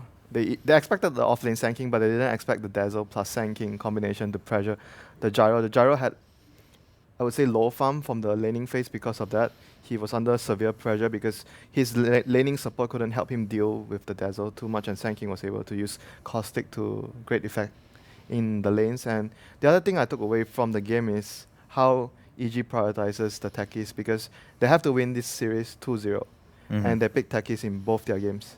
So for me, it's something that I actually took away, that they actually think that this hero might be a top pick for them, since they pick it when they need to win both their games. Oh, that's true. Yeah, didn't think of it from that angle, but very true. Let's take a look at one of the highlights towards the very end of the game to see basically, what we talked about culminating back in game. It's 6 seconds on. So this was EG one hero, trying to push down on the top side. Just trying to finish the game here. And you see how tanky Dragon Knight is in this situation. Yeah, he just took everything. They were just too far. Yeah, I think they were just too far behind, because you can't just leave your base against the Techies. Like, you don't know what you're going to run into behind, so it's kind of difficult for them to chase out. And it creates a lot of situations for the Sanking to just wait behind to come in with the perfect timing with his ultimate. So that was a really good play from EG in general as a team. Like, and the combination of having Shallow Grave together with a Karo with Satanic is very powerful, because you just wait until the Shallow Grave is about to run out, and you pop your Satanic and you heal up maybe, like, I think in that situation Sumailed healed a good like 700 or something with a couple of Satanic attacks, and makes a very big difference. He does end up falling, but they have multiple buybacks, and this is incredible. Of course, the stasis trap here is... It doesn't look like much, because nobody dies. There's like, you just see them getting stunned, but no damage is really dealt.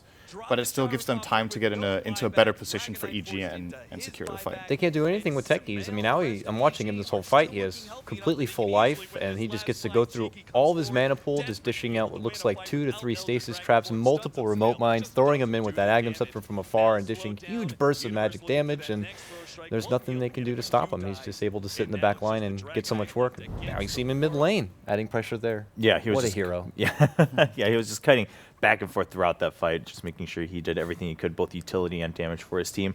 So, Winter bringing up a good point. I mean, maybe the techies is something that they'll fall back on when they really need it. Or it was also just something they were saving for, like, whenever we need to clinch it, we'll use it once, we'll burn it, like we've talked about before, and then moving on to the group stage. So, let's take a look at the standings if we can and run through the scenarios here a little bit, because it's still not all settled. Dust is still there for Group B.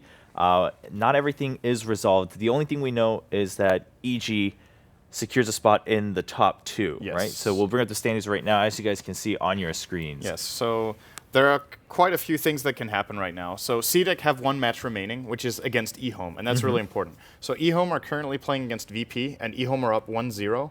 Should they win that 2-0, they end up on 10 points, and then they're playing CDEC. Should they win that one as well, they tie with EG for first with 13. Right. And they will actually win the heads-up because they drew against each other. They both 2-0'd CDEC, but then eHome actually beat VP 2-0, whereas EG drew with them. Right. So in that scenario, eHome can actually win the group stage here. Oh, wow. And get first place, which would knock CDEC down to 3rd. Okay. It's unlikely because those things need to happen, but if eHome have a strong showing against CDEC, that can happen. Alternative scenarios, let's say CDEC and eHome draw. CDEC and EG both have 13, then EG wins on heads up. They just 2-0'd them. Right. And finally, if Virtus Pro get the draw against eHome, they have 10, eHome have 8, and then eHome with a 2-0 can get 11, which would give them 3rd and VP 4th. Okay. And as it looks right now, Vici could still stay top 4 as well. No, never mind. No, eHome won a game. So yeah, Vici are lower So the bracket. top 4 are now set. Yes, it sounds it's like. about Yeah, how so they it play. is going to be Yes, eHome, VP, CDEC, and EG. It's just how do they shuffle amongst that? And the fact that, I mean, eHome, until this match is over and it gets recorded against VP, they're at 5th, but they still have the potential to go all the way to 1st in Group B over EG. That's pretty crazy. It sounds like, Empire also has a match left. Empire also has 6 points, so they can actually tie VP And if they 3-0 Hot 6. Empire's last game was, it's against Hot 6, so if they could get up to 9 points. And they can tie VP if VP is 4th, and that was the one match until now that Empire won against VP. So they could actually knock VP out. So the top 4 is not set. That is correct. It's just Vici being knocked down has been set, unfortunately. So, but then it's 4th place. So Empire and VP, in 4th it place, would just be a tiebreaker because, again, that is upper and lower bracket. Lots of scenarios, but just to clarify again, it's not all set. All we know for sure is EG definitely in the top 2. CDEC has to wait and see. VP is possibly in danger of having to play a tiebreaker against Empire for that 4th seed. Vici does get knocked down into the lower bracket, and eHome could make a run all the way to the 1st seed. And this all hinges on what? 3 matches. Yeah. Well, 2.5. One still going on right now on stream 2 for eHome versus VP. That is pretty crazy. Yeah, and this match is actually pretty close right now. So eHome have managed to pull ahead, but it's been a little bit back and forth and pretty close. And eHome are sitting with about a 7,000 gold lead right now. But it is a very even game, so anything could really happen. Well, we do have to wait until this match is over anyway to see that CDEC versus eHome match. So right now, ladies and gentlemen, we will all jump over to eHome versus VP. It is game 2. eHome is leading 1-0. And we're waiting to find out, can eHome pull out to 2-0 and keep that dream alive of going 1st in Group B? Will just barely live unless they can chase him down. Yeah, he's going to be fine. Okay. All right, welcome mainstream. This is hello. a seriously important game if you guys haven't been paying attention. Both of these teams are fighting for their top 4 spot in Group B. And it's a close one. eHome looked very strong in game number 1. And here in game 2, VP fighting for the top 4. This is what it all comes down to, Purge. It's been a very close game so far. eHome just recently pulling far ahead. Ice Blast will connect on the Roche pit, but VP just can't contest this. Ravage is down. Sonic Wave is down. This will be a Roche going the way of eHome. So, yeah, very even mid-game. Pretty quiet farming until the recent bout of team fighting. Pipe on the way. We'll take a look at the items here just so y'all can get acquainted with the current state of this match. Now, if you missed the last fight, what basically happened was CTY came from far behind in the team fight, and VP was looking for the other main group. If they would have been able to spot CTY first, they could have just completely blown him up to start things off. Phobos getting spotted in the jungle, actually, this is pretty dangerous because the rest of the heroes are semi in the area. He's just going to TP home. Can't get there in time. It's such short range now. Yeah. It's very difficult to get in range. CTY fishing as well in the mid lane. He's the one carrying the Aegis now, so not afraid to be a little bit aggressive if an opportunity arises. He's got so much farm. 4K gold plus his Aghanims. Wow. So he just solo killed the Rubik very, very easily earlier. But the problem is that both teams have been playing super safe 5-man the whole game because neither of them wants to lose this one. And because of that, Lil has much less items than he normally does. Yeah, look at this Rubik. He's got Urn, Arcane Boots, and still no progression towards that Blink Dagger. Very unfortunate for him. The Ancient Apparition in a similar state right now. They're at the bottom of the pack for net worth by a pretty big margin. They've been holding steady, whereas for eHome, both of their supports have been on the up and up. A lot of that coming from the track gold. Yeah, I'm sure that makes a big difference there. VP going to try to take at least one tier 1 tower here before they back off and go for the Rax defend. They don't have Ravage yet. 16 seconds cooldown on that one, and eHome's happy to go high ground. All right, there is no glyph either on cooldown for another 20 seconds. Going to get in big trouble. Can they finish him off? They can. He does have a buyback here. It's Soul Laguna, though. Uh-oh. 950 magic damage. That's going to be a huge thing to have in the next team fight, but they may realize it was stolen as well. We'll see if they adjust their playstyle here. They'll mech up. They go right back onto the tower. Glyph up in about 5 seconds. Illidan may need to burn the buyback here. Ravage is also cooled down. Refresher picked up by Lina. Great pickup. Oh boy, this is scary. She doesn't have the mana pool to use it quite yet now. Oh, it's okay. It's way back at the base. Never mind. They won't need it for this siege. Tower's gone down. They've got the Glyph now. VP can still make a hold here, but do they sack the barracks and not use the buyback? Ravage completely whiffed from Phobos. Oh no! It's a disaster from Virtus Pro. Now comes the BKB for Yang. Sonic Wave from Quap. Oh man, they just shredded. This is scary. CTY goes down, but comes right back to life. This should be at least a lane of barracks for eHome. That was not the time to whiff the Ravage. Oh no. He pressed it before he blinked. I looked down and I don't think there was a damage source that hit him or anything. No. Because it was Bounty Hunter kind of close to him, but he has no way to do damage from that far away. We saw it from Ohio earlier, just not shift queuing properly on his Earthshaker. It's very similar style. It just happens occasionally.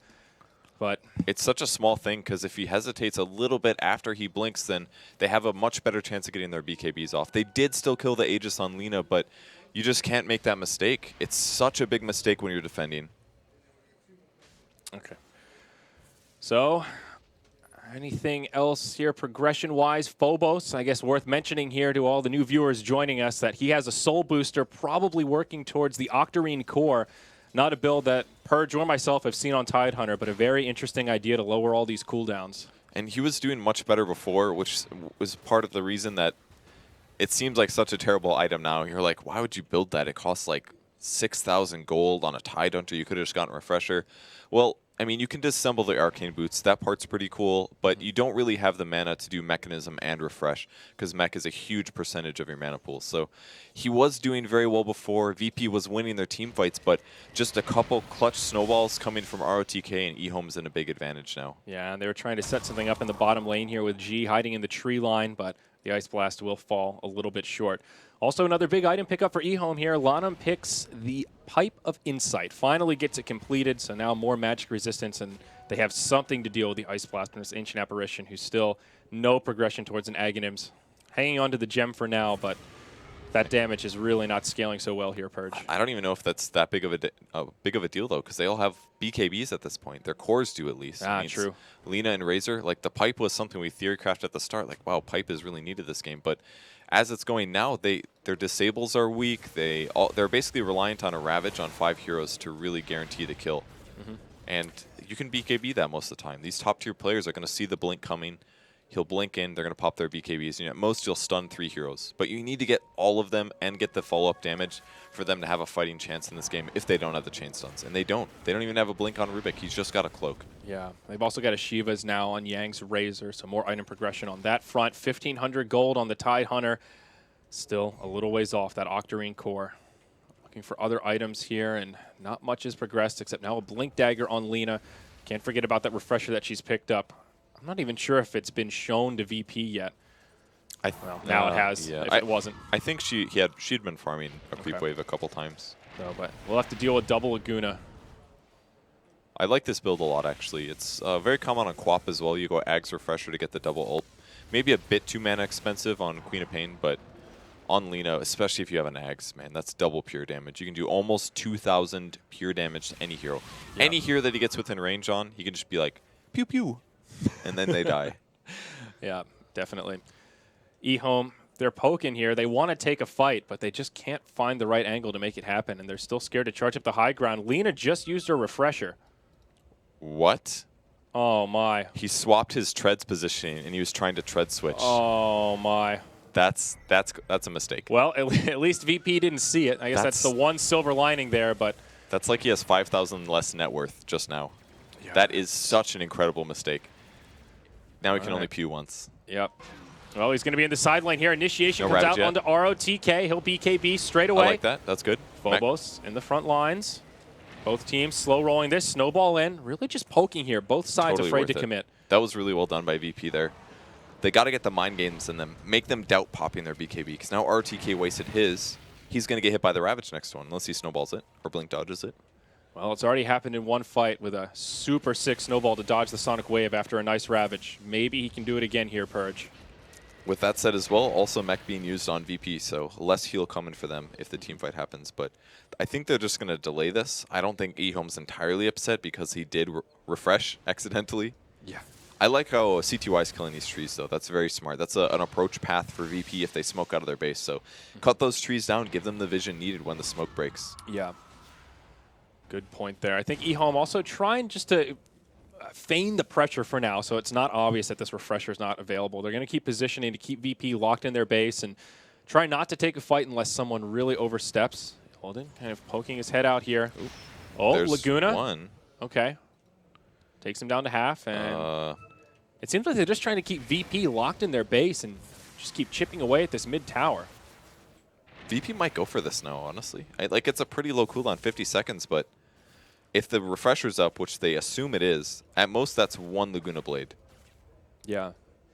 ROTK is nowhere to be found either. He's pretty far off, does not have BOTs, so can't get back to the fight quickly if VP does opt to jump. If you take a look at the vision here, Virtus Pro are completely locked in their base. They've got one ward down that they were able to put out on the low ground here, but they just have absolutely no idea what eHome are doing. They don't know if there's all five ready to jump into the base, if they're about to smoke into this top lane. They do have a sentry ward down to try and stay safe from that kind of a play, but... DDC even snipes the ward to the side, and it's so easy for him because his range goes up to so much with Arctic Burn. So, they blink forward Ravage on two big ones. Right onto CTY as well as Lanham. So dead. Yeah, that's going to be two down, but Yang is still here. BKB's popped up plenty. ROTK still nowhere to be found. Winner's Curse will buy them a little bit of time to try and retreat, but a fast 2-0. eHome staying too spread out here. It will come back to bite them in the rear end. Can they actually finish off Yang, though? He's so fast. They will chase him down. Ice Shards, well, hoping to buy some time, and it will keep him alive. Now ROTK, he goes charging in. Walrus punch onto FNG, but he's all by his lonesome. He'll use his BKB. It's ROTK versus the world. TP out on the Ancient Apparition. He'll live. There was a buyback from the Lina to try and find some counter kills here. Phobos left behind. They just don't have the damage. They may just cut their losses. I mean, Lina might. All right, they're going to get him with that Ice Shards. DK Phobos will fall, but he used Ravage. He's got buyback. That's not that big of a loss for him. Oh, Quap almost getting caught. That was so dangerous. He does have an Aghanims now, so not a huge cooldown. But ROTK, he is going in deep.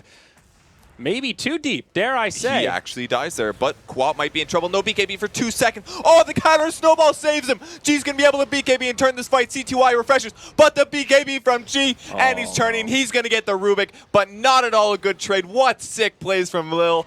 Stealing the ability and using it to absolute full potential and saving G. That was so sick. So many sloppy plays from eHome, though. That's a dieback now on the Lina, and ROTK just going in way too deep ahead of his team. They were all here near the ward when he was in the base. No way for them to keep up with how far he went in. Roshan coming up in just a couple of seconds here, but it looks like VP will just go mid and take out some of these Tier 1 towers. Man, this game is just such a treat. It's so back and forth. Both teams getting advantages at varied times, but VP holding that out, the double Ravage on the 2 important heroes, the Bounty Hunter as well as the Lina. Like, that's what they got to go for, Look and they at these got 'em. items coming out here, though. Gyrocopter, he gets himself the MKB Octarine Core out on G, and Phobos, he's not that far away from the Octarine Core himself, 1,700 gold. He did buy back for this, by the way.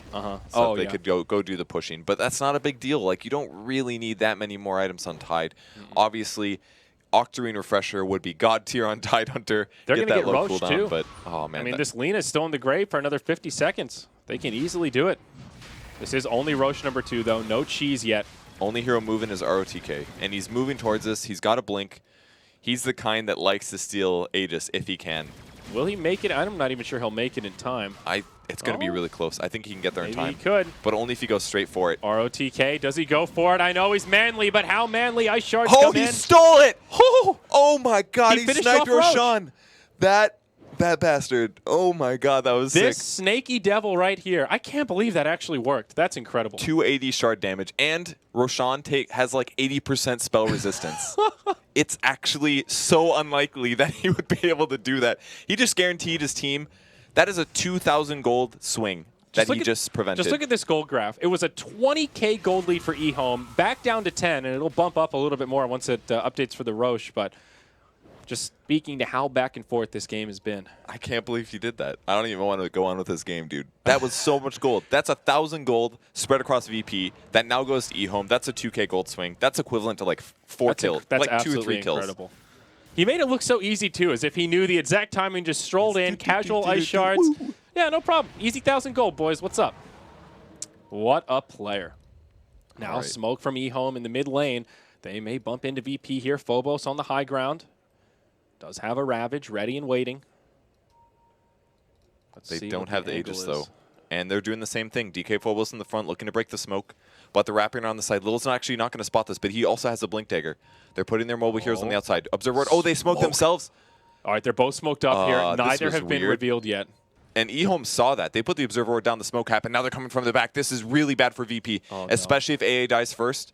They need to get the Ice Blast off if possible, but the they Radiant don't chase. smoke is about to expire, and it has. The creeps mid will expose this, and it looks like both sides. And now VP kind gets of a turnaround. disengage. I mean, VP's still happy to go for this. We'll see if they actually do, though. They're may baiting be the Razor. a little bit cautious here. Here we go. Ravage to start it off. Connects on 2. Follow-up Sonic Wave. As well as the call down. Yang goes down first. ROTK with the BKB on. Could be in some trouble next. CTY on the back foot. Stolen Laguna comes out to take him down low. G wants to pursue, but can't get the kill. It's just a 1-0 to get things started. The missile's still following him, but he's got a Yule Scepter, so he should be fine. We even have DDC running over the cliff. He's got a Blink Dagger. Not bad. The Snowball almost saved mana. It just gave me flashbacks to that one fight where the Snowball absolutely saved the core hero. He used BKB, 5 seconds on Razor, and he's not that tanky. He needs more raw HP. He's got all this armor. He's got a BKB, but he's just dying to burst damage. Now all of a sudden it's the other way. The Octarine Core comes out for the Tidehunter. There are no buybacks available for eHome. They need to be so cautious here. They'll have to fight without their Razor for the next 30 seconds. They do have a glyph to try and reset and hold the barracks here. Laguna comes out. They chunk the Gyrocopter. Well played by CTY, and that'll be enough to repel Virtus Pro, at least for now. ROTK doing ROTK things. He wants to go in. He doesn't blink. He just snowballs forward to try and buy some time. His team desperately trying to catch up. Oh, Lil's in trouble. He's got a blink in 1. Blink, blink. Oh, he gets hit. He's dead now. LSA will connect. Walrus punch as well. Down he goes. FNG in a little far forward here. Oh, Sonic Wave from G connects on 2. FNG low, but the mech buys him some time. Snowball to reset once more. All across right into Phobos. That'll finish off Lina as well as the winner Wyvern. Now ROTK left behind. There's a gem on the ground, but he's in a lot of trouble. This Radiant team crumbling before our eyes here. This he land out now because they got the gem, and he's going to die as well. Buybacks aplenty coming from both sides. 2 from VP as well as 2 from eHome. They want to push the advantage here. They can't outplay them here. It's just a Razor. AI Splash comes through. It's going to miss the mark, but they're still chasing. Gem on the ground. There's the Gush on top of Razor.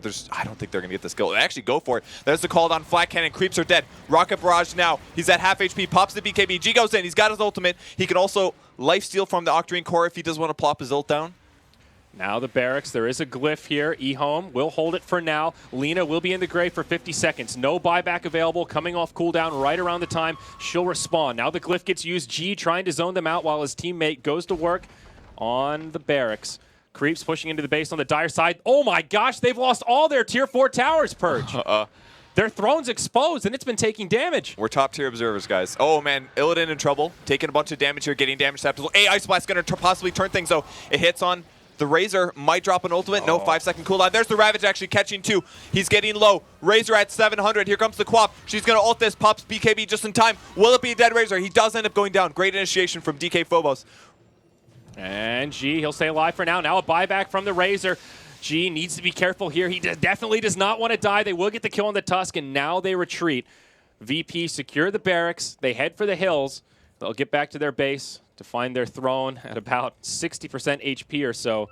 Now BOT starting to come out. Buybacks, a lot were used there, Purge, but there are still a few available, both on the side of Virtus Pro. My gosh, what a game we've got on our hands here. Quap is doing so much damage in these teamfights, and it's really because eHome's lacking damage. They only have, like, Lina, really, that's a major threat. The Razor is an issue, but it takes him a lot of time to ramp up, and most of the time the Quap can just run. And on the other side, you've got a mostly utility Tusk, you've got a Bounty Hunter that's entirely utility, and Winter Wyvern can't really do that much damage by himself, so Quap is just life-stealing constantly.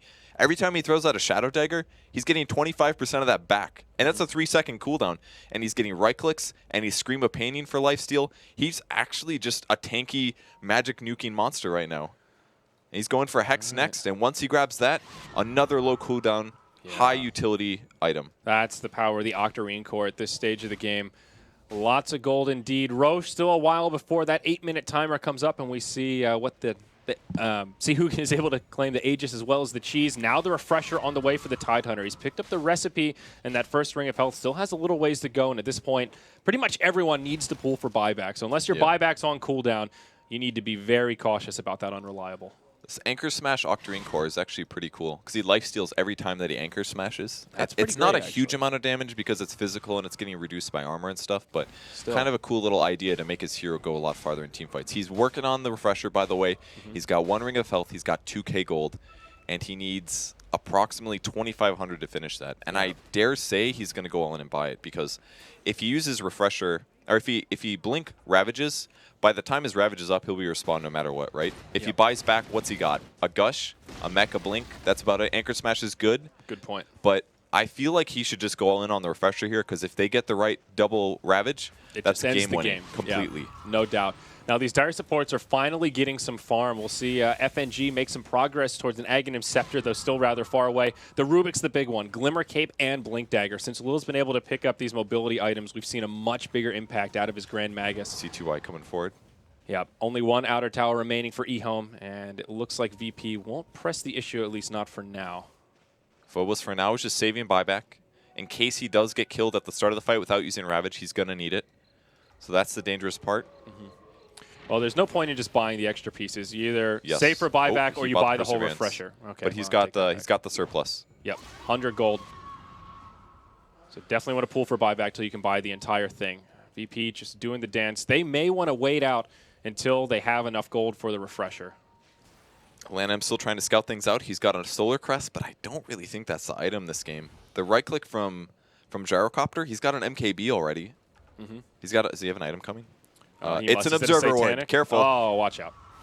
Oh, G, very far forward. eHome maybe thinking about initiation here. Looking at Dire Vision. They don't have a hell of a lot. It is nighttime after all.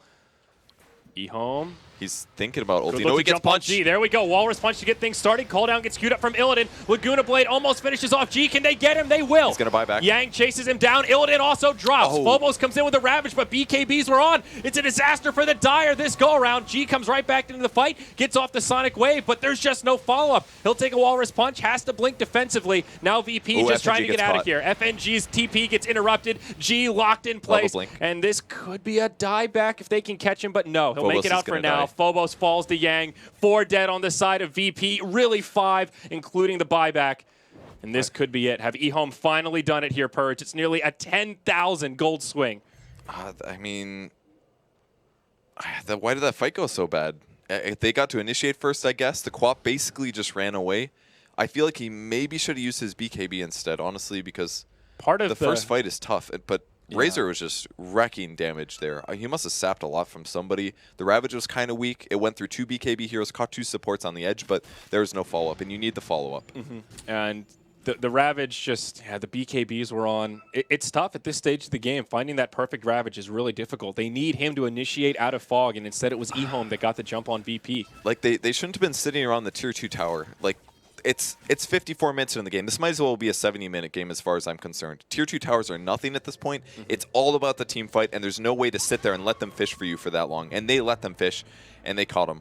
Well, G throws a less than ideal ult there. Fills about 1 creep as they start to siege. Buyback now used by the Tidehunter. There are 0 buybacks remaining for Virtus Pro.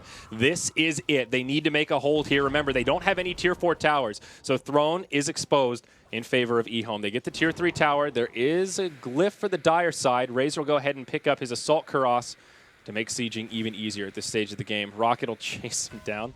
Okay. So Ravage in 20, so they're not quite ready. Oh, they actually Glimmer caped him in. Ravage up in 2, but his whole team is very far back.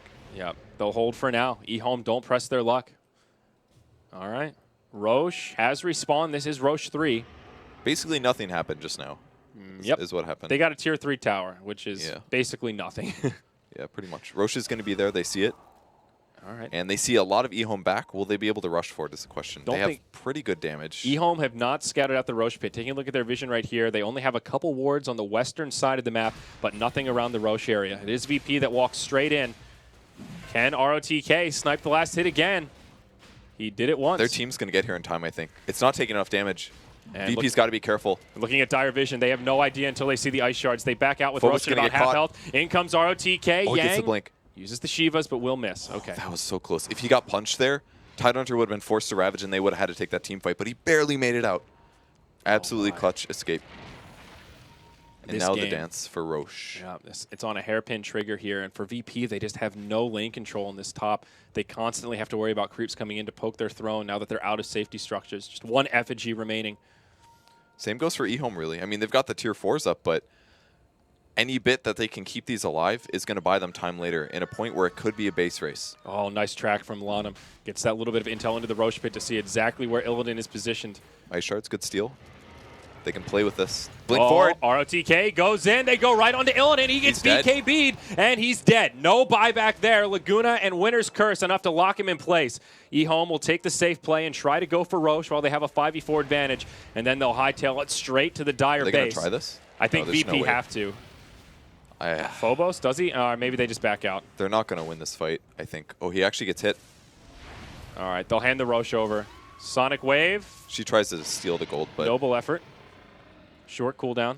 Absolutely worth it to try. The gyro is just worthless at this point. That's what's happening. He's getting Winter Curse by DDC. He's got a Blink Dagger. He just Blink Winter's Curse, and then Lina throws an ult, and he's out of HP. He's only sitting at about 1,700, I think, somewhere around there.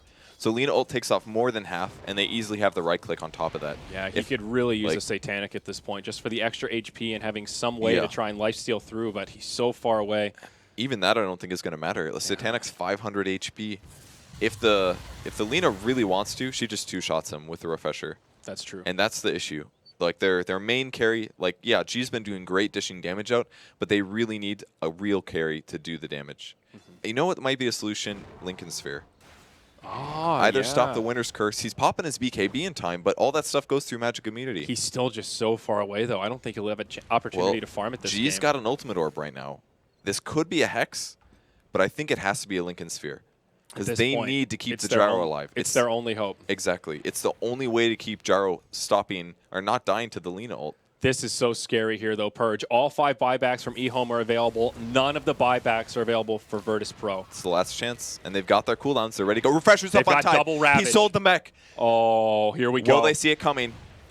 Well, it hasn't been revealed yet, so probably not. Glyph comes out right away to try and hold the barracks a bit longer. G off to the side. Phobos is smoked up. It gets broken. Ravage #1 connects on 2. ROTK will be able to BKB. He's saving the second. Phobos holding on to it for now. He hasn't even refreshed yet. eHome taking a surprising amount of damage. He catches There's a the lot. second Ravage. Illidan's alive. He could go down. Dead. He's dead indeed. ROTK falls as G jumps out of the base. It's a good hold for VP for now, but the buybacks from eHome are coming. Now G outside of the base will be able to blink back.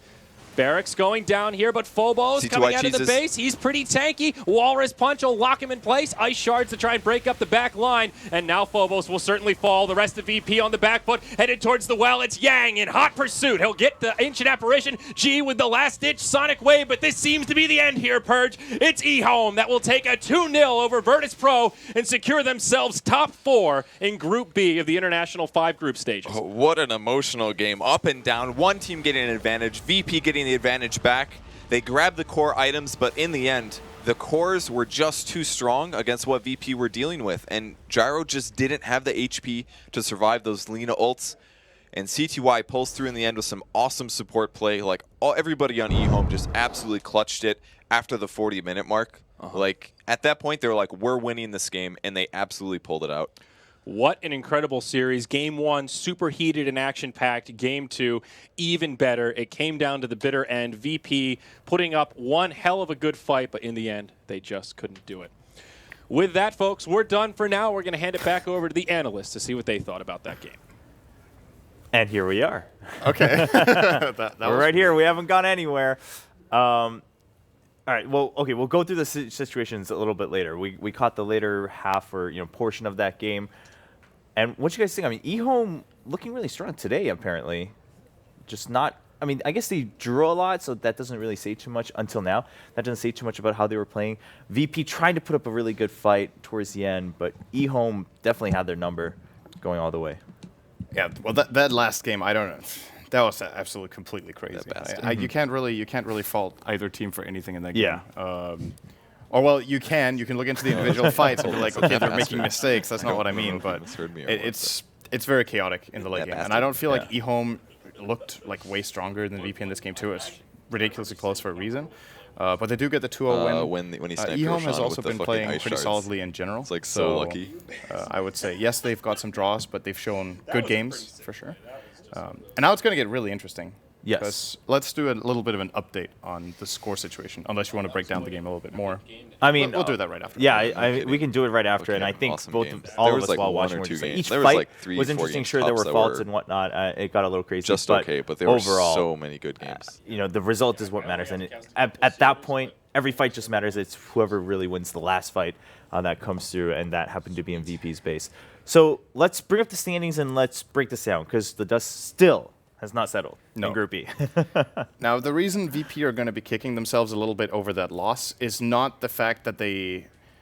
Oh, well, it is the fact that they didn't get their 1 point. It's not that they didn't 2-0. That's the problem. The problem is that they didn't at least draw. Yes. Because now at this point they have 9 points, and that means that their fate now rests with Empire. Because if Empire, who are going up now against MVP Hot 6 in their next match, if they 2-0 them, you can see Empire will end up on 9 points, which would tie them with VP.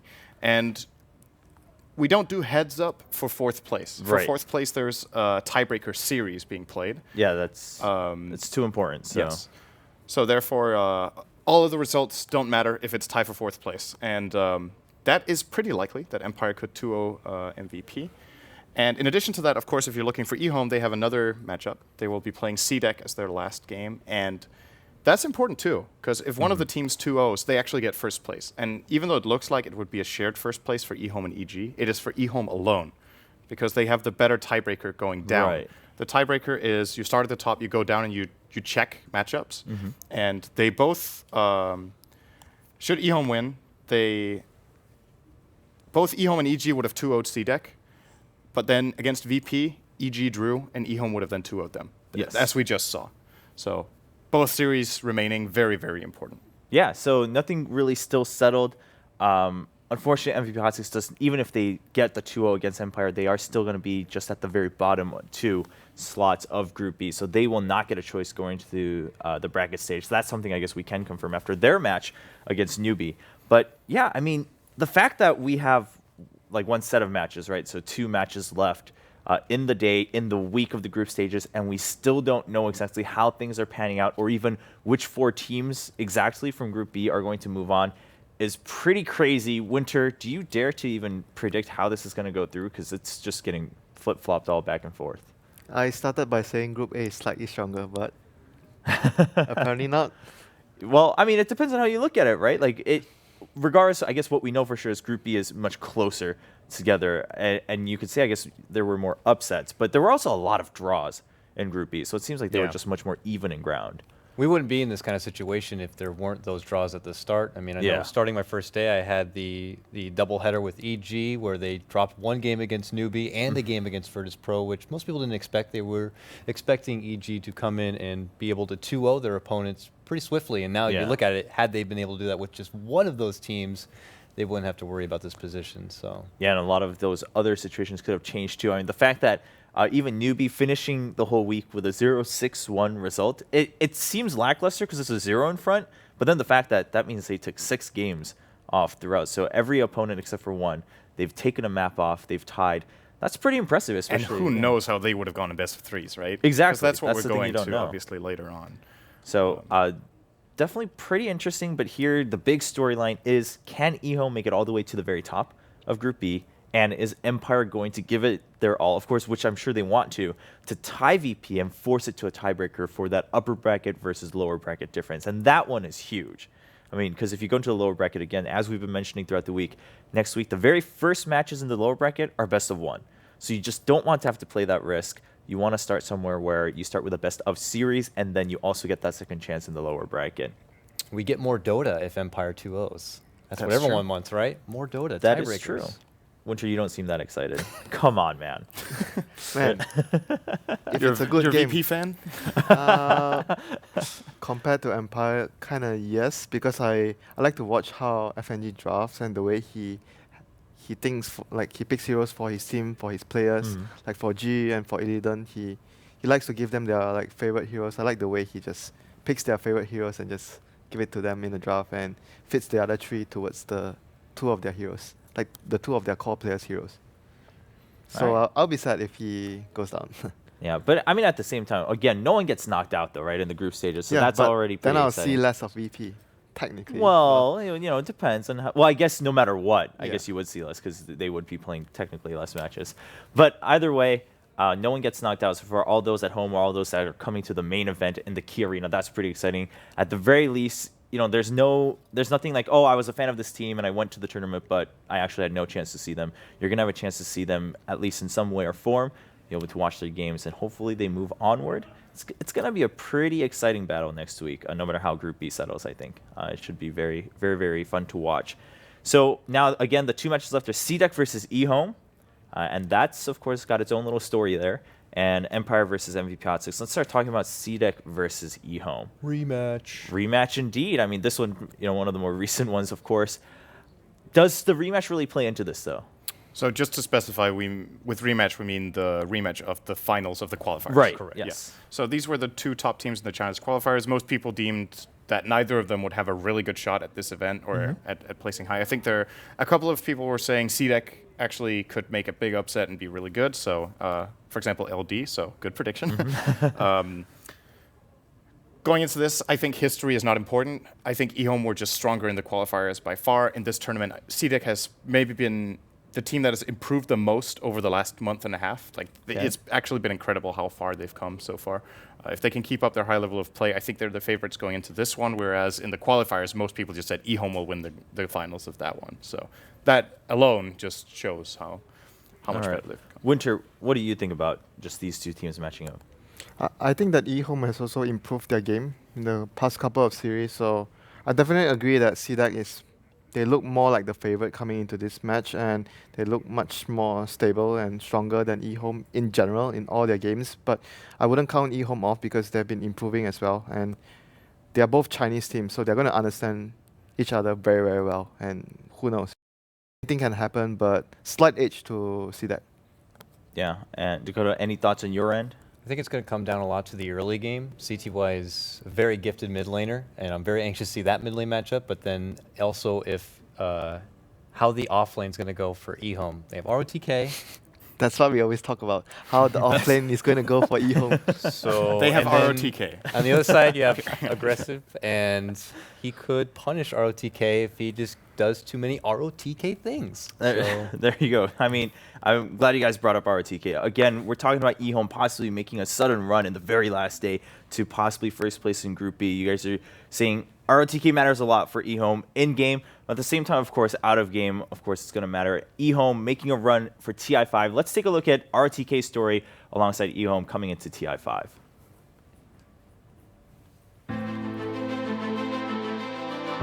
小时候嘛，就是自己比较的叛逆，然后自己性格其实很活泼，一会儿抢着了，一会儿跑哪去了，3跑2步跑，我也把他找不到，又跑到游戏厅。然后有一群人，大概比我年长10岁左右。有一次他们在玩一个 RPG 地图，就是那个时候的 Dota 1，他们9个人，当时少一个，然后就因为认识我，就叫我一起。我说我不会，他们说没事，你不会，我们教你。他们当时就让我选个宙斯，说你就玩这个英雄，一直跟在我们后面垫就行了。我说好好好，然后我就玩，完了之后，哎，我发现挺有意思的这款游戏。这个实现了他心中的梦想，可是呢，一路走来。 北方确实不容易，吃了不少苦。我姥姥对我是最重要的，就算当初我爸他们这边怎么反对我，但是我姥姥这边他们是自始至终也没有放弃过我，所以我觉得我姥姥对我实在太重要。 那现在的那个没跟着他，选的他喜欢的路，他走的了，想干的事情干一样转一样，越来越好。我们也来，心里也挺高兴的，挺好的。然后当时我本来是原定的计划是退役1年，我第2年就 TI6我会继续打的，是这么一个考虑。然后在今年年初，就是我休息完半年之后，也是在一次比赛上 DSC 的时候看到 CDC 这个新队。 当时我也是接到他们队的邀请，本来打算过去帮他们的。当时也是因为他们队本来没比赛，但是最后没比走了，所以最后我就选择了eHome这边，也是基本上都是新人，然后就过来继续选择带新队，因为感觉我们这个圈子的那个新鲜血液实在是太少了。但是今年我带他们去了，这个第一步已经是实现了，凝聚力也非常重要。其实对于每一个 team 团队来说的话，团队经济、凝聚力都很重要。 不管是新队老队，所以人一定要在把状态调整到最好的前提是你要亢奋起。所以一般我们赛前我们都会，比如拍2下掌，加油！我对他有很大的这个盼望，希望他这回拿到冠军。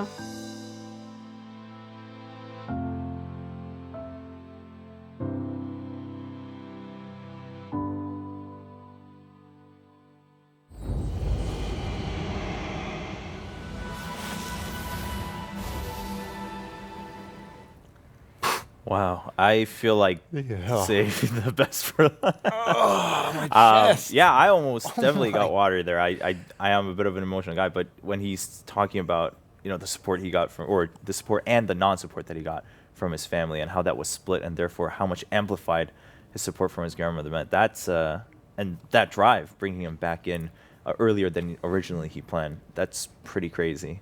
When you see them just freaking out in those game booths. And how much they're into the game, it's amazing. I don't know what else to say. That's just I want to love something that much. Could it be you? I saw Philip come out. That caught me off guard. I don't know what to say. I don't know. I mean, I'll think about that it. video. I'll write you an email later this week. I'll think about it. That's amazing. They're giving everything when they go out there. And when he was talking about why he chose eHome, just the story leading up to that, he looked at CDEC and then maybe left, and then he decided, all right, we need more newer talent. We need new blood coming in.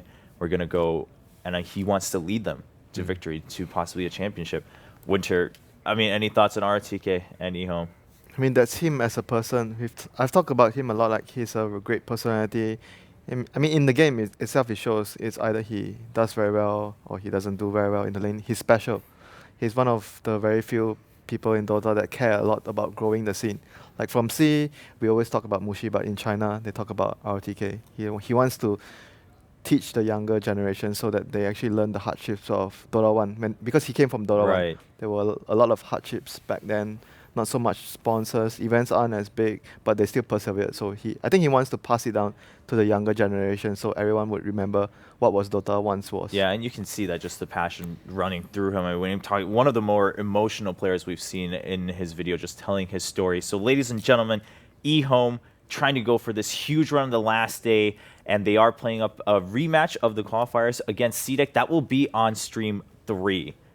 I'm throwing you guys curveballs left and right. So that'll be on stream 3. On our stream, we're going to look at Empire versus MVP Hot 6 because this, in some ways, has a bigger implication. Can Empire fight for another chance to get into the upper bracket, right? If they 2-0 MVP Hot 6, they force a tiebreaker against VP. That'll be a rematch, of course. They played earlier in the group stages, but because it is for that 4th seed, they will have to play a rematch series. And looks like draft is already underway. And look at this.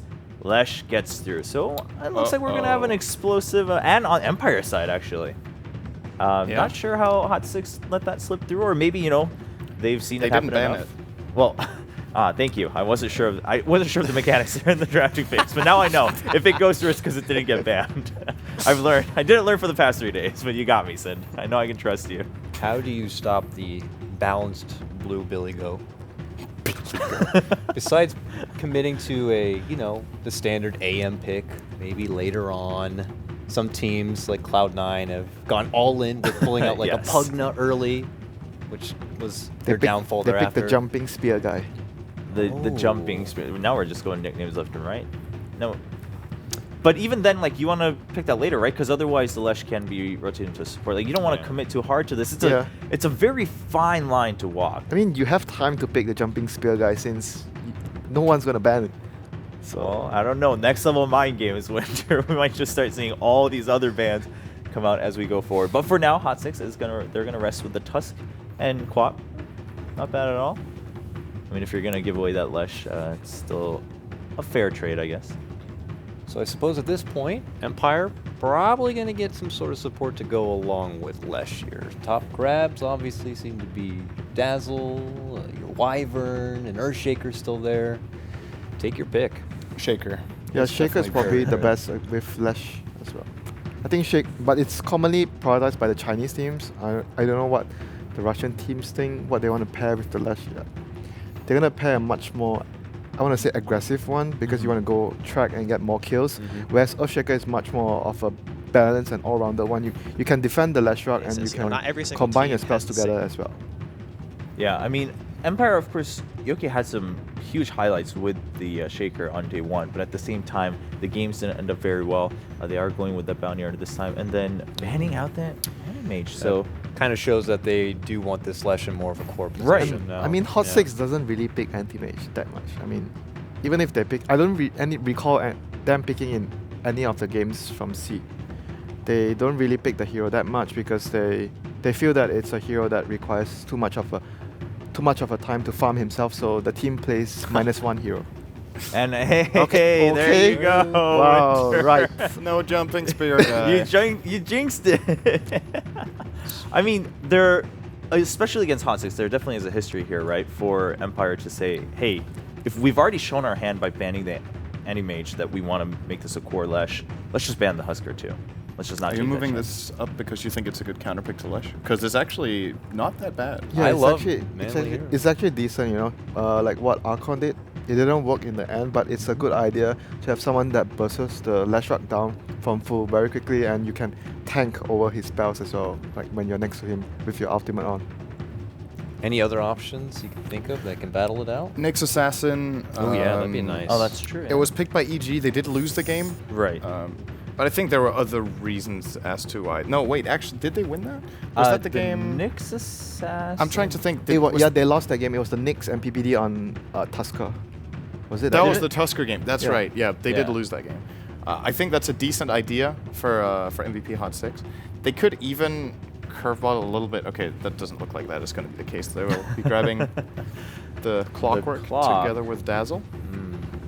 Does Hot 6 have a plan here for the Lesh? I mean, other than, the Clock, sure, you can work out, and yeah, Dazzle's okay too, but nothing specific, right? I mean, they're just trying to go with whatever is also just stable overall that they can work with. Clock is a really good pick. It's Clock with Blade Mail can challenge Lesh, just getting close so he can't cast his spells. And if he has Pulse Nova running, if he has Edict running, he kind of kills himself along with you. True. It's also a great pick against the Earth Shaker. So you can, if you isolate Shaker and Cogs with Battery Assault running, he can only cast one of his spells, which is Echo Slam. The other ones have too long cast animations that keep getting cancelled. So it's pretty good. It's not that that this is not a good pick, but I still... The experience we've had from this tournament so far is that Clock as a counterpick to Lesh just hasn't really been good enough. The Blade Mail comes too late. If Lesh has a good game, he outfarms him. Lesh can choose to just get a Force Staff, and when he gets cogged in, he can force out, or one of the supports gets a force. He could get a PKB. He could even, to an extent, get a Yules and then outlast the cogs with that. That's more situational. That's if the Yules is good for a secondary thing. For example, setting up for ganks against Quap and whatnot. And now, Empire, they just grab Disruptor. So if you hookshot in, send you back out, and Lesh probably going to be okay. All right, well... You know, sometimes Clockwork actually appreciates the sandbag. You just get, you just want to go in and get your cogs down and hold one target, and you want to get out. Like usually you do that and you force stuff out, but if the Disruptor does that for you, I mean, you're happy. I guess it depends on. I mean, I guess in that situation, like kind of both teams could be happy, right? The Clock's like, all right, well, that's all right for me. And of course, the Disruptor side's like, yeah, I mean, we're fine with it too. Fits nice with a situation where they're maybe on the prowl, catching like a Quap, and she's tracked up, and she thinks she can blink away to safety, and then they have the Glimpse, of course, ready to scout her and pull her right back. So having that extra vision for a Glimpse, which has huge range, is very, very nice. Yeah, well, the Razor and the PL being the last bans here, and Hot 6, I mean, do you think there's something they need to pick, like, specifically a little bit stronger against this Lesh, or at this point you just got to rely on your team play to make this work out? I feel like their last pick should be targeted, but it has to be a safe lane core now. And Husker would have been their go-to. I think it would actually been really good in this game. Would you like Juggernaut here? Juggernaut is a pretty decent idea. Okay. I could definitely see that. You need, when it comes to Lesh, like you said, it's either you go in and you burst him down really hard, or you need to have someone who can just kind of sustain against Lesh. So Juggernaut kind of does both. You can Blade Fury against the spells so you don't get killed, and you can burst him with Omnislash. And Ursa, kind of the same idea. You can cast Enrage to outlast Lesh, and you can burst him down with the Overpower. So I would like to see one of those two. I actually think Ursa could really catch Team Empire off guard. Now the risky thing is that the synergy with Clockwork is not that apparent, because but anyway you want to get a Blink Dagger in Ursa, so you'll probably be okay. This is a very important pick. I think it has to be a really good one for MVP to be able to fight Empire. Now, just as a reminder, of course, it's not good enough just to win one map for Empire. So, I mean, they looked pretty content, of course, this draft. I mean, I don't think anyone would be complaining about the picks that Empire got. But I don't know, he just flashed through my mind. Yeah, you got the vehicle there with your Clockwork and Queen of Pain. It is possible. He has not been picked yet. I think it was actually against Hot 6. It was eHome going against Hot 6. They pulled out, so maybe they're going to remember that. Maybe. They have two vehicles for him. They have Clockwork as well as the Queen of Pain that could carry in the Lifestealer. Even Snowball Tusk can bring Snowball the party. too, yeah, that's true. That's something. There's actually a lot of ways to bring in That's a new vehicle for Lifesteal. But it's the Juggernaut. It is going to be the Juggernaut. I mean, again, one of the options you guys were considering, so Hot 6 deciding, all right, we'll try to kill two birds with one stone. It's also really nice for Jug to match up against Disruptor lineups, because he can actually avoid the Glimpse as like the only carry without items. There are like super situational exceptions like Chaos Knight perfectly timing Phantasm as we've seen Aero do in the past or something like that. But generally, Juggernaut a very solid pick, because often what you run into when you're playing against Disruptor is you want to go push a tower with your carry, but you're scared because the moment you start moving back, if Disruptor is there, he will catch you off guard and bring you back. But with Juggernaut, you can actually push as much as you want. I do believe, yes, there's actually not a single spin TP counter for Empire. So he can push really aggressively, and as soon as he sees the gank coming, spin port out. Wraith King is really good though at dealing with this the Omni Slash. You can just run in and you're not afraid to tank it up. That's true. Usually you have all these calls where when you see the Juggernaut coming, you have to really be very careful. But if you are Wraith King, you just run in and just go and try and get a stun before he gets a spin off, and your teammates can actually follow it up if you get a stun off. All right. Well, game one, once again, Empire, they do need to get a 2-0. Dakota, do you think they'll be able to start it off with a 1 here? It's just looking at the draft. I mean, it looks pretty favorable. They got Lesh, so yeah, exactly. Looks good to me. So, but I think it's good. I love the Wraith King there at the end. As Winter said, you can pretty much go in there and Be the tank. Be the tank and not worry about really throwing away too much. You have that second life to come back with. And there's a bit of lack of disables, I'd have to say, on the side of Hot 6 too, or reliable lockdown. Just to be sure I'm not missing anything here, MVP Hot 6 have nothing to gain. Yes, correct. If they even if they go 2-0, they do. They have to salvage their pride. That's true. Okay, They're is playing true. for pride, but as far as That is very advancement true. goes, even if they 2-0, they would be tied with Newbie for points. But that doesn't matter because they're 7th, 8th anyway. So it's about who I picks believe who. they would be 1 point behind even after the full update. That could be. We do have to double check. Yeah, you might be right. I might actually be looking at something that's not updated. Got to do it for the MVP fans. Well, we have a maybe the pause here. ladies that are watching. You never know. If you do a impressive 2-0 stomp against Empire, it might second guess them choosing. Well, you. that is a valid true. point. That is true. I mean, it's not. It doesn't change anything on paper, but it is going to change how people view you, Could have whether it's the implications fans or the otherwise. other teams. So definitely something on the line. Like, it's not like Hot 6 is just going in here with nothing to lose. We are going into game 1. It is Empire fighting for a chance to get into that upper bracket.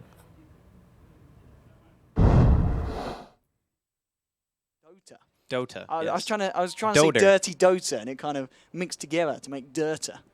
I think you were just trying to do a Toby impression. Dota. Yeah. That's pretty close, right? No. I think people who are watching would Toby's understand. more of a kind of like a dough. It's a dough, not a dur. Dota 2's not down south. But anyway, ladies and gentlemen, welcome to the game. Hot 6 versus Empire about to kick off. If you're joining us from the mainstream, I'm sure the experts have already been through the fact that Empire need a 2-0 victory here to manage to get themselves in a position where they could look for the upper bracket. Aloha Dance. Jerax with the sentry in the dust. They're going to go for this one. Aloha Dance trying to tango through, but there's a Heen and a Forev, and this is going to be your first blood. Jerax there. Hats off to him, getting the sentry down in time. Very nicely done there by the side. And Hot 6 off to a good start. And, well, Empire, they've got to be careful. They need this 2-0, and it's not going to happen with plays like that. Giving away the first blood, obviously not the way you want to start the game, but it should be kind of known by now that a lot of these teams are adapting to that bounty hunter kind of rotating into the jungle very early. Like, everyone does it. And eventually it's going to be like what happened to Courier snipes, where first, like, maybe for a week or so, Bounty Hunter was able to snipe Courier pretty easily, and then people just started realizing that it actually just happens every game, so they changed the way that they play before the creeps actually spawn. This is a perfect example of that. Like, they just sense it coming, sentry's down, they just see the hero, they get a free kill. Indeed. Aloha Dance is going to do what a lot of bounty do. Hang around this mid lane, help out Resolution at the start. I mean, he's a Lesh anyway, so it's going to be a very strong mid lane nonetheless. And already, just like a couple of hits and MP. It's not nice. He's got the backup of Jerax here in this lane, so we are going to see kind of a 2-on-2 for the time being in the mid lane. Your bottom lane's got Yoku, of course, on that solo off-lane Shaker, dealing with Forev on this Jug. He's going to be there with a backup on the Dazzle. And Sun, once again, we saw him earlier play this clock in the newbie game, and I've got to say his clock performance was pretty impressive back in that game. He got a lot of farm very, very quickly. Had the Active Blade Mail in a very reasonable timing, so we'll see if he's able to do that again this time. And of course, we've been through it before, but Always Wanna Fly is there on the Disruptor, backing up Silence Wraith King. I feel like in this offlane, Sunby should actually get a decent amount. Like, getting glimpsed back into a Wraith King stun is kind of scary, but the thing is with Disruptor is he's not actually that high damage dealing of a support. His nuke is very good per point, but most Disruptor players are always going to go 1-3-1, so you don't actually scale the nuke. More often than not, like pretty much what Sunby is doing right now, he's just literally walking into Always Wanna Fly. You're going to see a lot of that, just to make sure that he can stay in experience range. And this could be another one of those lanes where if he gets to like level 4 or 5 unobstructed, he could at the very least force out glimpses in a way that Always Wanna Fly is not going to be able to use them when he's running away and try to go for a kill. But this is a good timing. They can try to kill him here. They're moving in onto Sun. They'll drop down the kinetic field. He is stuck up. He'll get the cogs, actually forcing Always Wanna Fly across. And now with the glimpse back, bringing him back on the right side of the cogs for Empire to start hammering away at him here. They're going to need to look for the body block, and Always Wanna Fly trying for it. Isn't quite able to get it off. They'll have another stun in a second, but no, not quick enough. As Sun's able to get himself out, has got the salve and the clarity here. Bottom lane, he with a haste rune, moving in onto Yoku, now with the Blade Fury as well. Yoku, he's in a lot of trouble here. Will be able to get out the Fissure, and he's going to look for the TP. Not going to be enough there with a heal bomb from Heen on the Dazzle. They will find themselves the second kill yet of the game, Hot 6. A really nice rotation coming in there from Heen. Very uncommon for Dazzles to skill Poison Touch at level 2. I mean, obviously it's situational, right? Like, he got it because he got the haste, and he wanted to make sure he could get the kill. So very nice heads-up play coming in from him. And the meantime, like, MVP, they're still getting a decent amount out of this off lane still. Sunbee's level 3, 2.5 minutes in. And we saw, even when they all into this hero, they still didn't have enough damage to kill. And Sunbee didn't even have a stout shield at that point. He just had a ring of protection. But here comes Aloha Dance. Maybe they're going to try to commit to him one more time before he gets too many levels. But the Wraith King is so far away. Like, all they can really do is just harass him a bit. If he comes up with this creep wave, which he just might do. I mean, Sun has been playing very confidently on this lane. And Empire, they're going to want to take advantage of that, if possible. And here we go, moving in. This might be it. Here we go with the slow onto it. They have got the glimpse and the kinetic. Oh, he's not actually got enough mana here for the kinetic field, but with the stun and the right clicks, as tanky as the clockwork is, it's not enough. And Empire now getting themselves on the board there with the first kill. Mid lane Resolution trying to go onto Hot 6 MP, and he's going to do it. He might pay off his life, though. Ticking down will fall. It's going to be a 1-for-1 here in the mid lane. And of course, the fact that the Resolution was able to get that kill onto MP before he falls, it will slightly favour the side of Empire. Only just. I mean, it's a very, very even trade. Yeah, the fact is, when the mid lives, yeah, when the other heroes are dead and then your mid dies first, that's always going to be like a losing proposition for you. But it's not like MP is very far behind at all. It's pretty even exchange. There's like 100 experience difference. The main thing is just overall CS. The CS is really the thing that we always have to be like, okay, well, Lesh is... He's kind of like a really good mid, for those of you who don't know. It's very difficult to stop Lightning Storm spam. It's on a 4-second cooldown. There's no way you can really deny against this hero, especially if he's bottle crowing, because he just has so much mana he can spam for days. I mean, look at this push from Forever and Heen. They're going to get the tier 1 at 4 minutes in. I mean, this is a little bit of an issue here for Yoku. Yoku himself, he's found level 4 on just a little bit ahead of, in fact, the Sun Clockwork. Mid lane still, MP. He's actually, he's got the bottle coming out to him again, being fueled back and forth. But not having a fun time against this Lesh. And of course, the farm for Forever going to look very tasty. They're just going to look to continue on to the tier 2. And this is a huge amount of pressure being applied. The thing is, they know that Empire can't realistically rotate to try to kill a Jug Dazzle. Like, those two heroes are very difficult to commit to. Like, maybe you can kill Heen, but there's pretty much no way you can kill Forev. Just look out, they're behind the tier 2 at 5 minutes in. Like, what is Empire's counterplay to this? They have a Bounty Hunter and a Disruptor. Aloha Dance is only level 2. He doesn't even have a point and a Shuriken Toss right now, so he doesn't really do any damage, which means that MVP can pressure, and they know he's here. Yeah, and they're going to be able to go on him straight away here. Aloha Dance getting caught out. MVP's awareness just getting the better of the side of Empire. Yeah, but Resolution gets a solo kill on MP in the meantime. So even though Hot 6 are pressuring very heavily here, the mid matchup is a catastrophe. Like, it's 26-10 for Resolution and 14-5 for MP, and the Queen has died twice now. Doesn't even have boots. The Lesh is certainly going to be an issue for the side of Hot 6, but elsewhere on the map, they definitely seem to have the lanes covered. Silence Farm 29 for 12, but it is it's very close to Jugs, but the fact that they've been able to get this tower is, of course, going to put him ahead. I'd imagine the net worth, yeah, he's a good 700 on top, in fact, of the Wraith King at this early stage of the game. Resolution, though, as you said, looking pretty good here in the mid lane. I'd imagine their MVP, they're still looking towards this tier 2. Once they've got this tier 2, there's not going to be much more they can do in this lane, and maybe the we'll supports start are going to look for Lesh. Yeah, the supports are going to move around. Forev might even feel content to rotate with them because he has Omni available. Omni/Snowball is really strong. Top lane, Sunbee getting caught out again here by the tri-lane of Empire. He will fall. And the rotation from Yoku there, catching the Clockwork off guard. So nicely done there by Empire, equalizing it out. Now it's 4 for 4.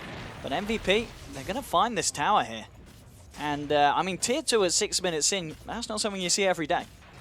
Well, again, it's mainly due to the Empire's composition. Their heroes are very low damage dealing. They need so many heroes in the same area to be able to get a kill. That's why you keep seeing 3-man rotations just to kill the offlane Clockwork, because they just deal so little damage that they need that many to be able to guarantee that the hero will drop. And when you're going up against a potential 3 versus 3 when there's Healing Ward and level 3 Shadow Wave, it's just way too risky to try to invest into that, because if you lose that fight, you're going to get even more snowball potential coming out of Hot 6 right now. And killing those 2 towers is probably the best thing that they could have done in the situation, because now Jerax and Heen are looking towards middle lane to kill Resolution. It's going to be a tricky kill because Resolution does have the backup of Always Want to Fly here. And also Yoku moving in. He's closing in on that level 6 here on the Shaker. And top lane Housesun, has he hit his 6 yet? No, very close as well. We're going to be seeing the hookshot come online for him. And Silent has hit level 6 and has decided, of course, to skill the Reincarnate. And Aloha Dance getting rid of that pesky Sentry Ward that did cost him his life earlier. But 4 for 4 across the board here. 7.5 minutes. And I just want to have an early look at the net worth difference, because I imagine with those towers, we are going to see. It's not too bad. Ralph, is it? Okay, it's not bad at all. The farm of the Lesh is keeping them, and Silent, to be fair. Resolution and Silent's farm. Right. Yeah, the farm individually on the heroes of Empire is just a little bit higher. Their experience gain is also better because they're not committing 3 heroes constantly to the same area. That's the common theme when you have a team that wants to push towers very early, is you sacrifice experience because you're sharing it between everyone instead of playing very efficiently and soaking up lanes because you want to try to get a little bit more freedom on your supports by taking the map control away.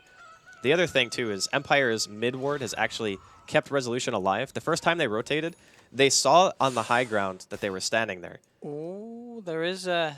Is this the Jugs? Yeah, he's coming out to the Jug. He's picked up the kit that's going to allow him to kill that Bounty Hunter if Bounty ever comes in. He's got the dust now on him. And, well, Jerax is incredibly deep here. Not quite sure what the plan was this far into enemy territory with 4 heroes around, and Jerax throwing away his life. Well, that was a little bizarre. He didn't have any teammates nearby. Maybe he thought that Empire were more prioritizing mid, but they have a ward there, so they should see that they're gone. Yeah, that was just bizarre. I'm not really sure what the game plan was for him, but giving away a free kill to Empire, I'm sure they'll be happy with that. Oh, mid lane, he's going to look potentially... too speedy for you. A low dance. No chance of catching that one out. And Queen now at level 7. Resolution moving in. The blink back straight away now. TP reaction as well from the side of Hot 6. Oh, there's your glimpse. That's one of the issues here when you're doing this against a Disruptor. Did have the Blade Fury available, didn't fancy it. Oh, low on dance, walking into the sentry, and he's going to get denied. Nice. Resolution there with the plays. MP's going to be all right. The glimpse is, of course, already down. And it will just be the denied Bounty Hunter falling here. Sun, he's got the hook shot here on this top lane with the backup of Jerax and Heen. Empire maybe need to be a little bit careful. They can burst him. Resolution's here with the help of Silent, and indeed they've got the control. The cogs have been thrown down, and with the Shallow Grave as well, he should be able to walk it off. Silent moving forward. He's going to have another Wraith Fire Blast in a second. Will throw it out, and now the lightning from Resolution just ends up finishing the job. Gets them the kill onto Sun on this clockwork. Mid lane, MP just trying to take the most of this. I always want to fly, soaking up this solo XP. Trying to get that level 6, trying to get that Static Storm. Coming into 10 minutes in, 6-5. A very close match between these two sides. Empire with the superior farm, and of course, Hot 6 with the superior push, thanks to that bottom lane aggression. And Resolution getting caught out here by the Ice Shards, trying to turn around, but the snowball dodges there, straight in onto the pony. Oh no, really? Damage. The Edict is able to find the kill onto Tusk. Always want to fly. Hasn't. Oh, he's got the mana here for the glimpse. Didn't have the vision though. Yeah, and Yoku gets caught out by a hasted Forev behind his tier 2 tower, or well, I guess near it. That is probably one of the worst ways to die, to see a hasted Juggernaut running at you and knowing you have no way to counterplay that at all. Just have to accept your fate in that case. But a little bit of a better exchange coming in for Hot 6. They kill Resolution, they kill Yoku. Oh, that's Cheers going in with a Shuriken spam. On to Forev. 7-7 at the moment. We're talking about the fact that the Wraith King and the Leshrac are getting out of control. I mean, at the same time, Forev's Jug is looking pretty good for 11 minutes in. Hey, he's definitely been farming up a storm here. I think he is almost... No, he does have drums finished. So I'm curious as to what his build is going to be for this game. I wonder if he'll just go the standard like S and Y, just try to go for the right-click stat build that we saw a lot in 6.83, or maybe if he has some other plans, if he wants to maybe go for something a little bit more farm-oriented. Because against Wraith King, it's really weird. You don't really want to build things like Aghanims, because if they're 5-manning and your Omni pretty much hits only the Wraith King, it's almost seen as like a waste. Because you're always going to have that reincarnation. And you always have to worry about, like, what do you do after your Omni is down? So, curious to see how he adapts to that. And in the meantime, Silent, he picked up Armlet first. We've seen some Midases, we've seen Blink Daggers and stuff, but Armlet we always talk about for strength heroes. It's pretty much the best that you can get in terms of damage output, and they're going to try to go on Silent. I don't know if this is the play. They've got a lot of heroes here to go for it. Always want to fly there with the backup, and he's hit level 6 as well, so this is going to be a massive kinetic field and Static Storm. Catching out Sun and Jerax. Sun getting low. Will try and walk it off. He's actually going to live. They've lost Jerax here on the Tusk. Silent with a crit onto Forev. Forev trying to run Silent, moving forward. He's got the Armlet toggle available. They're taking down 2, turning around with the Sonic Wave. It's still not enough to bring down Silent. Silent's going to be able to toggle himself through that one. MP gets the blink back on the Queen of Pain, but now with the Wraith Fire Blast onto Heen. Can they look for more? They've managed to get MP. MP's going to go down. They get the Dazzle as well. 4 heroes dropping. And we talked about Always Wanna Fly's Disruptor, and for reasons that have been just shown there, a lot of that occurring because of his presence. And 11 for 7, Empire finding the first big team fight of the game. Of all the heroes to try to go on, you go on Silent, who's playing Wraith King. You know his ultimate is up.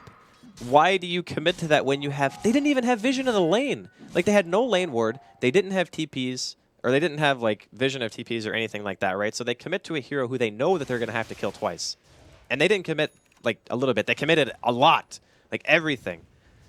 That was definitely not the play coming in from Hot 6. And Empire, they take full advantage. The other thing to remember, too, is those are all track kills as well. Because Aloha Dance was actually level 6 at the beginning of that team fight, and also a large reason why they were able to get that glimpse back onto the Queen of Pain. So not really going too well right now for Hot 6. You give away too many more fights like that against a team with a Leshrac, you're going to have some serious issues. Indeed, Forev, he's just applying the pressure here on the top lane with the backup of MP on this quap. See if they can get themselves a tier 1. In fact, the full 5-man of Hot 6 are in the neighborhood. Resolution just starting to push down this middle lane. Yoku's not doing too bad on top of the Tranquil and Soul Ring. 1,200 gold on his way towards the Blink. 13 minutes in, and yeah, it looks like Forev should be able to claim this. The fortification coming out, but they're going to stand their ground and will claim this top one. Towards the mid lane, Aloha Dance coming in. They do have 4 of the members of Empire here, and they haven't quite been able to take down this tier 1. Still out of deny range though. Sun on the high ground with the hook shot. Can a Hot 6 fight into this, though? That is the question. They've got Jarax and Heen about, and well, they're going to try it, but the hook shot just a little bit too short. Won't be able to find anything with that one. And we'll just get himself the D ward here. It's probably better that he didn't hook that, to be honest. Like, there were mass TPs available for Empire. They had Echo Slam available. I don't know if they really want to fight near tier 1. I don't know if they want to fight at all, actually. They're fighting right now, I feel, is very dangerous. Like, maybe because Silent's ulti is down. Oh, he's going to go for it. He always want to fly. Can he get out of the ring? Oh, no, the creep blocked him in there. Always want to fly is going to lose his life. Silent can't really look for anything more here. Is on his own against Forev and MP, and MP does have that Sonic Wave up and available. So always want to fly, just getting caught slightly out of position there. Now they're getting themselves a little bit split up here on Empire, but it's really good for Hot 6 because Juggernaut is amazing at small skirmishes as long as your ulti is up. So if you have Omni and you're fighting like 2v2 or 2v3 or something even, you can probably turn that fight. The damage output is insane. Going to see some TP reactions coming in here from Empire. Looks like they want to defend this tier 1. And they're going to get always want to fly back in here as well. Yoku to join the gang. Everyone coming in with a Ray Fire Blast onto MP. They won't be able to find the chain stun from Resolution to kill him. They might look for Heen instead though. Does get the Shallow Grave off, hasn't got a TP. There's no escape for this Dazzle. And they will find the kill onto Heen. Top lane though, Forev. Continuing to the push. Abid with 15 minutes in. He's looking for the second tier 2 for his side. Sitting on pretty much 2.8k gold and top of the net worth as well. He's just going to look for the old spin and TP out. And they haven't got anything here that's going to be able to stop that one from happening. A Resolution has a 9-charge Bloodstone. So he got his Bloodstone, immediately gets a charge, right? The problem with this game for Hot 6 is every single small engagement that they take, if they lose a hero, Empire don't care how many people they have to rotate to win that fight because they're always going to be getting track gold. So wasting a TP here or there is not going to mean anything to them. It's okay, fine. We get our money back because of track. That Dazzle kill that they got was worth like 1,000 gold because of not only the gold that they gained, but the money that Heen lost by not spending his Unreliable before he actually died. So it's fine. And Yoku going to be dropping middle lane here. Forev finding himself yet another kill. Didn't even need Omni for that one. And they might be able to get this tower. Depends on how much Empire want to prioritize it. Well, no fortification available in here. Now with the Snowball, it's always want to fly. Just coming a little bit too close for comfort. Hot 6 take the tower and they take the kill as well. Forev with that last hit onto the tower. More money in his bank and yeah, with the Shadow Blade. And now 1,000 on top of that as well. The Shadow Blade's a nice choice because a lot of heroes, you buy Shadow Blade and you say like, why would you buy Shadow Blade against Bounty Hunter? But the reality is, you only want it as a tool of initiation. And the other thing too is Juggernaut has something that a lot of other people who buy Shadow Blade don't, which is the capability of dispelling track by using Blade Fury and then just immediately using the Shadow Blade after the fact. So you don't have to worry about buying like Manta, you don't have to buy BKB or Lotus Orb. You can just simply spin, use your Shadow Blade, or spin and then TP away. And as we've already seen, Empire don't have any real way to stop that in the first place. And Aloha Dance, I think he was spotted out by that sentry as Forrest doing a little bit of scouting himself. Don't think walking high ground is what he wants to do, though. Indeed, he's got to be careful. It's Silent and Aloha Dance. Wait, what? What's going on right now? Chilling out here. We'll get the vision there. Here we go with the Silent Blink forward onto Forev, trying to bring him down, but Heen is there on the Dazzle. Sun forcing back Aloha Dance here with the cogs, and that's actually going to trap up Silent, but Silent, he's got the armlet and he has got Reincarnate. Yoku's got an Echo Slam. He'd love to He's use got it if he can get in. Oh, the Omni Slash bounces, though, aren't going to kill anyone. Being balanced between Silent and Yoku. There's your Echo Slam. Fisher as well to control Forev. They're looking for the Juggernaut. One more right click will do it, but Forev actually going to get away here with the Shadow Blade. Elsewhere, the side of Empire were able to take down Dazzle and Clockwork. And they don't find the Jug. Forev very lucky to get away with his life after that one. That's spin Shadow Blade, dude. Any other hero who buys Shadow Blade would have been dead there, because you don't have any way of dispelling the track, but that Magic community a little bit too strong here. And MVP Hot 6, they lose a couple of heroes. Again, it's all track kills, so it's kind of a bummer, but they are applying pressure to the tier 2 in the top lane. Looks like MP will eventually be forced back. I think there's going to be a certain stage in the game where they just can't afford to give away kills. Hot 6, in the late game, because of the fact that the Juggernaut's built like drums and Shadow Blade, he might even go for Silver Edge. It's not too bad against Wraith King. It stops his crit, it stops...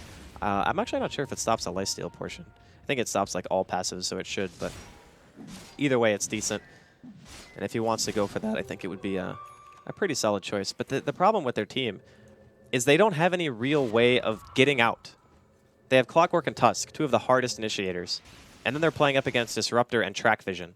So it's every time you go in, if you're not 100% sure you're winning that fight, you're giving up a ton in terms of gold, at the very least. Yeah, this is the problem we're going against the bounty.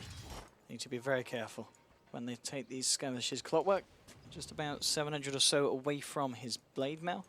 For Rev, now, I mean, as you're saying, after the Shadow Blade build, what do you kind of opt for now? Is it, can you go straight in for something? Do you go back for an SNY here? SNY is really good still. I think that SNY is probably just one of the best Juggernaut items in general, because the hero wants to be so active. And if you're getting position 1 farm, sometimes buying an SNY early just gives you the stats that you need with spin and such to be able to live through just getting right-clicked down by a Silent, for example, who went for the Armlet build. So I think SNY is perfectly valid here. I think he could go for Silver Edge. I think he can go for... Manta's not really that good. He probably doesn't need that. But yeah, I think SNY or Basher, something like that. Oh, they're going to go for Roshan here, the side of Hot 6. The side of Empire were able to take the tier 1 top. But they're not going to be able to do anything about this, and Hot 6 going to very nicely get away with a free Rosh. And Aegis now on your Juggernaut here. Resolution has finished off his Yules here on the left rack and has 11 Bloodstone charges at the moment. He is so fat right now. For 20 minutes in, indeed, he's going to be happy with himself, but at the same time, so's for Rev. 2.5k gold on top of his Shadow Blade. They're certainly going to need something to do something to slow down this Jug. How's Silent looking on the Wraith King? Well, on top of the Blink now, looking for a Blade Mail himself, and well, this creep will give it to him. So, Blade Mail now on his way for Wraith King, and they found a low hard dance. Dust has been blown. He's trying to hide up in the trees. There's no way you're getting away from this one. And another free pick off here onto the bounties. That keeps happening to him, I was going to say, way. he's been a little bit unfortunate here in the fact that Hot 6, they've always been on top with their detection. It's just that he throws out a track when he's standing on top of the hero.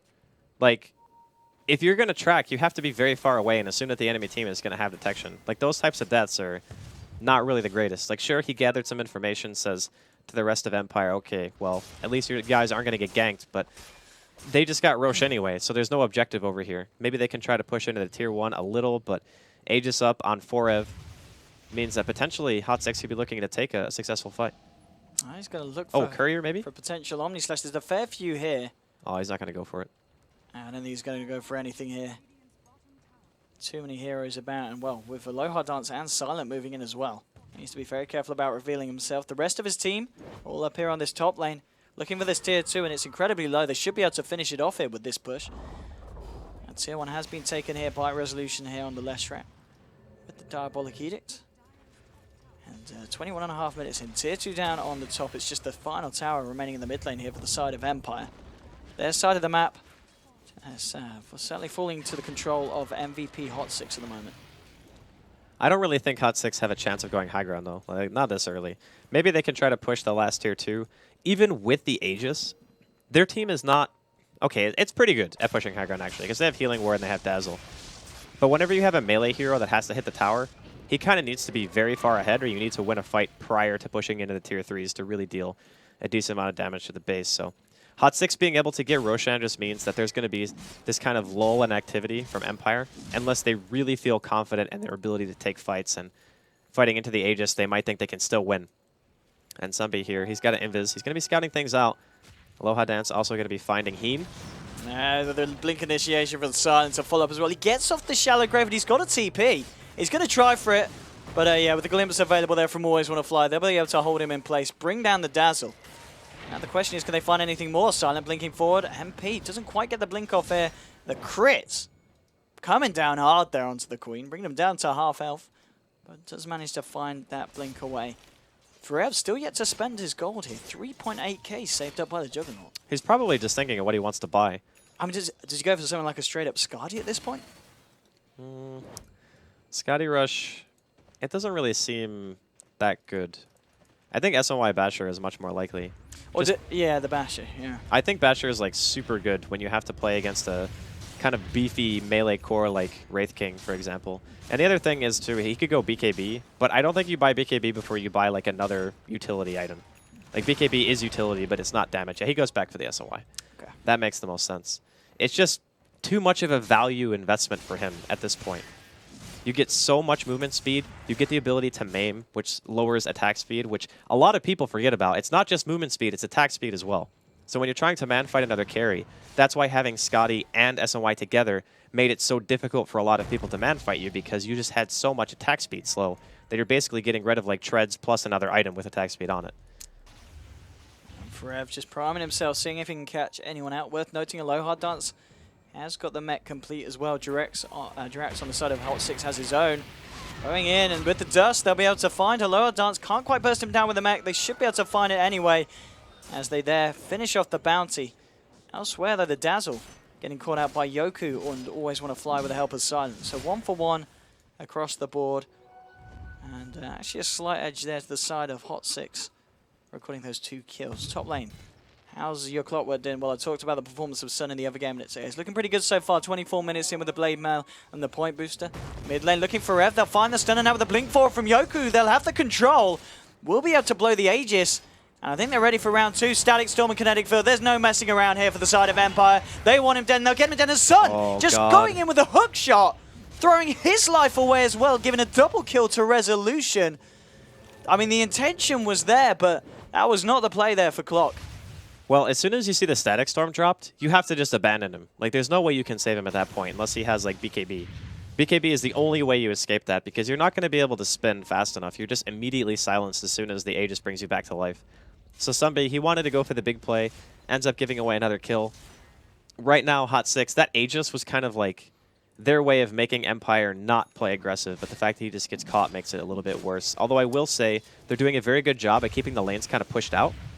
So they're not going to lose any towers or anything like that. But next Roche, I would think that if Hot 6 don't get it, Empire are going to have a huge advantage. I mean, look at Resolution. We're 25 minutes, and he's got his Shiva's Guard finish now on top of the Bloodstone Yours. He's got 15 charges as well on this Bloodstone. I mean, this is one scary Leshrac. Yeah, 7 kills, 6 assists here on the man, and Jirax just pushing up the top lane. TP's out straight away, not wanting to hang about. Silent was stocking up the gold here, and he's going to be going for the straight up AC now. With the recipe and the Hyperstone picked up, he's well on his way there, 26 minutes in. He's just building himself as a right clicker. That's all you really need to do as Wraith King. I wouldn't be surprised to see him also go Basher at some point. You just want to make sure that you have like Bash, Crit, Lifesteal. Like, those are the things that you get when you really want to be able to man-fight somebody. And Juggernaut, the way that he's building, it's kind of the same idea. Just giving yourself those stats, getting the maim, getting the movement speed and such, to be able to just sit there and right-click away. The fortunate thing for Silent, though, is he doesn't need BKB. They get the track onto Forev. Static Storm has been popped, but Forev, he's quick with the Blade Fury. Heads down south. And, of course, there's not going to be the vision to bring him back here with the Glimpse. Empire still looking to go. Yoku's got this Blink, remember, and the Echo Slam available as well. So Hot 6 have to be careful of how they group up. Looking into the tree line, Silent has found Forev. Forev trying to TP out. It's not going to happen. Now he's Blade Furying. Sunchi moving in with the Blade Mail. It's a bit of a stalemate here. Looking for the big initiation from one of the sides. Fisher holding Sun in place. Silent back to work on Forev. Shallow Grave is there, buying him some time from Heenan. Now blinking forward. Joku looking for the Dazzle, bringing them together. They've already taken down 1-2. The Shuriken bounces. Heading on to Sun as well. Now with the Blink Frost for Silent. This is the kind of Empire aggression we expect to see. 27 minutes going. They're just walking around the base. They're going to look for Jirax here as well, bringing him back into the Kinetic Field. The Fisher. And there's your Echo Slam from Yoku. That's the kind of plays we expect from the man. Oh, you're coming out with a snowball. trying to buy some time. Will pop the ultimate with the Reincarnate coming out from Silent, but it's all right for them because they're still going to find the kills. They find Jerax. MP will just be able to blink himself away. He's got another glimpse. Always want to fly. This is why you don't give that man Disruptor. It's going to be a team wipe. What a fight from Empire, fighting behind both tier 2s in the base. I mean, the fact that they got away with that and Hot 6 were barely able to punish them. They pop the Reincarnate of Silent, and they do take Yoku, but that's it. I'm 90% sure that Juggernaut misclicked, because there's absolutely no way you try to TP without spinning. For whatever reason, Forev, he TP'd and then he spun. I think he actually, he miskeyed it. He wanted to spin first and then TP, and basically that part of it kicked that entire fight off. And when you have a situation like that where your carry dies and your supports try to commit to save your carry, that's exactly what Empire want because of their team composition. We saw the combination of Track and Glimpse, and how when they get an inch, they're going to take a mile. Every single one of these team fights, you're going to have mass tracks on everyone. You are never going to be able to run away unless Glimpse is on cooldown. And unfortunately, they only needed Glimpse for like 1 or 2 of the kills. I think the original one was on Forev, and then they needed Glimpse again to try to bring the Queen of Pain back. Oh boy. I mean, the fact that they're getting this track god as well, I just had a look at the graph. It was not pretty for Hot 6. It's going down to a 14,000 lead. Aloha Dance now with a completed set of Guardian Greaves and a Medallion. You look at Resolution, 20 charges on the Bloodstone, now picking up the point booster on his way to his next item, probably going to be the Octarine. This is, I mean, MVP Hot 6 need to find something here. They are smoked up. Yoku just hiding in the tree line here. They're going to need to go deeper if they want to find anything Hot 6. But yeah, this just everything from the side of Empire looking up for them over that last team fight. AC complete on your Wraith King. 1,500 gold in the bank to spare as well. And Hot 6, they're going to be unable to find anything with this smoke.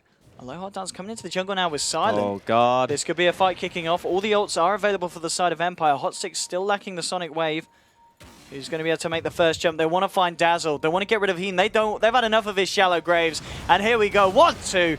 Going to be able to burst him down. It's going to be a hook shot for from Sun. But I don't think you want to be in it. It says, let me out. I don't want to be in this one. Goes down. They lose the clockwork as well. Down on the bottom lane here. There's your Sonic Wave. Bringing Aloha Dance to Resolution low. They have already taken down Yoku. Maybe they can turn it here with the Omni Slash. Party Ring has been dropped here by Always Want to Fly. Aloha Dance getting low and will fall. And this is Silent becoming unstoppable. Silent just walking around the fight. They haven't been able to kill him once. He's going to look for Jerax. Oh, he's just going to let Resolution finish that one off here now with the Glimpse. Doesn't bring back the Jug. Has got the Blade Fury. But yet again, another fight with Empire coming out on top. 4 heroes dropping on Hot 6. Empire losing just the 2. And that's your bash you're done for Silent. I don't really know what Hot 6 are going to be able to do. They got 2 buybacks. They got buybacks. They can definitely force Empire back here, but I think if Empire get forced back, their next option is just going to be Roche. They can give it to Resolution. He's still carrying a bottle. He can just put the Aegis in, and he's got the full soul booster. So killing Resolution is going to become an absolute nightmare. I think Empire just wanted to try to force a buyback there.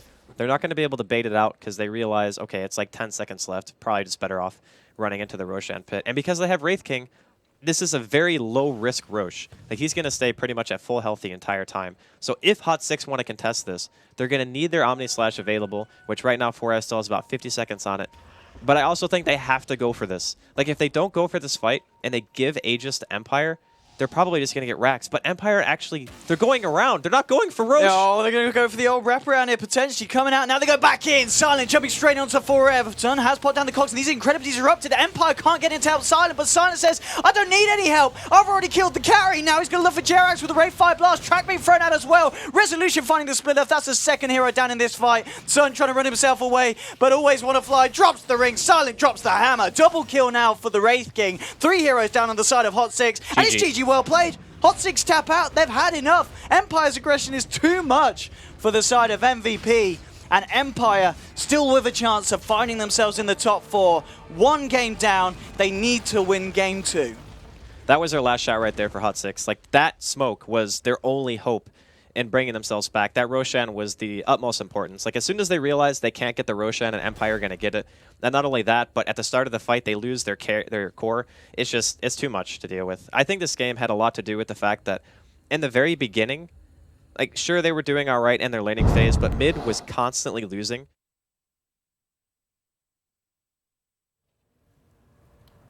Single time Hot 6 took an unfavorable engagement, Empire can just take so much because of Track and Disruptor. That combination is just too good.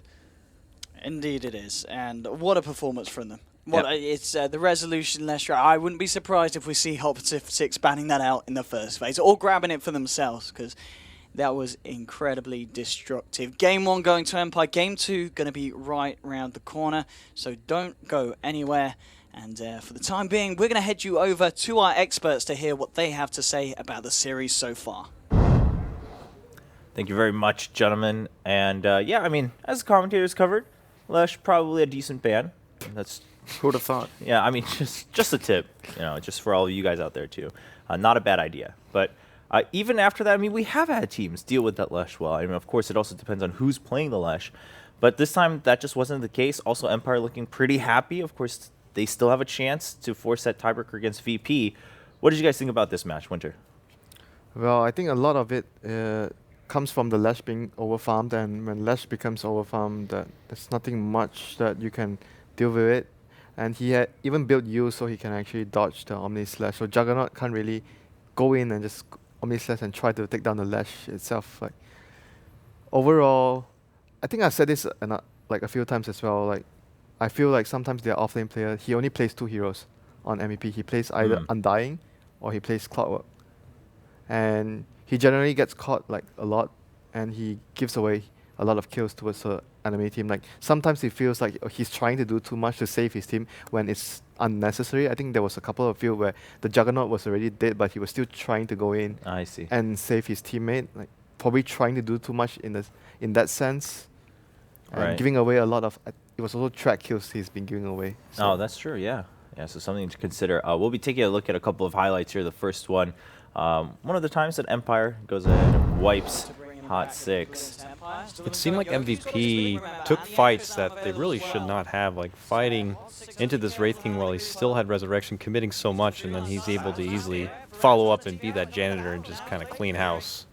And they get the track gold too. Yeah, sorry about that, but Frev with a misplay here, he starts TPing out before spinning. I talked about in the draft you could just spin TP, but he must have mistimed it or misclicked or whatnot. And it ends up being expensive because they actually want to abandon this fight, and then their Juggernaut is there, and I think they just decide, okay, we try to fight, and it just ends up costing them twice as much. Yeah, I mean, of course, this is towards the later part of the game, and the Lesh is already quite far ahead. But overall, I mean, do you think that was the biggest problem, just Lesh and then not being able to shut it down early and throughout?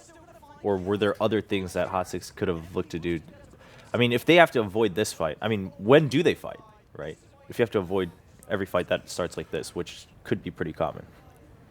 You definitely don't want to fight when you have your Juggernaut cornered by a Wraith King, so he's your only target for Omni Slash. Like, even if he doesn't, if he gets everything off correctly in that fight with Jug, they're still going to get crushed, because they can't afford having Omni Slash just wasted on that. It was what Winter talked about. It's the reason Wraith King is a good counterpick to Jug, just keep him safe.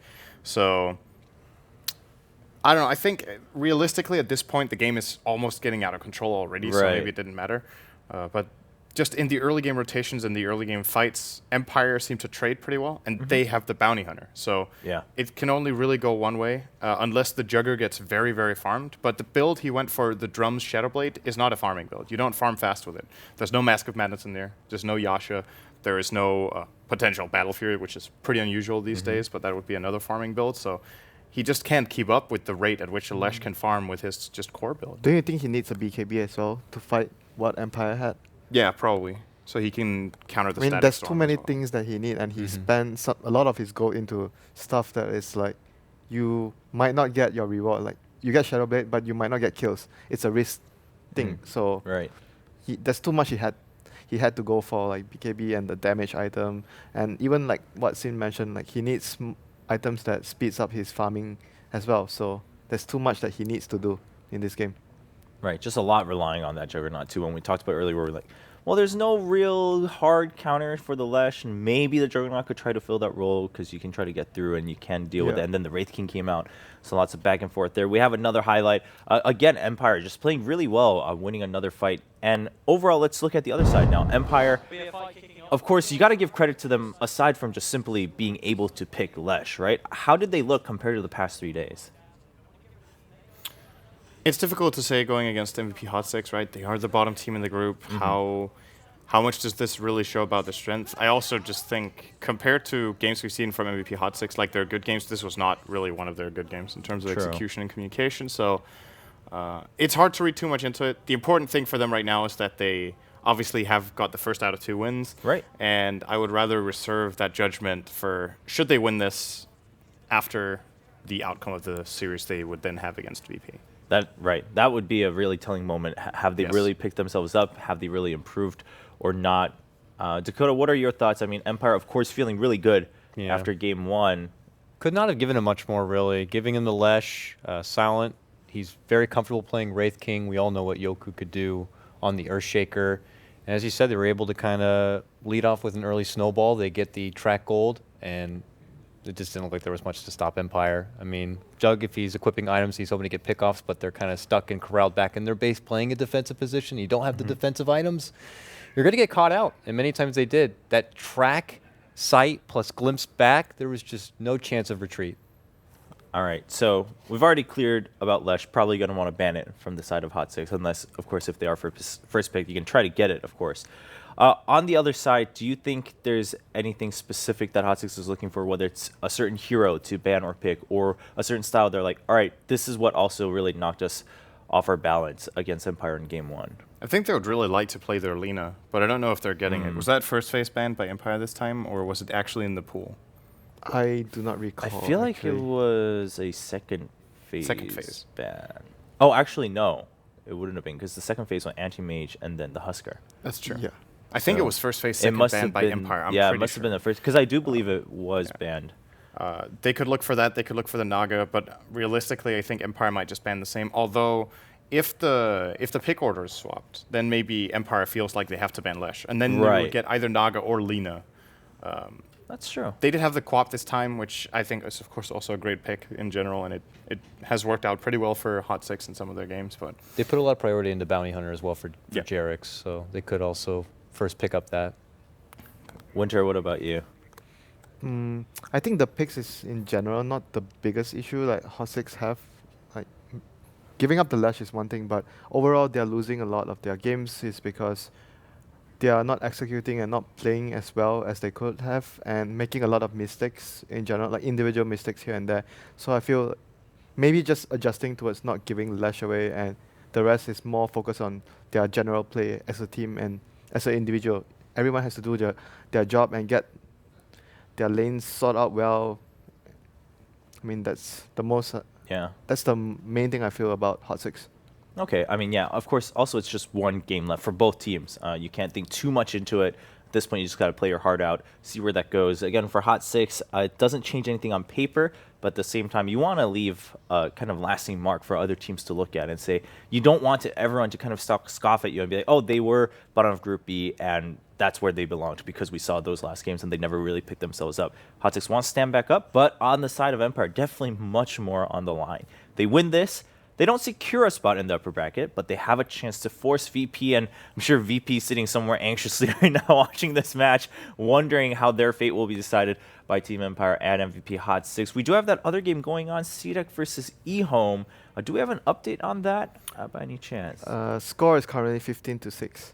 Okay. For CDEC. For CDEC. Okay, so sounds like CDEC is having somewhat of a dominating control. Definitely ahead on score, but looking at the net worths, it's not a lead that corresponds really to the kill lead. So I think I wouldn't count eHome out of it just yet. They also have both Naga and, well, they have the Naga, first off, sure to go late.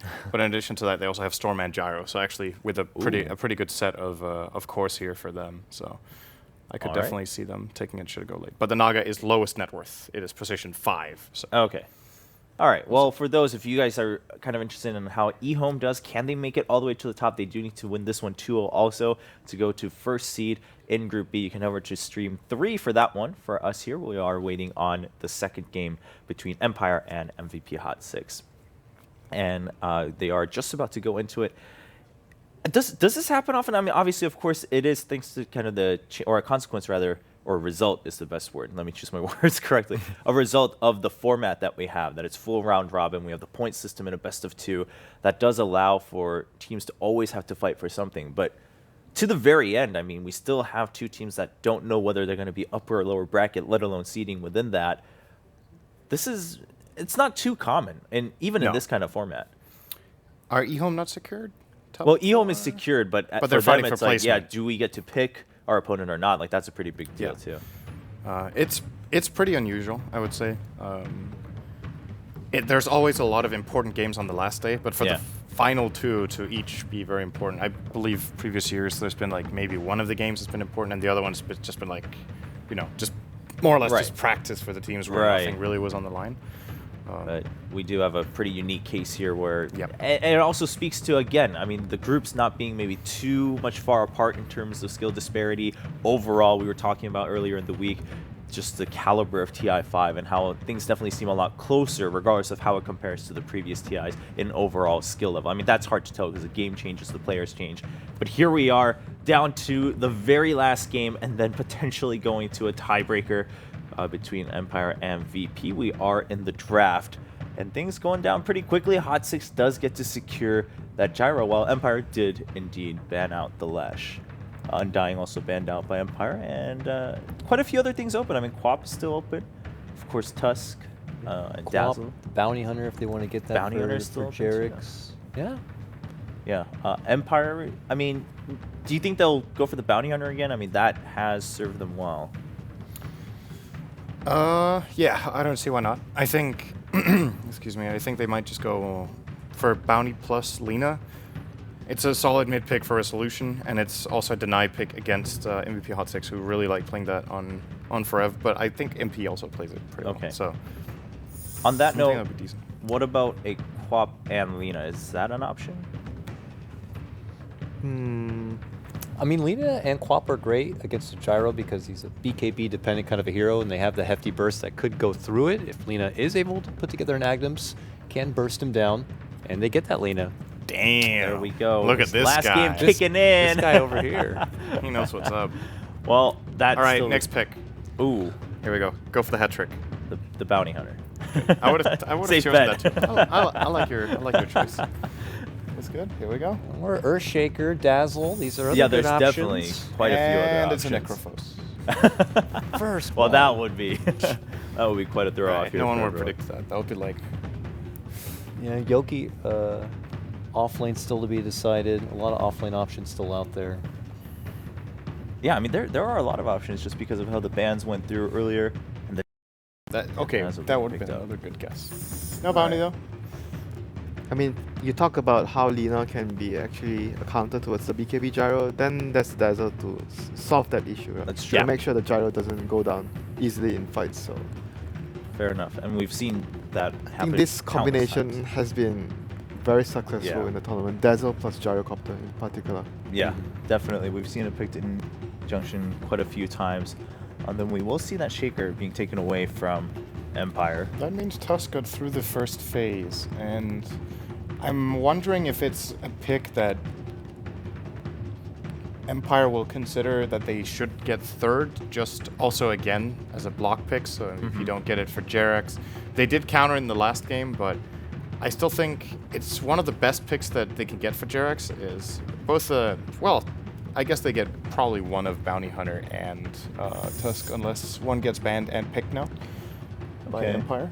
Yeah, Bounty, Tusk, and Lion are like the big three supports I see Jerix play. Allows him to get very aggressive. He loves to do that, get in their face. This is an Earth Spirit pro, after all. This guy knows how to find the kills and be ruthless. So if he gets the option to do so, you know what I would like to see? I would like to see Jerix play Miran, because he really has an eye for roaming and for seeing movements on the map.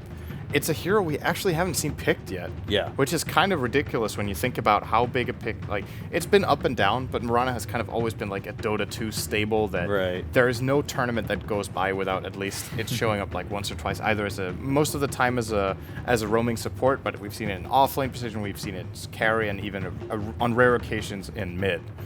But 0 picks of Mirana in the group stage. I would not have guessed that going in. Yeah, and we've discussed the possibility of Mirana in countless drafts where, oh, this would fit well. Mirana could do well here with those picks, but not coming through just yet. Option is still open here for Hot 6 and Empire. We were discussing whether Empire takes the Tusk or not. They chose to ban the TA and then take the Tusk for themselves. So the Bounty Hunter is still available for Hot 6. Now, if they go for the Bounty Hunter...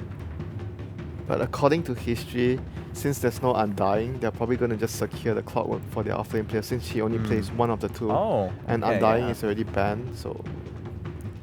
I hadn't thought about that. Yeah, I haven't seen him play any other hero in the whole tournament except those two heroes. Clock Undying? Yeah, Clock and Undying.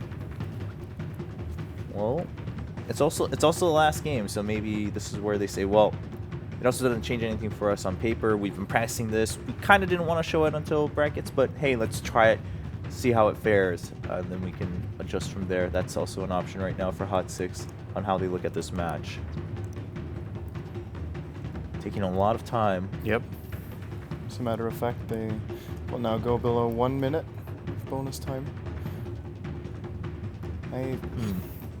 I feel like they just have to play aggressively, like no matter what they do. If they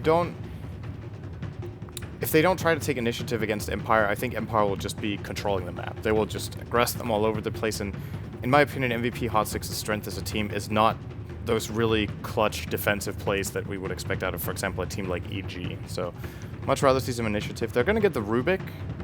So what good spell steals are there? There's Lots of them. There's Blink. Snowball is really good. Ice Shards is a great spell too. Laguna. Pretty much anything Lina has. It's decent. And yeah, of course, Walrus Punch. I think we haven't seen that stolen yet.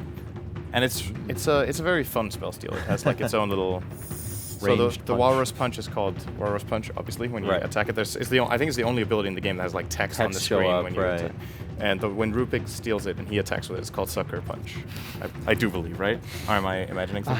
I'm pretty sure it's called I have not seen that. Or does it say Stolen Punch or Sucker Punch? It has its own text. Right. I can't remember. But one way or the other, a pretty fun skill overall to steal. And if you can get that, obviously it's satisfying. Yeah. Maybe getting the Rubik ahead of time so the other team can't get it for the Clockwork that they want to grab up. Yep. Aloha Dance, also a very take it away from them, yeah. Very added. I mean, it also makes their lane strong. Rubik plus Gyro lane. It's very few off-lane heroes that can actually stand up in that lane itself. Okay. Oh yeah, never mind. You can't steal Walrus Punch anymore. Because it's not a spell cast, now it's just an attack. Right? Oh, we talked Since it got changed so that you don't precast it and then hit, but you just auto hit when you toggle it, it's not stealable anymore. Because it's like it's kind of an orb attack, like Viper's poison attack. Yeah, you can't steal. Yeah, you can't steal. Is that for real? That is such a shame. That used to be so cool, actually. What a loss. There we go. Yeah. Oh well. Well, that dream is over, but there are many other dreams alive, Sid. You can keep dreaming.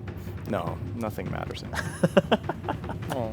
I was looking forward to that. Now I got yeah, me too. You got me all excited. I was like, oh, is that possible? Okay. I just like seeing you. I just like seeing you lose your hopes. Wow. Oh, wow. Okay. Oh, yeah, Speaking of losing hope, here comes Rude. Well, besides Clock and okay. Undying and Clock. So Rude. They're taking a different direction right now for their offlane. So it's pretty decent, I'd say, against what Empire have. They have a lot of ways to deal with the Brute, but the supports, if they're going to run the Lina and support as of now, so Lina alone isn't enough to deal with the spiders, so they need a stronger hero to be able to actually deal with the Brute Mother in the lane as a support. Okay. Wait, actually maybe not. Maybe they are actually going to run Lina as a core. Is there still possibilities? Empire do run Tusk as a support, right? Yes, they do. Okay, so then they played on the possibility is still there. Yeah, there's still a possibility there, but more or less likely that the Tusk is off lane. But there's still a chance that they might actually do that and run the Lina as a core.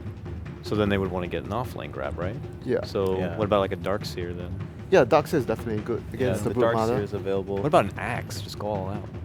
Yeah? Yeah, it's Dazzle as well. Yoki Axe? Axe counters like two things. It deals with the Brute and counters the Dazzle, so I could see that happening here.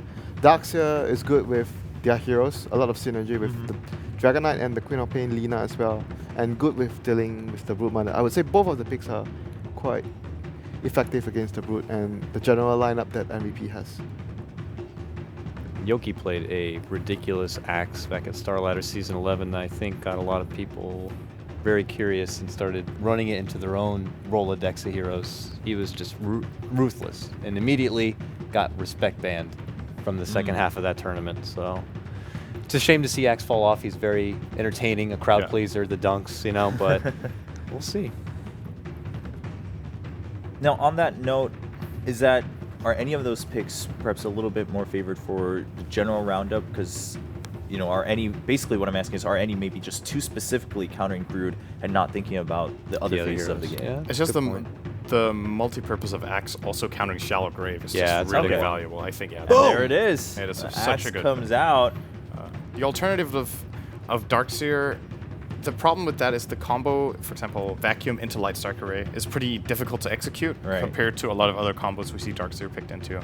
It's pretty easy to vacuum into Sonic Wave, though, but still, I think this is the more solid pick. Yeah, Axe is much easier to execute compared to Darkseer. They should have banned this over Bristle, but I'm not sure they realized that this was actually a scarier pick. Yeah, I would agree. I think Axe is much scarier than Bristle. Yeah, knowing that you had the Dazzle, I don't know why Bristle they didn't think deals of that. with the Brood, but it doesn't deal with the Shallow Grave. Right. But Axe deals with both.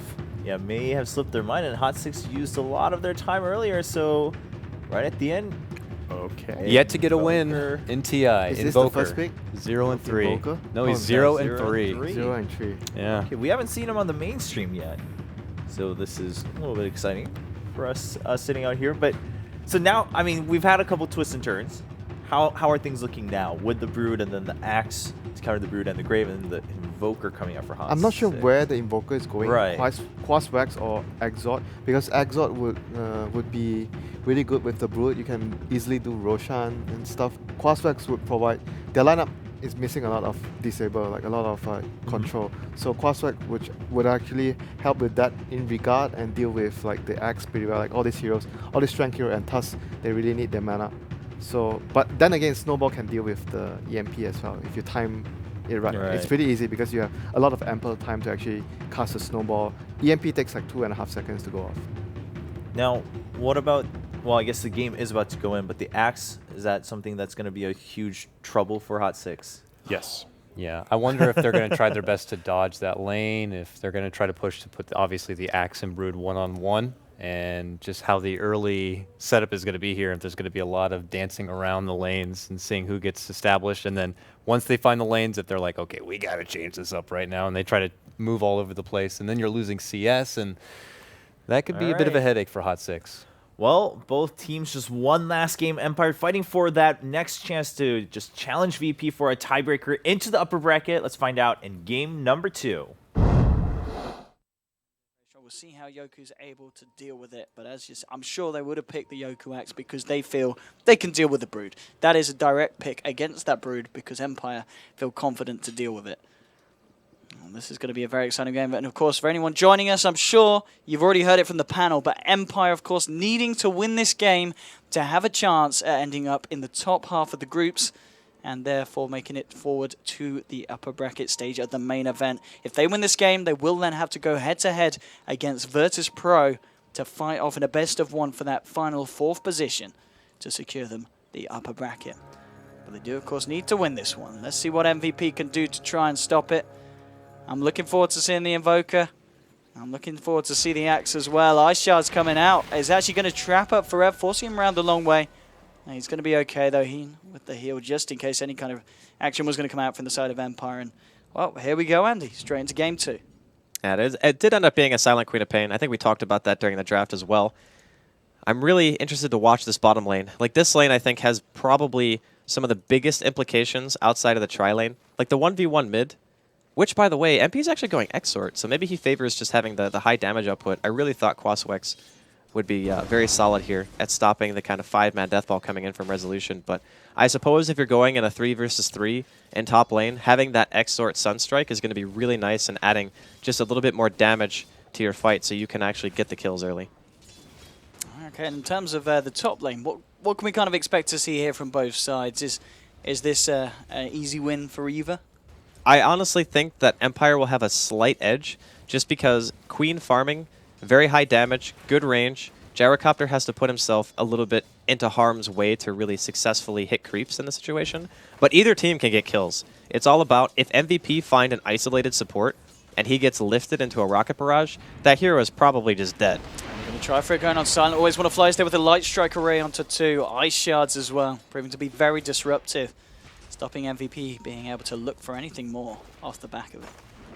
Yeah, it's going to be kind of both teams vying for a better position, trying to control this top lane. If somebody gets out of position at all, it's just going to be like a straightaway kill, I think, for either team.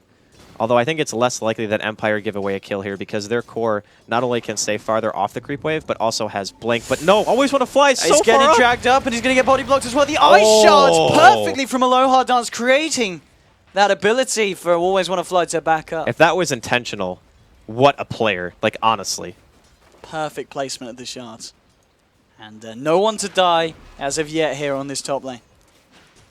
Always Want to Fly was actually amazingly out of position there. It is a godsend for Empire that he did not just give away first blood. Back to the mid lane. How are we doing in terms of CS? Well, DK 14 for 2. Against Invoker's 9 for 0 at the moment. So, well, Resolution having the slightly better time here in the mid.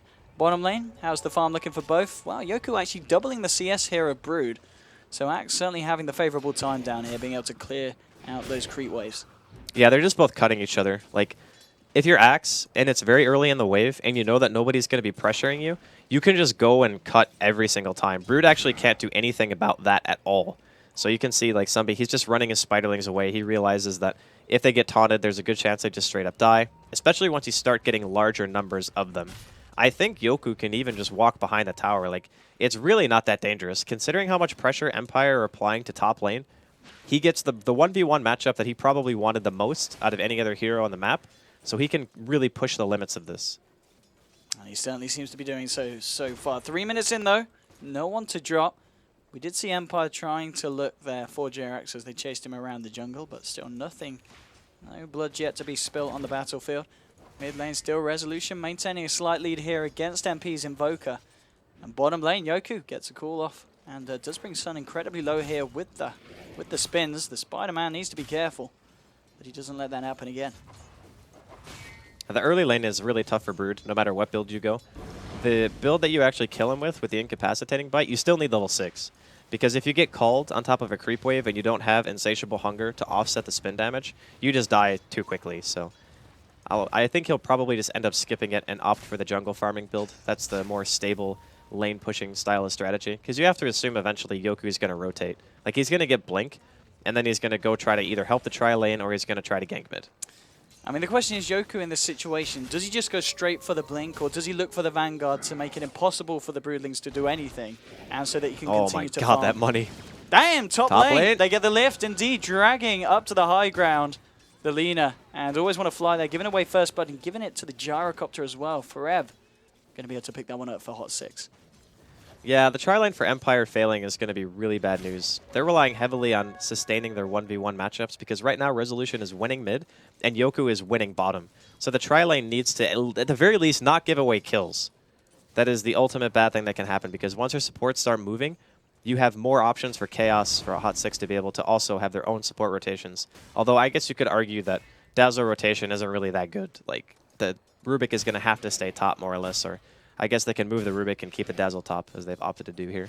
I Always Want to Fly it. Sorry, Aloha Dance actually coming in with a rotation on Tusk. They're going to find the Dragon Tail, and now with the Elder Dragon form, looking for MP. Jirax is there, and the TP reaction from Heen as well will force back both the Tusk and Resolution here on the Dragon Knight. They're not going to be able to find anything, but of course, top lane now. Silent and Always Want to Fly know that Forev's on his own, and this is the time to jump, going straight in. The Rocket Barrage doing a hell of a lot to Silent. He needs to be careful. Always Want to Fly trying to bring this one down. Has he got enough damage? Forev's just going to chase this down with the Rocket Barrage. Can he get the kill onto Silent? No, the Light Strike Array. They'll just be able to turn it around, but Silent...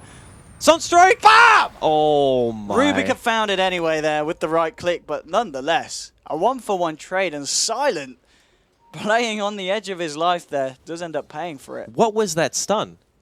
That stun wasn't even close. Always Want to Fly is not having a very good game right now. There were 2 times where he was really out of position, and that stun was like a huge biff. If Silent died because of that, that would have been like, I think, a tilting play for Empire. Silent, nonetheless, they did find the kill on Tajara. Going to go in for more here. But Forever is being backed up by Hina and Jerax this time. Bottom lane. How's it going for both of the heroes? Yoku has 2,300 gold. He's got enough for that Blink Dagger now. 6 minutes in. Ridiculous farm here for the Axe. Brood has managed to find a way up through level 6 and closing on level 7, applying the pressure to the tower. But the fact that the Axe has just been eating up every wave. I mean, this man is one of the richest Axes I've seen in a long time. Yeah, the net worth difference is pretty much entirely his gold. Like, it's just the fact that Yoku is having an insane game. But you can see that Sunbi now, he's got enough levels to where he can actually start cutting the wave himself. So both heroes are pretty much going to do the same thing. Like, both towers will stay at 100% HP. They're both going to continually just eat the creep wave, and the lane will stay stagnant. They're going to try and go for Silent here. They've not got enough damage now. Low Dance with the Ice Shards, trapping up Heen. The Sunstrike will come out. Will it connect? Yes, it will. A Low Dance is going to get taken out by Invoker. It's a 1-for-1 so far now. Forever, the Rocket Barrage doing so much. Always want to fly to fall. There's the rotation from Resolution with the Breathe Fire. Will bring down Forever, turning it into a 2-for-2 here on this top lane. But still the game incredibly close between these two sides. And Yoku does now have the Blink Dagger picked up. Will, of course, be noted here by the side of Hot 6. And will be kind of obvious, of course, when he leaves the lane. I'm sure they'll be very, very careful when some reports back that there is no Axe down here. Yeah, but he knows as soon as he leaves the lane that the Brood is going to kill his tower, like 100%. And the thing is, not really any other hero on the team can deal with the Brood but him. So Empire might just be saying, you need to stay bottom for a really long time. Like, just make sure that our towers don't just die. And they're going to rely on the 4v4 and trying to win their matchup that way, instead of having Yoku kind of walk around and look for any kind of engagement. Oh, there we go, Yoku. Just coming into the jungle. He really wants to find the Brood. Like, he does. I mean, he's hoping that he finds somebody farming the woods, and he's waiting for him to creep cut again, just to see where he goes. But I think the fact, like, if he gets a wave out like this, and he's able to just push the tower, then the tower is actually going to take damage. Because the fact that Sunbi had to skip that wave thinking that Yoku was too close and might have blinked on him is going to make that tower get hit, and that's not great. Like, taking tower damage right now is, it seems like a small trade, but if that tier 1 dies in the off lane before the Brood is able to kill the tier 1 and Empire's safe lane, then it's like the Axe is super won the lane at that point. He's moving in again, and he's going to look for the call. Will find it. Oh, the spin's there. There's one. There's two. Not quite enough, though. Sun is going to be lucky there. Top. Oh, let's see if we can find a kill here. Sunstrike's going to be off the mark, and now with the snowball, they might be able to turn this one, Empire. Cooldown coming in from Forever. Silent's got to be careful, taking a hell of a lot of damage. Jerax hasn't got the ability to lift him. Silent should be able to duke this out. Has got a blink in a second. Actually trying to, getting the burst damage in. Light Strike Array is going to miss, unfortunately, from Always Want to Fly. And Silent just going back in with the right clicks. Should be able to find Jerax. Will do. A low hard dance and Always Want to Fly are able to clean off the gyro as well. Forever to fall. And Silent being credited there with the double kill here on the top lane. And again, fighting down to the very last of his life points. This is full-on aggression from both sides here on the north side of the map. Oh, no. Oh, no. What a shot. Oh, man. Very nice. Silent. Caught out by MP. That was hubris, though. Like, why would you stay there? You know he's Exort. You can't just stand still. The fact that he threw it out at the beginning of the fight should have said, like, after the creep wave clashes, it's definitely going to be off cooldown again. I think Silent will learn his lesson after that. But still, like, Empire are winning the 4v4 exchange. MP is playing Exort Invoker, which is the hero that is notorious for pretty much never rotating until at least he gets level 9, because that's when you get double Forge Spirits, if you go 4 Quas, 4 Exort, and then obviously you have your 1 point into Invoke. So now, he has it available. This is the point in time where he can actually start TP counter-ganking. Empire are going to have to keep that in mind. But the fact that Empire are winning the 4v4, and their Axe is doubling the CS of the Brood, of course a lot of those are Broodlings, but Broodlings still give you money. Like, he's got 121 CS in 10 minutes. Like, that is the most bloated creep score I think I've ever seen. Oh, yeah, he's been having a great game. 1,200 gold now on top of the Blink Dagger top lane, trying to go in onto Silent, but Silent actually able to clean up the kill there onto Heen. Looking for more resolution with the haste rune. Moving in onto a Hot 6 Forever. He's got the dragon down. Here we go. Looking for the stun from Light Strike Array. This time, Always Want to Fly. He's on top of it, and they find themselves a second kill on this top lane, Empire. 8-5 now on the board, and Empire starting to break away.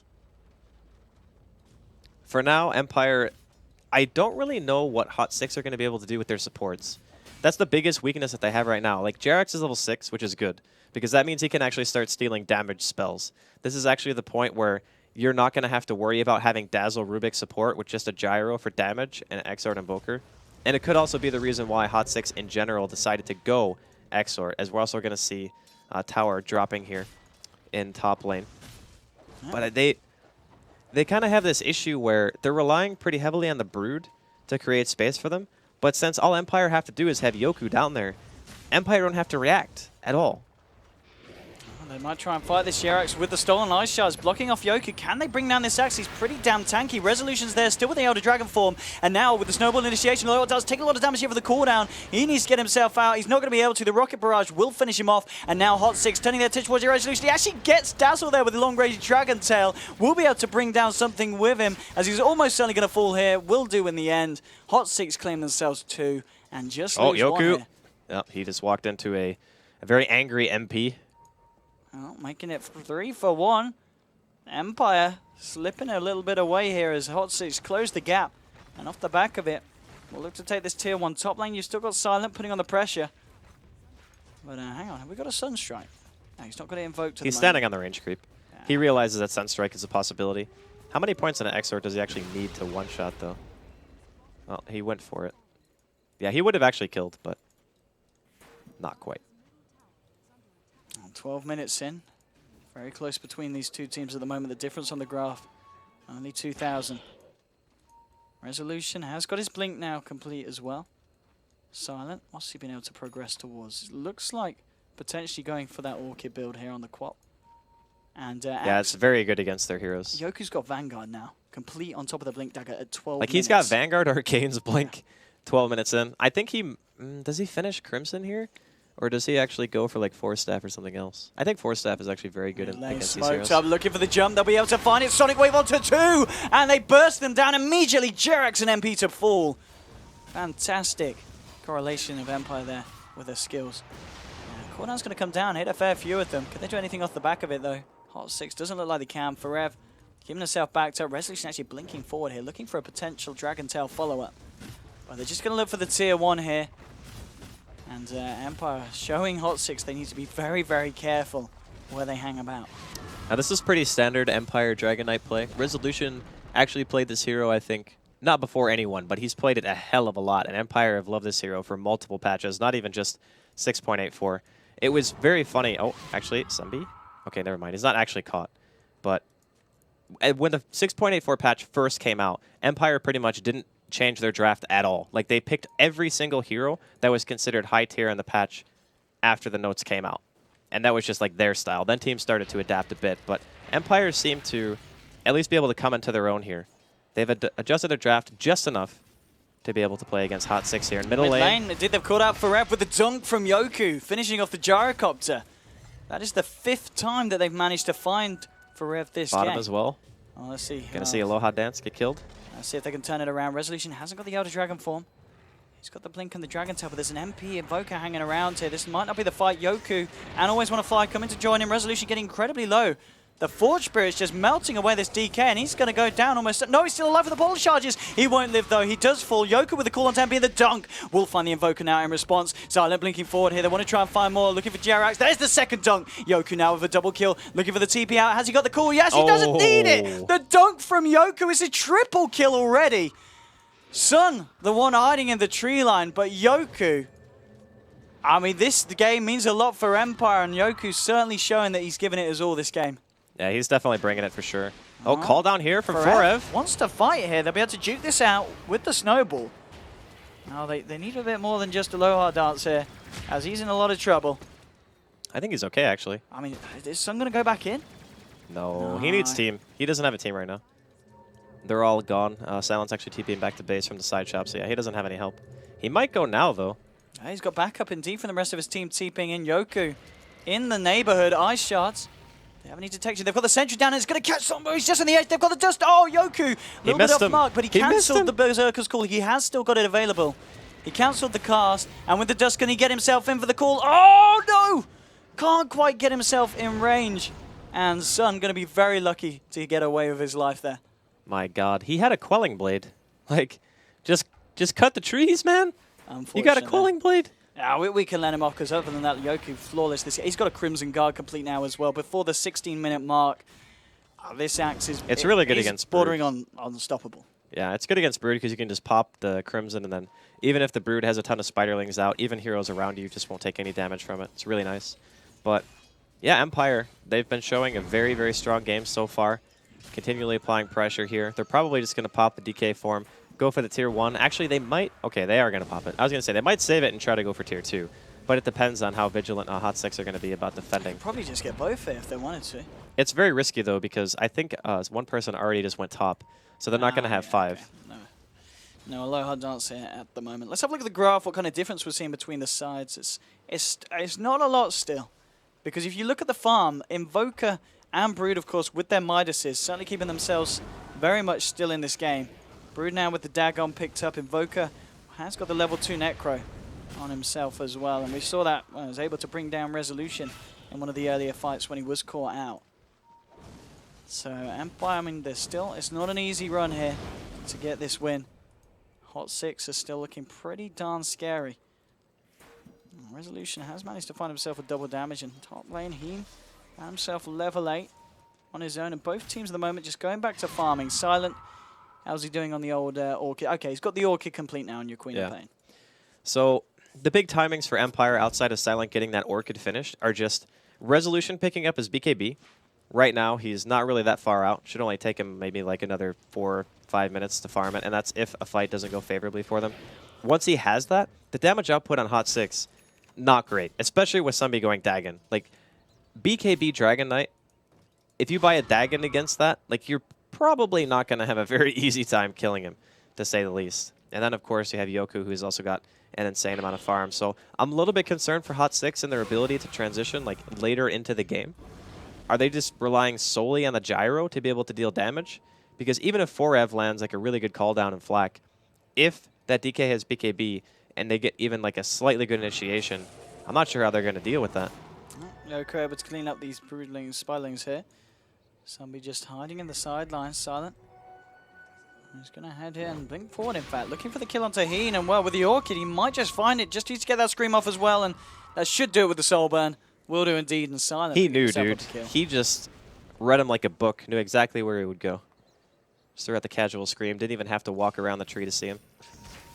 Very nice. And Sun's still able to keep control here of the jungle. They didn't find him there in that last little walk past. He's got enough to get a second level here in the Dagon. MP's farm still on the Invoker. I believe that will be the level 3 Necro now coming up, is it? Yes, so he's got the recipe. So he's got level 3 Necro now, 18 minutes in. But, what's it going to do for you now with the Orchid drop down onto him? Yoko, look at the call, won't quite find it. But with the Walrus Punch from Aloha Dance to brief, they're going to be able to bring down the Invoker. Now Forev reacting, coming in here with a cooldown. But they just walk it off. And Empire, they're going to go back to pushing this tier 2 in the mid lane, and with the remainder of the Elder Dragon form, should be able to find it. TP's out to the bottom, already coming, as the push is coming in from Brood. Brood will be able to find the last touch to it. Resolution, no. Deny coming out from Forev here. That's a pretty important deny, actually. When your enemy team is pushing you like this and you can deny like 1 or 2 towers, the amount of gold difference is actually pretty substantial, especially considering like when you're behind, right? Like you want to minimize losses at every single turn, especially when that Dragon Knight's getting ever closer to that BKB, and they're going to find out the Brood here in the woods. Indeed, he's been dusted. Silent taking a lot of burst damage there, and the Spiderlings working away at this Quap. They do kill the Brood, and Silent will just be able to blink himself away out of it. Another kill here for Yoku now, and a mega kill streak. 2,100 gold on top of the Crimson Guard now. This man is an incredibly... he's 700 gold ahead of this Invoker, who's pretty much just been farming all game, and that's with a Midas. You know, Yoku in comparison, he's absolutely massive. Yeah, but you also have to consider the tower advantage right now. Yeah. So Empire have lost 2 towers, and Hot 6 have lost 5. Yeah.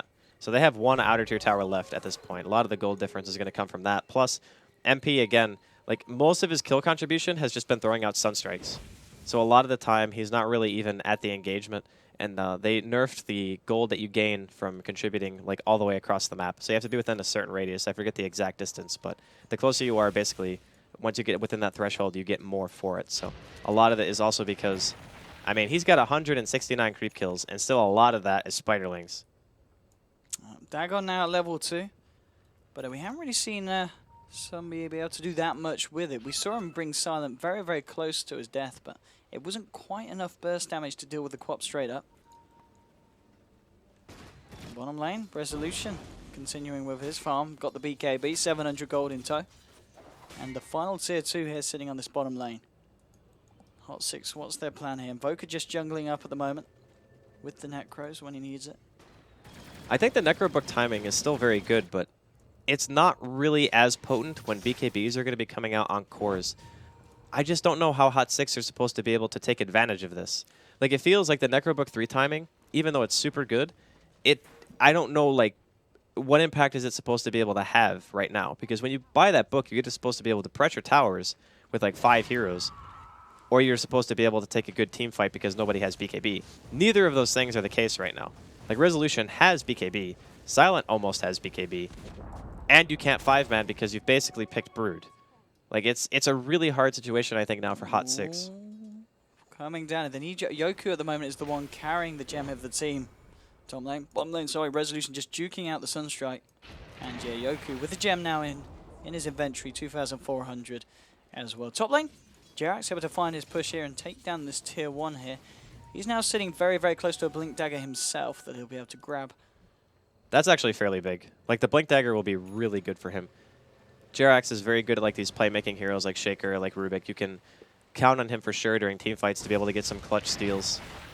Maybe, hopefully, if you're a Hot 6 fan, turn the team fight around. If he can get his hands on something like Laguna, like, you know, Sonic Wave and such, you can probably win a team fight. Well, looking for this spider here. He's going to go for the TP out, and yeah, Yoku won't be able to get him this time. Unfortunately here for the side of Empire. Dagon now leveled up a third one. We've got it on level 3 now here for the Brood. And I mean, Invoker, what does he go now next for the build? I mean, he's come up to 2k. Is this kind of just a split push? Will we see him pick up an early set of boots? Bots? Bots are pretty common when you have Midas on Invoker, but I think he might just go Blink or something. Like, when there's not an item on Invoker that you can buy that you feel is going to have, like, a big enough impact at that point in the game, typically you go for, like, mobility. So, like, Blink or Yules or Force Staff or something like that. Because I'm really having a hard time thinking what one item is actually going to be able to completely change the way that the game goes in terms of fights for Hot 6. And, I mean, just look at what he's doing. He's sitting in the woods and he's just sending out freaking Forge Spirits to lane. Like, he realizes that it's super dangerous for him no matter where he is. Resolution and Silent able to clear themselves up some Ancients here from the side of Hot 6's map. And I mean, you can tell Empire, they're really looking for action here. They've been walking around as a group across the maps, trying to see who they can catch out. But Hot 6 just playing a step ahead at the moment. Keeping themselves safe. Forev now on the Gyrocopter. Very close to having the money for this BKB. Silent did spawn out Sun, but Sun, he's going to be A-OK, juking it out in the tree line.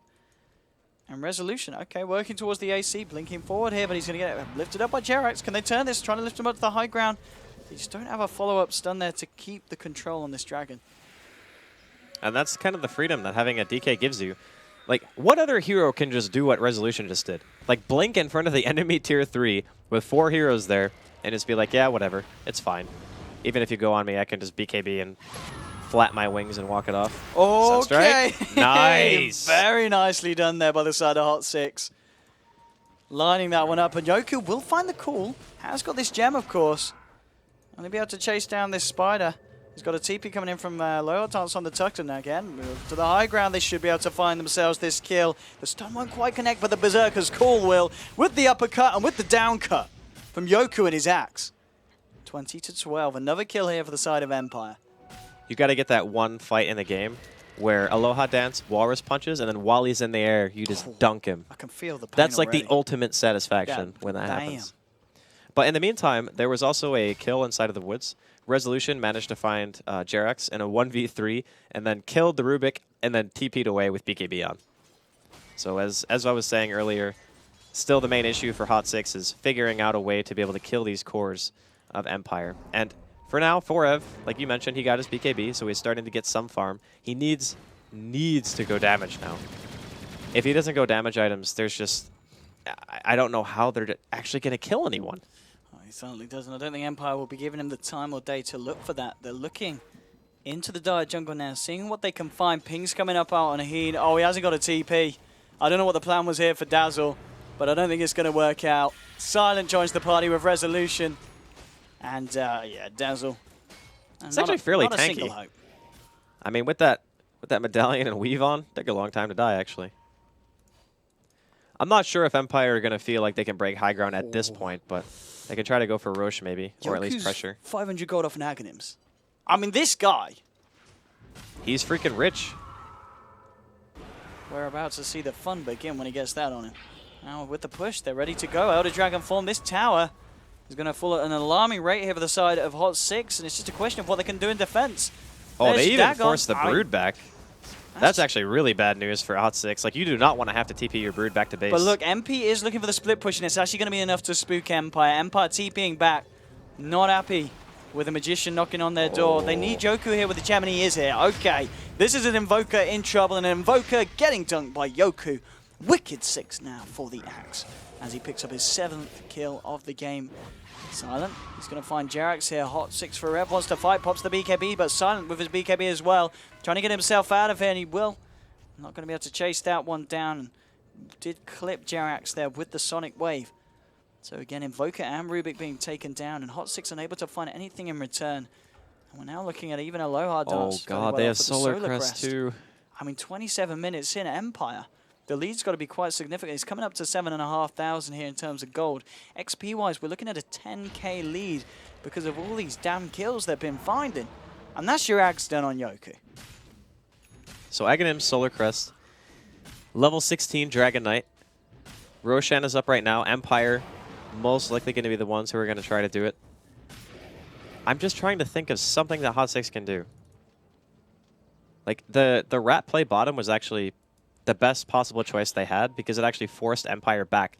Normally in that circumstance, if you TP as Invoker and you start trying to take the team fight, it means that if you lose the fight, you pretty much just lose racks. And you might even just lose the game based off that. So he made the right call in the pinch, but I'm still just, I'm at a loss. Like, they need damage. Somehow they need to be able to burst somebody. Empire, they're going to look for Roshan here with the Solar Crest, going to make short work of it. Hot 6, a couple of them in the area.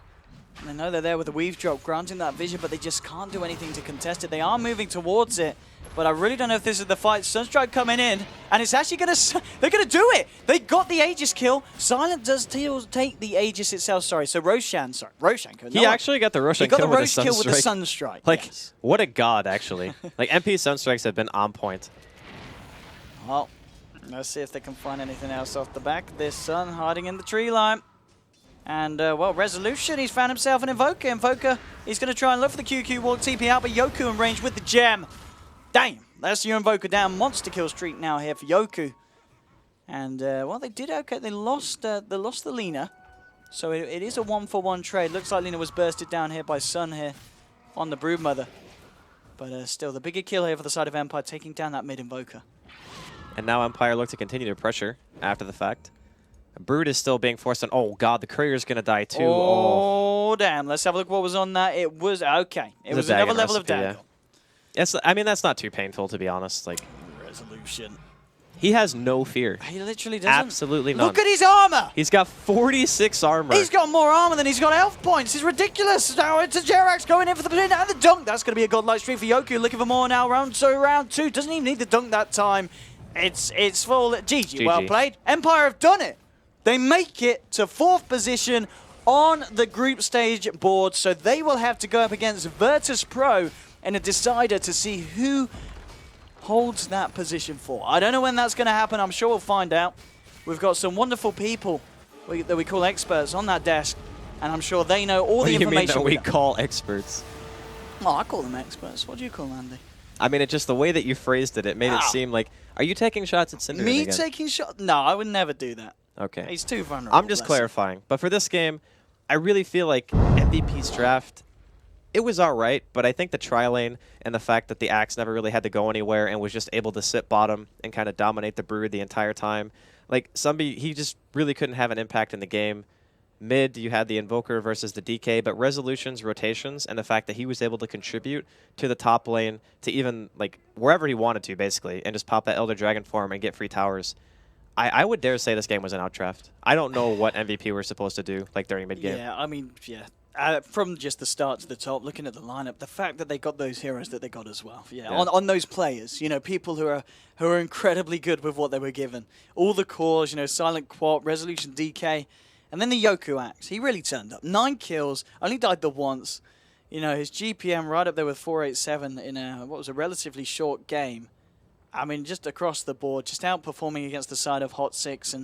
And you could tell that game meant a lot for Empire. And we knew it did. So Empire 2-0 against Hot 6. They will be involved in a tiebreaker with Virtus Pro. But that's it from myself and Draskell. Now over to the panel so they can let you know more about what's going to happen now. Well, lots going to happen, contrary to, well, relatively from what might not have happened.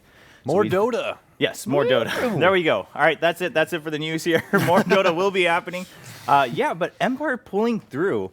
I mean, sure, we talked about, okay, it is against Hot 6. Kind of an, you could say, expected result, but at the same time, so much was on the line for Empire, so that could have changed things both ways. What did you think about that show from Empire? Are you a little bit more convinced that they're up for the job here in the tiebreaker? Yeah, I think this is going to be really close. They seem to play with a lot more confidence, and they seem to be communicating better. Like you said, it's against MVP Hot 6, so not sure how much we can read into it, but there seems to be like a gradual development going on also after the games earlier today. So I think for me, maybe it's just like a 50-50 on who gets the upper bracket slot. As for this game, I think the X last pick that we talked about in the panel was really, really good. It solved the Brood problem. It allowed them to play very aggressively in the mid game with the lanes. They got the lanes they wanted, and MVP Hot 6 just looked like a team that are a little bit demoralized right now and not really in the zone. They also had nothing to play for, right? Apart from like pride. So perhaps they just went in with like, okay, we're going to try some stuff. We'll try maybe, for example, the Brood was maybe like an experiment, and I think it's the first time they pick at this tournament. You know, give it a shot, see how it works. Maybe we can use it for our best of one later. That they will, unfortunately for them, be playing at the main event. They will be playing an elimination match to start. Yeah, a best of one elimination match. A rough start, of course, at the main event. But yeah, we were talking about just how they looked after that match. And Winter, it's not looking too good for Hot 6. Yeah, when I saw Jerax in Malaysia, he came to Malaysia for MPGR. They won the event, but he definitely didn't look like this. So there was a big contrast in his facial expression in general. He looked like he's had enough and just get me out of here. That's what I got from his facial expression. Yeah, and of course, I mean, probably something that a lot of the players from Hot 6 are feeling, not just the results, right? I mean, it's got to hit you hard, pretty hard, even if you know that, all right, well, we still have a chance at the main event. Going out like this in the group stages with not many points at all is going to be a little bit demoralizing, maybe even more so because their sister team actually did surprisingly well, and they were hoping to do just as well, if not better, but not pulling out right now. But we will see them next week again, so they're not knocked out, just having a bit of a rough first week in the group stages. Now let's talk about Empire, right? You said, all right, Axe seemed like a really good pick.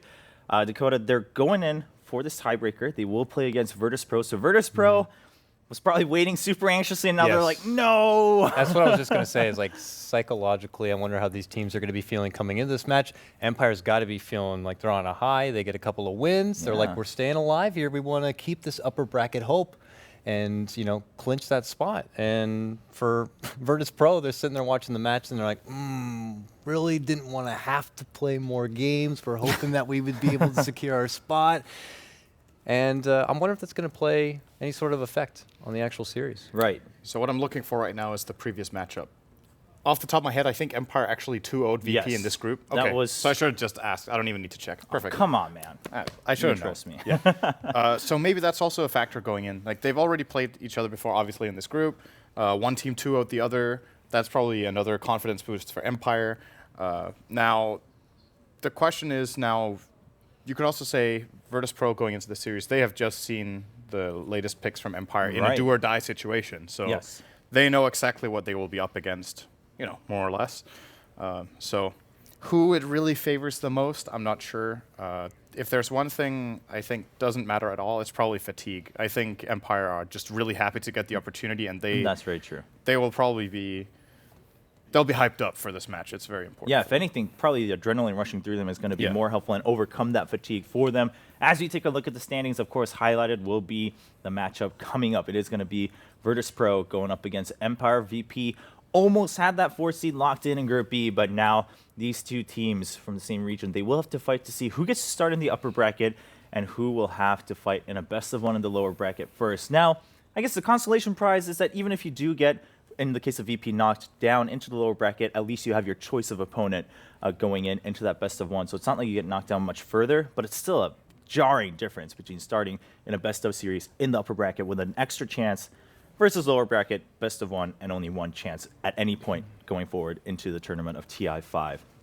He talked a little bit about the previous matchup. We didn't get to really see that match from here, the foyer, because it was, I believe, the end of day 2 or something like that. We do have some highlights, so we'll take a look at that. But overall, I remember, Winter, we were talking about it, and Empire just looked very happy after that match. Of course, it was their first match win, but they seemed really elated. Let's take a look at some of the highlights from their previous matchup in a best-of-2 in Group B, VP versus Empire. I also wonder if it plays effect at all. These two teams probably scrim against each other, you know. Right. Iron sharpens iron, they say, and maybe it's a matchup that they're comfortable with, being able to take advantage of. Adds more to that high morale, being able to come into this matchup against Virtus Pro. And the other thing, I mean, we're also having to look at the picks here, something to consider what they've played against each other before, and it looks like Empire got quite a few high-priority picks. The Naga is probably going to be a big key ban/pick in this series, I would imagine. I'd say a hero to highlight where it seems like Empire are really at their best out of all the games we've seen is when Resolution gets this Dragon Knight. If I'm VP, I second phase ban that, no matter what, unless it's very, very clear that Resolution's hero has been picked in the first 2, which is never really a given, I think, because the cores that generally get picked in the first phase are Gyro and Quap, and Gyro will not be played by Resolution, and the Quap could easily also be played by Silent in the safe lane. So it seems like they play with a lot of confidence. He's a frontliner, he has a targeted stun. This is the goal call that we rally around. That's a big pick. I think Undying will be a big pick for both teams as well. And most likely we will see both of them picked or banned. I mean, looking at that clip, it looks like there were, it was 40-something and then 33 kills combined. You know, that's nearly 80 kills in that game. Sure, it went on for a little bit, but... Sounds like Bounty would be good for some track calls. Yeah, I mean, sounds like it was a bit of a bloodbath. So if that's going to come into play, of course, something to consider.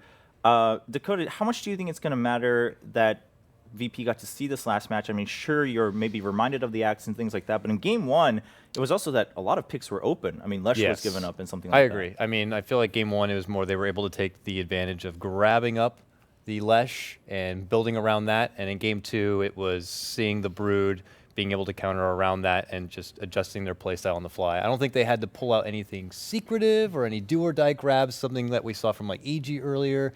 So I would imagine it shouldn't affect Virtus Pro too much at this point. I think, like I said before, these teams probably have a lot of experience going head-to-head, and they should know what to expect from each other. Yeah. And Winter, what are your thoughts going into this rematch, we could say?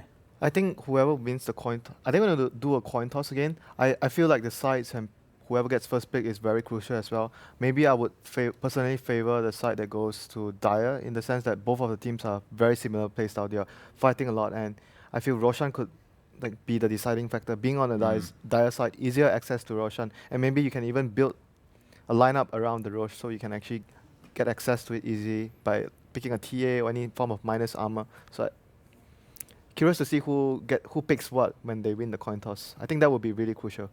Yeah. And both teams do play the TA, so that is definitely a pick that's up for grabs. Another thing I believe we haven't mentioned is the progress in the other series. I'm not sure if we talked about that. No, we haven't. No, so CDIC versus eHome is still going, and I think the last update we gave was that CDIC were leading, but they were ahead 15-6, but the score was a little bit deceptive relative to how the game was going. And guess what? eHome actually did win that game. There you go. This game currently 5-6, eHome with 5, CDEC with 6. Looks like CDEC might be taking Roshan right now. This is another close game, and it's really important because if eHome wins, they get first seed in the group, which is something, no matter what, no one would have expected either eHome or CDEC, I think, to get first. But eHome actually has a shot at it here. Yeah, so eHome really, we were seeing kind of a dream run on day 4 of the group stages, but just one step away from making it happen. That game is still going on. It's Game 2 for them, so the very last game for either team. No matter how this goes on, they are done on the top side of Group B. Of course, Group A is all wrapped up also. But eHome, will they get first seed, or will they just be content with making it finally into that top 4 of Group B? We're about to find out. And now, of course, just look at the standings also. Group A was all settled. Group B, somewhat settled, but let's review Group A a little bit before we go into this tiebreaker. Are there any results that were pretty surprising going, like now that we look at it fully in hindsight? Or do you think Group A was actually played out a little bit more like most people might have expected? Barring one or two games that might have been dropped, but in terms of match and series results. Can I say it didn't end the way it started? Can I say that? Yeah. You think it's Is that well, you can say that. I mean, I won't block you from saying it. That is not allowed. Wrong face. I think wrong choice of words. Number one surprise in Group A is complexity. Without a doubt, yeah. Getting top 4. Yeah. That is the absolute success story. I guess number 2 surprise is IG finishing last. I think they did. Or did they? No, they got ahead of Navi. No, Navi finished last. So Navi last, IG second to last. Yes. I saw an image earlier today with like the defending champions.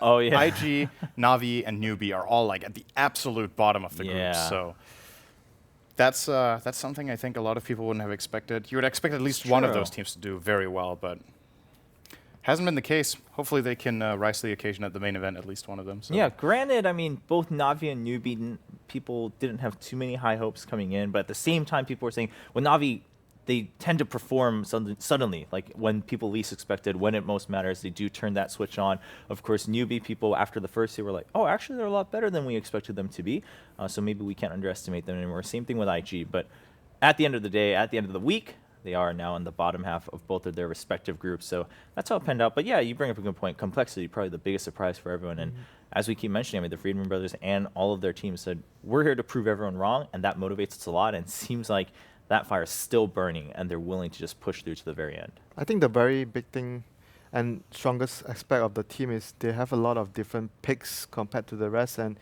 they are not afraid to use something that is maybe sort of out of the meta slightly. And we've been talking about teams they need the surprise factor. You can't just play a normal game against the stronger teams. So I feel a lot of their positive results came from the surprise factor against the much more formidable opponents they had in the group stages, picking something out of maybe their opponent's comfort zone, and the opponents are just not ready to deal with it during the 2-game series itself. We've seen them pick, excuse me, they've played Centaur on Moon Meander. I think they're the only team.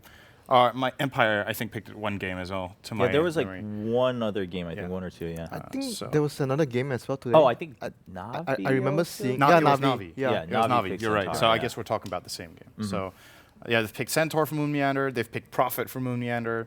Enigma as well. They have played Enigma on, I believe it's been Fly. The support. Z-Freak, yeah. Z-Freak on the Enigma. They've picked Sven, I think, both with and without Wisp for. Was that also for Ziz? So I believe in both games. They pulled out the techies, of course. Techies, yeah, that's true. They even a year ago would have been really, or not a year ago, because a year ago he wasn't in the game. A few months ago would have been like, wow, they picked techies. But in this tournament, it's kind of like, it's not a very normal pick, but it's also not crazy. Like it's more crazy to pick a Sven than a techies. I mean, is it a crazy normal pick right now? It's not crazy. Like I think coming in, obviously that was kind of the joke, right? Everyone said we want to see more techies. Obviously for viewers, it's always kind of exciting how that changes the game, and it's. I guess for viewers, when you're not on the receiving end, it's always satisfying to see someone get blown up by a bunch of mines. But we saw it quite frequently. So I'm in agreement with Sin here saying that it's not exactly crazy. It is still situational, but at the same time, it's definitely like a high situational pick rather than something like only 2 teams have prepared or something like that coming into TI5. I'm very curious about complexity on how they're going to be when it's key arena time. I was very impressed with how they're able to perform here on LAN. Like I said before, I know like Ziz in particular never had been at a LAN. This is his first LAN. For some of their other players, they've been to LANs for other MOBAs, but not Dota.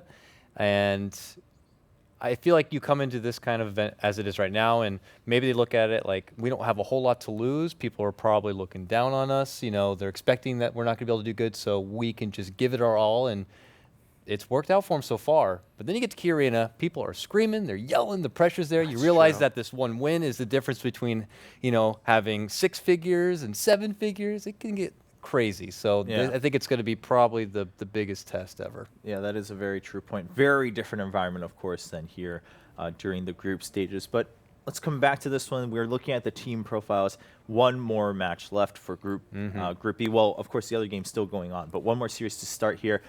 It's going to be between Virtus Pro and Empire. Do you think at this point there's any outside factors to consider, whether it's the niche picks or anything, or both teams just have to say, you know what, give it our all, one last game, it's just on us? Like, let's not try to get into all these mind games in the draft and also in game.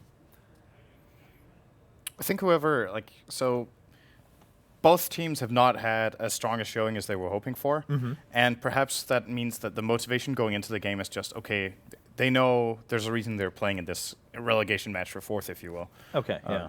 So maybe you just stick with your like really solid picks, like for example what I mentioned, Resolutions, Dragon Knight, Virtus Pro. I haven't got to see so many of Virtus Pro's games, I think, so I'm not completely sure what they've been running a lot and what's been successful for them. But there's absolutely no doubt we're going to get action-packed games. I don't think it's going to be a slow kind of game. These teams don't play like that. To adapt, but that in some ways complicates things in one way. At the other end, of course, you can think of it as, well, if we lose the first game, we have another shot to come back and tie it up and go for that last game. Winter, what about you? What are your thoughts in this matchup? What do you think they want to focus on the most? I think what they want to focus more successful rotations to help the mid would be really crucial in that matchup itself, because both of the mid players of the teams are really explosive players. If you just give them a slight head start, they can actually dominate and control the game by themselves. So I think that's a very key factor. When Axe, they have plenty of other tricks up their sleeves, and I hope they don't get too caught up in, let's make sure we get that Lesh and Gyro and Naga, and don't be afraid to kind of get a bit more creative. Right. Yeah, I think there are definitely a lot of options here to maybe see some picks we haven't yet or not as often. I think I remember seeing Virtus Pro or Empire, they have picked, I think it was Virtus Pro more or less, they picked Warlock for Illidan. He played a safe lane or mid Warlock in the past. Yes. And it's really good. Warlock is a pick that's really good when the playstyle is constantly fighting. And when you fight, you want to take... Warlock is like, you win the fight, you take objective. So it's very good in the matter of the fact that if the teams are fighting constantly, it's a good pick in that regard. The downside of that, though, is if the fights are too frequent, too frequent, it's a very long cooldown also. So I think that's a big part of the reason that it's not being picked right now. It's just that the long cooldown. It's just such a long cooldown, and a lot of the times you see the chaotic offering maybe setting up one kill, maybe two. But as long as it's like a somewhat even trade, the enemy team can just take full advantage of it, because Warlock a lot of the times is just really weak without the ult. If you don't take a tower, it feels like it's not worth dropping the golem. That's how I feel about it. Like, if once you drop the golem, you commit, you have to get an objective.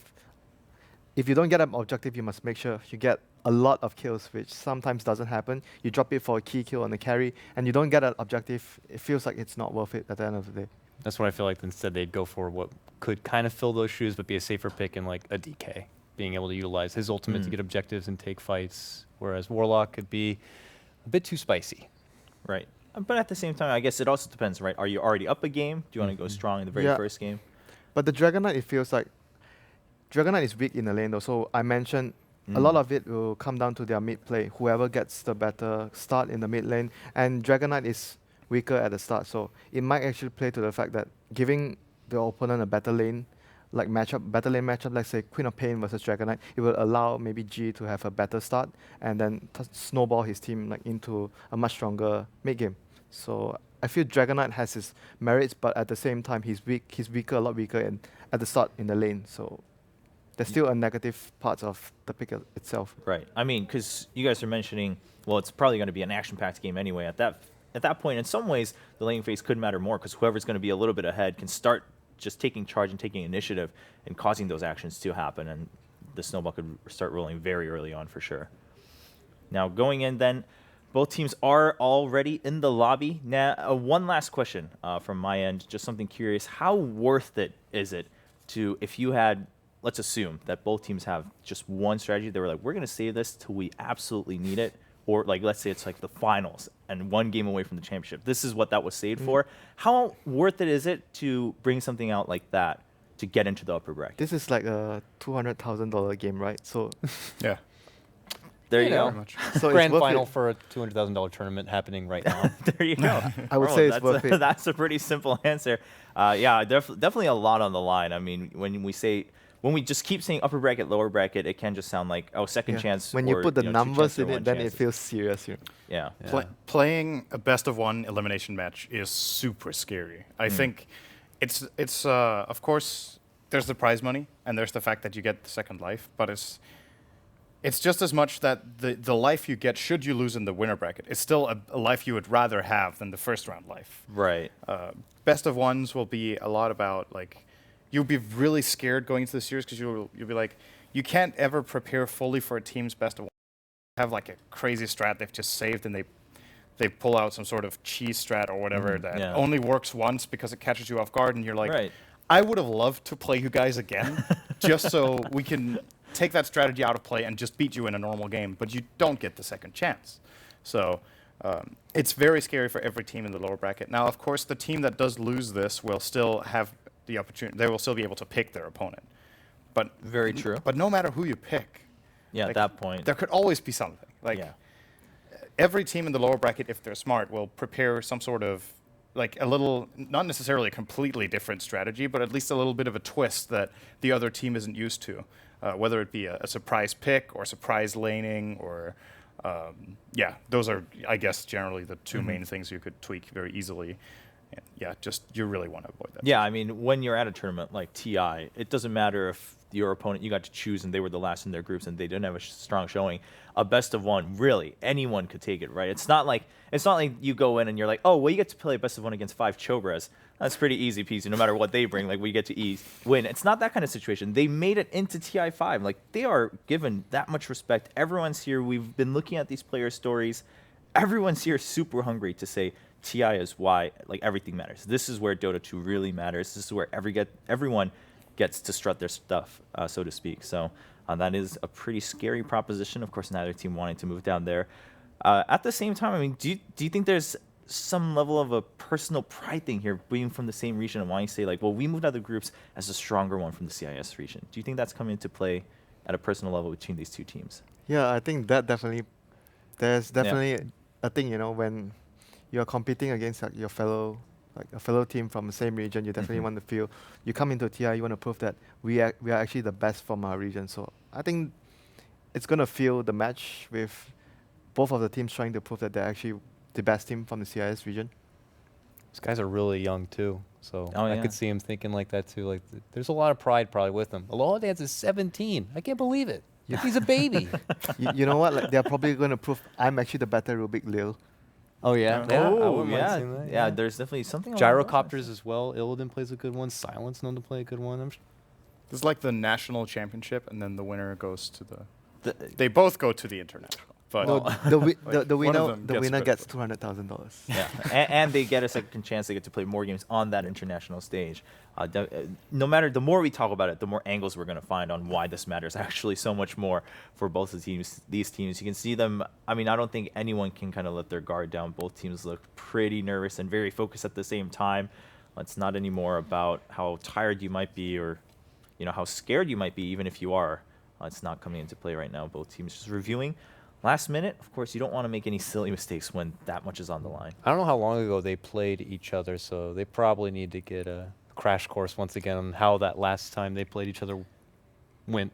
They've played a lot of teams since then, a lot of games, so they want to make sure they can get a crash course on what to expect. I think it was day 2? Yeah, day 2. It was also, but at that very end, end of day 2. Yeah, Empire also had a long day that day, and that's why I think they looked super happy. But after that, right, both of them, every match mattered. Do we still keep our chances alive or not? They probably haven't had much of a chance to go back and think, because you come into TI5's group stage thinking, all right, it's a round robin. Let's prepare super hard, win, move on. Then you got to review your next opponent's previous games from the days before. So yeah, they definitely probably want to spend some time here. This is the first best of 3, right? So that's true. First best of 3. That could be a different experience in itself. We'll see. First 3-game stretch. More Dota.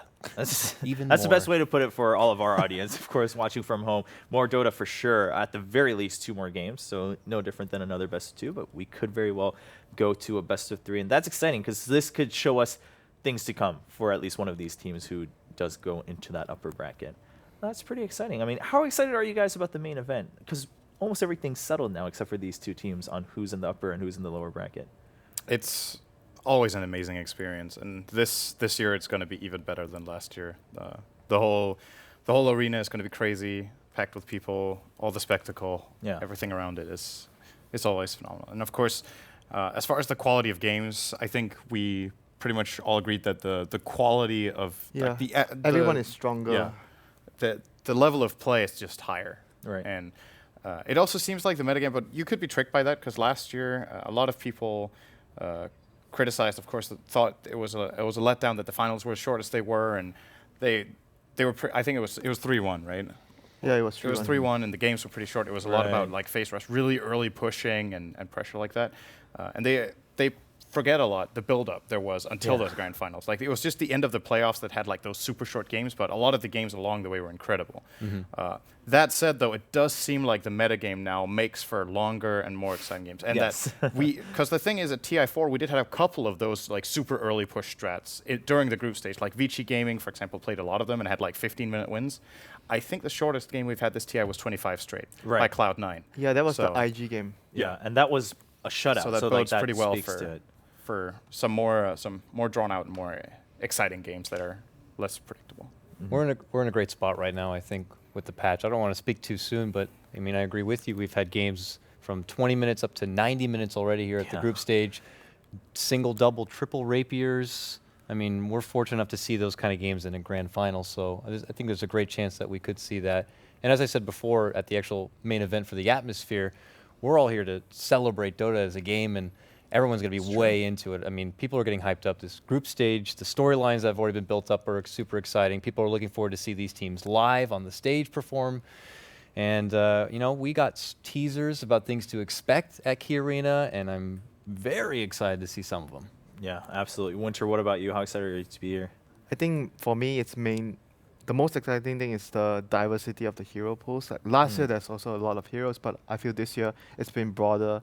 There are a lot of heroes picked, and the strategies. Both and eHome and most importantly, I feel the biggest change is the itemization. The new items really, it's a different phase for the supports. You know, supports usually don't get to do so much with their gold. You know, you don't get too much gold, but currently you have a lot of new items that have been being popularized on the supports, like the Solar Crest, the Glimmer Cape. These are the two biggest items, and they allowed a lot of supports to shine when they couldn't before.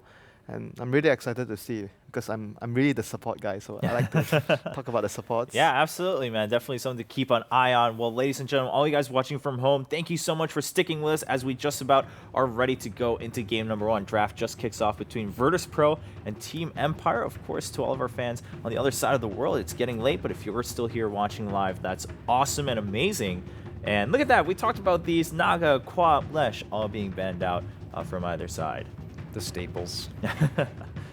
Yeah, I mean, I think in this tiebreaker, you don't really want to let any of those go from the get-go. Virtus Pro, Shadow Fiend Pro. Always want to fly is not going to be able to use them when he's here's for Hot 6. Like, you do not want to have to TP. You expect. But Gyro, yeah, no surprise. First priority for both if Lesh is not there. Right. Both eHome and Undying. For that 4th seed. There is an Undying. Not that good to pick into Gyro generally, but if you can play around it, and they're going to be able to worth it, right? I mean, you could also be worried about giving away the Undying plus the Gyro together if you don't pick it. I mean, it could be also a possibility why you're picking the Undying into the Gyro, because of both the teams having the very similar playstyles, very aggressive, and Undying could fit in both of the teams' lineup really well. Now, we've seen more and more people also favoring to pick Dazzle within the first phase. Do you think that will come into play here? Because again, we talked about this just the match before. Dazzle plus Gyro, pretty darn safe combo. It's also very good with Shadow Fiend, as EG showcased a little bit. It's got to be right here. I mean, armor synergy. It's just when you don't have access. Yeah, Tusk is. I mean, Empire didn't really prioritize the Tusk so much before, so.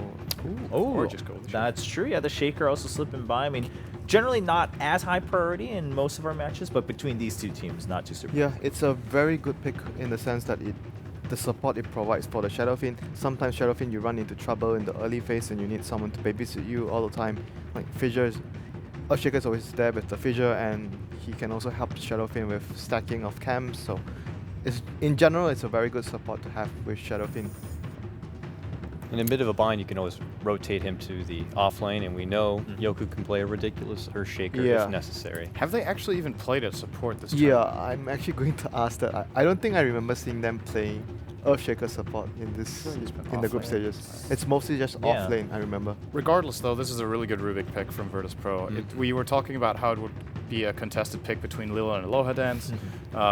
Fissure, one of the best spell steals in the game. And in addition to that, Requiem also. a very easy spell to steal. So what happens with Rubik is a lot of the times when you play against certain heroes, there are just some spells that are really key to steal, but some of them are very difficult to get. You know, an example would be Death Ward from Witch Doctor. He casts the Death Ward, but he can trigger the heal immediately after, and then you steal the heal, which is kind of useless in most cases. But with Shadow Fiend, all of his cast animations are pretty long. So he winds up the Requiem, there's a sound cue, it's very clear visual, and his follow-up, would he want to cast Raise afterwards, you have like a good half second at least to probably get that spell steal in. And Rubik channeling the Requiem is a little more subtle. You don't see it so easily in the fight, you maybe don't expect it to come out.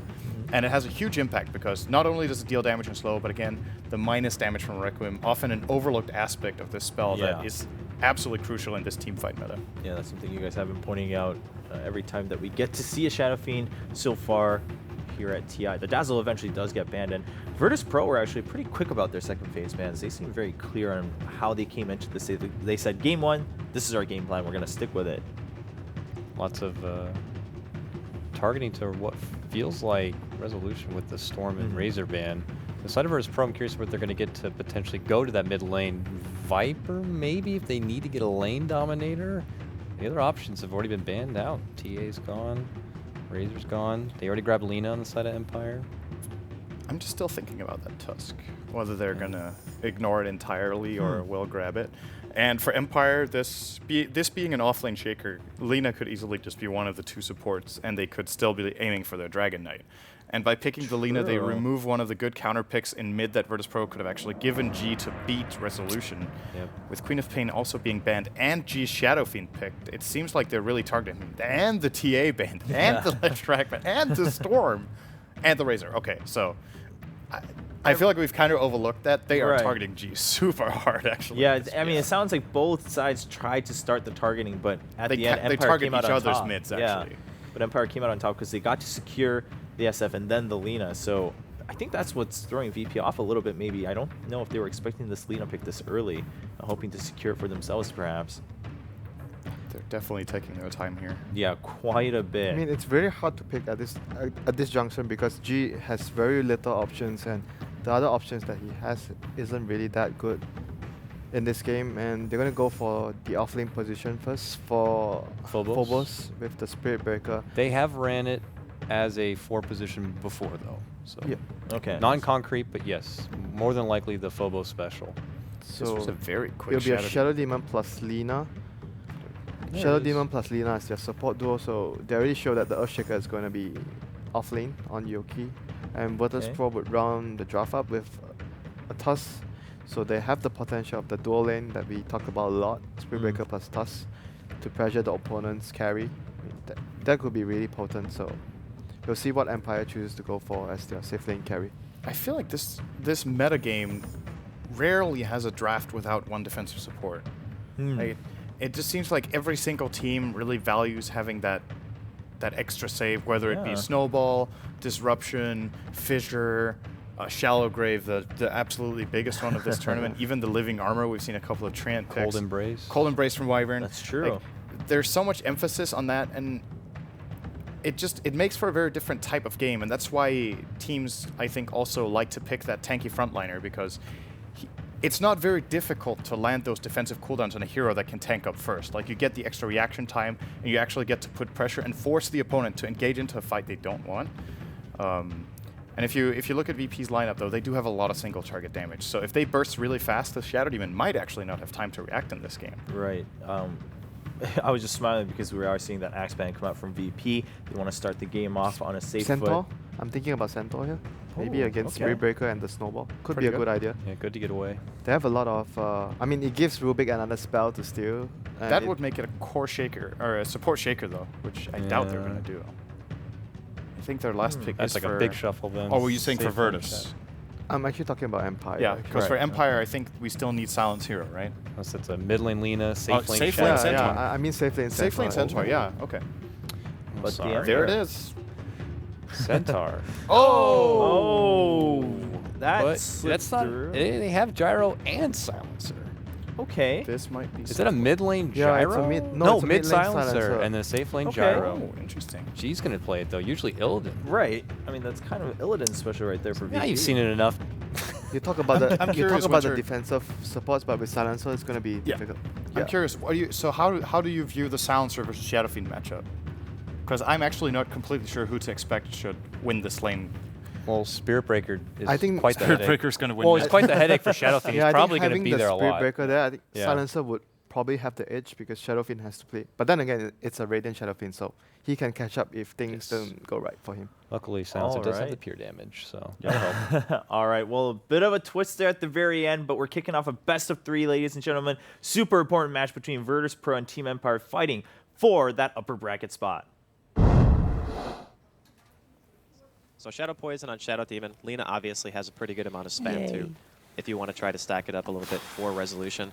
I like the Ember pick because Was it's it a very first pick elusive, for Shadow and he has a Demon? lot I of think I've ways seen of the getting out hero. of Spirit Breaker ganks.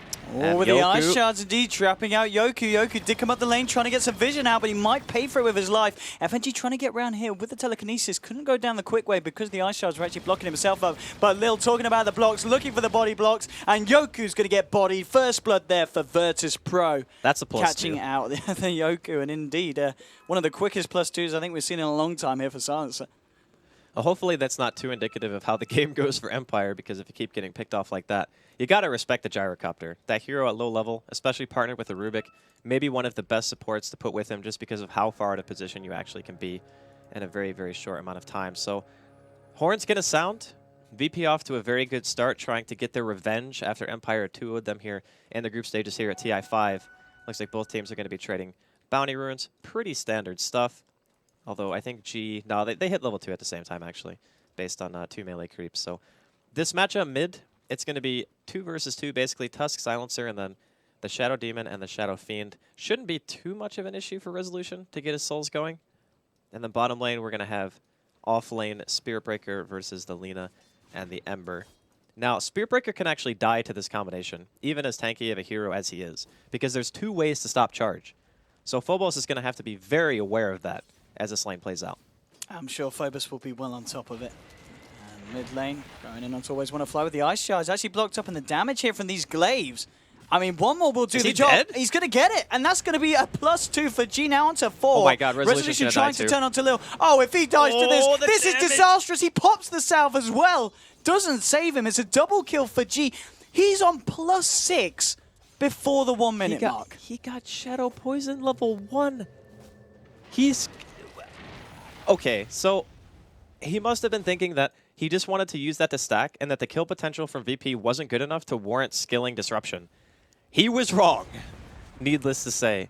And now G... Damn, look at this glaive damage. A minute in, he hits for 72 damage, and he's got 3 kills at 1 minute.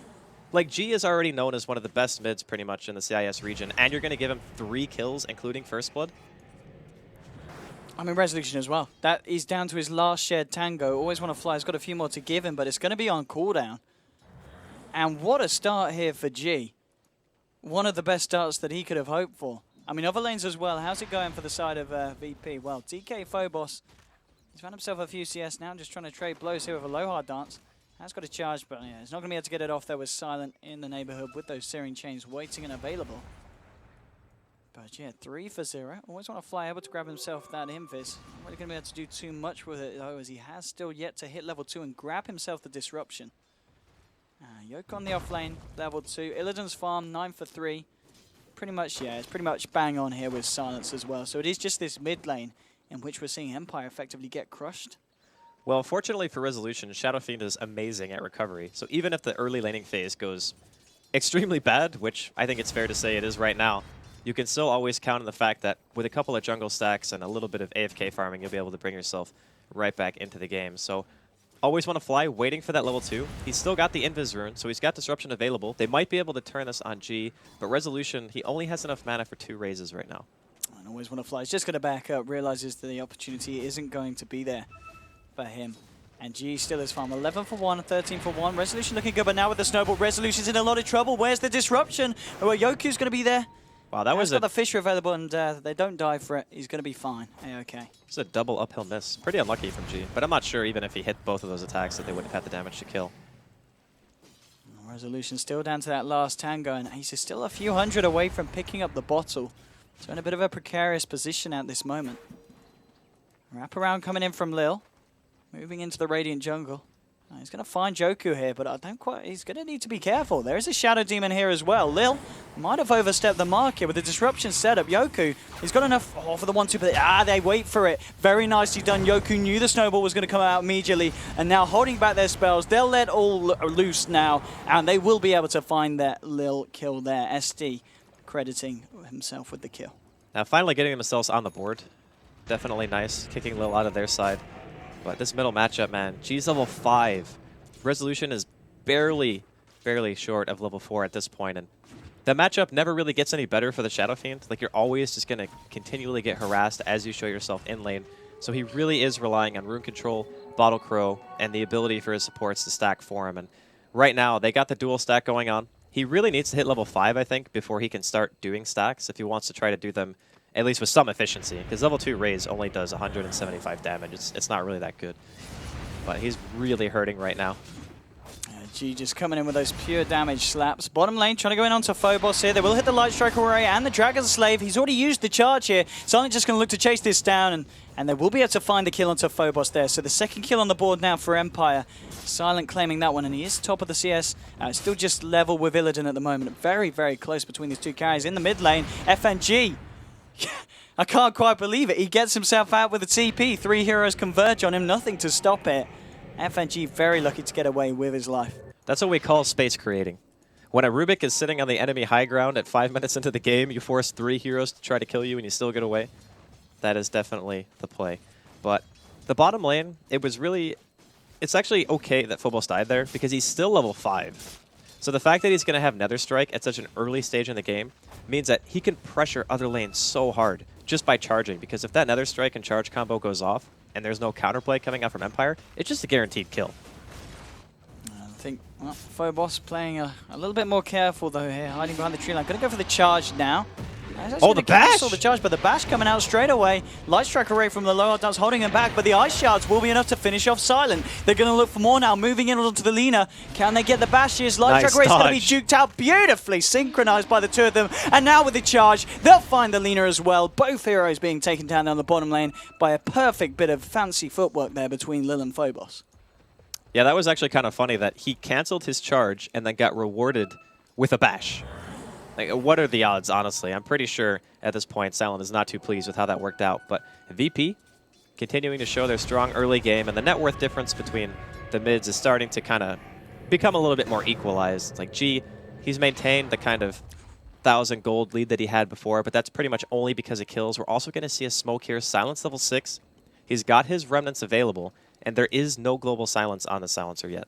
Yeah, if they can kill G here with those 3 kills, it's going to be a fair bit of gold at this point of the game with the wraparound now. There's your triple remnant burst. Not quite enough. Lil is there with the defense, and he's got a snowball. Actually, no, he cancelled the TP out. Cancels it, says, mate, you ain't going home. You're going in. But G says, what the heck you do that for, son? G's going to die. So is Lil. The play's not quite happening there for VP, and Empire going to be very, very happy with that one, clearing up 2 in the mid. That was a Mafia play, 100%. Definitely confirm Mafia for the Tusk, but maybe he just thought that he was dead anyway. But no, because he used Searing Chains right away, right? Like, he didn't hesitate at all. He just used it as soon as he went in, and that's why he went for the TP in the first place. So I'm not actually 100% sure if he would have lived either way. Maybe he just thought that it's fine, I can just snowball him, and he has a better chance of getting away because Silent was out of mana. Unfortunately for him, that was not the case. I think it was just everything happening at such a quick pace. He probably went for the TP at the same time. He was like, I'm going to snowball you, and well, as you said, even if they had done it differently, they may still have lost their lives. Charge out in the mid lane, going for a low hard dance. And he's going to cancel it, dodge out, and he... Oh, in the bash. Phobos' bash is a real. And he will pick himself up that kill onto a low hard dance. And Phobos now halfway through level 7, looking very, very tasty on this Spirit Breaker. I think if he keeps that amount of bashing up, he's going to be the one that you're going to have to worry about on VP. If he gets in there with a charge, a bash, and another strike, I don't really think anyone lives through that. Maybe Silent does if he has Flame Guard on, but everyone else pretty much just goes splat. And one guy we haven't really heard much from this game has kind of been Yoku. He's just been doing his own thing, sitting in the woods for the majority of the time, not willing to give away any more kills in that top lane. And if you just compare the off-laner difference right now, Phobos is halfway to level 8, and Yoku is level 3. I really think that VP have just been able to get so much more out of their early laning phase, barring the fact that Silent has started to rotate around now and tried to help contribute to kills. There's indeed a massive difference here between the sides. G, level 7 now. Picks himself up at double damage. Always want to fly in the lower dance. Just trying to soak up some levels, trying to find the way to level 6 on Yelena. And Resolution, as you said, been clearing up the stacks and working his way towards that mechanism. It's not going to be the quickest, though, if Virtus.pro have anything to say about it. And Silent now, kind of left on his own, but with the remnants up, he's going to be A-OK. You know, not a lot to kind of lock him down and stop him from remnanting away. They've got the snowball, they've got the bashes, but he should be fine most of the time. They have to catch him before he can react. That's the thing. Yeah. Like, if you charge him in daytime vision, there's a good chance he just goes to the remnant, and then the other hero that's supposed to be there will not be close enough. So they have to, like, charge him at an angle where they break fog and hit him, like, right away. And they're going to go try yeah, they're going to try for it on DK Phobos here. He's still got the charge now with the global silence. FNG TPing in. They want to try and turn this. Courier. Going straight onto a low hard dance, and now he'll back up. Nether Strike. Oh, but the disruption just in time to cancel it. Illidan's turned up with the cooldown drop. It's not going to hit anyone. Actually zoning out Silent, and he's going to chase down a low hard dance here. Illidan moving in. They might move in for more here because FNG's about. Phobos has got a charge, and the Nether Strike's still available. But they're just going to hide themselves behind the tower. VP have actually got the full 5-man downer at the moment, and Phobos says, right, well, I'm going to look elsewhere for a kill. Charging into mid lane, onto Resolution. A TP is going to come in from Lil on the Tusk. With the Ice Charge, they should be able to track Resolution up. No, TP reaction from Always Wanna Fly is going to spook them, and VP are going to leave it at that. Man, both these teams are just all over the place right now. They want to get kills so bad. One team has a Tusk and a Spear Breaker. Oh, G. Silent remnanting forward here onto G. G's just going to sit there and turn it so with much the double damage and the curse, bringing him low. Silent in a lot of trouble. Illidan's trying to chase this one down. There's actually been a charge. Well, that's Always Wanna Fly just disrupting the FNG. But yeah, as you said, the charge was flying through. Did end up finishing off Silent. And they get the stack. This is a lot of good things happening for VP, and maybe even more. Moving on to Always Wanna Fly, the Ice Charge. They block up Resolution. Can he get himself out of this one? I'm not too sure. With the Frozen Sigil chasing him down. Cooldown's going to be there. Damage from the skies. Resolution to fall in the mid lane as well. 3 heroes dropping on Empire, and Virtus.pro losing nothing for that bit of aggression. 10 for 4 now on the board. The movements of VP have just been so much more successful.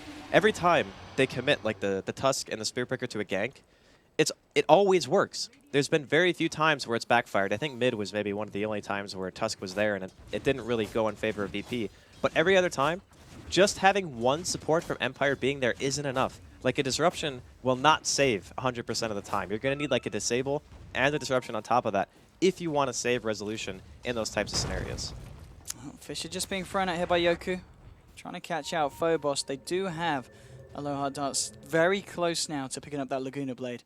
We're going to see a smoke up here from Lil and G. G has got the global silence ready and waiting once more. So should be able to catch someone out here in the jungle. They're going to see Always Wanna Fly, and Lil, is he going to go for it? Ice Shards, and Snowball says he will. Disruption there to dodge the stun, but there's a charge coming in also. VP may very well just continue this fight, and yeah, with Phobos closing in on Always Wanna Fly. Oh, the Light Strike Array across the trees very nicely from Aloha Dance to cancel it. And Aloha Dance saving Always Wanna Fly's life there. I actually thought G would just pop the global as soon as the disruption ended, right? Because if you do that, then there's no way they can fissure from fog. There's no way a Light Strike Array comes out, and there's potential for that charge to just go ahead and land there. Silent with a casual call down farm. But you can tell that VP... Yeah, sorry, Illidan. You can tell that VP are definitely feeling confident here. They know that they have the advantage. I mean, Yoku's still only level 4. Their supports just don't really have anything right now. Aloha Dance is actually close to 6, so once he gets that, they're going to have a decent amount of damage output. Right now, looks like they're trying to bait out Silent here in this top lane, maybe even Resolution, try to make something happen. Phobos is going to walk into it. He's going to dispel the smoke. Always Wanna Fly, setting this up with a disruption and Soul Catcher with the Light Strike Array, but this time out comes your silence. Now it's going to be Empire on the back foot, trying to get themselves out. FNG and Illidan, they're going to be able to find Always Wanna Fly. Can they find anything more here? Well, Resolution turns it around, takes down FNG. And the question is, where's the fight continuing? It's in the river. That's the answer. Low Dance looking for the Light Strike. Phobos jukes it out. He's got a charge in a second. He's not even going to look to you. No, now he uses it. He wants him dead. And he will find it. Silencer there with a curse, bringing down Lina. Phobos, how much trouble is he in? Well, the answer's a lot. Slap to the face, not even needed. Resolution takes that one down. And Empire finding something in return this time. But still, the chaos certainly favoring the side of VP. And off the back of it all, you're looking at G now with a +12. G has been pretty instrumental in this early game. Like, of course, he got the first blood. He got 2 kills after that in middle lane. And every single time like they have a gank like that and a global silence counters a disruption into a stun combo, I mean, even though, yeah, you're investing global to that, but they always get something after. It's not like they just global and then everyone walks away, because then it would pretty much be a loss for VP. It's like we global, and then we kill multiple heroes. So as long as they're getting those types of exchanges for their They want to go ultis, for Illidan. Aloha does. He needs one creep, though, to get in that Laguna Blade. He's got it now. Has got the mana for it as well. But with the charge coming out to Lower Dance, Illidan's going to want to go in on this. Phobos leading the way. He's just Silent and Lower Dance on their own here on the top lane. Looking for the light strike, but again, VP duke it out. Laguna thrown out onto Illidan, not enough to bring him down. Silent catching out Phobos here with the Searing Chains, and now with the Fisher thrown out, can they burst him down? The Fisher actually blocking them off here. Silent hasn't got Searing Chains there for another couple of seconds, and with the 1 point and sleight of fist, the cooldown much too long for him to chase it down and catch him out. But no one to die there on the top lane, but a nice reaction really from the side of Empire, just keeping everyone alive on the top. VP continually just, they're never letting Empire breathe. Every single opportunity, as long as they have mana, they have Spirit Breaker charging somebody, they have the Tusk snowballing in, they're looking to use Global Silence every single time it's up, pretty much. And right now, G is actually closing in on the Atos. This is way before BKBs are going to come out on anyone on Empire, and this is why I actually love watching Silencer played so much by VP, is they go this item that just gives you the insane chase potential. So earlier we saw a lot of Bounty Hunter being played with Disruptor and how you can keep getting those kills because you just have the vision and you have the chase. Atos pretty much offers you that against what Empire have. The only hero who's even slightly mobile on the team is going to be Silent. And he's going to be pretty much bailing if the fight's going bad. So the rest of them, like Lina, Shadow Demon, Earthshaker, and the SF, they don't have any way of getting out. So if VP see an opportunity to fight, they're going to clean up. Empire here, applying the pressure on the mid lane, should be able to claim this tier 1. Actually moving into the Dire Jungle as well, Silent leading the way. They're looking for a fight. They're going to find Phobos and G. G has got the Global Silence available. It's going to be a hard one to go into. There we go. Global Silence straight out. Phobos is just going to turn with the charge straight away onto the Lina. Nether Strike bringing about the disruption coming out in time, but I don't know if they can save Lina. Aloha does with a mech, in fact. They'll buy her some time. No one to die yet now. Aloha does falls down. First casualty, double kill for Illidan. He's doing a hell of a lot in this fight. They just can't kill him. Silent's going to fall here as well. Resolution did manage to find the Tusk, but he's going to pay with his life, and it's a 4-for-1 trade for the side of VP. Again, VP just taking each and every skirmish, coming out on top. And G now plus 16, and the fact that Illidan was there for the whole duration of that, giving him a lot of gold, a lot of XP, to the point now that 16 minutes in, he's only a few hundred finishing away from finishing his SNY. In fact, that's not it coming out now on the courage. It is. Okay. Okay, so forget that. He's got it. It's all well and done. 16 minutes into the game. I really like the synergy that VP have had going for them. Like, they initiate... Maybe they thought that Global was still down. It was kind of like right on the cusp. I think it came up maybe like 2 or 3 seconds before that fight really started to kick off. And they thought that maybe they had an opportunity to go for a snipe, but a couple of seconds can mean all the difference in the world when you're talking about an ability like Global, and it managed to turn the fight yet again. The Silencer pick for me has been instrumental in Virtus Pro kind of taking all of these early game engagements. And hopefully for Empire, they can hit a good timing to where the Global's not up, and they can actually start finding some picks. Because if it continues at this rate, I mean, you said it already, Illidan and G are just getting out of hand. They certainly are. Looking at the net worth, the fact that you've got Illidan here at the top. SF Resolution still very close, but it's Silent that's falling behind a little bit. Talking about Silent, he's looking to find some farm up, but there is no Global Silence. So they've got to be, yeah, they're not going to be able to catch him out. He's able to remnant all the way back over. In fact, where's he gone? Where is he? There he is. There he is. Silent, back on his side of the map. Mid lane, bit of a fight going on. Illidan and G moving in onto Resolution, and with the Glaive should be able to find themselves another kill. Mega kill streak now for G, with that Atos and 1,200 gold on top of it. I mean, Virtus Pro, they certainly know what they're doing with the Silencer, and they might even find more. Yoku getting trapped up, snowballed in the charge from Phobos. Another kill now, 18-7. And they're looking for more. Look at this. FNG's there, setting up the third kill. They're going to find a low art dance. There's going to be a disruption. And now with the Nether Strike can always want to fly. Virtus Pro's perfect communication and team play, catching out 4 heroes over what seemed like a very large distance. But I got to be honest, at this point, Virtus Pro, they just seem to be in another league compared to Empire. And it's really bizarre too, right? Because last time these two teams met, Empire actually 2-0 VP. So it just goes to show how volatile Dota can be sometimes. We're going to see another charge here top. I'm not sure if he's actually going to let this one go. There is a tier 1 to teleport to. Yeah, it looks like Phobos is going to decide better of it. Doesn't want to try to go too ham there. But I mean, the Atos pickup for me is perfect. Like, that is the one item that just secures the fact that Silencer can just chase people down. And since you don't need to buy something like Yules to stop TPs, you already have multiple heroes in your team that can do that. You just keep getting kills, especially during daytime. You have that ridiculous vision. The Atos also sets up call down. It's just a sick combination that VP are running right now. Empire, I'm not really sure how long it's going to take for Silent to finish that Battle Fury, but if they want to get themselves on the road back into the game, that's going to be the first step. Like, he needs to start getting some farm. Yeah, the Battle Fury on the Ember, and also another big item that's going to mean a lot for the side is, of course, Yoku's Blink Dagger. Oh, he's actually got 1,500 gold. He might lose it if G wants to go for this. It would be He risky. has global. He can actually kill him.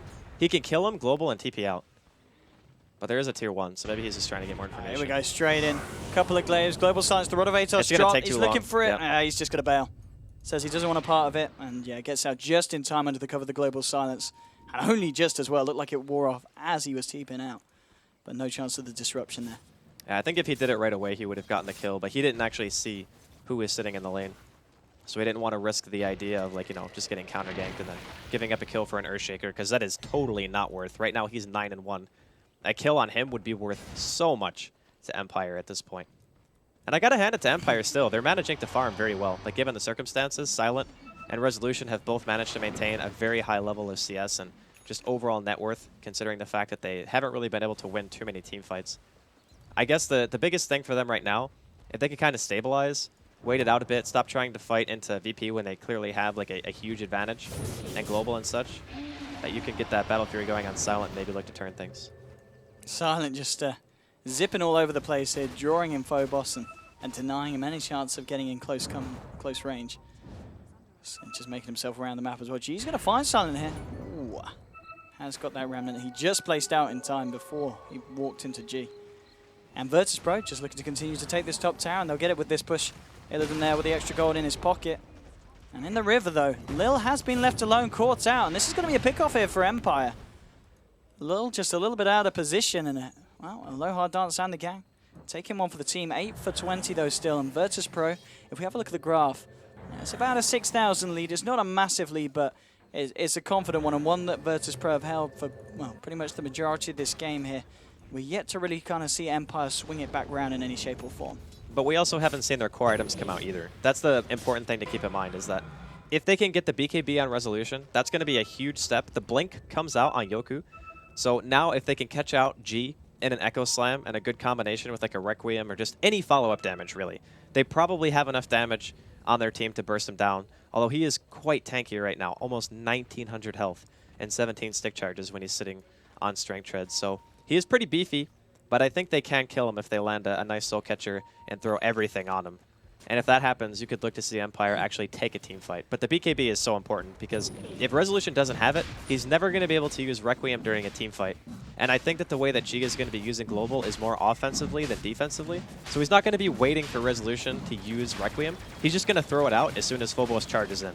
Because that's like their initiation, right? Like he charges, he ults, they global, so they can't interrupt the Nether Strike. So you actually have some opportunities to counterplay that. Oh, and with the Vlads now complete on Phobos, they just head to the pit. Take it very, very easily here for the side. Illidan's going to have that Aegis under his belt. Empire not doing anything in reaction. They did manage to take the tier 1. Now with 4 of the heroes up here, might look to put some pressure onto the tier 2 as well. See if they can force a reaction from Virtus.pro. The VP themselves are going to look to try and take this tier 1 from the bottom lane. This is a good trade, though, for Empire. If they can get the tier 2 for a tier 1, that's more than okay, considering the fact that taking team fights right now is very hard for them. And Resolution does have his BKB complete for the next fight, so we may be able to see a little bit more coming out from the SF. Phobos is already making his charge back up towards the top lane. We'll probably see some TPs coming through as well. Yeah, they're going back towards the tier 3. FNG is there to join in with the gang as Illidan turns up to the fight. And the question is, does Phobos go all the way in on this? They look like they want to fight. Illidan's ready to go straight in. And, okay, they're spotting out the full gang. Illidan, he's got no... Look at this Gyro. He's just going straight in. We'll take a Fisher to the face and... Okay, Resolution's getting himself out. Always want to fly, gonna love the TP. Phobos going to have to find an instant bash if you all... No, not a chance, not a chance. They're out. Yoku's down the lane. And Silent with the haste rune is going to be able to escape. And Silent, just a few hundred gold now away from that Battle Fury. Yeah, I think that Empire are doing the right thing now. They realize we're at a huge deficit in 5 versus 5 engagements. We cannot fight around global.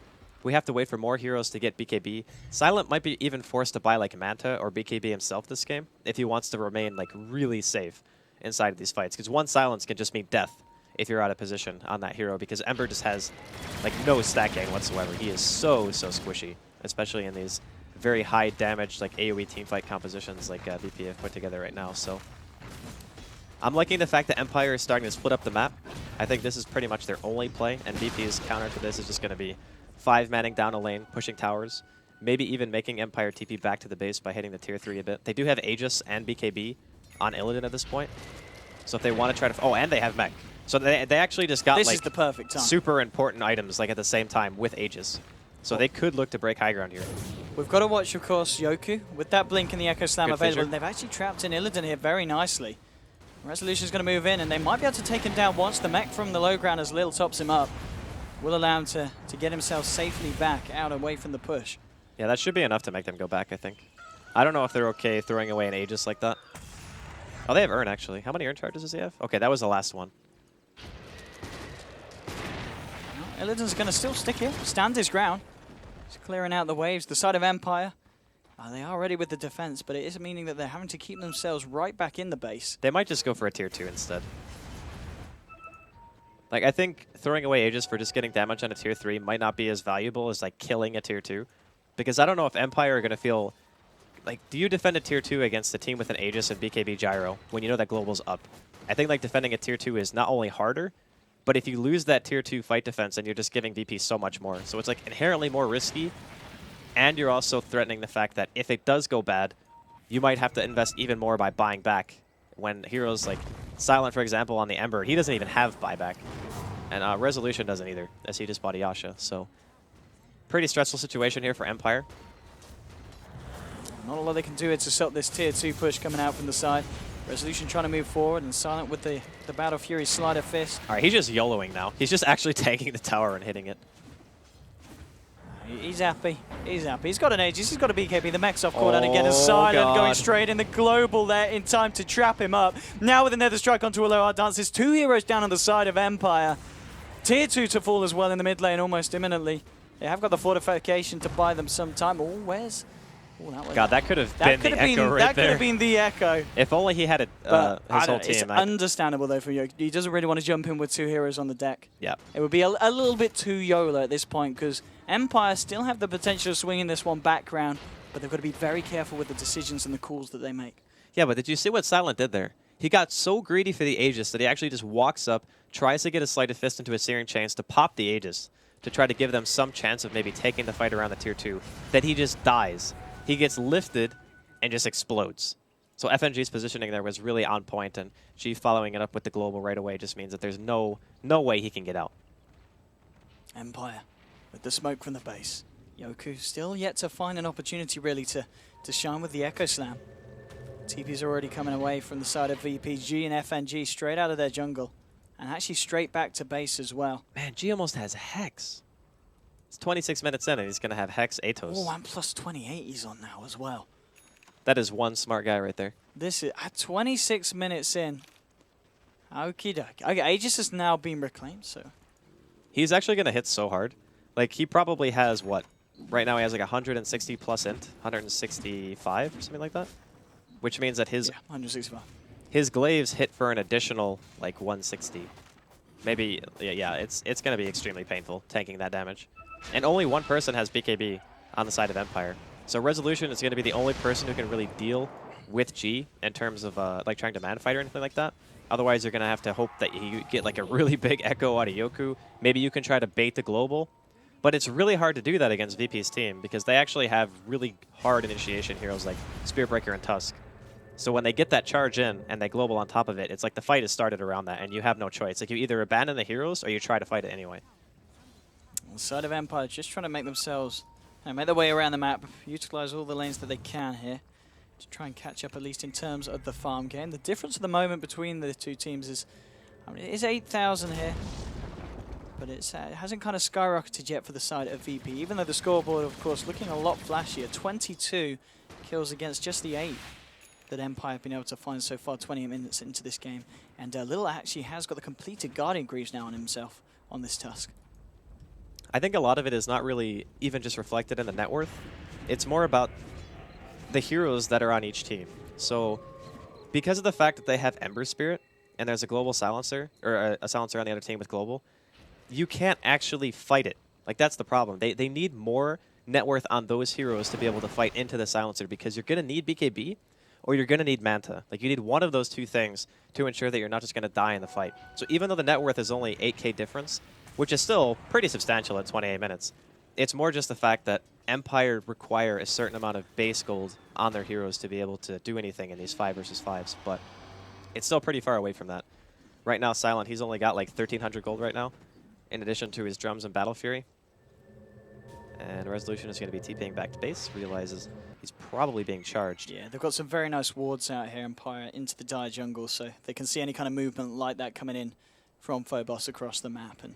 And indeed, yeah, just saving both of their lives there here at the moment. Illidan, how's he doing towards that butterfly? Eagle Song coming into 1k gold on top of that one as well. And yeah, Lil just getting himself out of TP. Nothing too exciting there, but G, 1,500 gold now on top of that scythe, keeping himself very, very, very, very fat. SF, Resolution has finished the S1Y now that he was working on, and he's got 1,600 gold as well. I mean, Resolution's farm has certainly been keeping up very nicely with the pace of VP. He'll probably need to go MKB or something. The biggest issue for now, because Silent can't really fight with his current item set, is that Resolution is the only one who can actually stand there and right-click people.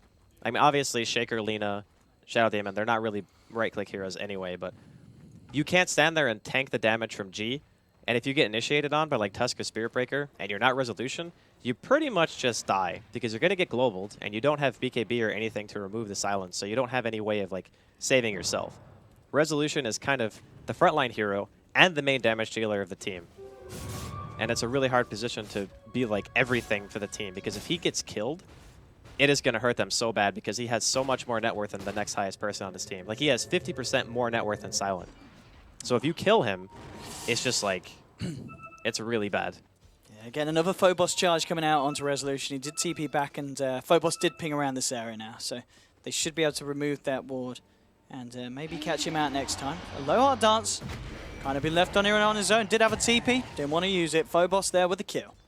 The greed coming in there. And they're pinging it out now. I think mid lane as well. There's a bit of a skirmish going on. Moving in onto Resolution here. We'll be able to get off the Requiem, but Illidan pops the BKB, just continues to fight. Phobos will begin to charge him from the top lane. Lil, FNG, and Illidan chasing down Resolution, trapped up here in the tree line. There'll be a disruption buying him some time, grabbing him back. Actually might be able to get the kill on FNG, will do, but not before FNG takes him down himself, and Phobos finally turns up to the fight with the charge that connected onto Always Wanna Fly. Lil finishing it off with the shards. And a 3-for-1 trade, effectively, including that kill onto the Lina at the top. Let's have a look at the fight recap shows. Yeah, it's just the final 2-for-1 there. But still, again, VP just continuing to keep themselves well ahead of Empire at this point of the game, and coming out top on pretty much every fight that we've seen this game. They need to do a better job of protecting Resolution. Like, he is the hope of the team right now. Silent needs more time. He needs to be able to get to another item. Like, he's choosing to go, I think, for straight up damage. He's bought a Javelin right now, so he's just saying to himself, I need to be able to kill Silent because I know he's going Butterfly, which I actually think is okay. But it also means that you can never really fight out in the open, because, again, if you get global and charged, you just die. So I'm a little bit concerned, because this is going to be the next Roshan for VP. Resolution has just died, which means that he's lost a little bit of gold, and it's going to slow his item progression. I guess high ground defense from Empire is still very good. That's going to be their next kind of fallback is, all right, we got Shaker, we got good spam, we got an Ember Spirit. They can defend high ground for a very, very long time, and I would say that maybe ultra late game, their team composition is comparable to what VP have, unless G gets, like, Refresher. And yeah, I was going to say, I mean... That's going to be kind of, okay, well, now we got issues. Silence a late game is never going to be a lot of fun, especially when he's, well, he's picked up the Ogre Club and he's working towards what I imagine to be that BKB, so he can get himself right in the forefront of the fights. Talking about the BKBs, Phobos did just finish his on the Spirit Breaker.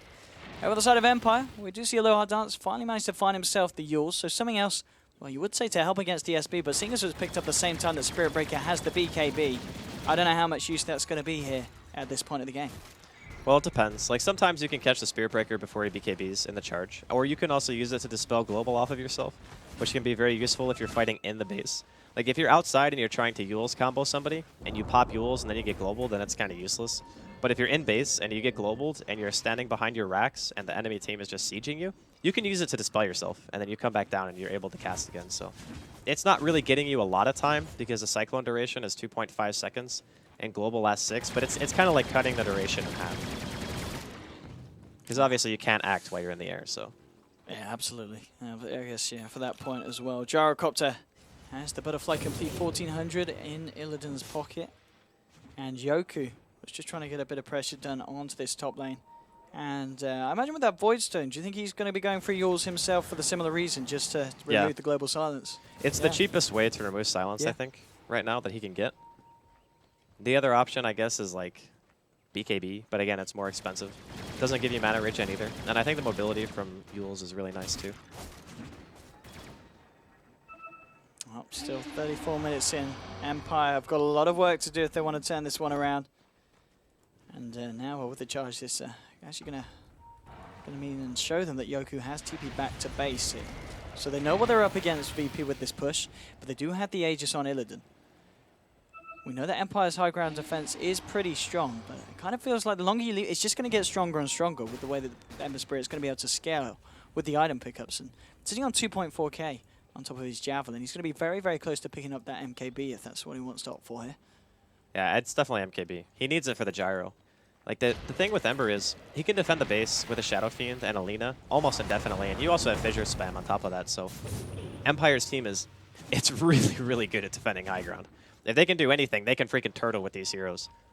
The thing with Tusk and heroes like Spirit Breaker is even if you want to like try to go super YOLO with Global Silence, if you go too far, it only takes like 1 or 2 buybacks to really punish you for that, and then all of a sudden you've given away like a gigantic lead and maybe an even opportunity to take racks. So it is still very difficult for VP to try to break this high ground. It's going to be up to if Empire get out of position.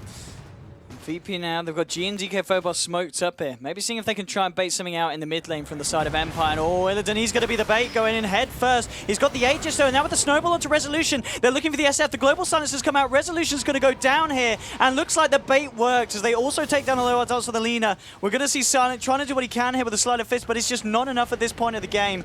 They G still have heading in, Echo. Atosing Silent. We're looking for the Yoku initiation. If he can find it, there's going to be a buyback here from Resolution on the SF. Yoku's just looking for the perfect time to jump in. Hasn't quite been able to find it now. G and Lil, that might be the target. There we go. There's your Echo Slam. G to fall. Lil getting low. They'll find Lil as well here. Now Illidan retreating out of the base. He will just get himself out, but he's still got the Aegis anyway. TP out from FNG behind the tree line. Phobos to charge himself away, and we'll have a look at the fight recap there to see that it indeed was a 4 for 2. That's including the buyback. It was a very even exchange. Yeah. But because of the fact that Empire defend their base, even with Resolution having to buy back, sure, that's always going to be painful, but the fact of the matter is that was an Aegis push, and they still managed to force VP back. So if you're Empire right now, you're feeling pretty happy about that. You only had to expend 1 buyout, not really that big of a deal. Resolution's going to farm a little bit slower for like the next 10 seconds, but other than that, it gives you time, and that's what they need. Like if the Ember gets to another damage item, then it's going to start becoming a serious problem trying to deal with Silent because he will start being able to spam you out. Like if you're trying to break high ground and it takes too long, a couple of Sleight of Fist can just send you back to base. Phobos looking for the charge here. Can he find the bashes? That's the question. Going to go straight in with the Nether Struck. He's going to need at least 1 bash to find the kill. He isn't going to get it. And Silent, I don't think the earned damage is going to be enough here. Oh, it's going to be... No, he's going to be A-okay. Silent does get himself away. Phobos this time a little bit unlucky with the bash chance. Yeah, well, he did have a lot of luck earlier. So sometimes RNG forsakes us all, I guess, is what you can take away from this one. No 17% to be had today. And Yule's now actually completed on Yoku, so he's going to be able to dispel the global. I think he had a really hard time finding counter initiation because as soon as they initiate, it's like I was mentioning earlier, they have this global silence charge combination that they're always going to want to do to make sure that there's no way of stopping the Spear Breaker's chain of initiation by going in and then popping that Nether Strike. So if that happens to him, he's now got a way to stop it. And at the very least, he might be able to get his spells off a little bit sooner before his teammates die. Hopefully they don't have to sacrifice Resolution 2 times in a row. Because he's really the only person who can stay in the front. Like, you saw how hard it was for them to kill him, right? Like, it still took a lot for VP to take him down. Yeah, that's the thing, yeah. When you've got something like Silent on the Ember Spirit, he can't be on the front. He's got to be there on the back. He's going to need someone standing there strong on the forefront of the battlefield. And Resolution is that person at the moment. Silent does now have the MKB finished on top of the Battle Fury. So he has got a fair bit of damage here coming out with each sleight of fist. And we've already seen VP kind of struggle to break the high ground with that first initial bit of action. G sitting on 1400 now. Has he brought anything else up yet as of yet? Satanic coming out for Illidan. Okay, Illidan, how's he doing in that front? Yeah, he's got the Reeve and he's got the Helm. Okay, so Satanic is now complete on your Gyrocopter. This could be that little bit of boost that VP need to actually be able to go high ground. Because having the Satanic, when the Shadow Fiend doesn't really have a real dedicated damage item yet, it could be just enough to where he can sit there, tank the tower. If you initiate on him, he BKBs. Here we go. Straight in with the cooldown with the telekinesis onto a low dance, looking to get the Lina. They'll get him straight away. Illidan with the BKB, maybe looking to chase for more. The flat cannon hits. Bouncing onto the poor old Shadow Demon. Shadow Demon to fall. Will buy back straight away. And they're trying to punch away at Illidan, but he's just too damn tanky here. There's your Global Silence coming out just in time as Yoku blinked forward, looking for the Echo Slam, but the timing there from G, perfect. And now Yoku could be in trouble, running himself away from FNG. FNG with the telekinesis, Lil getting himself the hell out of there. Phobos with the BKB on the retreat. Illidan just chasing down Yoku. Fade Bolt to the back there from FNG to bring down the third hero of this fight from the side of Empire. And this is Resolution down as well. No buyback on the SF for 70 seconds.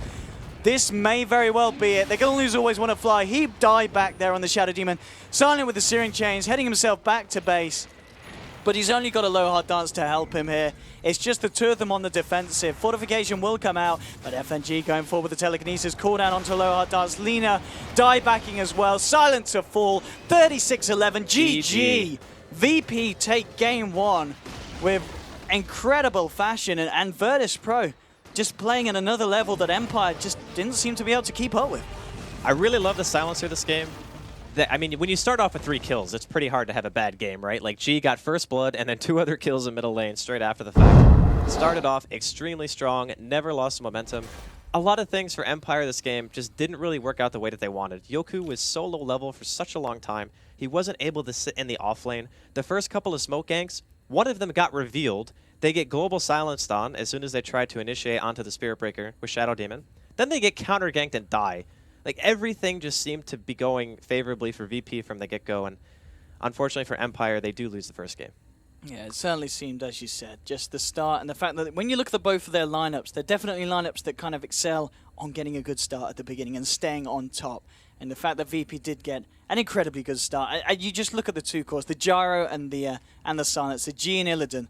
Pretty much flawless performances. 9 kills, 0 deaths, 17 assists for your Gyro, 13 kills, 2 deaths, 4 assists from G. Fantastic performance from VP, but of course this is a best of 3 here tiebreaker, so don't go anywhere, ladies and gentlemen, because game 2, I'm sure Empire will be doing their best to strike back. Now, over to the desk to hear what they've got to say about a pretty incredible game 1 performance from VP.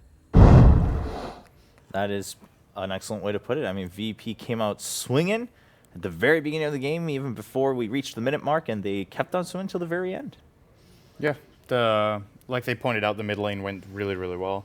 I think when it comes to the overall aggression and execution, it seemed like the silencer, once again, being a solid pick for VP. Yeah. A lot of the times when Empire were looking for some sort of initiation, the global silence just shut them down really hard. It's a great pick against Ember Spirit too, as Winder pointed out, because if you cast Last Word on Ember, he's really restricted. So the way he engages into a fight is with a spell. He casts the Remnant and you get silenced. Mm-hmm. Or if you use Sleight of Fist to try to combine with Change, you get silenced.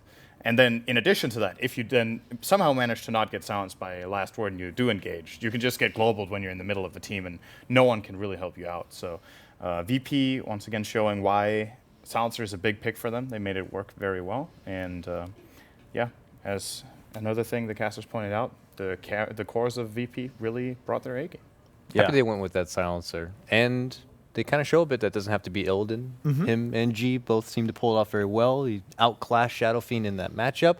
I also liked a bit of synergy, which they did talk about briefly, but, you know, working with Spearbreaker, having that global presence so that when he does commit to a charge, he followed up with the global silence, and he can get away with a good nether strike without being, you know, stopped. It's really nice. Yeah, that's true. Winter, what is your assessment of VP and on the other side, Empire? I mean, I said during the draft, one of the few key things is whoever has the support that makes the successful rotations to help the middle lane first is going to have a huge edge. Yeah. And in this game, the Tusk made a very early, I think it was during the first or second creep wave, he made a very early rotation towards the middle lane. He secured the kill on the Shadow Fiend and the Shadow Demon. I think they got 2 early kills and the whole lane was over for the Shadow Fiend. He couldn't even go near the... Every time he comes for a creep wave, he takes Harris from the last word and the Glaives. I mean, the lane was just awful for the Shadow Fiend from start until like even 10 minutes. Yeah, it's surprising to hear that because generally, I mean, that's what we always said kind of was the advantage of getting that Shadow Fiend on the Radiant side. It's like, oh, well, if one thing slips up, you can climb back in. But VP made sure that option wasn't there. CIS Dota is not as forgiving. So. Yeah, it definitely did. What was the kill? It was 3-0 at like what? Before a minute. It was like 50 seconds. Yeah. Yeah. And the funny thing is, though, we're saying Shadow Fiend had a really hard lane and he was struggling. He still had about the same net worth as the Silencer. That is true. Minute, I think 12 or 15 or something. But that's not what Shadow Fiend is supposed to. Like, that's the problem. Imagine if that gang didn't happen. What would have? The Shadow Fiend would have been massive. Right. So it was really crucial for them to make sure that the Shadow Fiend had a bad start. He had to spend a lot of time to come back. Even though he, like Sim mentioned, he got back on equal footing with the Silencer. But if a Shadow Fiend has equal footing with a Silencer, I personally, as a Silencer, wouldn't have any issues with that because I feel Shadow Fiend is a hero that you have to get a hit. And if you're even on the on even footing with the Silencer, it's obviously better for the Silencer since in team fight, Silencer does more with the ultimate and he does pure damage as well. So I feel in that regard, VP are really happy about that.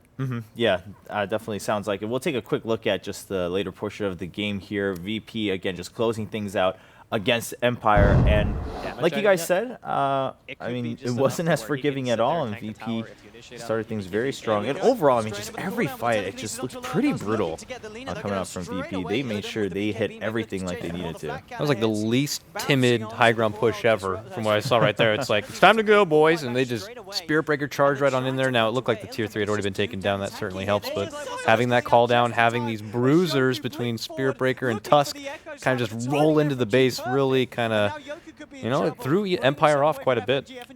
Empire made it a little bit too easy for VP on this final push, I think. Aloha Dance was caught completely out of position near the entrance of the base. After that, Shadow Demon gets scared that he's getting jumped on, so he self-disrupts, which gives them 2.5 seconds to react. Oh, there's a Shadow Demon, let's just kill him too. And I think they didn't even use Global for those 2 kills, or maybe they did, but it looked like there was a silence coming out after. So, all things considered, Empire probably don't make that hold anyway, but it's a sign of weakness in that situation that, you know, a lot of the stronger teams in this tournament, when they're in a base holding situation like that, the only hero who gets exposed there is the Shadow Fiend, because he's the one who has the tankiness to actually survive getting engaged on. And if he can draw out a global silence and still manage to fight, it allows them to actually get a shot at getting back. Yeah, so there's game 1. Of course, it is a best of 3 series, but just from what we saw in game 1, it looks like VP's not willing to let that momentum go anytime soon. What do you guys think? I think they have to prioritize more on their lanes. Like, when we talk about Ember is really weak in the lane. So for Empire, yeah. He was up against Tusk plus Spirit Breaker, and he just had a really hard time, and he got even, I think, killed once or twice in the lane. I mean, you can't really pick Ember and just like, early game, okay, we're going to do alright against this type of pressure lane that Virtus Pro have. I think you have to pick it in the sense that you have to make sure that the early game for the Ember goes okay. Like, at least the other lanes has to go well too. Like, the Shadow Fiend didn't have a hard time. Ember didn't have a... I mean, the Shadow Fiend had a hard time, the Ember had a hard time. So, 2 of the main cores already have a very bad early game. I feel like what Empire could have maybe looked to fix this game is probably go for much more early game dominating supports or something that helps the cores more in the lane, or big cores that have better laning phase. Yeah. Now, also something we saw in the draft was, of course, the Axe Ban came out against Empire, but then the silence was left open. Do you think Empire's going to take that as a mistake and say, all right, we just can't let that go through, it's too much of a chance? Depending on what they go for, if they suit and see that maybe this could be like a resolution Storm Spirit kind of a game, then yeah, don't let that silencer get through. So I guess if it's something that could easily shut down their lineup, they would have to think about that. All right. I mean, that is something we discussed earlier, not just about pocket picks, but of course, how do you react to something you just lost and it's not that common? Do you just go ahead and ban it? Does that show a little bit of weakness that you've definitely been a little bit flustered from game one? There's a lot going on there, but Empire, you saw that obviously it's been a long day for them by this point. But again, so much on the line. I mean, going upper bracket or lower bracket makes a huge difference, even if you don't get a choice in your opponent. If you go into the upper bracket here, they are only fighting for that 4th seed, but that is a massive difference. And of course, for VP, we saw them too. I mean, they looked a little bit exhausted. They were like, all right, okay, we got one game through. We got to get another one done. And they look like they're ready to jump into game 2 on the side of Virtus Pro. Empire just making sure they review a couple last-minute things before they jump into the draft for game 2. I want to say what it seems like in these games is, based on the very small sample of games we've had with Silencer, it seems like such a good response to teams that run 1 or 2 defensive supports, because they don't put a lot of pressure on the lanes early with ganks. So Silencer, who could technically have a very weak laning stage mid if he just gets ganked a couple of times, doesn't really have that problem here. And then when it comes to the mid-game team fights, the defensive supports, they are always playing reactionary. They're not the ones opening. I mean, with Shadow Demon, you can open with a disruption, but they didn't pick him for aggressive disruptions here. They wanted to, well, to an extent, maybe if they could combo it with Lina in the lane, etc., but in the mid-lane portions of the game, they want to use it as a counterplay. And Silencer just removes the counterplays. So if you're going to give away the Silencer, I think you need to have a lineup that takes more initiative, so that Global Silence has to be used defensively.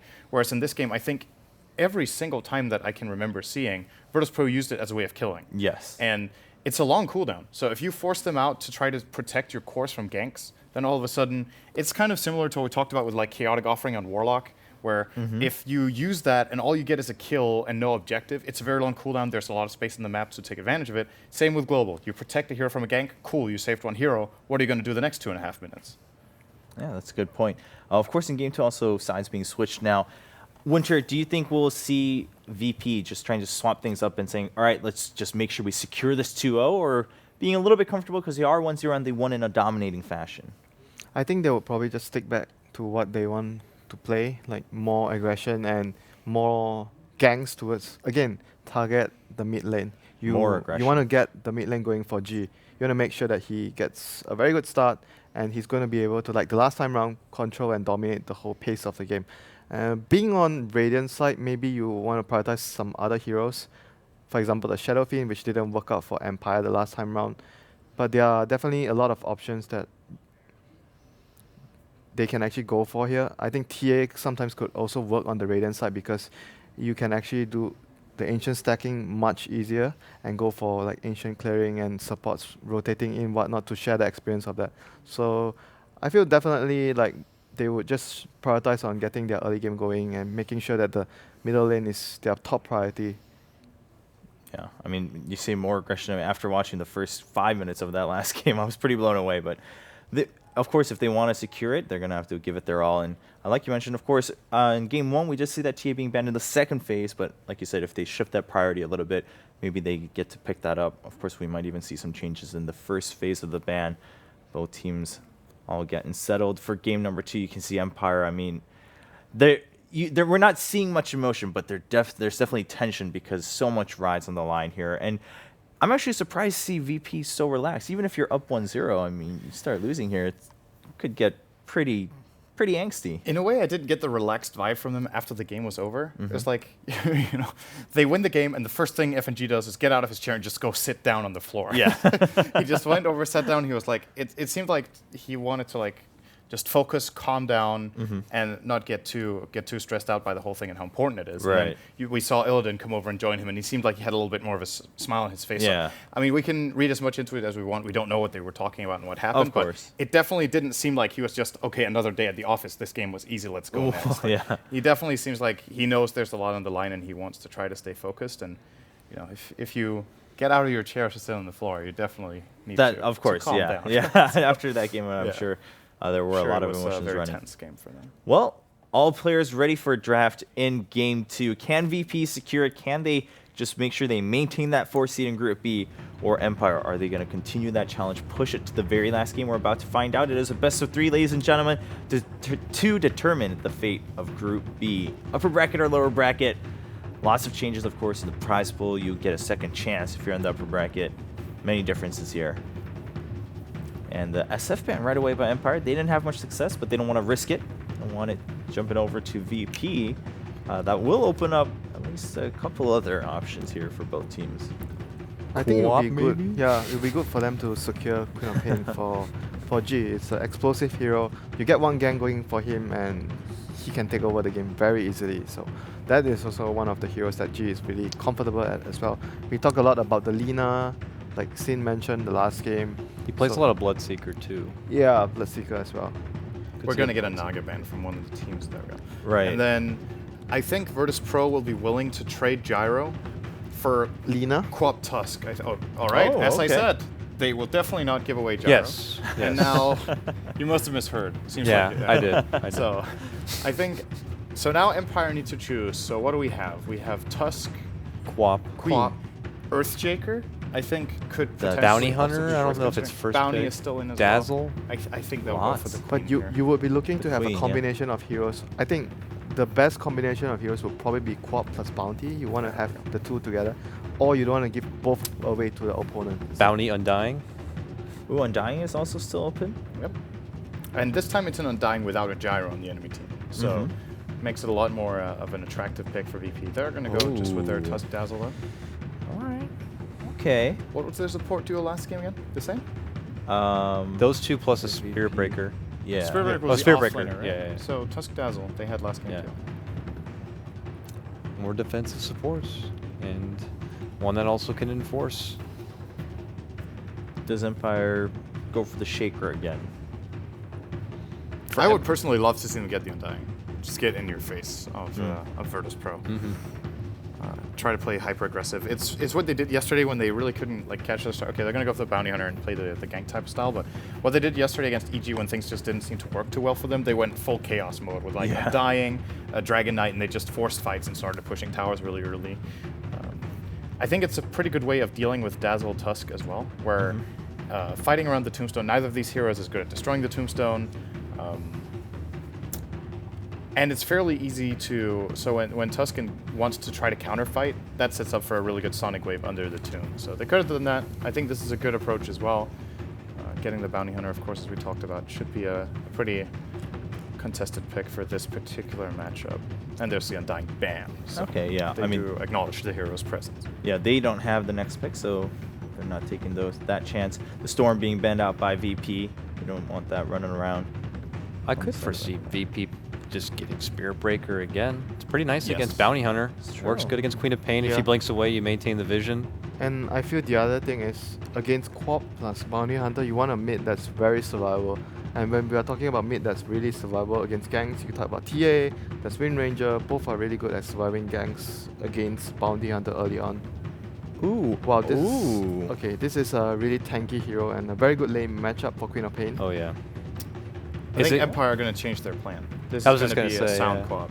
Is it good enough of a counter where they're going to be like, okay, time to move this Quap somewhere else? Now, the interesting thing about this is that Empire themselves banned the Razor, who could have actually gone toe-to-toe with Viper. It's a pretty even lane. But since they got rid of that one, then all of a sudden it's going to be a little bit more tricky for them to find a mid laner who actually fares well against Viper. Now, with how fast VP drafted, VP drafted super fast. So I don't know if they actually already thought about that step. If they ban Razor now, this is exactly what we're going to do. Ban Shaker, pick Viper, no second thoughts. VP. This is a hard pick for Empire because maybe they want to run the Dragon Knight, but that's really a bad lane for Dragon Knight. That's like one of the worst lanes he can have. Yeah, and also with that speed, I think VP just trying to keep Empire on their toes, just make sure that they keep that pressure on starting from the draft. Of course, I mean, Sin, you did mention the Viper several times to be used against the Quap, so finally we are going to see that. Empire juggling through their options, definitely a couple left. Just feels like Virtus Pro have a lineup already where it's Viper's going to build up a mech at some point, then they could just all come together, make a push happen, and Empire got to be ready for that push, and that's what Bounty Hunters typically hate. Everyone clumping up and moving as a unit. And you're like, I want to pick one of these guys off, and I can't. So Virtus Pro have the right idea right now with their team composition, and Empire need to find a way to respond. So I'm not surprised they're sweating this one out. I actually like AA against what Virtus Pro have. AA is quite decent against Viper, and it's a good way of contracting the Grave as well, and the healing power from Dazzle. Wow, that is really, really quick. Yeah, I think I feel like VP just has the whole rest of their draft in their mind, and they have maybe like 2 options for each step, depending on what Empire reacts with. But they are making sure that Empire sweat it every turn. Empire looks like they are gonna be in trouble. Like the PL here is really good against the Disruptor as well. Removes the track, removes the glimpse. I mean, he's gonna be a problem for them. Viper is gonna take care of the Queen of Pain in the lane if Queen of Pain chooses to go to mid. So laning phase wise, I think Virtus.pro have a very good laning phase right now. What can they do to deal with this PL now? Do they risk going back to like an Ember again? Oh no. And that might be like not what they want to do. Plus then they get a pretty flimsy lineup. If they go back for the Ember, we might actually see the same thing happen again. The Tusk plus Spirit Breaker going to his lane and giving him a lot of trouble. Split. Okay. This matchup is pretty interesting, the Anti-Mage versus PL. So if they both free farm, Anti-Mage overtakes PL a little bit. But if PL goes for a very farm-oriented build-up with like treads into Yasha and maybe a Vlad somewhere along the way if he wants to and just really focuses on farming, he keeps up with AM fairly well. And come mid-game, if there's the one problem AM will have is that, first of all, it's very difficult to jump on PL. He can always just doppelganger. And if the PL has a defusal, Anti-Mage engaging onto him and then forcing the doppelganger can actually get him killed. You can purge him and he loses all his mana before Blink is off cooldown again. In addition to that, the weakness of AM here is, if you look over Virtus.pro's lineup, they actually have the potential to push towers really early on. They have Viper and Dazzle and the Sigil. And AM, he has no good target when the fight breaks out. There's no good Mana Void target, which is usually why what we see, again, I mentioned it a lot, but I feel like the team that uses Anti-Mage the best are either LGD or Team Secret. They pick it when there's a good use for Mana Void, because that's how Anti-Mage without farm can be relevant in a team fight. There's no target. Crystal Maiden still doesn't actually have that high of a mana pool when you look at it. So I feel like it's going to be really tricky here for Empire to make use of their Anti-Mage. If VP get off to a good start, this could be very one-sided when they start pushing towers. They also have no wave clear. They have Scream of Pain. The lanes are also really hard for, like Anti-Mage, his lane support is Disruptor. I mean, Tusk, they could potentially lane like maybe Tusk plus Dazzle, like what EG did in one of the games, Sanking plus Dazzle, pressure the opponent's carry, and that might be something Virtus.pro is thinking about. Lane-wise, I think Empire are having a tough lanes in all their cores. Their lanes are really hard. I was kind of hoping that Crystal Maiden would have been a Coddle instead, but works good with PL, and if they needed the mana, they could have got it from him. But Crystal Maiden has been extremely popular here. I know at the start I said Naga was one that surprised me, but Crystal Maiden, she's 12-4 right now, coming into today. I don't know if she was picked up at all, but that's the really top good performer. That's a crazy high. Credit a lot of it to FNG. He'd been playing a ton of it. Puppy's been playing a lot on Secret. For sure.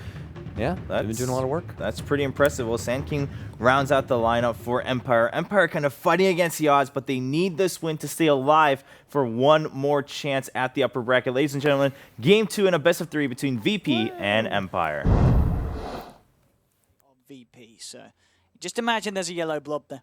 It is 1-0 to the side of Virtus.pro at the moment, going into this very important tiebreaker match between VP and Empire. And, well, it's going to be interesting to see what comes out in lanes. I mean, are we seeing aggressive stuff coming out from VP, or do you think they will just keep it on the safe?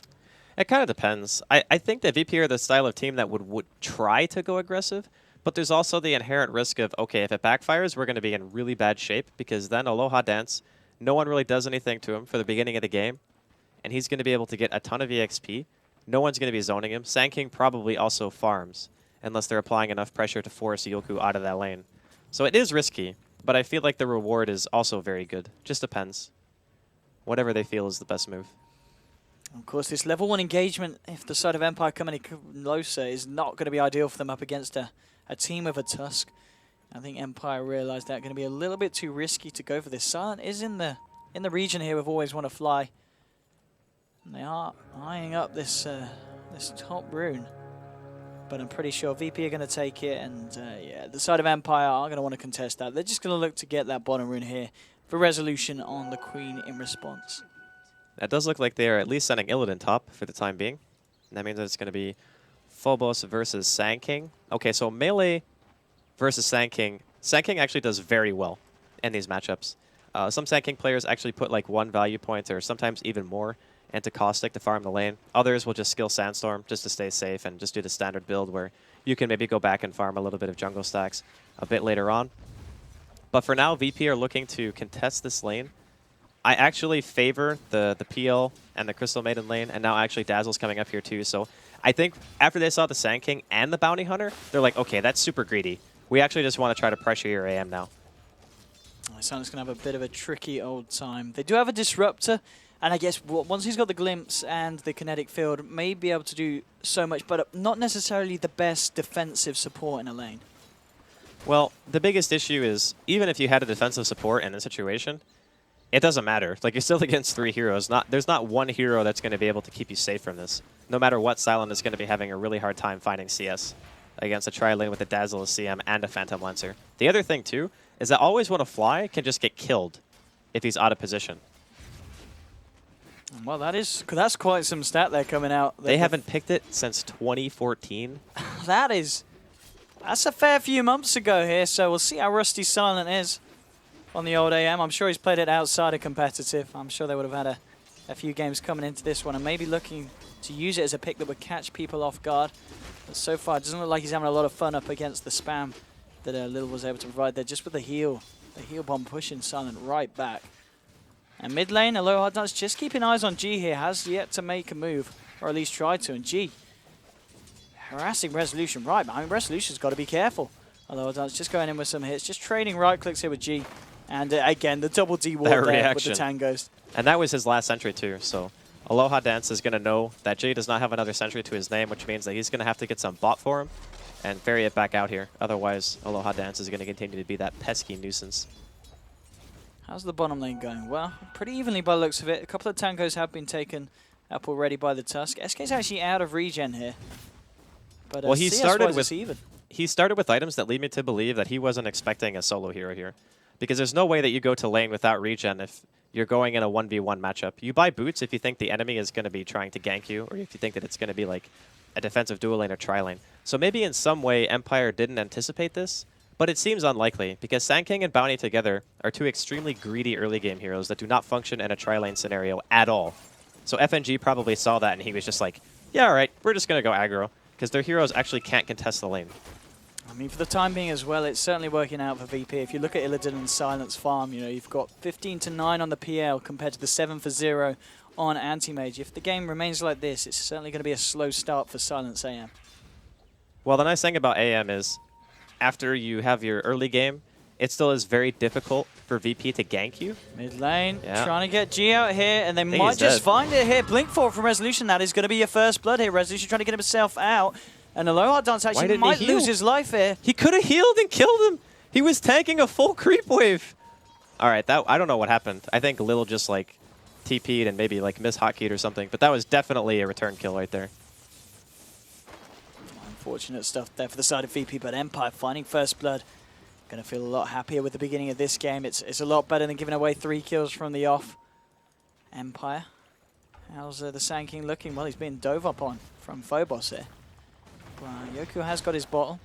Phobos still with 3 Tangos in the bank. And Lil just going to look for this 4-minute rune. Who's going to have the fastest fingers? It's going to be Lil, able to grab himself that regen rune. I'm really surprised this lane is so lopsided for Tusk. I did not think that Yoku was going to have such a hard time in this 1v1 matchup. I guess it's just because of that, right? It's because of the spam. Like, because of the CM aura, he's able to just pop that every time, and he can actually pull him out of Sandstorm or Snowball. I guess you can, like, Snowball the creep wave, and as long as you roll over where the Sandstorm is, you're going to pull him out of Invis. It's actually very useful. Well, it's looking good so far in terms of that lane. It's just the mid lane, really, that's certainly looking up for Empire. Resolution at the moment, 18 for 7. G with the slight edge, but the fact that he did give away that kill top lane, may be looking at a bit of aggression here with a slow one to Always Wanna Fly. FNG trying to move in for the Frostbite. Now the Doppelganger forward, looking to tank the tower. The heal bomb as well, forcing Silent back. Not quite able to find the kill. Illidan a little bit too low on mana to do anything else in this bit of action. And Aloha Dance has actually come up here on the Bounty Hunter as well. Just hovering around just in case anything was to go down between the two sides. VP showcasing that they know the weaknesses of Empire's draft very well. Although, we can say that Silent is still actually, like 21 CS isn't bad. The PL is only 5 CS ahead of him at this point. So even in a 2v3 scenario, Silent is still finding a decent amount of farm. But mid, G Going to be dropping again. Aloha Dance and Resolution take him out. Lil TPing in a little bit too late there. Not able to save his carry. Top lane as well. Silent trying to go on to FNG. Trapped up in the kinetic field. They might just find themselves this kill. That's going to be another kill here for Empire. And the first game may have started 3-0 for VP, but so far Empire turning that one around in game 2. And as you said, the fact that Silent's farm, it started off really badly, but I don't know how, but he's recovered miraculously. And Illidan now pretty much just at the same level on the PL and G. He's got to be very, very careful about continuing to throw his life away here in the mid lane. 2 deaths so far, 6 minutes in. Well, it's fairly obvious that when you have this kind of tri-lane going on, that there's no way Aloha Dance... Oh, actually, going to see a kill here inside of the woods. Phobos, he finds Always Want to Fly isolated completely. Rotation successful. Even with the lane ward, I guess maybe Always Want to Fly, I wasn't expecting him to linger in the jungle that long. But still, VP on the board.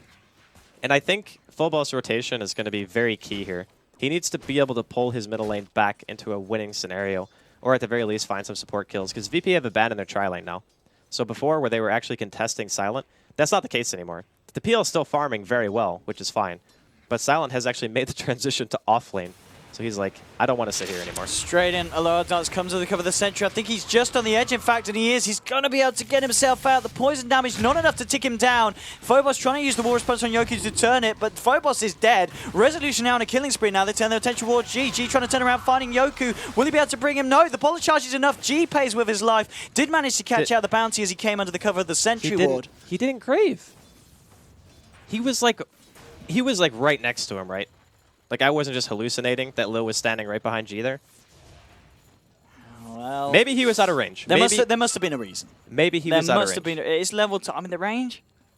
Well, it's pretty far. Not far enough, apparently. Yeah. Not far enough. And, well, Empire, 5 for 2 at the moment.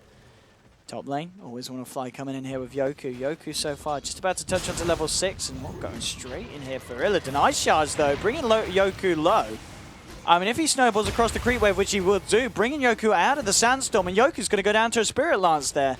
Didn't expect the Phobos rotation there. And that's why I think he was having such a hard time in that offlane matchup, is just that. But bottom lane as well, FNG getting chased down here. Indeed, this time the Shallow Grave will come out from Lil. But Silent with the blink available in a few seconds. Also got the Mana Void here. He's just going to use it straight up. Screw you, Crystal Maiden. He stopped moving. Maybe he thought because nighttime there wasn't going to be vision there. But if he kept walking like even a little bit, there wouldn't have been vision. But yeah, another kill. You can definitely tell there's some nerves in this game. Like, there are some very obvious misplays going on. Well, just going to have to get himself a D-ward here as well.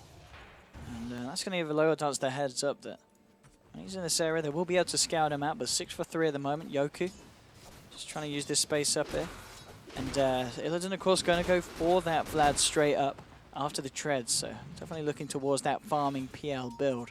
And at this rate, how we're looking in comparison to the AM. AM with the PMS, the treads, and now the Ring of Hell. So working towards that Battle Fury. And if he continues to find the space that he's getting down here as well, it's not going to be too bad of a timing here for Silent. Well, he's got 2 kills, so I think everything considered, when you get aggressively tri-lane against, you're still maintaining more than 5 CS a minute. You're going to be more than happy with your start. And even given the fact that they have 2 very greedy supports, we mentioned that in the laning phase and why VP probably decided to go aggressive, that means that during the mid game, your Sand King is going to potentially have Blink Dagger, because he's still gotten a decent amount of farm. Even though Yoku didn't really win his lane, he still did okay. And then you also have the Bounty, who's going to have Track. So Empire actually, in my opinion, in a very good spot right now, because Viper Core is not really that scary if you're playing like an AM or a Queen. You can still always blink your way out of a bad situation. But VP, on the other hand, they're still going to have a while before that Phantom Lancer is really going to start to come online. That's true. And I mean, he's obviously confident enough to keep himself up here on the top lane. It's going to be hard for Empire to catch him out unless they send a few heroes up here. I mean, at the moment, you've got Aloha Dance scouting it out. They are now bringing in Always Want to Fly and, of course, Yoku. Always Want to Fly, level 6, has that Static Storm. This could be the potential to look for a kill if he comes too close to Illidan. It's not going to be the case, and Yoku not in a position to get the Burrow Strike off. But still, just keeping tabs on this PL, making sure that Illidan doesn't get away with too much. Illidan, I think he senses something's up. He's being very, very careful. As I say that, you can tell that he knows that something's up. He's got that 6th sense, dude. When you play carry and professional scene, You know when people are trying to kill you. It just happens. So he's going to be chilling here, just doing some creep blocking and hopefully waiting to see somebody out on the map. And look at Silent, man. He's like, if I can't farm my side of the map, I'm sure as hell going to farm yours. And the other thing, too, is it's very similar to how the Queen of Pain is able to avoid all bad situations. Silent's kind of in the same boat. He's just going to take one of the big creeps, leave a little bit less of jungle to farm for VP. Just small, efficient plays coming out from him. Eliden now in the top lane has got his Vlads complete and 750 gold on top. So he's going to be at this point where, due the course of his farm, he's always going to be on pretty much full health. So he's going to be even harder for Empire to catch out. G, he's had a bit more of a peaceful time here in the mid lane. Has died 3 times so far this game. It's the kind of hate on the Vipers slowed down now. Resolution just resorting to hold the farm in the lane. Point booster and 700 or so gold. So going to go straight for the Aghanims here on this mid quap. And now with the smoke, but he knows they smoked now. He just broke it, so G definitely knows that they smoked. Just depends on which lane they're going to. I mean, the PL here is the real target. They're kind of doubling back here. Always want to fly in Yoku. Seem a little bit indecisive on where they want to go. I mean, killing G again would be very nice. He's having a pretty bad old time. Working towards his mech. It's certainly not going to be the quickest mech on the block. Well, even if G died a few times, he's still maintaining even creep score with Resolution right now. The only difference is Resolution has been getting pretty much every single kill. Like when the heroes come to lane to gank for him, he gets the kill on G pretty much every time. So that's mostly the difference in the net worth. But again, I think it's going to be more down to mid game, what VP can actually accomplish with their heroes. Whereas the Sand King, his Blink Dagger timing and the track coming out from the Bounty Hunter, that's going to be the huge keys for Empire as well. Because once that Sand King has Blink, you can actually, I feel, start playing 4v5 Dota and still be very effective. Because a Blink Epi with Queen and Disruptor and Track Gold, you don't really need Silent to contribute to that. He can just sit there and farm while the enemy or while his team makes space for him. Like it's actually kind of almost a 4-protect-1 that they can run if they want to. 6-3. At this point, it's kind of slowed down. This is definitely a lot slower of a pace than the first game.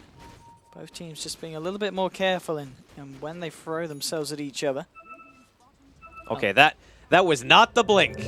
Oh, here we go. It's kicking off here on the bottom. Little trapped up in the trees by Always Want to Fly. Now Always Want to Fly in trouble as the snowball comes through the heal bomb as well. They bring down Disruptor. That's what we call tank in the gank. He blinked into the middle of trees, and then I'm pretty sure he quelling the wrong tree as well. And then Always Want to Fly is like, oh god, I got to save him, and then just walks in. And saving the anti-mage is going to be quite key, especially when he's this close to the Battle Fury. Yeah, he's actually going to get it at like 15 minutes. It's going to be a pretty damn good time. And this is an anti-mage that started off against a potentially nasty, aggressive tri-lane. But yeah, Silence Farm, very impressive to be able to kind of catch up from that deficit. Now, once he gets Battle Fury, I'm curious as to if he decides to go for Vlad's, if he wants to go for straight Manta. I feel you can play this very greedy if you're in his shoes. I'd be feeling fairly confident if I had this kind of start where my mid was doing very well. My Sand King is halfway to Blink Dagger. Right now, we got Track already. Aloha Dance is level 7. Like, everything is actually going very well. There's no pressure really being applied to Empire. If he goes for Vlad's, he can pretty much farm anywhere on the map. And then he can just go back for the Manta style and maybe like a... I don't know if he needs BKB. He'll probably need BKB once the Phantom Lancer gets Diffusal. But up until that point, he can just go like Manta Basher or something. Phobos coming up to join FNG, but Aloha Dance scouting it out. Silent will simply blink himself away. Doesn't want to risk getting caught out here by the Tusk and the CM. And he certainly won't be. Aloha Dance retreating back. And maybe looking for more elsewhere across the map. Resolution now with the Yoga Club on top of the point booster. And very close to picking up the penultimate component here of the Aghanim. So he's going to have an Aghanims at a very, very good timing on the Queen. Yeah, 15, 16 minutes probably. No, actually, he still needs, what, 1,200? Yeah, okay, so it's probably going to be like 4 or 5 minutes, something like that. But once he gets it out, probably going to see Empire start going a little bit more aggressive. Also probably waiting on that Blink Dagger from Yoku. And VP, you can tell, man, they're a little bit rattled after their laning phase. They are not really trying to do anything. They're just all farming. Maybe waiting for the mech, which G is about 200 gold away from. But even once they get mech, they're going to have a very small window to where G has mech and the Sand King still doesn't have blink.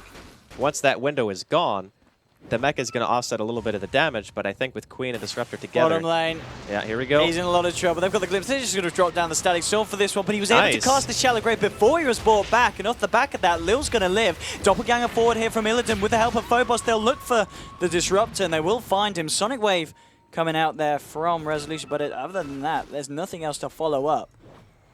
And VP take the kill and get away with it scot-free here on the bottom lane.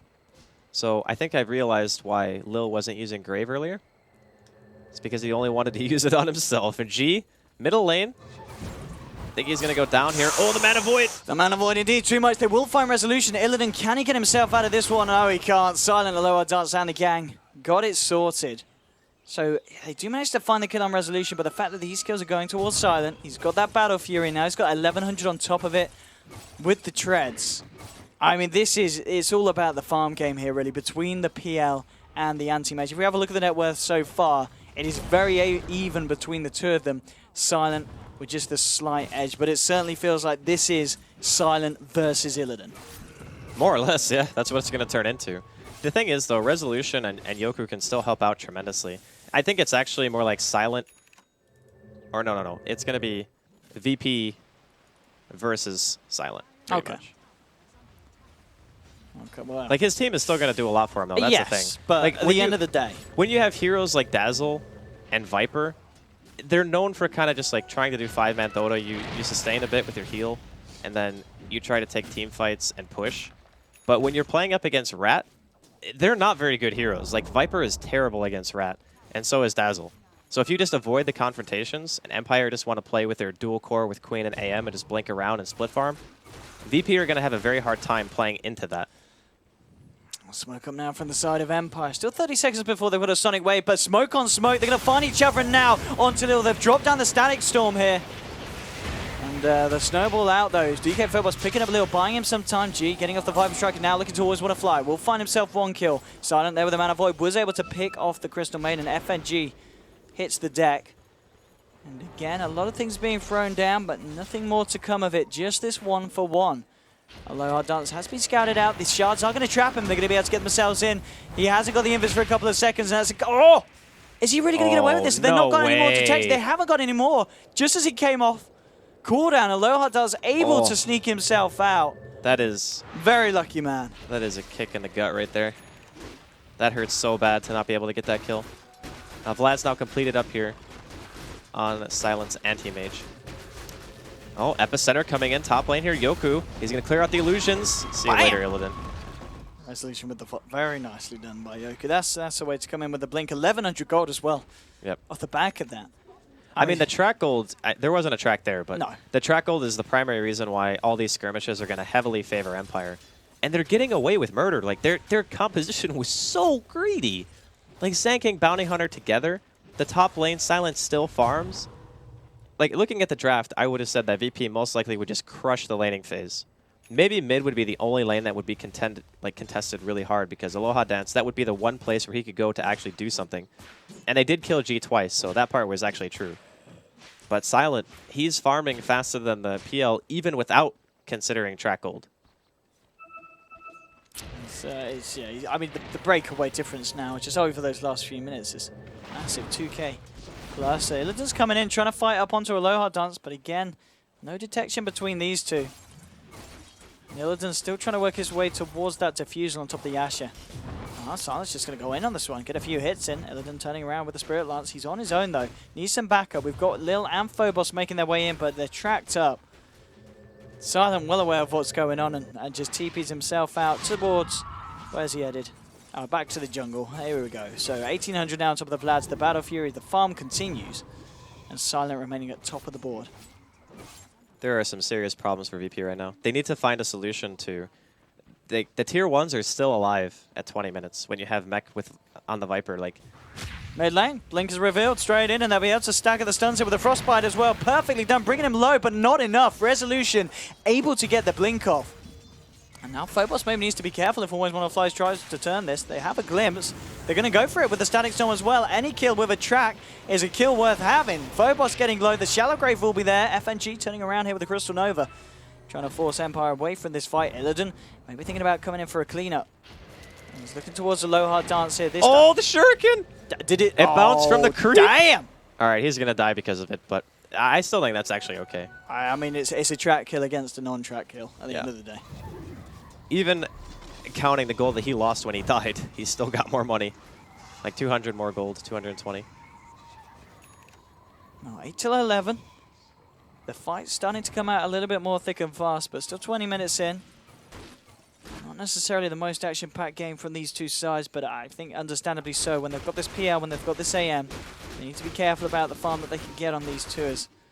As Silent still with the lead, but PL actually has managed to close the gap a little bit, but it is still a gap that Silent remains on top of.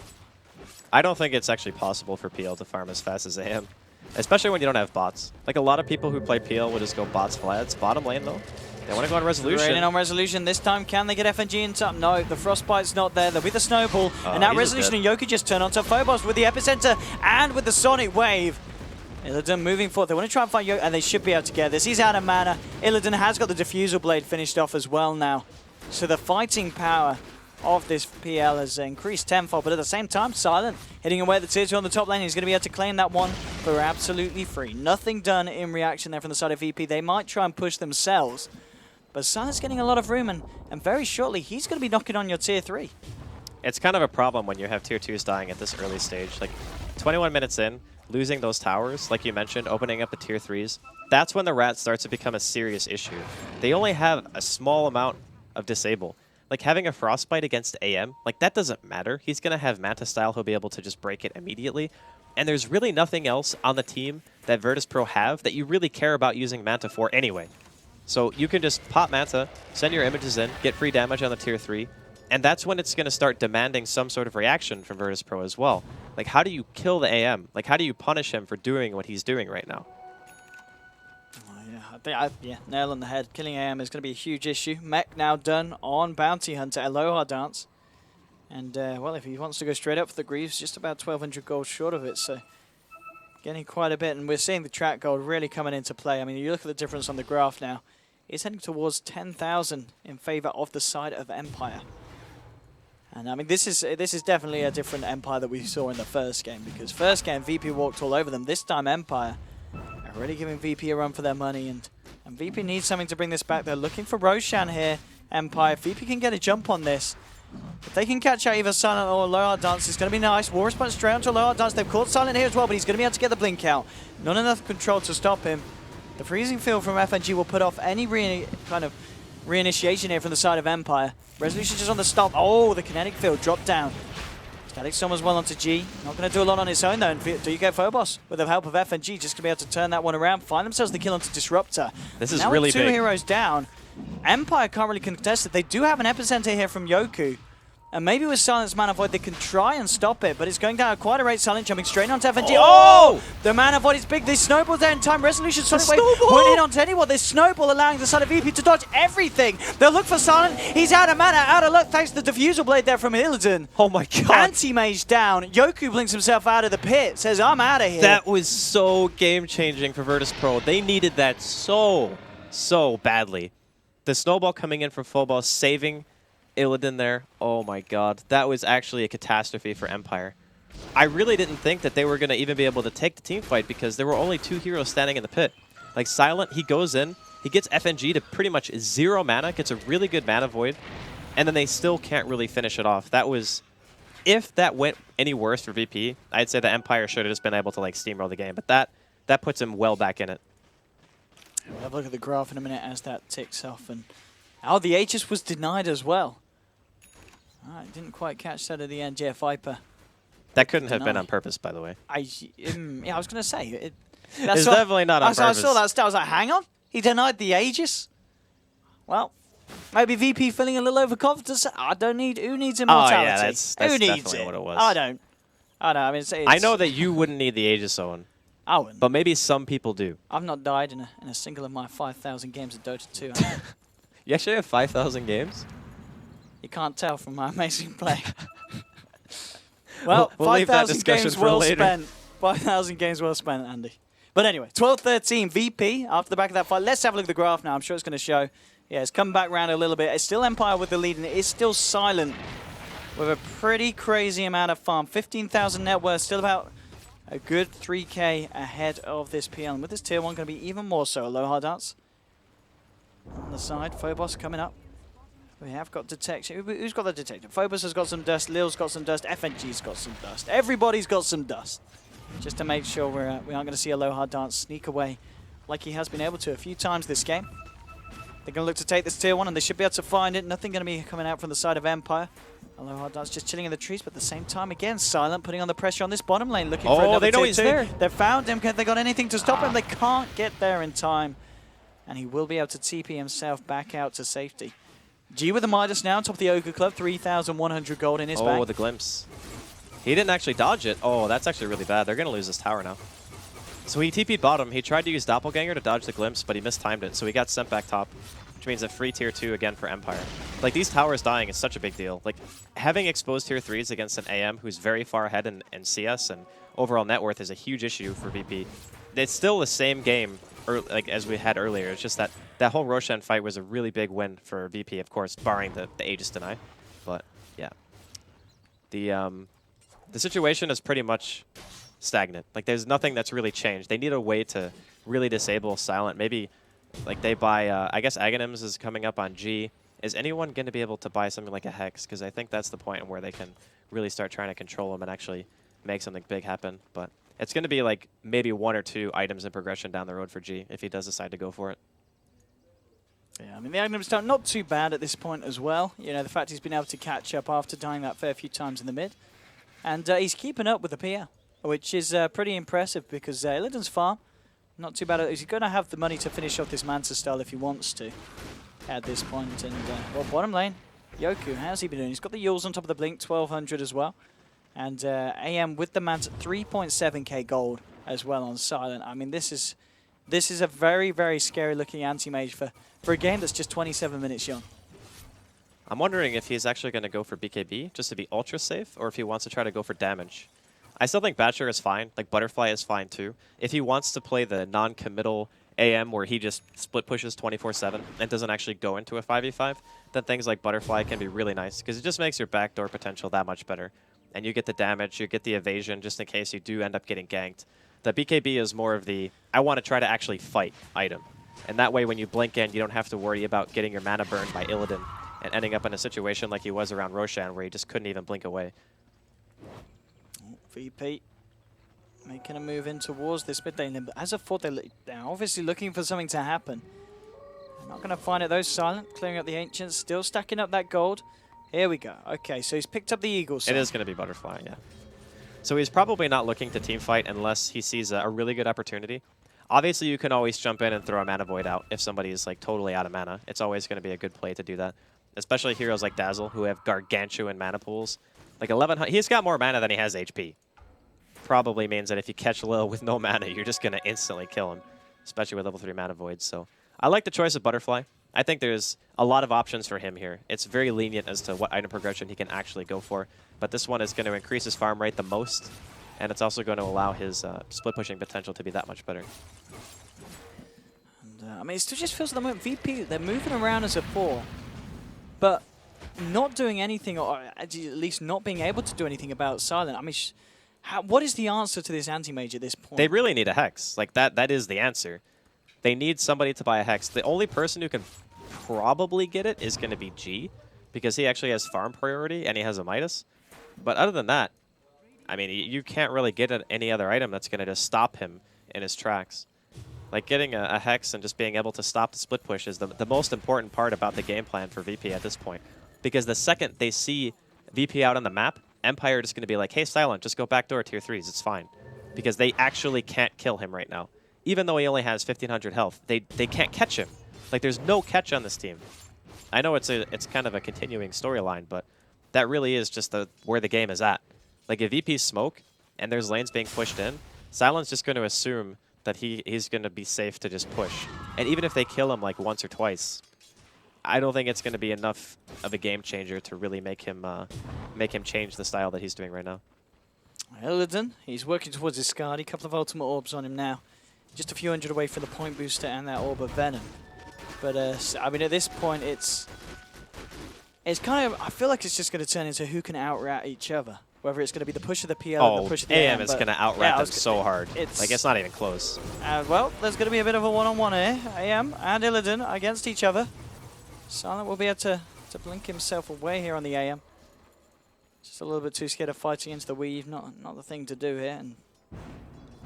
And the Illidan now trying to push this lane in on the top. Bottom lane, though, you've got to always want to fly low hard dance. Just keeping this bottom lane pressured. Resolution with the Shiva's Guard, ultimate all picked up. I imagine Resolution is going to be looking for a Hex himself here to help deal with the Pia. Most likely, yes. Like having the Blink Hex initiation is pretty free, especially since you have the Blink Sanking as well. You can Hex into his stun into like Kinetic Field, Static Storm, something like that. And right now, Illidan does not have BKB. So even with his almost Scotty completed, that combination probably still kills him. Like without magic immunity, you just can't live through that. Even with the Grave, there's a good chance that he'd be so low by the end of it that he wouldn't be able to continue fighting. But they are going to find Aloha Dance here inside of the woods. G's going to pick that one up.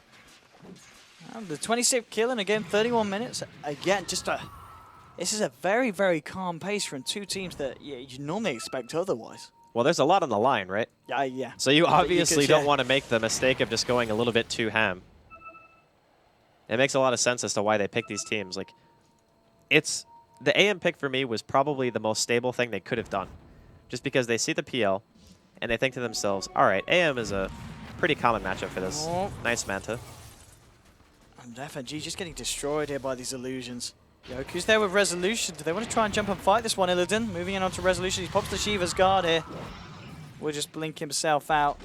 And the illusions here just chasing FNG all the way back to base here for the poor CM. I do feel as though Empire should not have been able to get away with the lanes that they had so easily. It really feels like VP had an opportunity to punish, and they didn't take it, and now they are kind of paying the consequences of that. It certainly feels that Empire have got a much firmer hold on this game at the moment. And even so to the point, I really feel that this Silent Anti-Mage has pretty much just won the game for Empire. It feels like Empire just going to have to mess up. Silent's going to have to jump in, and everything get thrown on him. But even at that, I don't know how they're going to kill him. Especially he's going BKB. With the BKB, I mean, you just don't kill him. Yeah, that's kind of the story of the game. Is it's going to be VP versus Silent. So what I was saying a little bit earlier on, it's more a matter of just sometimes the strategy that you employ when you're playing against AM is you just kill the rest of his team and you ignore him.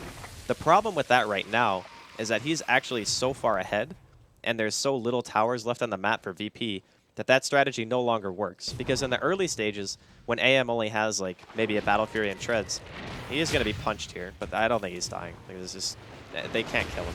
I mean, could he even just turn around and have a go at it on Phobos? Well, he doesn't have vision of the woods, and he probably saw Illidan and Lil walking down here, so the likelihood of him turning and trying to fight is pretty low. But in terms of the strategy that they could do, it only really works like that when you actually have your outer tier towers still up, like your tier 1s, your tier 2s and such. Because that way you're not actually trading base damage for trying to get kills. But the other problem, too, is their team actually doesn't push that fast in the early game.